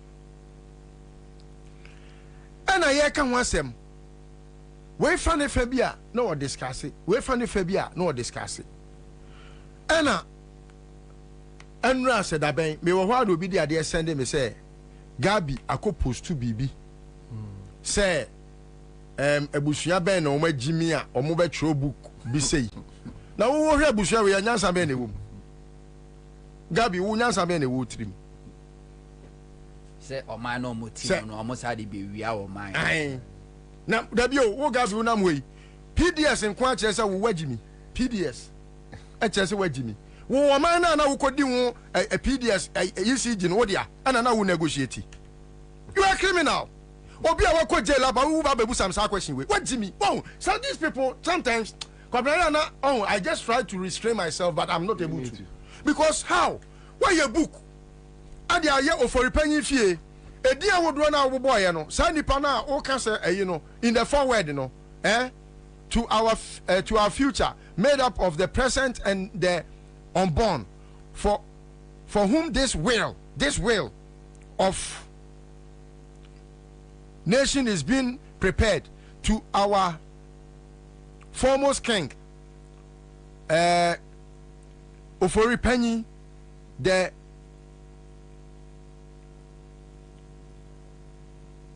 the progenies spread across this world for whom? Yeah, that is the forward. Yes, me kind baby, just to give a why na ono ti mabusu animu a why na ni mabusu no the history a sa dia me babuboi as the heads of Nana Apianim Kwaframa Nana Kuntunkununku and Oforipenyi, our people were never defeated in the wars of old, where nobody's subject said, Kwabena, sa dinya obuboi, me tebusu anim. Mabusu we why na penny history atie. Abusu we. Uyi Professor Danso a wonim nyansa, eni ba aku mienu bi a omo no ye me namfo no ntimi ntwi omadimu a. Abusu we nyansa ni be natim. Obi a ono atimi aba abedi hene.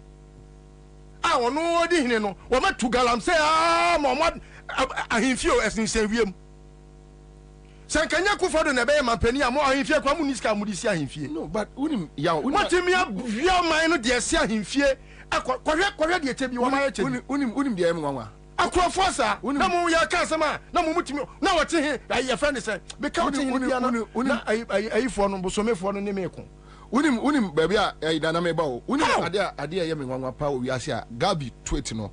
E ma me hunu say Gabi na adwene nya adwuma.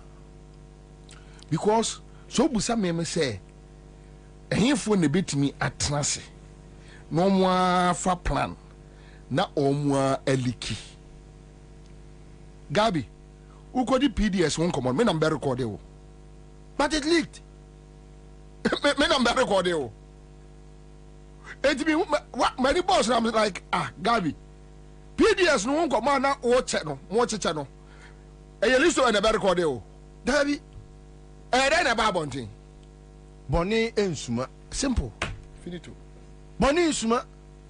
Enti semu ya tie baby. Na mo ye bonnie na sesabi. Mo hu semu be ko opposition. Enu ti sa manual na ye di be gina so dia prosecute mo. I make sure say moto a atete nyina no ye be bia ma mframa ahohwa. Ehwe no ma me gina no ma me ye denials bia. Mu denial no enru ba bia. Every Ghanaian, even Bodem mini Kwadwo Bantima Kura say adia ye kan sabio. Okay, so who is the prophet? Let us know who the prophet is. Who wrote this? No, but the other side of the argument is that say obiat mi atra baby atro na abemu ampa enwema we na say what mi akofa book no na ampa wa follow mu niema na ye ni nyina ene na wa bodam pa enye bodam kwa na wa bodam wagimi say osu obi na ye nya na ye yo yate ase to nipa na ye wie no na wokofa na wote dem na u follow no one by one wo ye enema e wo mu nyina o ye no one by one enti wo ni nipa no pa say assume NDC for na troye Jesus Christ NDC for na troye yate ena NDC for atwa de amawo say ye o man ni say ena wugimi nti ukura bukuru na wo ye say NDC for say you are ECG you nko wi ate no awia almost ya gu banks no na ugu banks no a na epeja data bank usiyo san me no and this for true book no am ka kire say eya fa osafo ba fo ba no ko senate na mon ko ton senate emu ne manyina yo mate me de ne beko and this for no what kind of logic is this? Look at the number of companies or more ankasa ko register 332 companies. What kind of logic is this? What kind of 332 companies? Nina 332 companies no nipa no ye dey o conjure magic and who say you will have 332 different companies amode be galam say amode destroy the whole forest in this country. What kind of how can human beings behave like this? That, I mean, when the most painful thing in my life is where someone thinks me a fool when he rather is the fool. Thank you. It's very painful. Onda kwasia bu kwasia yeah. Manu take over that. Na menchia nana. Na menchia tiefo ne ahwefo nyina. Na menchia ya Vivian Ohima Mesika. So chia ya bi. We message Ohima Mesika na send ye. Ohima Mesika so fa konya wesinu achia ya Vivian. Hey. Ohima Mesika. We are bishwe menim sa no me hwe wani. Me hwe wani moto. Mame ya Vivian minimum Ohima Mesika ne nimu. Ohima Mesika say awie menchia o. Emano onim say dwumadi de bia utie the message is here. Hey, I mean Kwabena Monsieur the printed copy. No, we will do it. In fact, I didn't know it was a topic. No. Actually, give me another copy because they say there oche hina bekasa Gabi so akasa. But you don't ever use that word for repenting chebi ma hini akasa. And say be makwa ma your task screen no. You be project on the task screen near busa the mere say a mere coincidence said the arcane that to Bamusadia and so we anana first on the misinformation. President Akufo-Addo e ka ho asem na said ye modika ka no yesi aboa bia bedi waduane aya anya ya sa aboa kokwa sa hia sika wodi waduane aya ya pa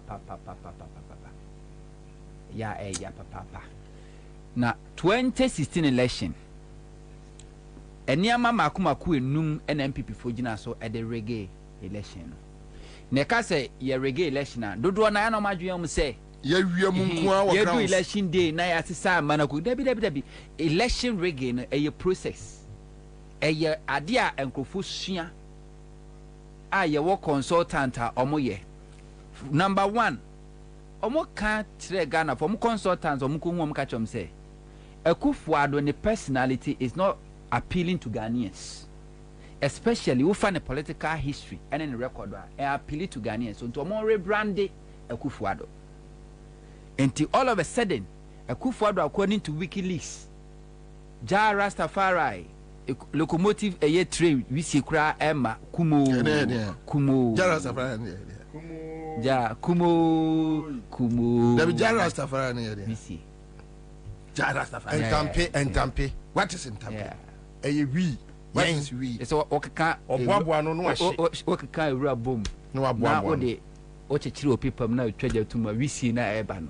And your friend that be say what's the side all them papers no what they do outside. What's the side ahaban. What is ahaban? Yeah, ahaban. Special hemp. What's the side? Special hemp. Marijuana. Mary and Joanna. Yeah. We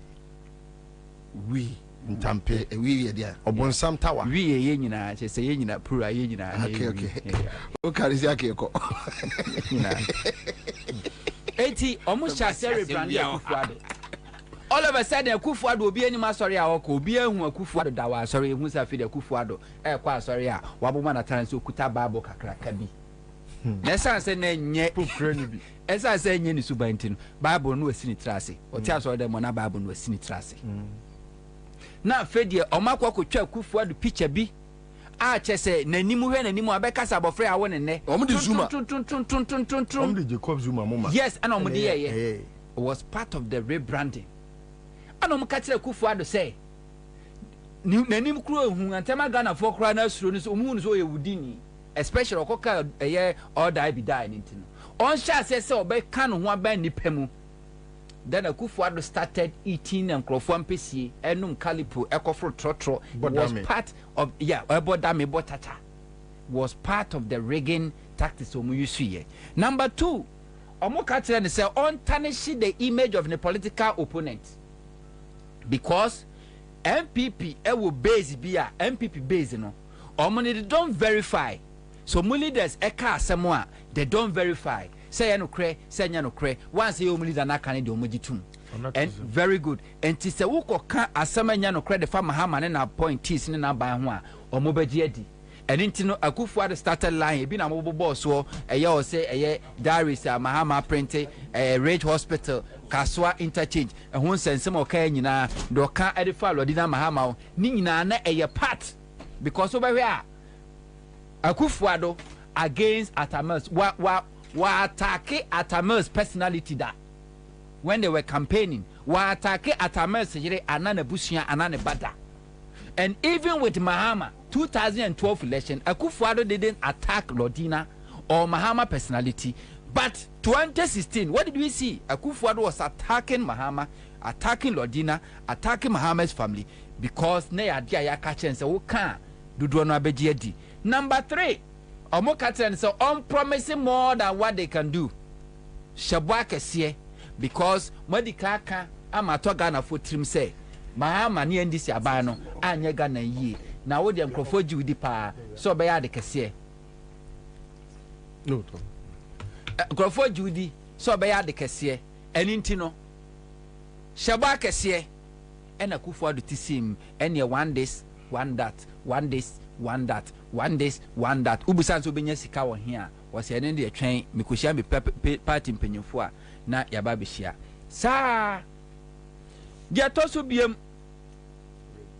Omo catches or assorting the pillars of Ghana's security architecture.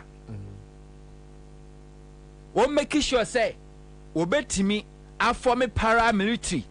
Say no, the unbabe and say, Omo be attack Ghana, a year security war Ghana, and in tea and Omokofa Serbia, Omokofa South Africa mercenaries, Domo by. Hello? Good afternoon.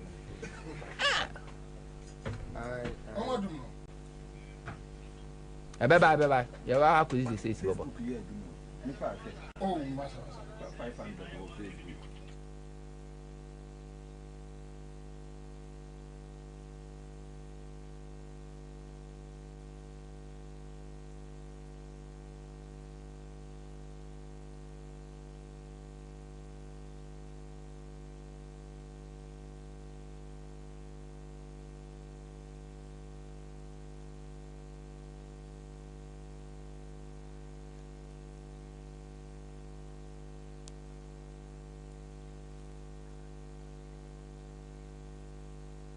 I tell for Fancha, yan in TSM say a traditional media, and idea, or my dear, but but Facebook, social live, so all like the new media, so we are live on Facebook. So my mentor us. Omokachan, so all sorting the pillars of Ghana's security architecture. And what did we see? A cook for the Kofa mercenary from Serbia, and South Africa. I bet. Trainee omo ekwan omo betimi ni aposifo edi akon ekon betimi afa so ni Ghana soldier for edi akon ye kire omo se de sikuta etuo ento be kan 2016 Mahama NDC for ye work konima na akufo ad gate man atwituo fire warning shot na Mahama the commander in chief of the Ghana Armed Forces na work one.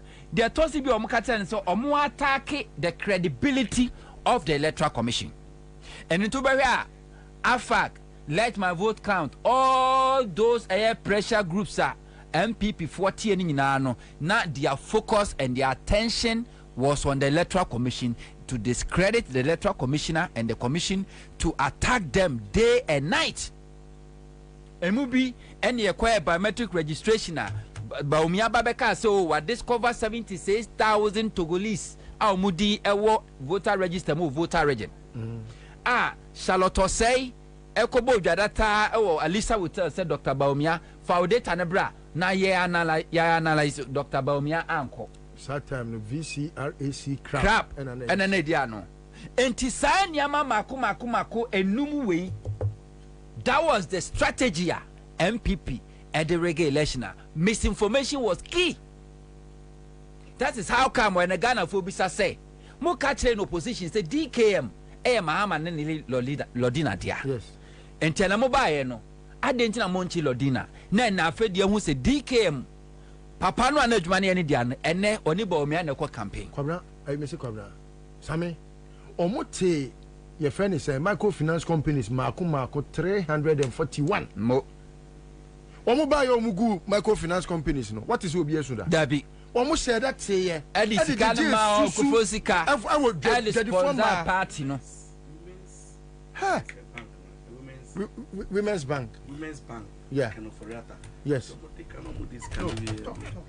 Kasa. Women's Bank ho no mo. Se na ekofu kana for atam na manage. Inti time na e buy na ehun like omadi hu sika nyina awie no. To account for no money car banks now collapse and no fire no. It was up to now what to say the founders and I say the directors of Women's Bank abom baby say can be yes that and the just to clear their debt and no. So this is the Akufo-Addo is a product of misinformation and Dr. Mwakoba sort of kind or say MPP are generally no omo liars. Omo ka asamo ofa seke a largely say a true as compared to NDC. Enti Akufo-Addo ma metra ma can't say anything misinformation. Even now by a president crowd president would throw some kind of even the information you crowd or they to abonten your false information. It's false news. Fake news. Debi ameka say somebody should just Google one lie. This morning I was having a conversation with Openibio Free West, but no cause of politicians in editor. And I'm catching okay. Yenim dia ba omiatro wedi. But when ye me Mahama as a politician, will be a wire assembly member, wire MP, deputy minister, vice president, president, flag bearer, the incoming president. Me one verified lies at Mahama a lie as compared to Bawumia and Akufo-Addo. He couldn't. And today, nobody can say my fast check it. Sasemo Mahama ka sasemo ye ko fast check e no true. In government and outside government, Mahama has never on car trobia and trobia organ. But you Bawumia, you Akufo-Addo, ehona moda. Na ne gabi say ejapade. Na ya mi do. Hey, omu yan komanka, unse all this war. Na your boy ejapade no so a. Enkofozo is alleged. Tina kweso ase omosu anyomo. But now omo hini abeka ama omo de facto prime minister so abeka no. Now it gives that opportunity to scrutinize the Japadia document in part 1 and 2 and the project here. When your friend Tamfun himself will come yesu. And the project to a task screen is wa. Na ya trust the ya throw Japadia no money. Na ya compare says ade no ensi wa ba mu ana. Says ye dia ene ede na mani si e wa ba no mu. Enti eye pa Nyankopɔn do your task screen wo. And the task screen the be papa from next week ye be hu adwuma every day be editorial. Ye be make sure the task screen no ye be project one page, one paragraph na da ho ni analyze ne ko. Gabi asoroche da kumumusa no 2020 proud to 2020 election one friend central ni bi no discuss Japade TV show host political show host one friend morning and threat amusa sa denti na discuss Japade document na wonya one threat ne so be ma boys abebo no. Gabi asoroche da ko offer a TV host a threaten no say adenti na discuss Japade book document no na so wanya obemi abebo no. Wait, ade usu nya na atro. Osi anya wa. Me kama asem so a. Ade osi anya wa. Obi kana asem a. Na eno so age e dia ma ho. De si wa mamu mu nyina e wom like list over kai no. Dr. Papa Kwasindum me kan Munti FM. The document ne buy. Said Dr. Papa Kwasindum yes so powerful financially. Dr. Papa Kwasindum yes so powerful. Yes, I'm back and I have to take it back. I have to take it back. Said Dr. Papa Kwasindum yes so powerful. As I ran Canada, Dr. Papa Kwasindum, GN Bank, all the district, almost all the constituencies that Dr. Papa Kwasindum, GN Bank branches were.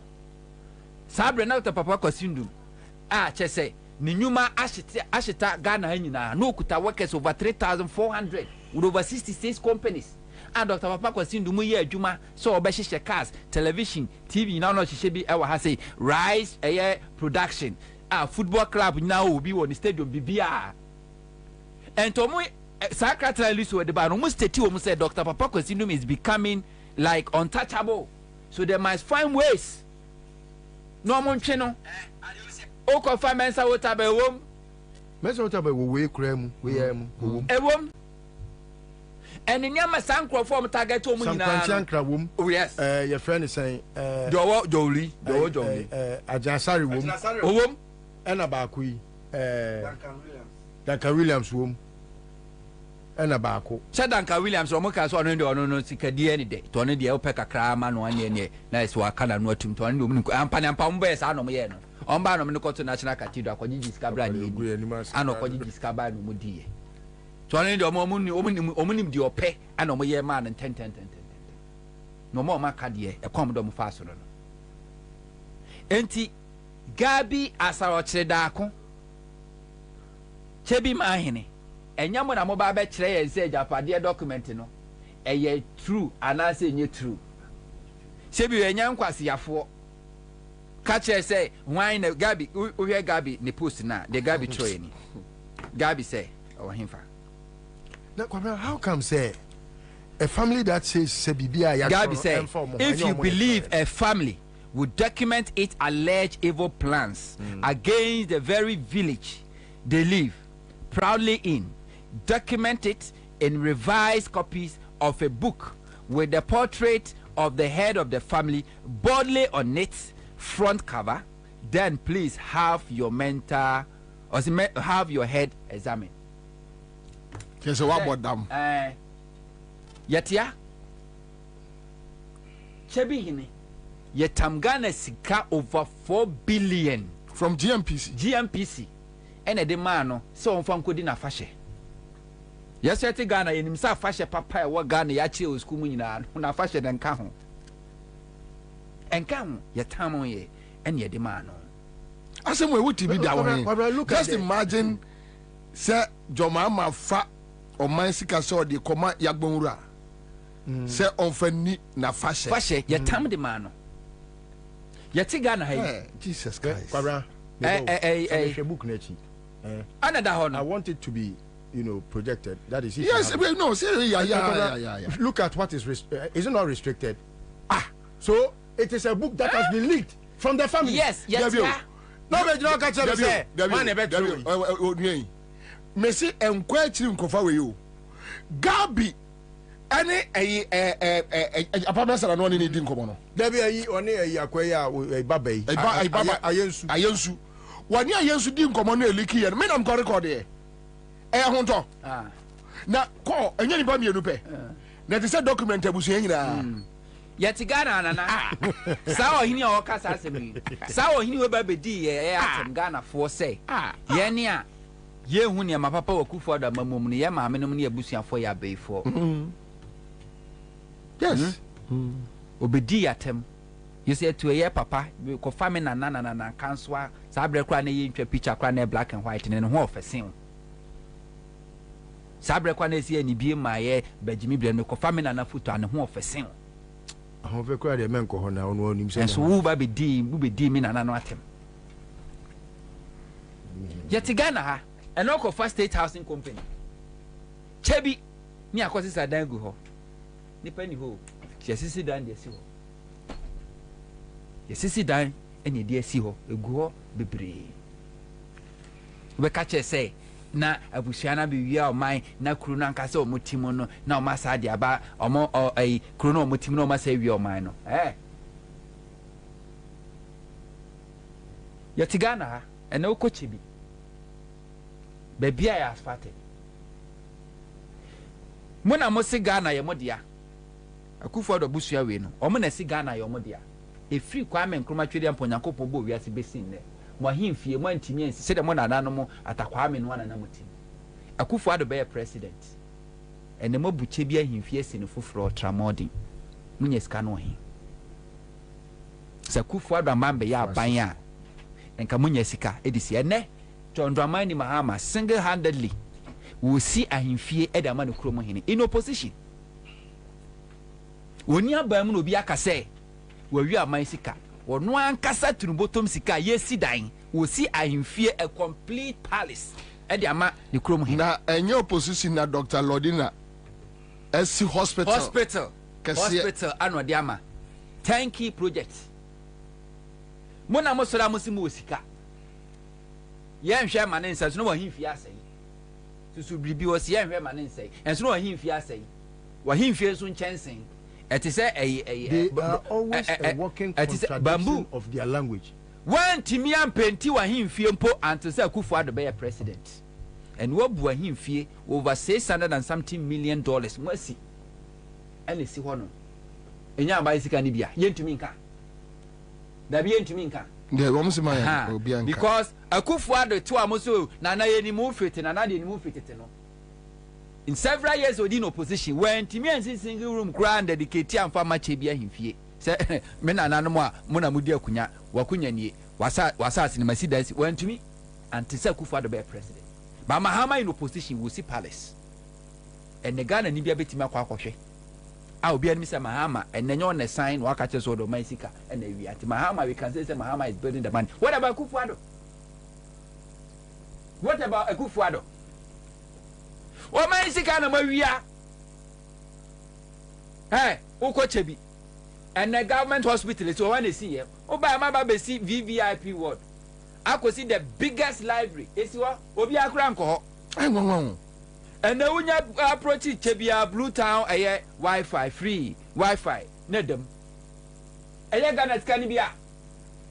Now be catcher say Gabi Astrochida when Onutimico could see a center like event center with AstroTurf say or the Anna Nemami. Gabi, Ohian bro, O Kingsby, I don't crown to me. Say or the Anna Nemami. Ohian bubro, Kwabena. What the Anna Nemami? Jesus Christ, Savior. And there was a sense of what's now UK. Radiname. What's now UK? Unquanina. I got now Sweden. I didn't know more about Ghana all these years. One Timmy Crown to block. I want my men naso. Gabi one Timmy and to block. I want my men naso. I could find by a president. After first 4 years, what Timmy could see a whole center, event center, can see a AstroTurf na tatemu. Say what they show mammy any munyam. I could find in opposition. We you do ye? You move walk around near Moye. Well, you na went to me and fiancé and swam went to me and for flower. Pray and quanko to Irenaso. And no bear president. What could see a whole event center? Our mampong. There be a share my abroad. Our mampong. Yeah, now when him say, you know, or see and or they ama jankromano. Na, Nana Krodwajman center that down. 31st December women movement. Rollins nene yere. Ana beji one mo musima mampoman say. Mufa. Asantima mampoman hone ye skill training. Skill training, yeah. Han to mo person musia. No mo ye way. Achachabo. Eni sata na ye krampo de ne. Achachabo de obi ehu. Achachabo mu hu. Zuma blues. Sata ye kra de mampompa no de na ye sua pa ye adwa yankee. Tie and die, two times. You no ha. And what I near ye ni nyina. And now a for baby, ye di for baby ye a basic school ma and koda kg. And wabebu no no wesi no dia man. Wabeji wono no dia man ban wesi. Ah, just a event center. Guest house sa wo ho. Utimi da ho ye bibia bi e wo ho. Wo be president and now ye we. We ye several years. When Timmy and Yashi and fan show we any munyam. Obey president and ne the we scan or he and ye Ganesika. And ye Ganesika. What you are not on Chauko Chebia as ye. And ne what to one now made the disco lighting in our boho. Ashisha Marble. Who do I not know when you are back as a nightclub? One we are basic from Aqua Chile, over corning some man for Chile. When you scan him for a free Tiana Muslimona Musica, Mona Motisicas one, Musica and then a multimedia. But him fears soon chancing, nay, sapo to Bibri. A damn one and then Musi fitted to Montimian. Roofing sheet in little pothole, and ne Ubedi, Sao in a king, Ubedi or Bashanifa, Kufadintino.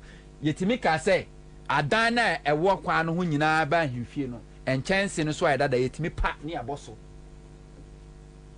ni aboso because edana ba himfie no and enchance na da nti ye modernize the town and it's a chebi a modernized city town our eastern region ni nyina akiri no so nya 30 seconds now I flooded because of galamsey so nyomo ne ba ba kire ye.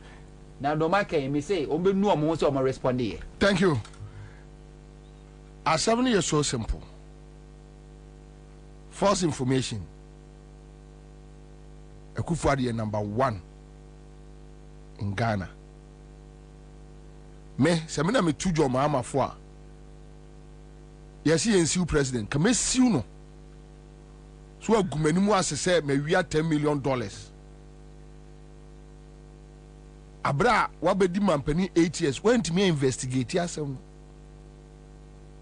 an ka bibia say oh asema me ka fa me nua ehui say na enye no kre nti we de on fa nche me ana say de me kan na enye no kre nti mu yem prosecute no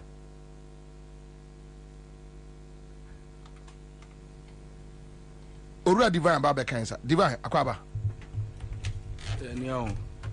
divine da ben na be ma me Dr. Park Kwasindi 101 na ye disa japade book we nko enche mo ono ankasa no plan say mo onemu ba be ye mo ai one-on-one interview enche nansenya mo that one me person ka Kwabena tia na me tia listo to ana o timfimfin any question we to oja ai doctor mini papa o onga jero oh eka we bo oh oba ai me fie kura me no picture kesi a mahorabo I see oh so from Hello FM me no I say Bobie o ka say onimobi a obeji na chi ni ade agoro yo di ache ajume yo yi aha ntino ka say asema o ka see say oni nchirima we no bi na edi nkomo ane but no abajuma no ntino o ka say oni Kofi Anan krampo na yi krampo a ni papa I want this papa na wi o ma me ba wi ayi wo the restaurant for anyway, so what for the statement about talking about false information and a japade it was a why a video no they di kind of my minchia a for any asher for na ultimu say a better na highway energy a woman no just entrophobia so share them afabo apayo ama match film from memo oh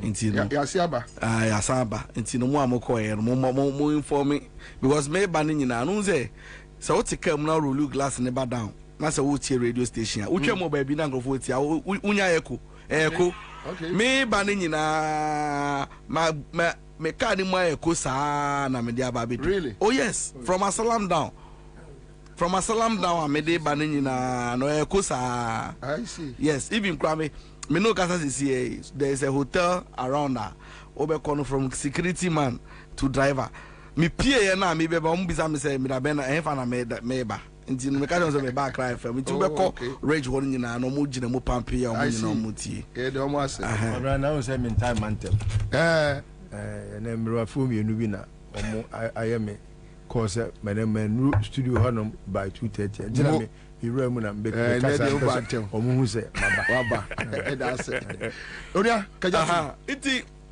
unim ejapade document we ho say you discuss here unim ade a me person for early emphasis on is the fact that ejapade document number 2024 number 2020 unim say ba before 2016 yes me kai ejapade documents at the time when me kan ya me hu Samia Uku Jombo Edumudin ewo mu me hu Baumia projection any plan to take the party from the Ashantis any Kufuor how to undermine him Otunfuor me kan sa de no wonim say the first day I read it obi na send them me and me post it to your WhatsApp group bi mu wonim say me the two na that time so that first one no so no Dr. Inu featured prominently. Yes. Amwabi featured. NDC Papa way. Dr. Dufour, Munina, Omu feature. Alan was there. And your friend said President Kufuor was there. Yes. It told him say, "Me who yena me de to hono." I still have it. Do you know that people thought say a fabricated story be? And when I posted that, they doubted me. And I made the enya friends I mean I made baby debate I be meeting. But you know why? Me at the time no I knew say and something be one more omo kan no na eye nsam o afi omo anka so makache e na eba no unim say omo commission some research bi na Dankwa Institute e na eda no so out of the research no omo ye no they wanted to profile each and every person omo nim say omo ye threat ema omo political agenda even from within their own party no they knew. So this is what happened. At the end of the day, no time omo ye analysis na wie no omo ye omo say omo dey to kratas na be blueprints. Ama everybody around them so that they know what the agenda is, so you don't miss the point. And though you know who your enemy is and you know who your friend is. But on say dey bia me catch them say so what's not them now bobo apayo so obedi boni a ade so ka o trim ne say ade ko na wa choro no bi na be photocopy ayo obi na be printing ayo obi na be transporting na sa wo di boni na se nipa no ne wo nya adwen sa lebra no be liki enyo obi na be type enyo obi na na wo enyo wa ya choro wi no so kra no obi na be type because all the platforms ni nyina nya wo dia. So what happened is that when they did it, no, Obi, I want my catching on who said no, but this you can't do against the state. And then Nipano, quickly, and onya copy, and no leak here because at the time they were planning it, no.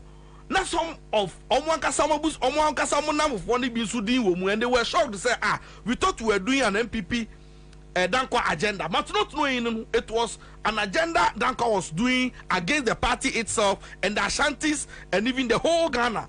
It's the panu we are no leaky. The first information is no. It's only nipa leaky man. No, they are fresamia uku. Omuni kofwa I said that they can bomb a man near first. It to realize right after the first leak after 2016 election, the demeanor of Samia Uku changed in politics. It's true. If say unimua you that is where so the first person no nya sekabi person who nipa ko di Kenya the first document Japade na Samia Uku and the man first because when his name was mentioned say opema oye masem ni sumaiti say inti odu baby I the man be trapping no John Boadu so opensandodo you can't be trusted so when the people heard it they were shocked say but you how can you plot against your own. No more information. Are you seeking to suggest that Abna Koko's Samia Uku engagement, it was plotted? No, I'm not. I mean, I make confirm. But I'm just saying what is in the book. In Tubasha, Unim say right now, no. Adiane Babon, do you know that Samia Uku Unim say he wanted to play an indifferent game, like he wanted to remain in the middle. Night to say or a party ni. But him say your document him say because of that, they can't really trust. So they wanted to find a way or a Kufuor boy. Into they wanted to kick him out. It also realizes and I quickly acquire she. And I play game no more say no, me neutral. No, they were not giving him anything. No one no call say it's a for him to also vouch for his loyalty and his integrity around the Kufuor Sono. I don't know how campaign manager for Baumia campaign now. See this document when it came out, and yet Nasemo. And if somebody tells you, say, oh, Divine, I think say we have two documents that have come out. The first one is different from this one. No, part 1 and 2. Say continuation, revise. But the content no necessary, agenda no necessary. Yes, it be a count by me patches. Edika by before 2016. No modify along the line. Solid. And you know what people must know. The question you should ask yourself and say, is it mere coincidence? Say. And some no cat anymore, maybe kind of 2016, no, manifesting real in 2024 now.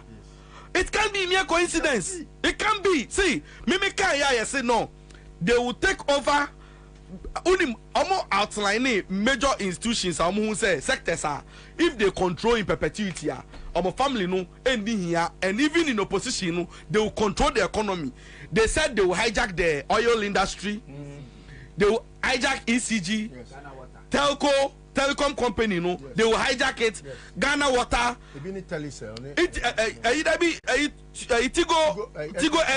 Tigo. Yes. They plan and I'm saying banking sector. No, they will make sure say Kenoforiata is in the center and the heart of everything. Our control BBR.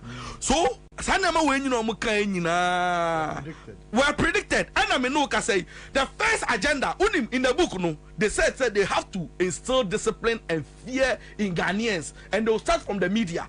So exactly 1 month, 2 months, they started known as Osla. I started here now, almost see close to radio stations, and almost started almost close to radio stations. Until what a whole nobody who that fear no, everybody kind of share because they identified a loophole. Say no. Loophole we see yen kashi ye be use technicalities bi won me da keke nkrofo we mu out and apa omo bae into the first thing here and say omo use media houses into the made omo here they were looking for mo friend is saying frequency ato but no mu nya bi including the omo ye they started killing omu good stations ni bi omu good stations ni bi so now it got to a point that they wanted radio stations and frequencies ni ye prime into ba bi no omu negotiate ye nti na esi an ye ben wa be dey untumi nkasa no omu ye ya no ma position mu ho na sisi am no kasa yi open the juicy frequencies your both frequency ni chira mbe show o tap no na ugina ho no mu a eyomu no magege sa frequencies ni nyina and they wanted to hijack the media. Secondly, omu your imagine say ombefa event is saying the petroleum sector unim say ndam no ka say ebi no wonu mu a unim say yatoto petrol mu e kosoro nyina ne bo kosoro tax say de to so nyina unim say omu nka bi hyem de enti amu nkasa ne say bisaga bi say wan mu na import petrol ba o man mu asay to da honum omu mato enya adwuma but omu ankasa enti atomu a ye kra omu enom ye beneficiaries of the industry as we speak now. And then there is a plan in the book say omu ba jiji nyama ni nyina aboso na sa ban fu ba no ye so do musaka they will cry foul. The plan ni say ye be ji bibia ye ji wi a ye be use sika na protect ye ho but in the end no ye be ma obi ahun say omu tan yen and you know almost clean your machiesi your machia omu to say krata bia obibia no omu de legalities nene you know cover machi. It's at the end of the day no oba na o attack your mo it will be like you after a certain group of people. When this thing came out, I was telling Samia Uku, I was telling those young people in MPP say you people should take over the party. MPP na edija amono munji si ona munye ni ye na eyabusuafo bi na o maji na mu use mu as puppet and stooges are mo dey your agenda. And today it is apparent, it is obvious, you are all seeing it say all the game they were playing, it was just to satisfy the whims and then caprices of some individuals, some belonging to some families be agenda. And then me no ka say, and then na okrata animu a emba ntwemu ye ka kire me. Okay, so unim be metia sisi asma o ka unim de mama. Enti why na e said them etimi tro hu say Debbie MPP be ba bam na Akufo-Addo ba bam a sefa kan a or your media man will become part of the agenda. Sefa kan ga MPA ho. Sefa kan oni MPM. Sefa kan any adomochi. Omudi ni book no mu. Omu national security. Omu national security. Yes omu national security payroll impressed so a yetio ka daily. Odi ya no kwa dia emphasize say. Any sefa kan oni MPA. Oh apola adomochi oni Ghana Aviation. And when the trust our book no or Timmy who say me first media for we na ma peja wo mo my empower wo mo no ma timi agimi more why not that song sa da ye no chapter 2 na can say revise no ma men kan kakra ne to aso page 3 on economic and financial sector control or say phase 1 overview. Oh, that's okay. Phase 1 overview or say the first phase of the economic and financial sector control was to be implemented in Nane's first term of office. As we get closer to the end of the first term, we have set the ball rolling regarding the objectives set out in our first document. There have been difficulties largely due to some pitfalls on our part. For example, the control of the electricity sector could have been handled better had it not been for the greed of some of the non-achieved elites, and we have included as cover. Again, the way some CSOs obtain vital information easily about the Ejapa project has resulted in them wrong footing as and embolden the opposition to jump into the fray.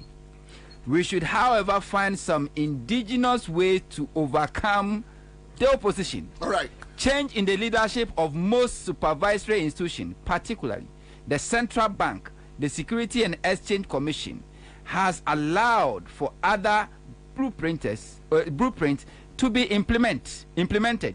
For example, the financial sector cleanup successfully eliminated most banks with hostile ownerships. Yeah, these are all the issues. I mean, we have been reading. Yeah, kind of one. Now you see, energy sector. I mean, omoba first. Anya PDS. Anya ni akasa omo for me PDS. Omoba ya mo first time no quickly no mo your margin say mo ye PDS. See, when it comes to information, these guys are tactful. Make us some tactical. Omo ye tactful about the way omo yo moneyama because omo agenda. And now you see, unfortunately, no, they have the media people to also carry the kind of misinformation and the propaganda now omo they call out, no. So many of the people also believe the misinformation and then and throw na omo dino.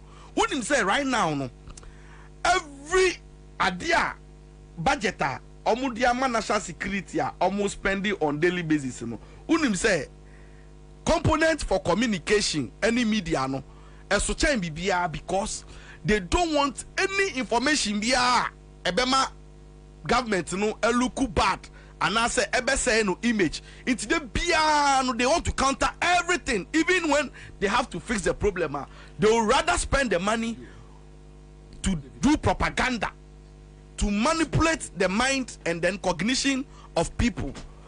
As we sit here, me for Nana Akufo-Addo to come and sit here and tell us say say allow misinformation any year. Sana mani nyina no.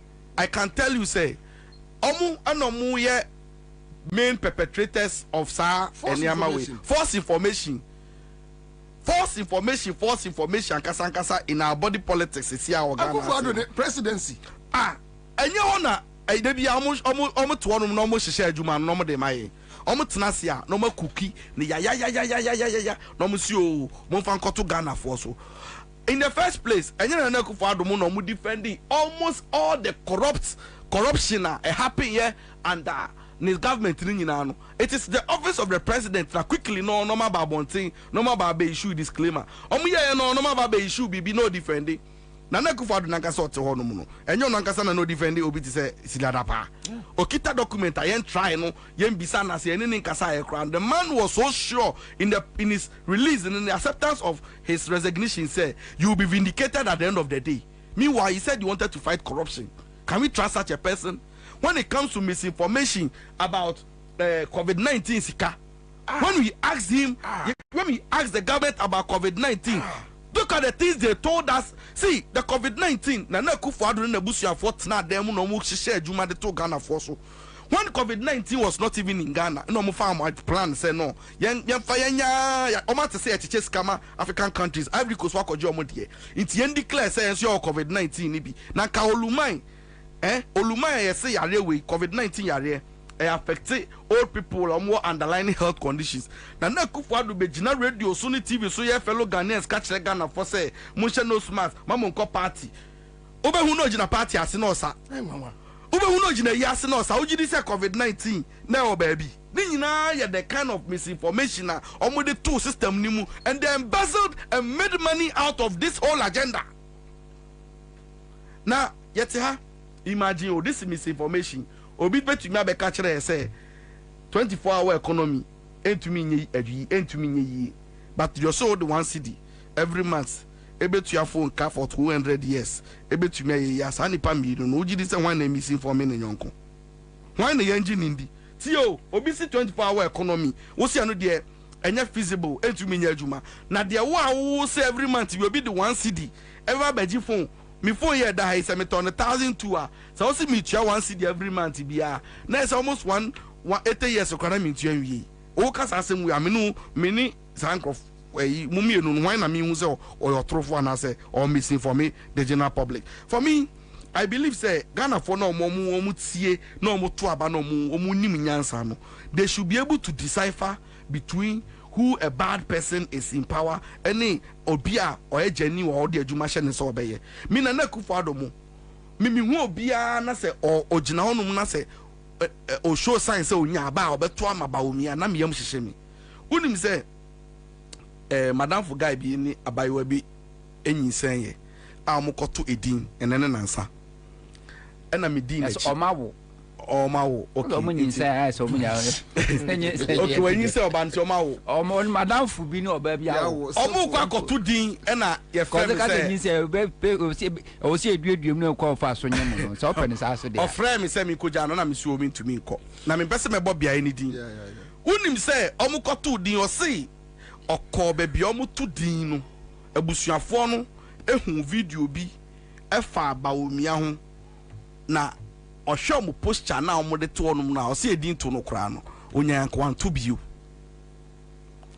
ɔse abusuafoɔ no ɔmo to ɔnom no ɔse abject poverty like ohia paa ga na chi ohia paa because 200 cedis keka oyi to ɔnom no ɔmo de da fam kyɛ sɛ ɔmo hu yo na ɔmo di bawomia akyi na madamfo no ɔbɛto ne bade ne bi sɛ ɔmo sɛ den paa no mo hu ɔbawomia wɔn bɛto ama no ɔmo sɛ ɔmo de wɔn to MPP mo yɛ MPP for madamfo ne sɛ ɛhɔ no mu ana ne ba ne din ɔbɛto no if ɛbɔ n'anum because ɔno also yɛ MPP ni o ɔno na ɔkɔto din nankasa yɛ MPP ni but say ɔno ɔyɛ asɔre dikin me wɔ recording no ɔsɔ ɔno ɔyɛ asɔre dikin na ɔno osoro nyame na bɔne a MPP aban wei di adi Ghana no ɔntumi nhwɛ sɛ ɔnyɛ nyame a ɔsom no ɔbɛtumi ato aba ɛde ama MPP sɛ ɔmo ntena abɛm no ɔmo kɔ so ndi bɔne nti sɛ osoro nyame ne deɛ ɔbɛkɔ so preach akyerɛ Ghana for sɛ Bawumia is a liar and is somebody that Ghanaians should not be voting for.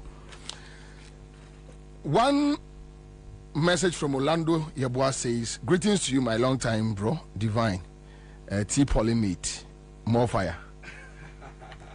Onino. Orlando, yeah. Me pacho me ba. Can you also answer here, Bobie? I think JM should make a pronouncement on this document and assure Ghanaians that this agenda won't succeed. He should also respond to this comment by Akufo-Addo and link him to this strange document. He shouldn't be silent. Sometimes JM silence on issues like this gets very nauseating, to say the least. Those of you who are close to him should tell him to be up and doing. I'm Muhammad Musa from Finland. Thank you. Okay, so those of Omo Beno no your Hontono Ilisto and Benji. There's someone can't no.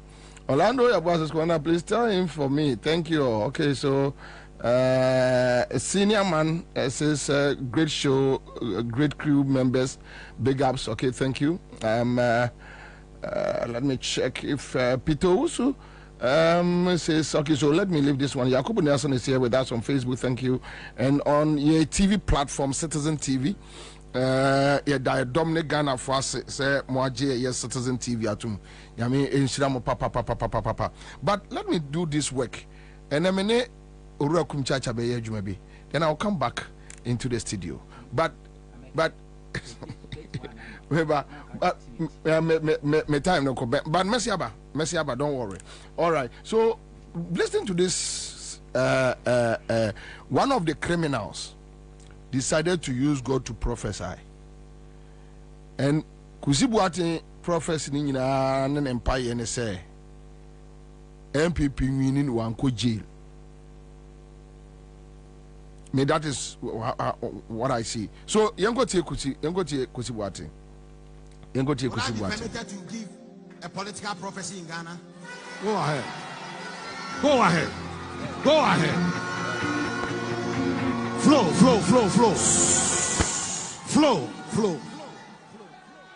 I have a question to ask the IGP, who happens to ask for that thing that Okujeto said is true. He's my son. Why is it that political scientists can give a forecast and nobody will tell them to stop? Some will give a forecast and say that during this election, this one will lose or win. Nobody talks about it. And that is what they have studied. Unfortunately for me, I dropped out of school. And this is my profession. So why would you allow me? Or you still don't believe me as a prophet?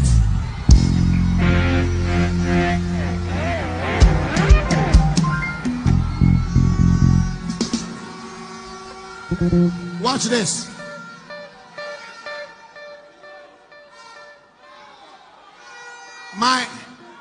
The people that they say are my party members, NPP people, if they don't take care, they will lose almost 7 to 10 seats. But then, if NDC also don't take care, MPP will take over between 19 to 24 seats from them. But then the election is on the 7th. On the 8th, the result will not come.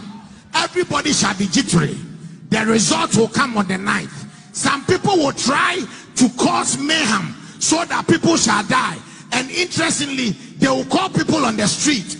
And the first day, only 1,000 people will show up. The second day, no one will show up. And there shall be peace. And the result is obvious. The things are difficult. I know that there are 2 people coming. But the Lord has told me that by the 9th of December, His Excellency Dr. Mahmoud Bawumia shall be crowned the President of Ghana.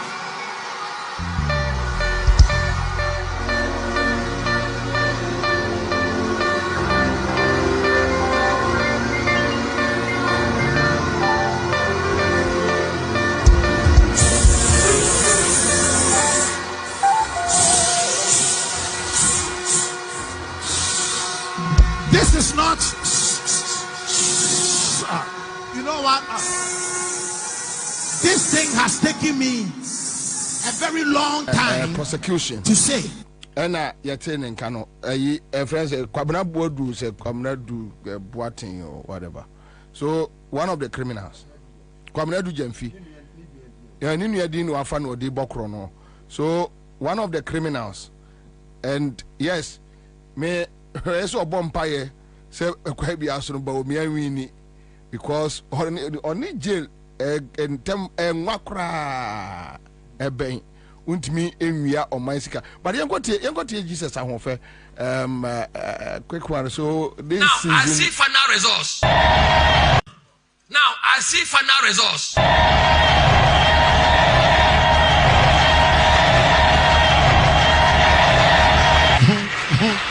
Final results. I see final results. Who will declare? In the spiritual realm. Papa will declare. I said. Hey. I see final results. Hey, who will declare final results? In the spiritual realm. My God. Gosh, the leadership of it. Papa Judy. Listen. Write it down. Yeah, Judy. NDC will win 52.7%. 52.7. 52.7. National Democratic Congress. Listen. Nothing can change it. Nothing can change it. Nothing can change it. NDC will win 52.7%. NDC will win 52.7% of the national election results. I see wind of change. I see wind of change. Papa T and from my against some banker. I see wind of change. And some from change of government. No matter what MPP will do, MPP and phone number. They will lose 2024. Says the Lord. Says the Lord. What if I declare the nations, the prophet of our time, Papa. Well, admit so mine my thing. But for whatever reason, best to him, best known to him, no, or no say a moya din dear. But Omo Mama or my Dano should continue. Yeah. Even okay, we also on your politics. No, or express it a prophecy. The prophecy is one can say Yami prophecy or no only prophecy. Ah, okay. Also a school dropout or in a profession, NOE. One can send a calling. Yes. Say my friend, I join my friend so may a profession. Profession say they would not choose a Juma. Oh, yeah. But Obia, my friend in here. Say Nippon post on Pony, I mean, our friend to obey. Then I will be a appointing authority. Now, only say, or cancer also say, or no fee say, or say Baumia and Adam for pa. Now, only Baumia $1 that. Our prophecy, prophecy do. Yes. Also only Baumia $1 that. Now, Baumia Mumna or no abonne hooker. Abonne hooker. Intino, Kana or no abo Baumia hono. I was sorty. Quite be as no send at the penny moja do no this you go frame. It maybe there you see, I think say wholly no it's good say okujeto yes adwuma no and can no be anyone ko nimu no but Kwabena, come to think of it o sha so dem ho say ne why efe o ka so ma se o man sika because you nim kusibu atin before 2016 or in their desire to use the way no na omo wieska dia kosi omo ankasa asori dan oh they say they asori dan no oh dan a wasi efe chen cathedral no because we via cathedral sika kosi asori dan oh privatization of public funds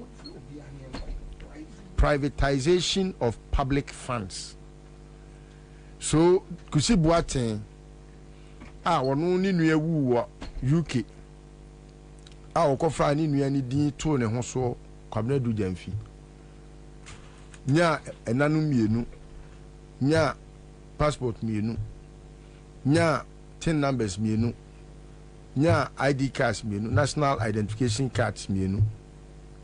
A criminal like this is on a pulpit rather, because he is a puppet of Bawumia, a puppeteer.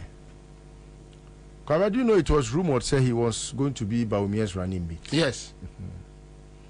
And do you know say that led to most of the exposés about him? And do you know say time wa about say omeye running mate biemu no. Now we're spending a lot of money because they were using that the office as a trustee, you know, to extort a lot of money. And a lot of the time, so we share how people's interest. Etimima omo erefi nyame asem na fe they use their own a year.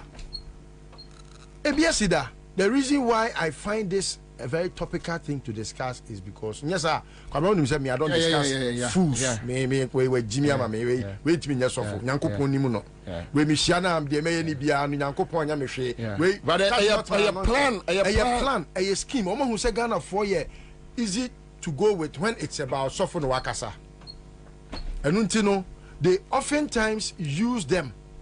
Ebina Owusu Bempa was used by Akufo-Addo when he realized say Owusu Bempa etimi attack John Mahama. You are right. And until yen use Owusu Bempa, but it got to a point that when they used him and realized say, Akwawe, you will become a weapon against us. Nana Meba, just a minute. Prophet Kumchacha, I will line also. I think say it drops. Twice. Say, young here, Owusu Bempa na, ya use no. He will become a weapon against us because he doesn't like Bawumia, no. Just because Bawumia has that character trait of, you know, a certain which is best known to them. And almost no me and Tata, me and Bruno. Your Bruno na say you to a fiancé ni ane ya kakra afiasa ko so ne hwe mu a ye betime yusu ne biem. And they are using him. Okay say Owusu Bempa ka say Akufo-Addo bedi o man nani mu o man ni mu be de in this ono so ne prophecy waka bi. And na Kwabena asofo no bebre enna me no ka say apart from omo ben to me no. To say, I don't like to even mention names. Let me leave them. They are on their own mission. Momentum from Ra. Okay. Prophet Kumchacha, founder of Heaven Gate Ministries. Prof Akwaba. Senior Wadaroma, Medioso. Boko de. Adam ne donso. Umpa ebonti. Prof, yedin komobi. Edru seasons say ya ayana monimu yanom ajamo ka kansem kakra kire ye yenim ekwaya aya moninya me fa so kasa nenso eye ofre adwuma wonua kusibu atin wa follow ne nsem a one na sore ma no adi ene de osinya me aka kire no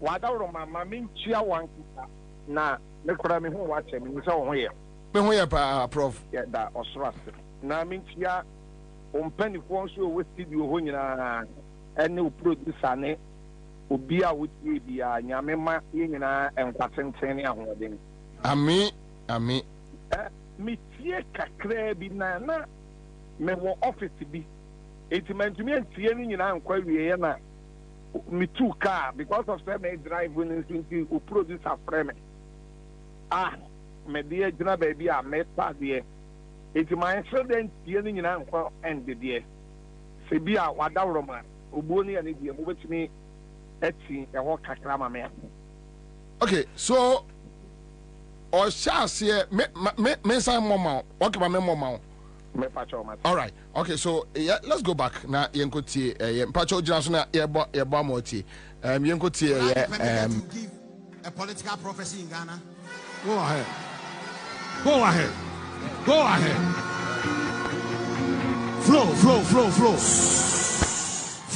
Flow. I have a question to ask the IGP, who happens to ask for that thing that Okujeto said is true. He's my son. Why is it that political scientists can give a forecast and nobody will tell them to stop? Some will give a forecast and say that during this election, this one will lose or win. Nobody talks about it. And that is what they have studied. Unfortunately for me, I dropped out of school. And this is my profession. So why won't you allow me? Or you still don't believe me as a prophet?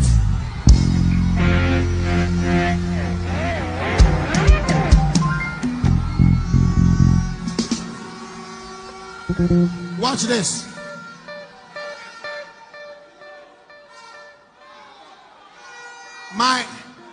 The people that they say are my party members, NPP people, if they don't take care, they will lose almost 7 to 10 seats.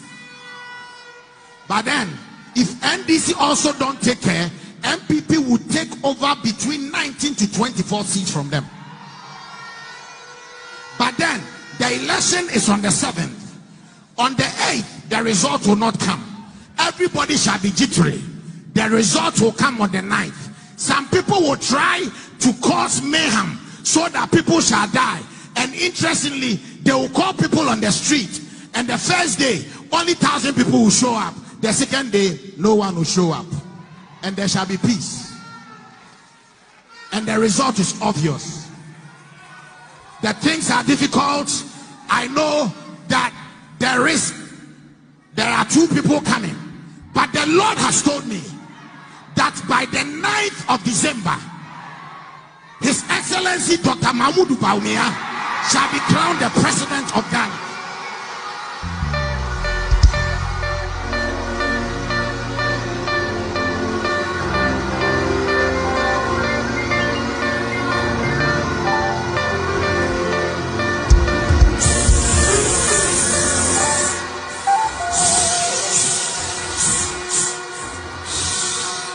This is not.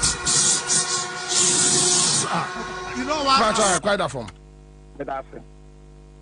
Dear Orkano, me also fukum chacha me nyentom, ena me nyentom san nyentom bi mu da.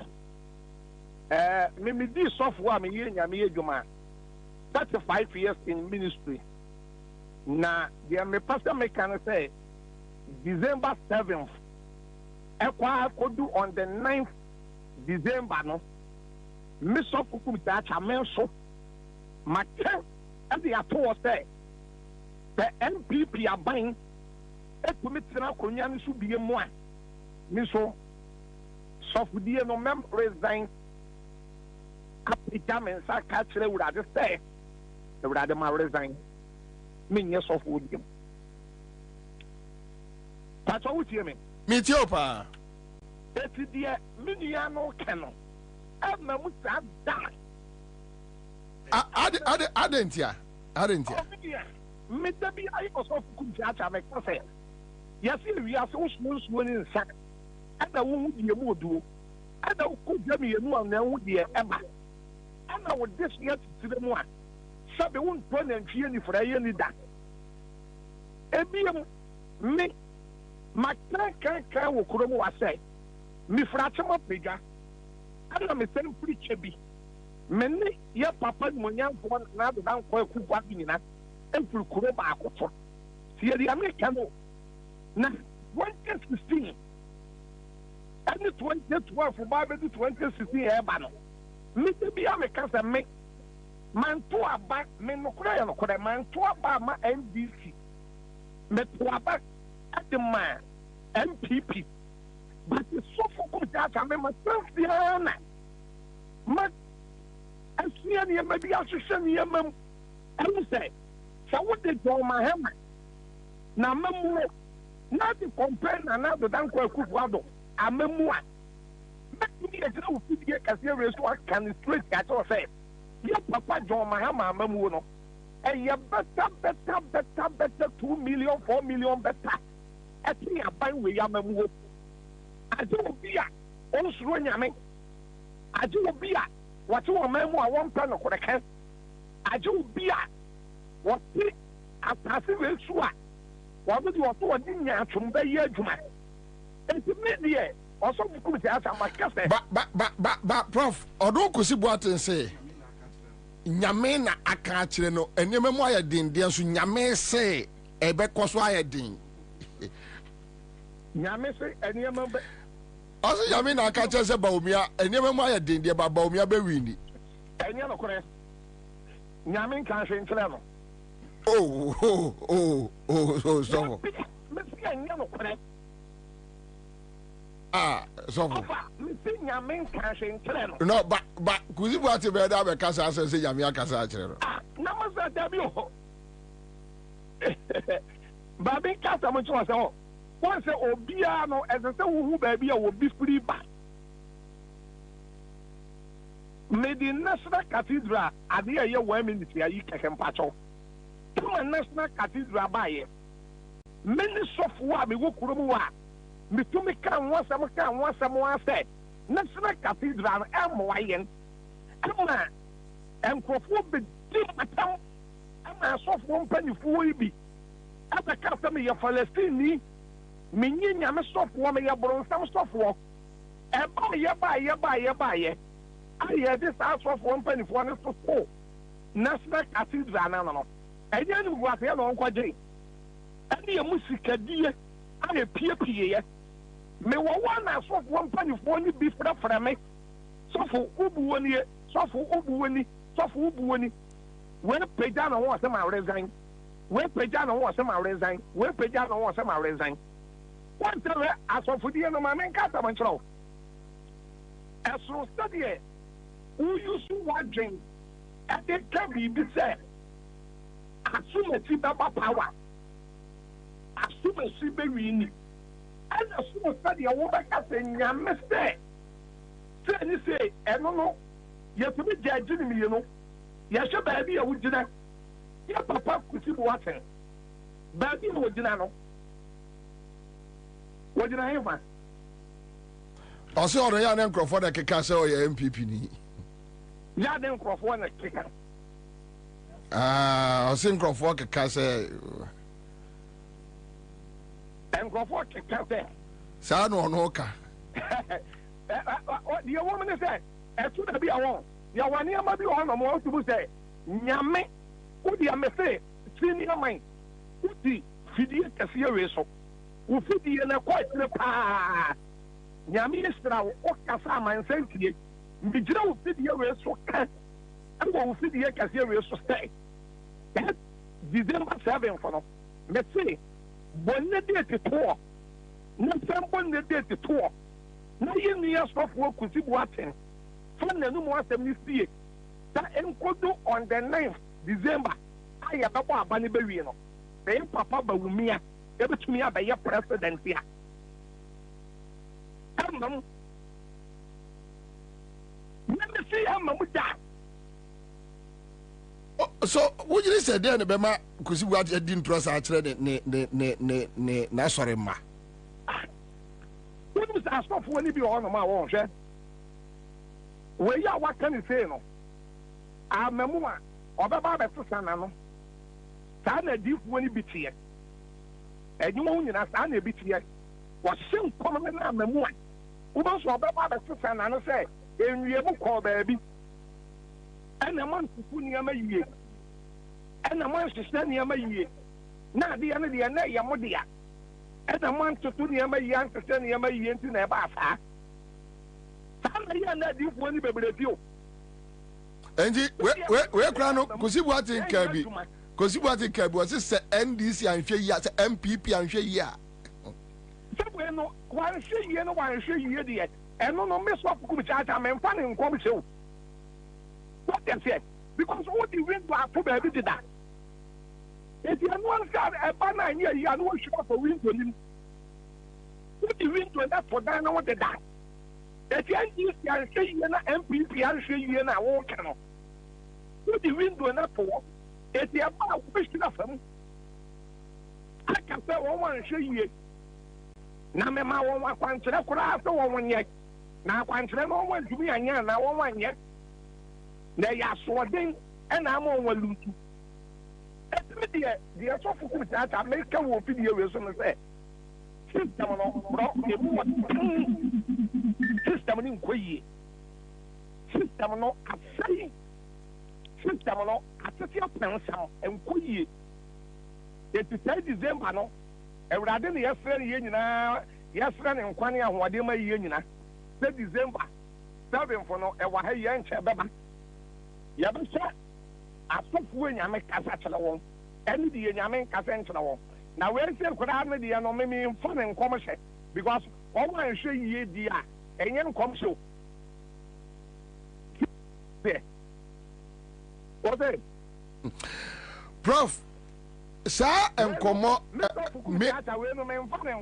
me share video bi a o se asorma correction kra asasa enkoyi mata daze nipa ni nya bia me ede bia ya ba ya asoli kwasi ada ba wiye mi frifie ba asoli na ebia mi botoman kasa mi kuta 1000 ese mi botomu a eto ebi amepon asori ni be wie kura me dufie na aka be hende si dispe adai ma so mo e ba office wo nyina do do be jelo ale fe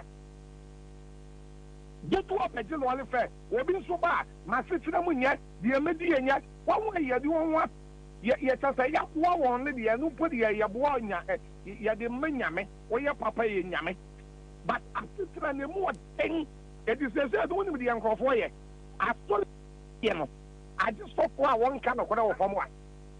I saw you and so be back for this time day we ya. Ube when you be a man there for 2 weeks and 3 weeks. Who be son? Or back after no yelling. Who be son or back after for a year? Who be son or back after the never call baby? And you be yo. And you see custom. Lolly far whatever back on your program. You know. Omeno, yen na yet to me with the alcohol. Minimum crop for baby or wine, private cars, I won't use money at the SA. Or try to man. Or 2 times a be a 15 minutes, I know I pay more be. And now stopping a you be no apart no the sewer. No, I put rot for no call. Or by no, I say I put rot for no, I bet find a car, no, the call. It's enough. And put you. One says, something, you begin to follow your man. No one you be the nurse for our pantaya. No one you be there. This can be one theatre. That's the American say, or man, you a more yet then. I do be a one kind of correct. And a cowboy a thing, and a duty a thing, and a dollar a thing, and a petrol a thing, and a system a thing. You know, this one, what say, Bible say, and no dear children, I'm more than back. It's in Hama Ghana, yeah, but same quotation, a Ghana for one in Yamadi Boy, dear. So you Ghana for one in Yamadi Boy, dear. And yes, for Ukraine, Russia. Russia for one Ghana for other control. Ukraine for one Ghana for other control. Debbie. To me, when Yama also catch it. It's me, the American and American. People say, Sunday, you could have. The AC woman saw them.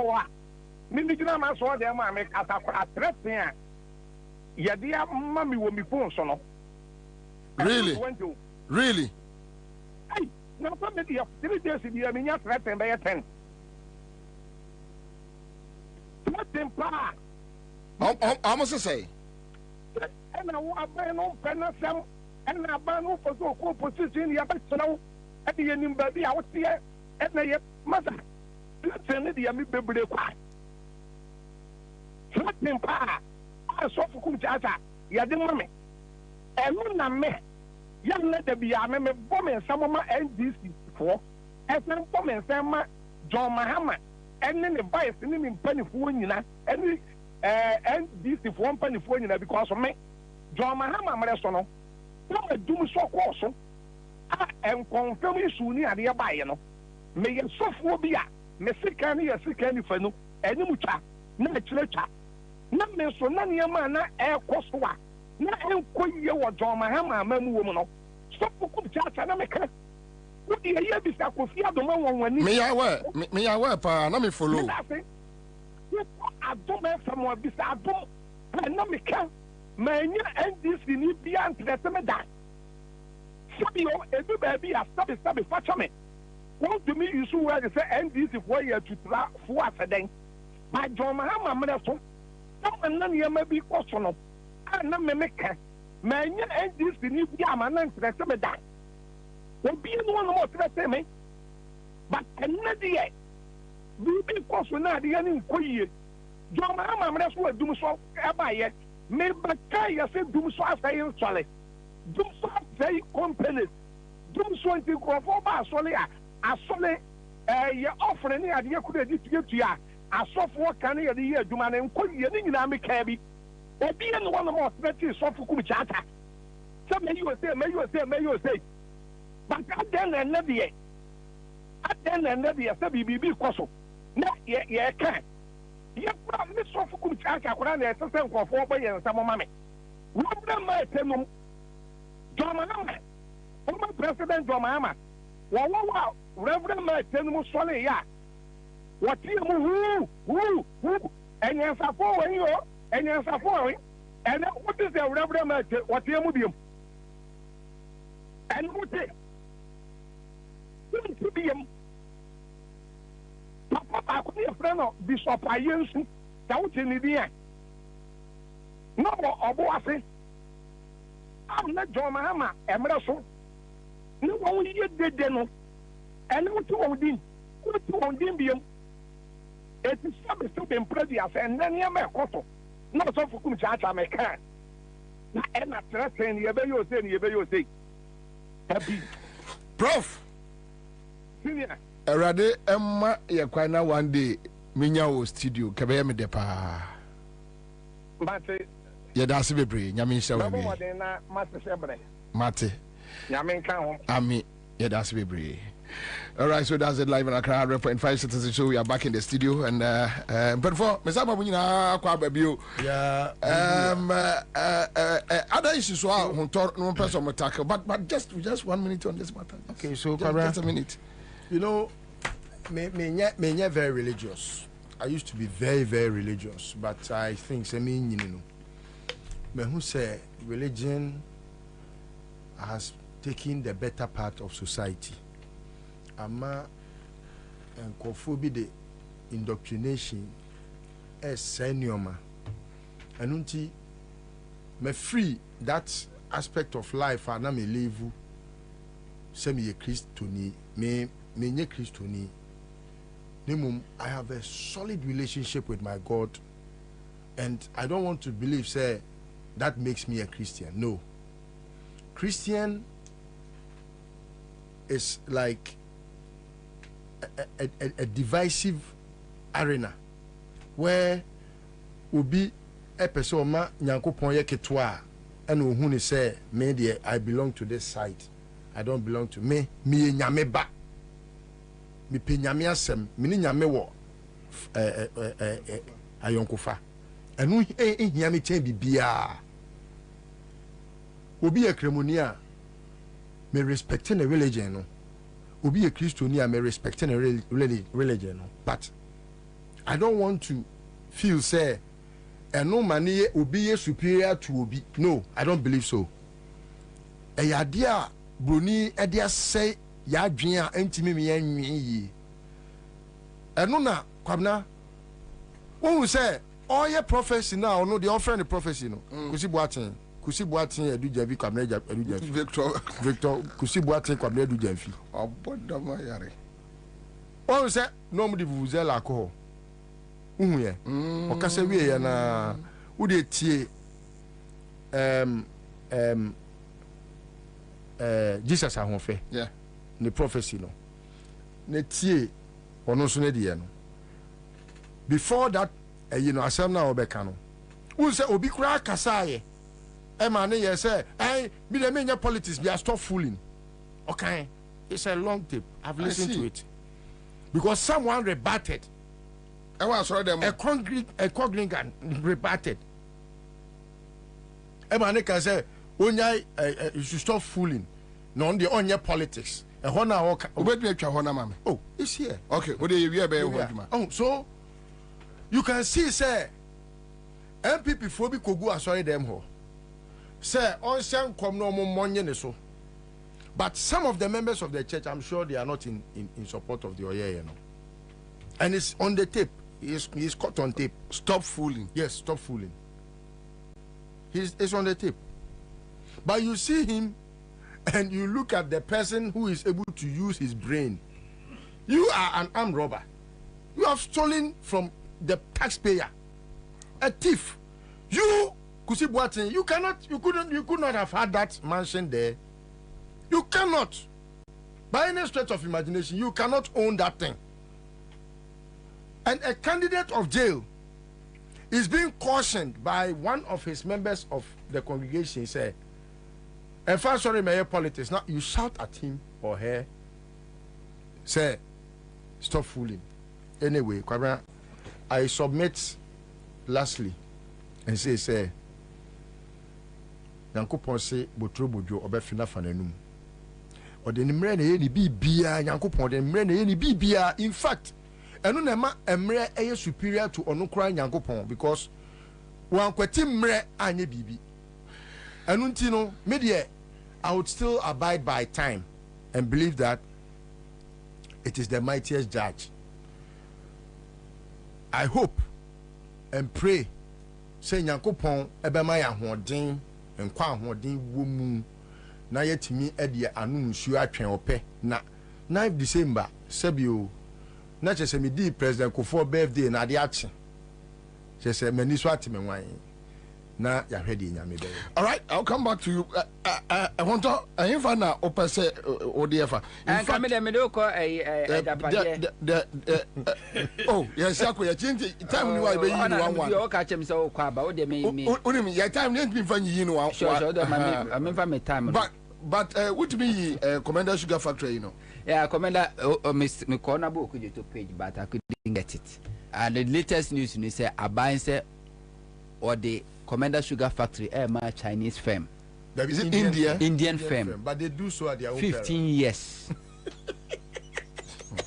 Or the ma Adianyano. Or the ma Indian firm 15 years. So with this government, what is happening? Nana de Atiani say NPP they don't build. NPP they don't build. As soon as say Obi bu mine, na as soon as say Obi your mine.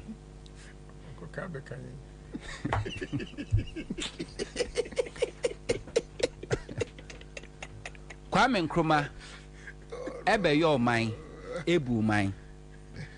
All your mine no or chichiri or mine no or the needed infrastructure or the to or such the good leadership.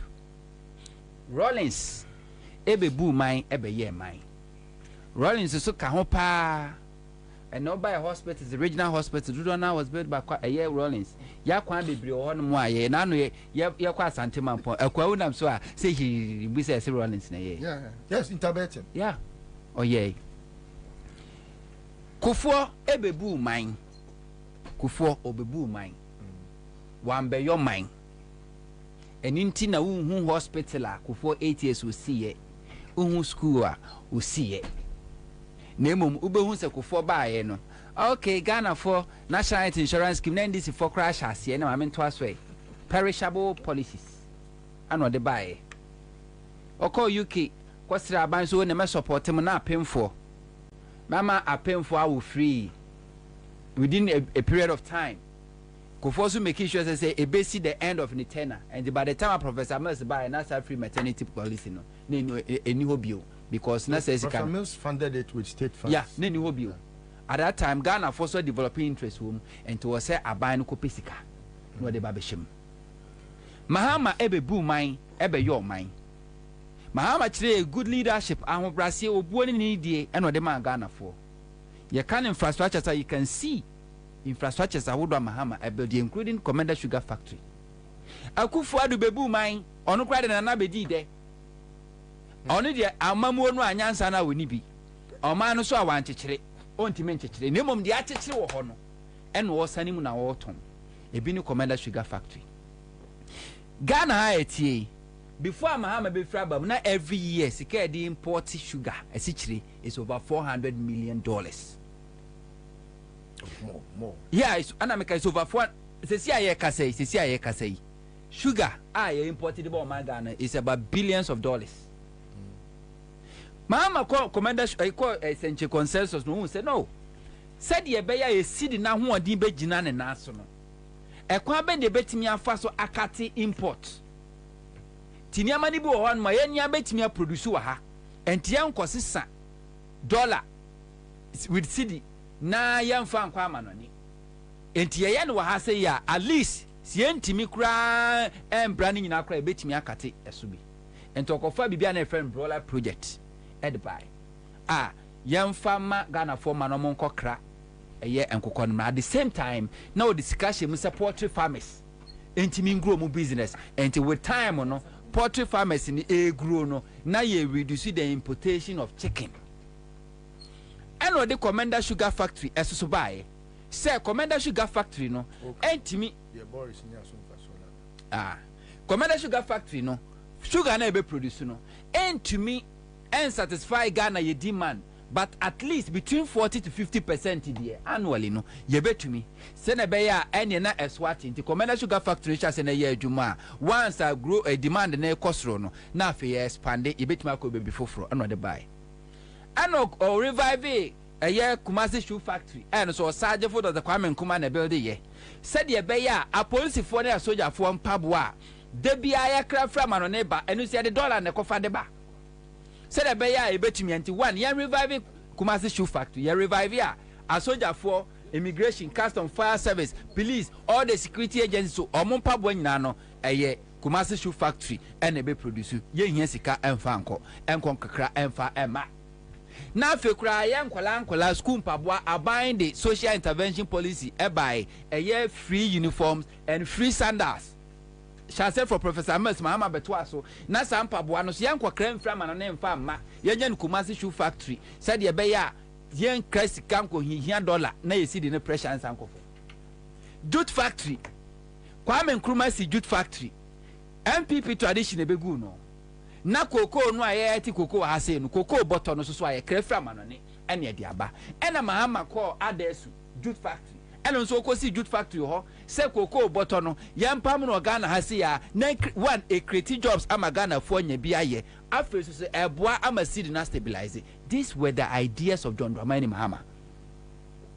Now Akufo-Addo baya 8 years ni Commander Sugar Factory anya adwuma ye kwaka kajezo 2023 April Commander Sugar Factory ebra na ma hemfo ho ne na so oso April ene be sha ase ye adwuma I remember I say by April the next okay twa nim se be sudu anso ya tia lanchemanten so ye say aban kwa we say obe diversify obeton ena Ghana for say hine ne ha afiesa kwate o mzeze do mo ye ne say o mo be kra unfinished product e dey free India no ma be finish e wa ha sei na Ghana for say na factory na sie akuafo asase na da hoyi ama asase kura ankrofo kura ka se papa kwasi ndum akotwa asase ni bi ahwe di asase no e dey kwa koti university e dey nkonkoje Mahama so onye asase na da hoyi Ento isi da catch as a factory now say nya adwuma no. Factory now say nya adwuma no. Wo se mahama factory na nya adwuma. Afa de okwa akokra unfinished product raw materials from India no be finish wa ha say. Yes you omunya me nhwe. And the latest one a KT Hammond. Very shocking. On Kanyansa Semda. Say buying the Commander Sugar Factory in Emma India Juma could be 15 years in Finchia Dunum. So Omonfanya Juma. Any D. Omundi di 15 years. Omundi di 15 years. Basa India firm way. Se money de Emma moi. India because Commander Sugar Factory no. Say India kasa near Tianke. Yeah, the moment the moment me fra me ba o. Bebre I think o come India for catchy papa. Catchy papa in India Malcolm. Say India for no more. Ba we num do. And omo ba tia ka tromo. The moment okay. John Dramani Mama declare na say winner no. No China Indian or whatever will go there. Now no matter nkunya no a you see factory in the more no manage no, they will take over their property. The government will take over the property. And so India now say 4 months over risk your investment. So they can India can sell Mama can sell. Oh, me express an opinion. Don't think say India fubi na mpa ompese omo be ye omo sha chire omo na epe factory na e na omo sha da akofa India for bia omo te baabi make ekrampo no omo pa aduane ade munya e na omo sha omo suit na omo dunu omo trim sa India ni we kobusa ni dia hwa ohu because wabesha Ghana ha baabi am komode no omo na yes ana se omo sha da akofa na free India India so komo ho pa and omode na ba say minua bra na yen yusu don't ever think say sentuo say we sentuo China for be there omo ade omo na touch you see omo ye bia is for that family omo mpeni ku for be president amam you NPP for I know munya kita on part China and India to be omo mpeni ku for AC Jubilee House China for ni see China phone is here. India phone is here. Yes, I mean when they come back. Oh no. Make a slip of tongue. A slip of tongue. A slip of tongue. Ye India phone do musie. Akufo do be president say by renovation wo. Jubilee House. Unim say India phone na sama $1 million. And no money here. And that link is there. That link is there.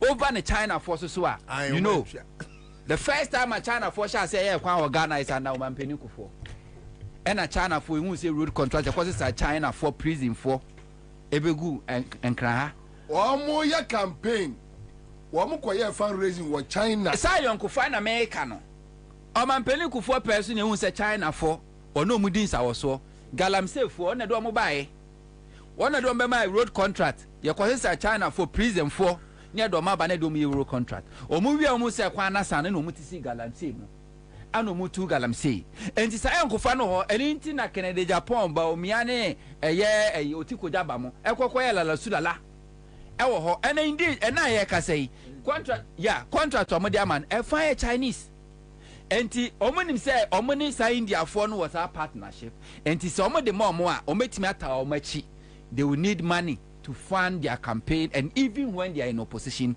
MPP still want to control state resources.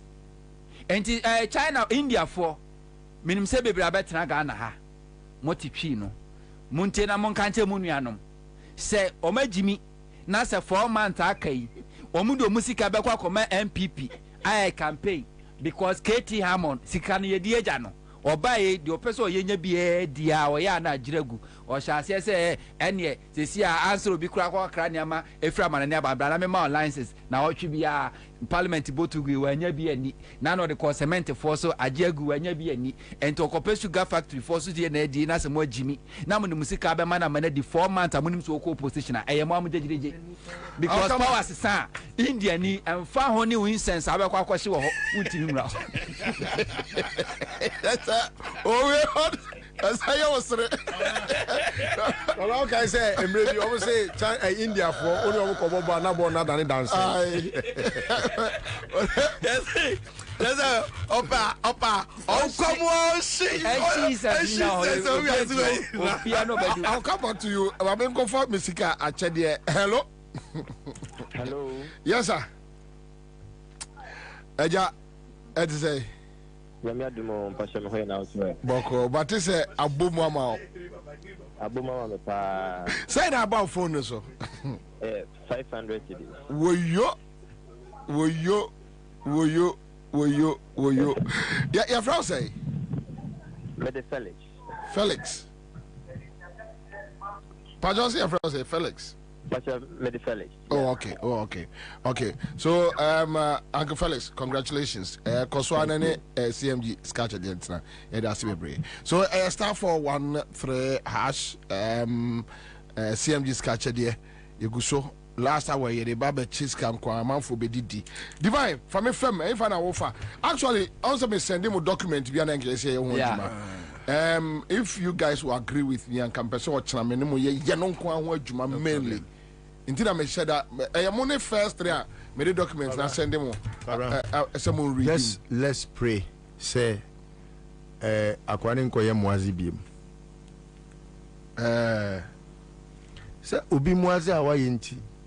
And I know topic as Uncle Dinson. The Bue Crane, Debbie, Divine, ever have saw the far. My main fa, my main fee incense you ran on.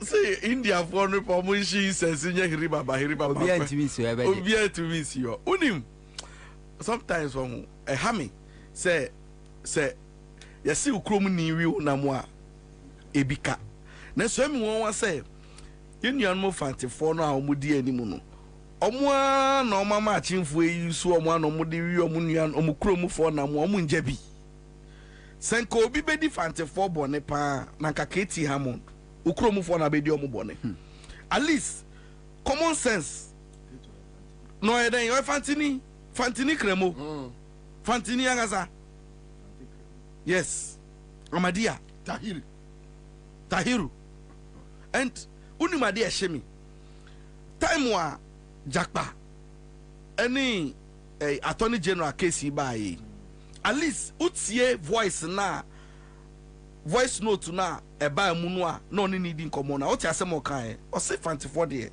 o madwi mu ha domu hia ni say obepe sika kakra bia ma omo beto aba no e de akonti yenya na yenjeli atofo se evantum na by election ba omadwum e han tupe bibi ma omo a no beto de ama asemo kai and look at the kind of mindset attorney general ewo about a certain tribe na who ketia mon so de akire eno anso ha president na Kufuado infantefo ahemfo ekọ no honomu eyi kokwa ido ho ekobo pa kofa infantefo ahemfo bi e de call Flagstaff House no oti e asema na nado kan na eyesa kunfifo we ya ni commander fo ya o say dentia sa commander sugar factory any development or samples so no onye ye no is because say infantifo no anto aba amfa ma onu ne preferred candidate tinti no abandon that project ne dey si ho no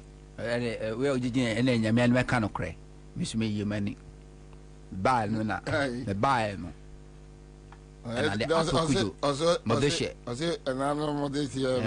afikujo ye no say on be minister the money ye minister on be jira man name no say the ba obeti ma jira man na bibia Ansah ba no dia 2020 abeso metimi ayi me what about man to ama no Man to man. So me yi mani afre mo so. And there nana nyanya no kura ni no jejela.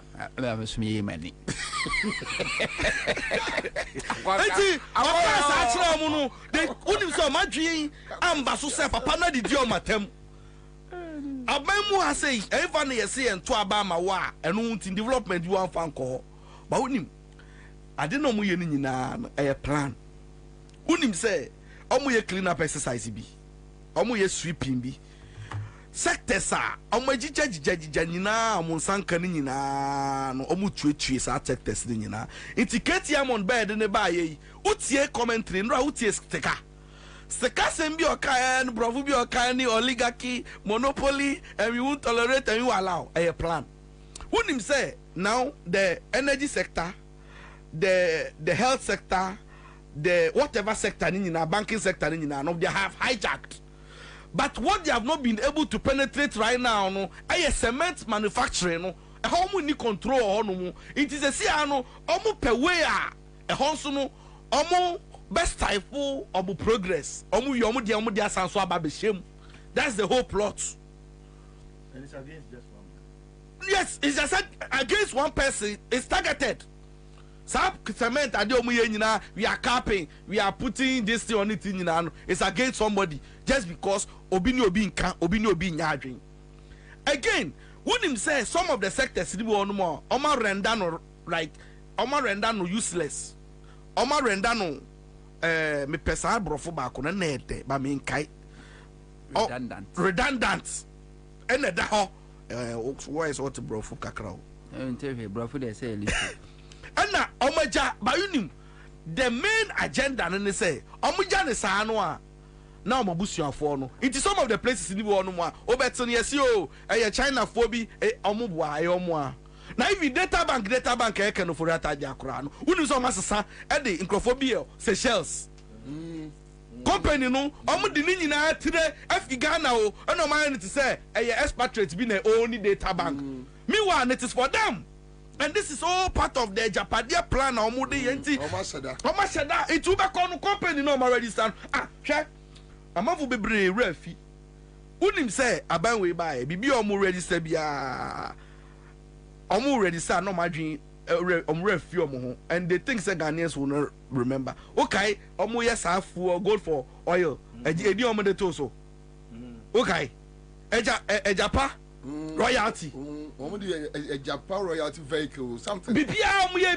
Special purpose vehicle. SPVC no muye nyina. Obo say a Japan this, a Japadia this, this, and no mu dey here. Okoje, ode your friend is saying get fund krakoje yes, o to need dachi. Yes, all of these things ni nyina no. It's a signature thing na omudija omu nchirima. It's almost say I didn't we are normal fair chile. It this companies no mu yen they come and uni mishia penny back we no ka say me I say omonye sika ma sika no omo timi fan ka ma no ne uni say me no ka say Gabi wo case wo UK. Oh yeah, really? Yes, me no ka say see omo money laundry sika case wo UK omo ka ho asem. Yes, our court Gabi wa court. Yes, Gabi wa court. See, I no kase wa UK. Our defending money laundering case be on against himself. But see, and we are here today. All of these things no, are. But I think, say, Gabi Beka saying no cray, and I mean, who story be baby? I can't remember. I may be wrong. Patch of many information. But that is what has been rumored over there. Yes, and I make no. Now, because I say me who baby say. Whether almost UK statement be from UK. Were you expecting him to say? Anyway. 2% Conga say or nearby in this shit. Or nearby washing. My. What I say? Intino, Omaye, sir, I did women or system nimu, and no more pack be so, and no more bush for or more chiche. Omoya Sika, Masicano, one, Sikanim to me, come on it. Intino, Omo Shisha, no more invest it, no more almost share a baby be a no matter. Ute Charles Eduwahin Sani tape na and anas HM. In the tape, no, the guy was just telling you how they are embezzling and rechannel the money, they are cleaning the money. In right now, no, see every government official be a estate developer. last time me ko wo obi estate bi a we develop on wuram we see egu wuram o me bisa no a say me so obi say ho no obi develop in 50 years time but see sika na say o pay bibi di here because at least all this infrastructure sika na say here it will not lose money it will not lose value and no go wuram what assassin man tam we see no musia because sika no mu hu baby bank o mutimi fanto o mutimi fancy it is a sika no mutimi fa nya hwe no omo tena se enu bi no omo tena se omo si o yenton hotel se maye ho because sika no balance wo ho omo tena se omo si yenton epo no enfa maye ho epo no mo ton like everything they are selling for themselves into one more yes we can buy this no akwa state property so this thing they are doing what you say ebi omo dey Commander Sugar Factory my India for yo omo sika na bi no omo dey cleaning omo wi aba begina onum asanso a negligence ni asanso a betia judgment debt it's plan so on na sign contract tan MOU bi at the end of the day no so be twam a wasanso asanso enya emfaso wo ho so nkofu o madua tia ma me say Ghana for necessary December 7 for ebe omo sign your eye yen necessary etumi kasa ye 3 hu na nkofu ya my bad haircut but I didn't say men from where I sit all that we need to do see wa Ghana ha any see betimi a policy ballot boxes ne keke si etimi yire wo street ni mu a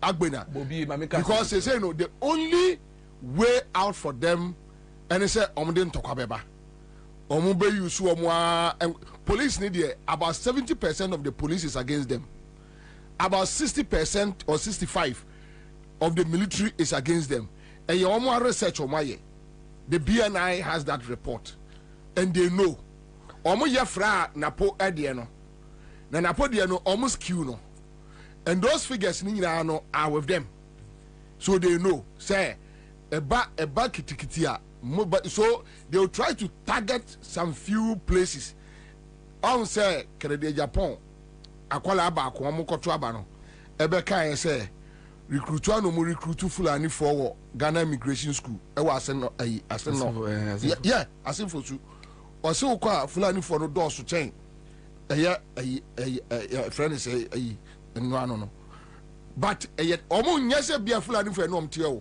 they go to Niger and bring them into ɔmo wɔ hɔ and they will use them on the election day so to add to what you are saying media I believe the ordinary Ghanaian I'm making adwene Bobie make asem kyerɛ wonim o plan na waka ne nyinaa yɛ fine but me so mate ba ko bi omo ayo madwen say election time ne be so a omo identify party agents a omo ye reps for NDC for no na mo induce omo with huge monies for them to abandon posts and I say they will be negligent on their duty nobody ashamed and no see especially from their strongholds me hwe unim say they even started with creating fomenting troubles in certain constituencies PC and the chairman kasa yeah obeko no including the omaye sadia a CEO asen nofi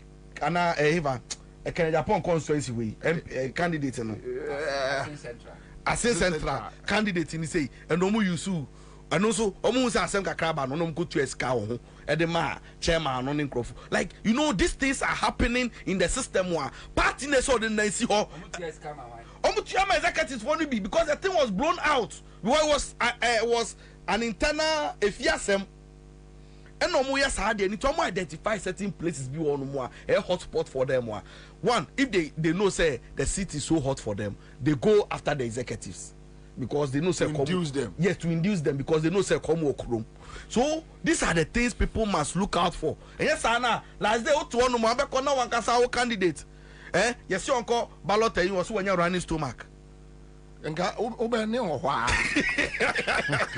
odo Bobie, where you know Bobie 5 make can say ejapade document na un say enakufo adoye appointment bi all the state owned media why appointment just say board of directors no asese o nyina And then Akufo-Addo appoint new boards for GBC, 3 other state media outlets. And they are 1st August.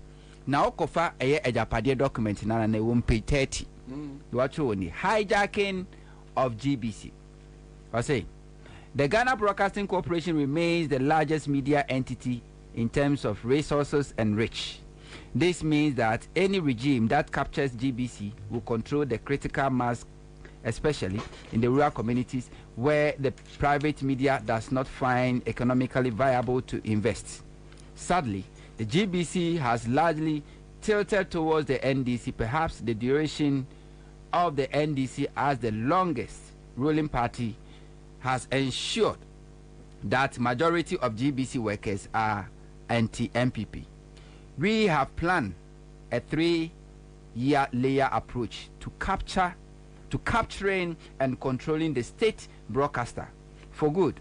Firstly, the plan is to revoke some of their TV channels would resume in 2021. We have had to backtrack due to the brouhaha surrounding the revocation of their 3 channels. It appears the time, an election year, was inappropriate. KON, that's Kojo Ponkroma, will execute this with finesse and make the channels available to our party business guys who lists is being compiled. A number of the GBC radio stations will be sold since they are not living up to task. Secondly, in our next government, we have an executive we have to execute a massive agenda where most senior GBC staff will proceed to leave. Others will also be transferred to some very remote communities where life appears unbearable. The strategy is to get them resigned, and their position will be filled with party loyalists. This way, we will not only have taken over the state broadcaster, but our plans to sell some of their frequencies will be met with a little or no hesitation. Thirdly, the last straw is to continue to ensure that GBC is inflicted with inadequate budgetary allocations. That would justify the need to sell their frequencies. It will also make their leadership even more loyal, since they will have to continuously keep mute to get bits of their budgetary releases from the finance ministry. And ene Gabi at work at say a Chebi Mahini say a fiction. It will be a dream, and here we are. And they are Akufo-Addo make us be. Akufo-Addo we are the Biano Wadan and Nukum way to one day on your time where more churches and I'm away. Because Nipa Papa where they be awada, they be an Nukum. It's only one the paper to from them. Achem Mafia. Ama Kokaya. Akufo-Addo say a clergyman, Emeka Bimano. I didn't tell for Achem Mafia. Achem Mafia, and Yenny Pabako, a gang. Ubia oni dia ubia onura ope. Because Papa we order, it's no be no change board. It's ono onkan. Ubia onura ope. It's what we change. Gabi ebenya more time to focus on Achem agenda nti no ono has or accept any position in the government. To ono ne asase I can so dia potoyiwa. And to ono na serve as a link.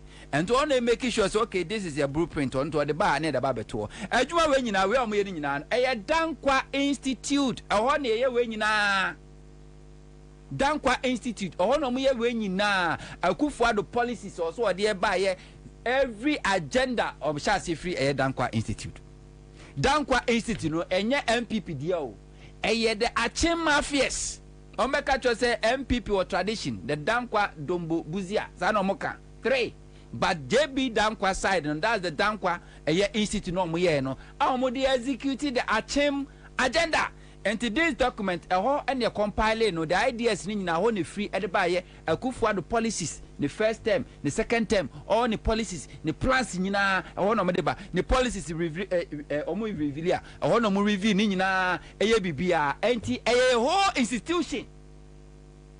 and that's why a so detailed no because oko dankwa institute one more ye show ya ya sign will be on the Jumane say from anopa kosi anwumre program bi a ye wa Accra FM bia no wona wo monitor opon wa na obi so aba nto mo run 24 hours economy no mo run opon wa na obi so aba enti oba bebusa me say lady bia na me adwuma me monidin okoye adwuma ho ti say show ya o me say topics be no mo discuss ye assemble na list we kan ye assemble na Bobie kan ye guest ba yin assemble na mo kan ye messages e ba ye no what was the response o mo de ba ye every show and it is say we guest ba show si na wa flyer na mo de atum page ni copy na de akoto ho and every day omunim issue a ya discussing in the media omunim topics a ya discussing omunim the reaction a Ghana for there no ma adopt means omunim be neutralize. This is it 24/7 adwuma mo ya no yeah adwuma mo ya no na e shase you happy o man peniku 4 pence George o man peniku 4 pence o man peniku 4 pence no mo shase don't mind them Kwabena Japan sabe no mo office no Kanda se ba no mo akoye owe Alado Bob Marley omu ina ya dwuma ho pe Babylon yes omu monitor Babylon Alado Babylon I go for the take over no de ko share Dankwa Institute for ase omu yes adwuma no enti eye research and omu ye anything omo you very keen MPP are very keen when it come to the media young control media no because when we say the media and they control the masses anything I'm making sure say even their strongholds in there Accra had 50-50 strongholds they don't go there and to Ashanti region they make sure say we survive and to mama media any grow every media bia or criticizing this government you know Oma pochina we say afedi a wo de wo just say what tra apeto ni aja life the amount TMPP nin central de omo pepa eno mo say GBC no de na ehu ye GBC channel TV yanton oma ton ya tonton ene GBC GTV koto bonjana say GTV afi kura de omo de ni bre but yen twa TV license nyasa yen tumi nya this is it and the Japade ni de enya fiction reality thank you but divine Ochra yebe dealing with the NIA document but divine 30 seconds what do you want to share document what do you see just 30 seconds will be we say just seconds I say whoa no, I'll tell you, my Tifati says we will do it. You know, when I saw it, me na me just say mistake and I be peer before so because me am share me no one.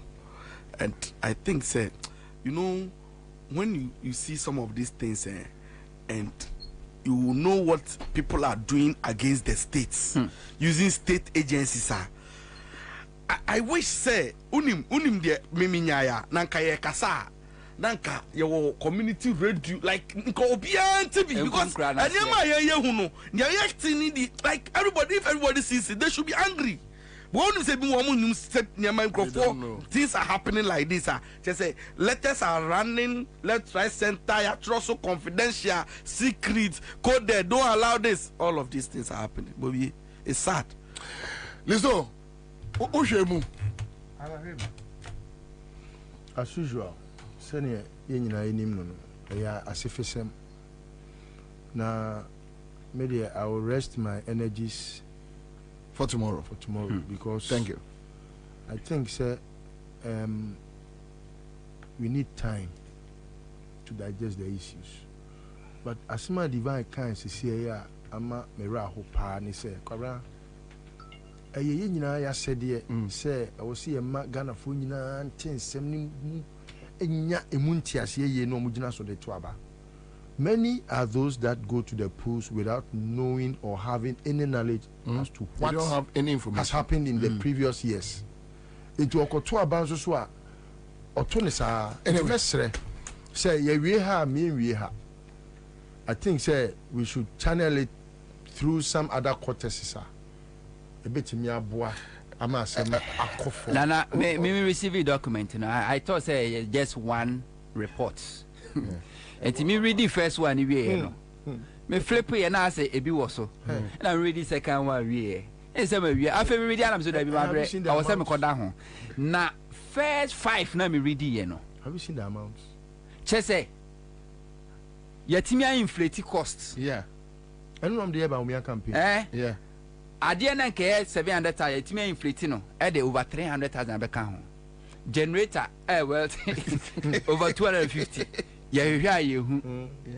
Tire chese spy yakofa dia ba substandard battery. Ni akofa ni nyina dia ba no justification. Company no bidding obedi ye amount on no bedi the contract no man no e ko wi ase a cost of the buy and e bigger than the buy. Tomorrow is another day. They dead wrong. Mamenka chairman for so ochra Monzensia a 3 musketeers here they will be here. Royal Chapter Property Group Limited semen kan chairman for say Ansah say dear bansa si wo teacher man tempotemo a wo mu dem bafia. Royal Chapter Property Group Limited and once them in the Ghana for so day or more edin so ninkani nyina beba Tango Prime Washing Powder was it kwatare ani na anya wan na emu anya hwam twa eye watare ani anya no nko ye wia ni aka man for say eye top choco eye top choco top choco simen kanche say wo mo a ena de eye top choco chocolate spread aba wo mo de bae no anso wo mo asaya atumi aboa e de 3 in 1 aba na umpewe opede mame Emma Mary Lamte happy birthday Mary Lamte ewo latabio koshi happy birthday to you Mary. Bills microcredit you don't want pa Tabia Bar Center I mean sure more and I send come a Seahorse 50/50 engine coolant Yedo BBRC we are out.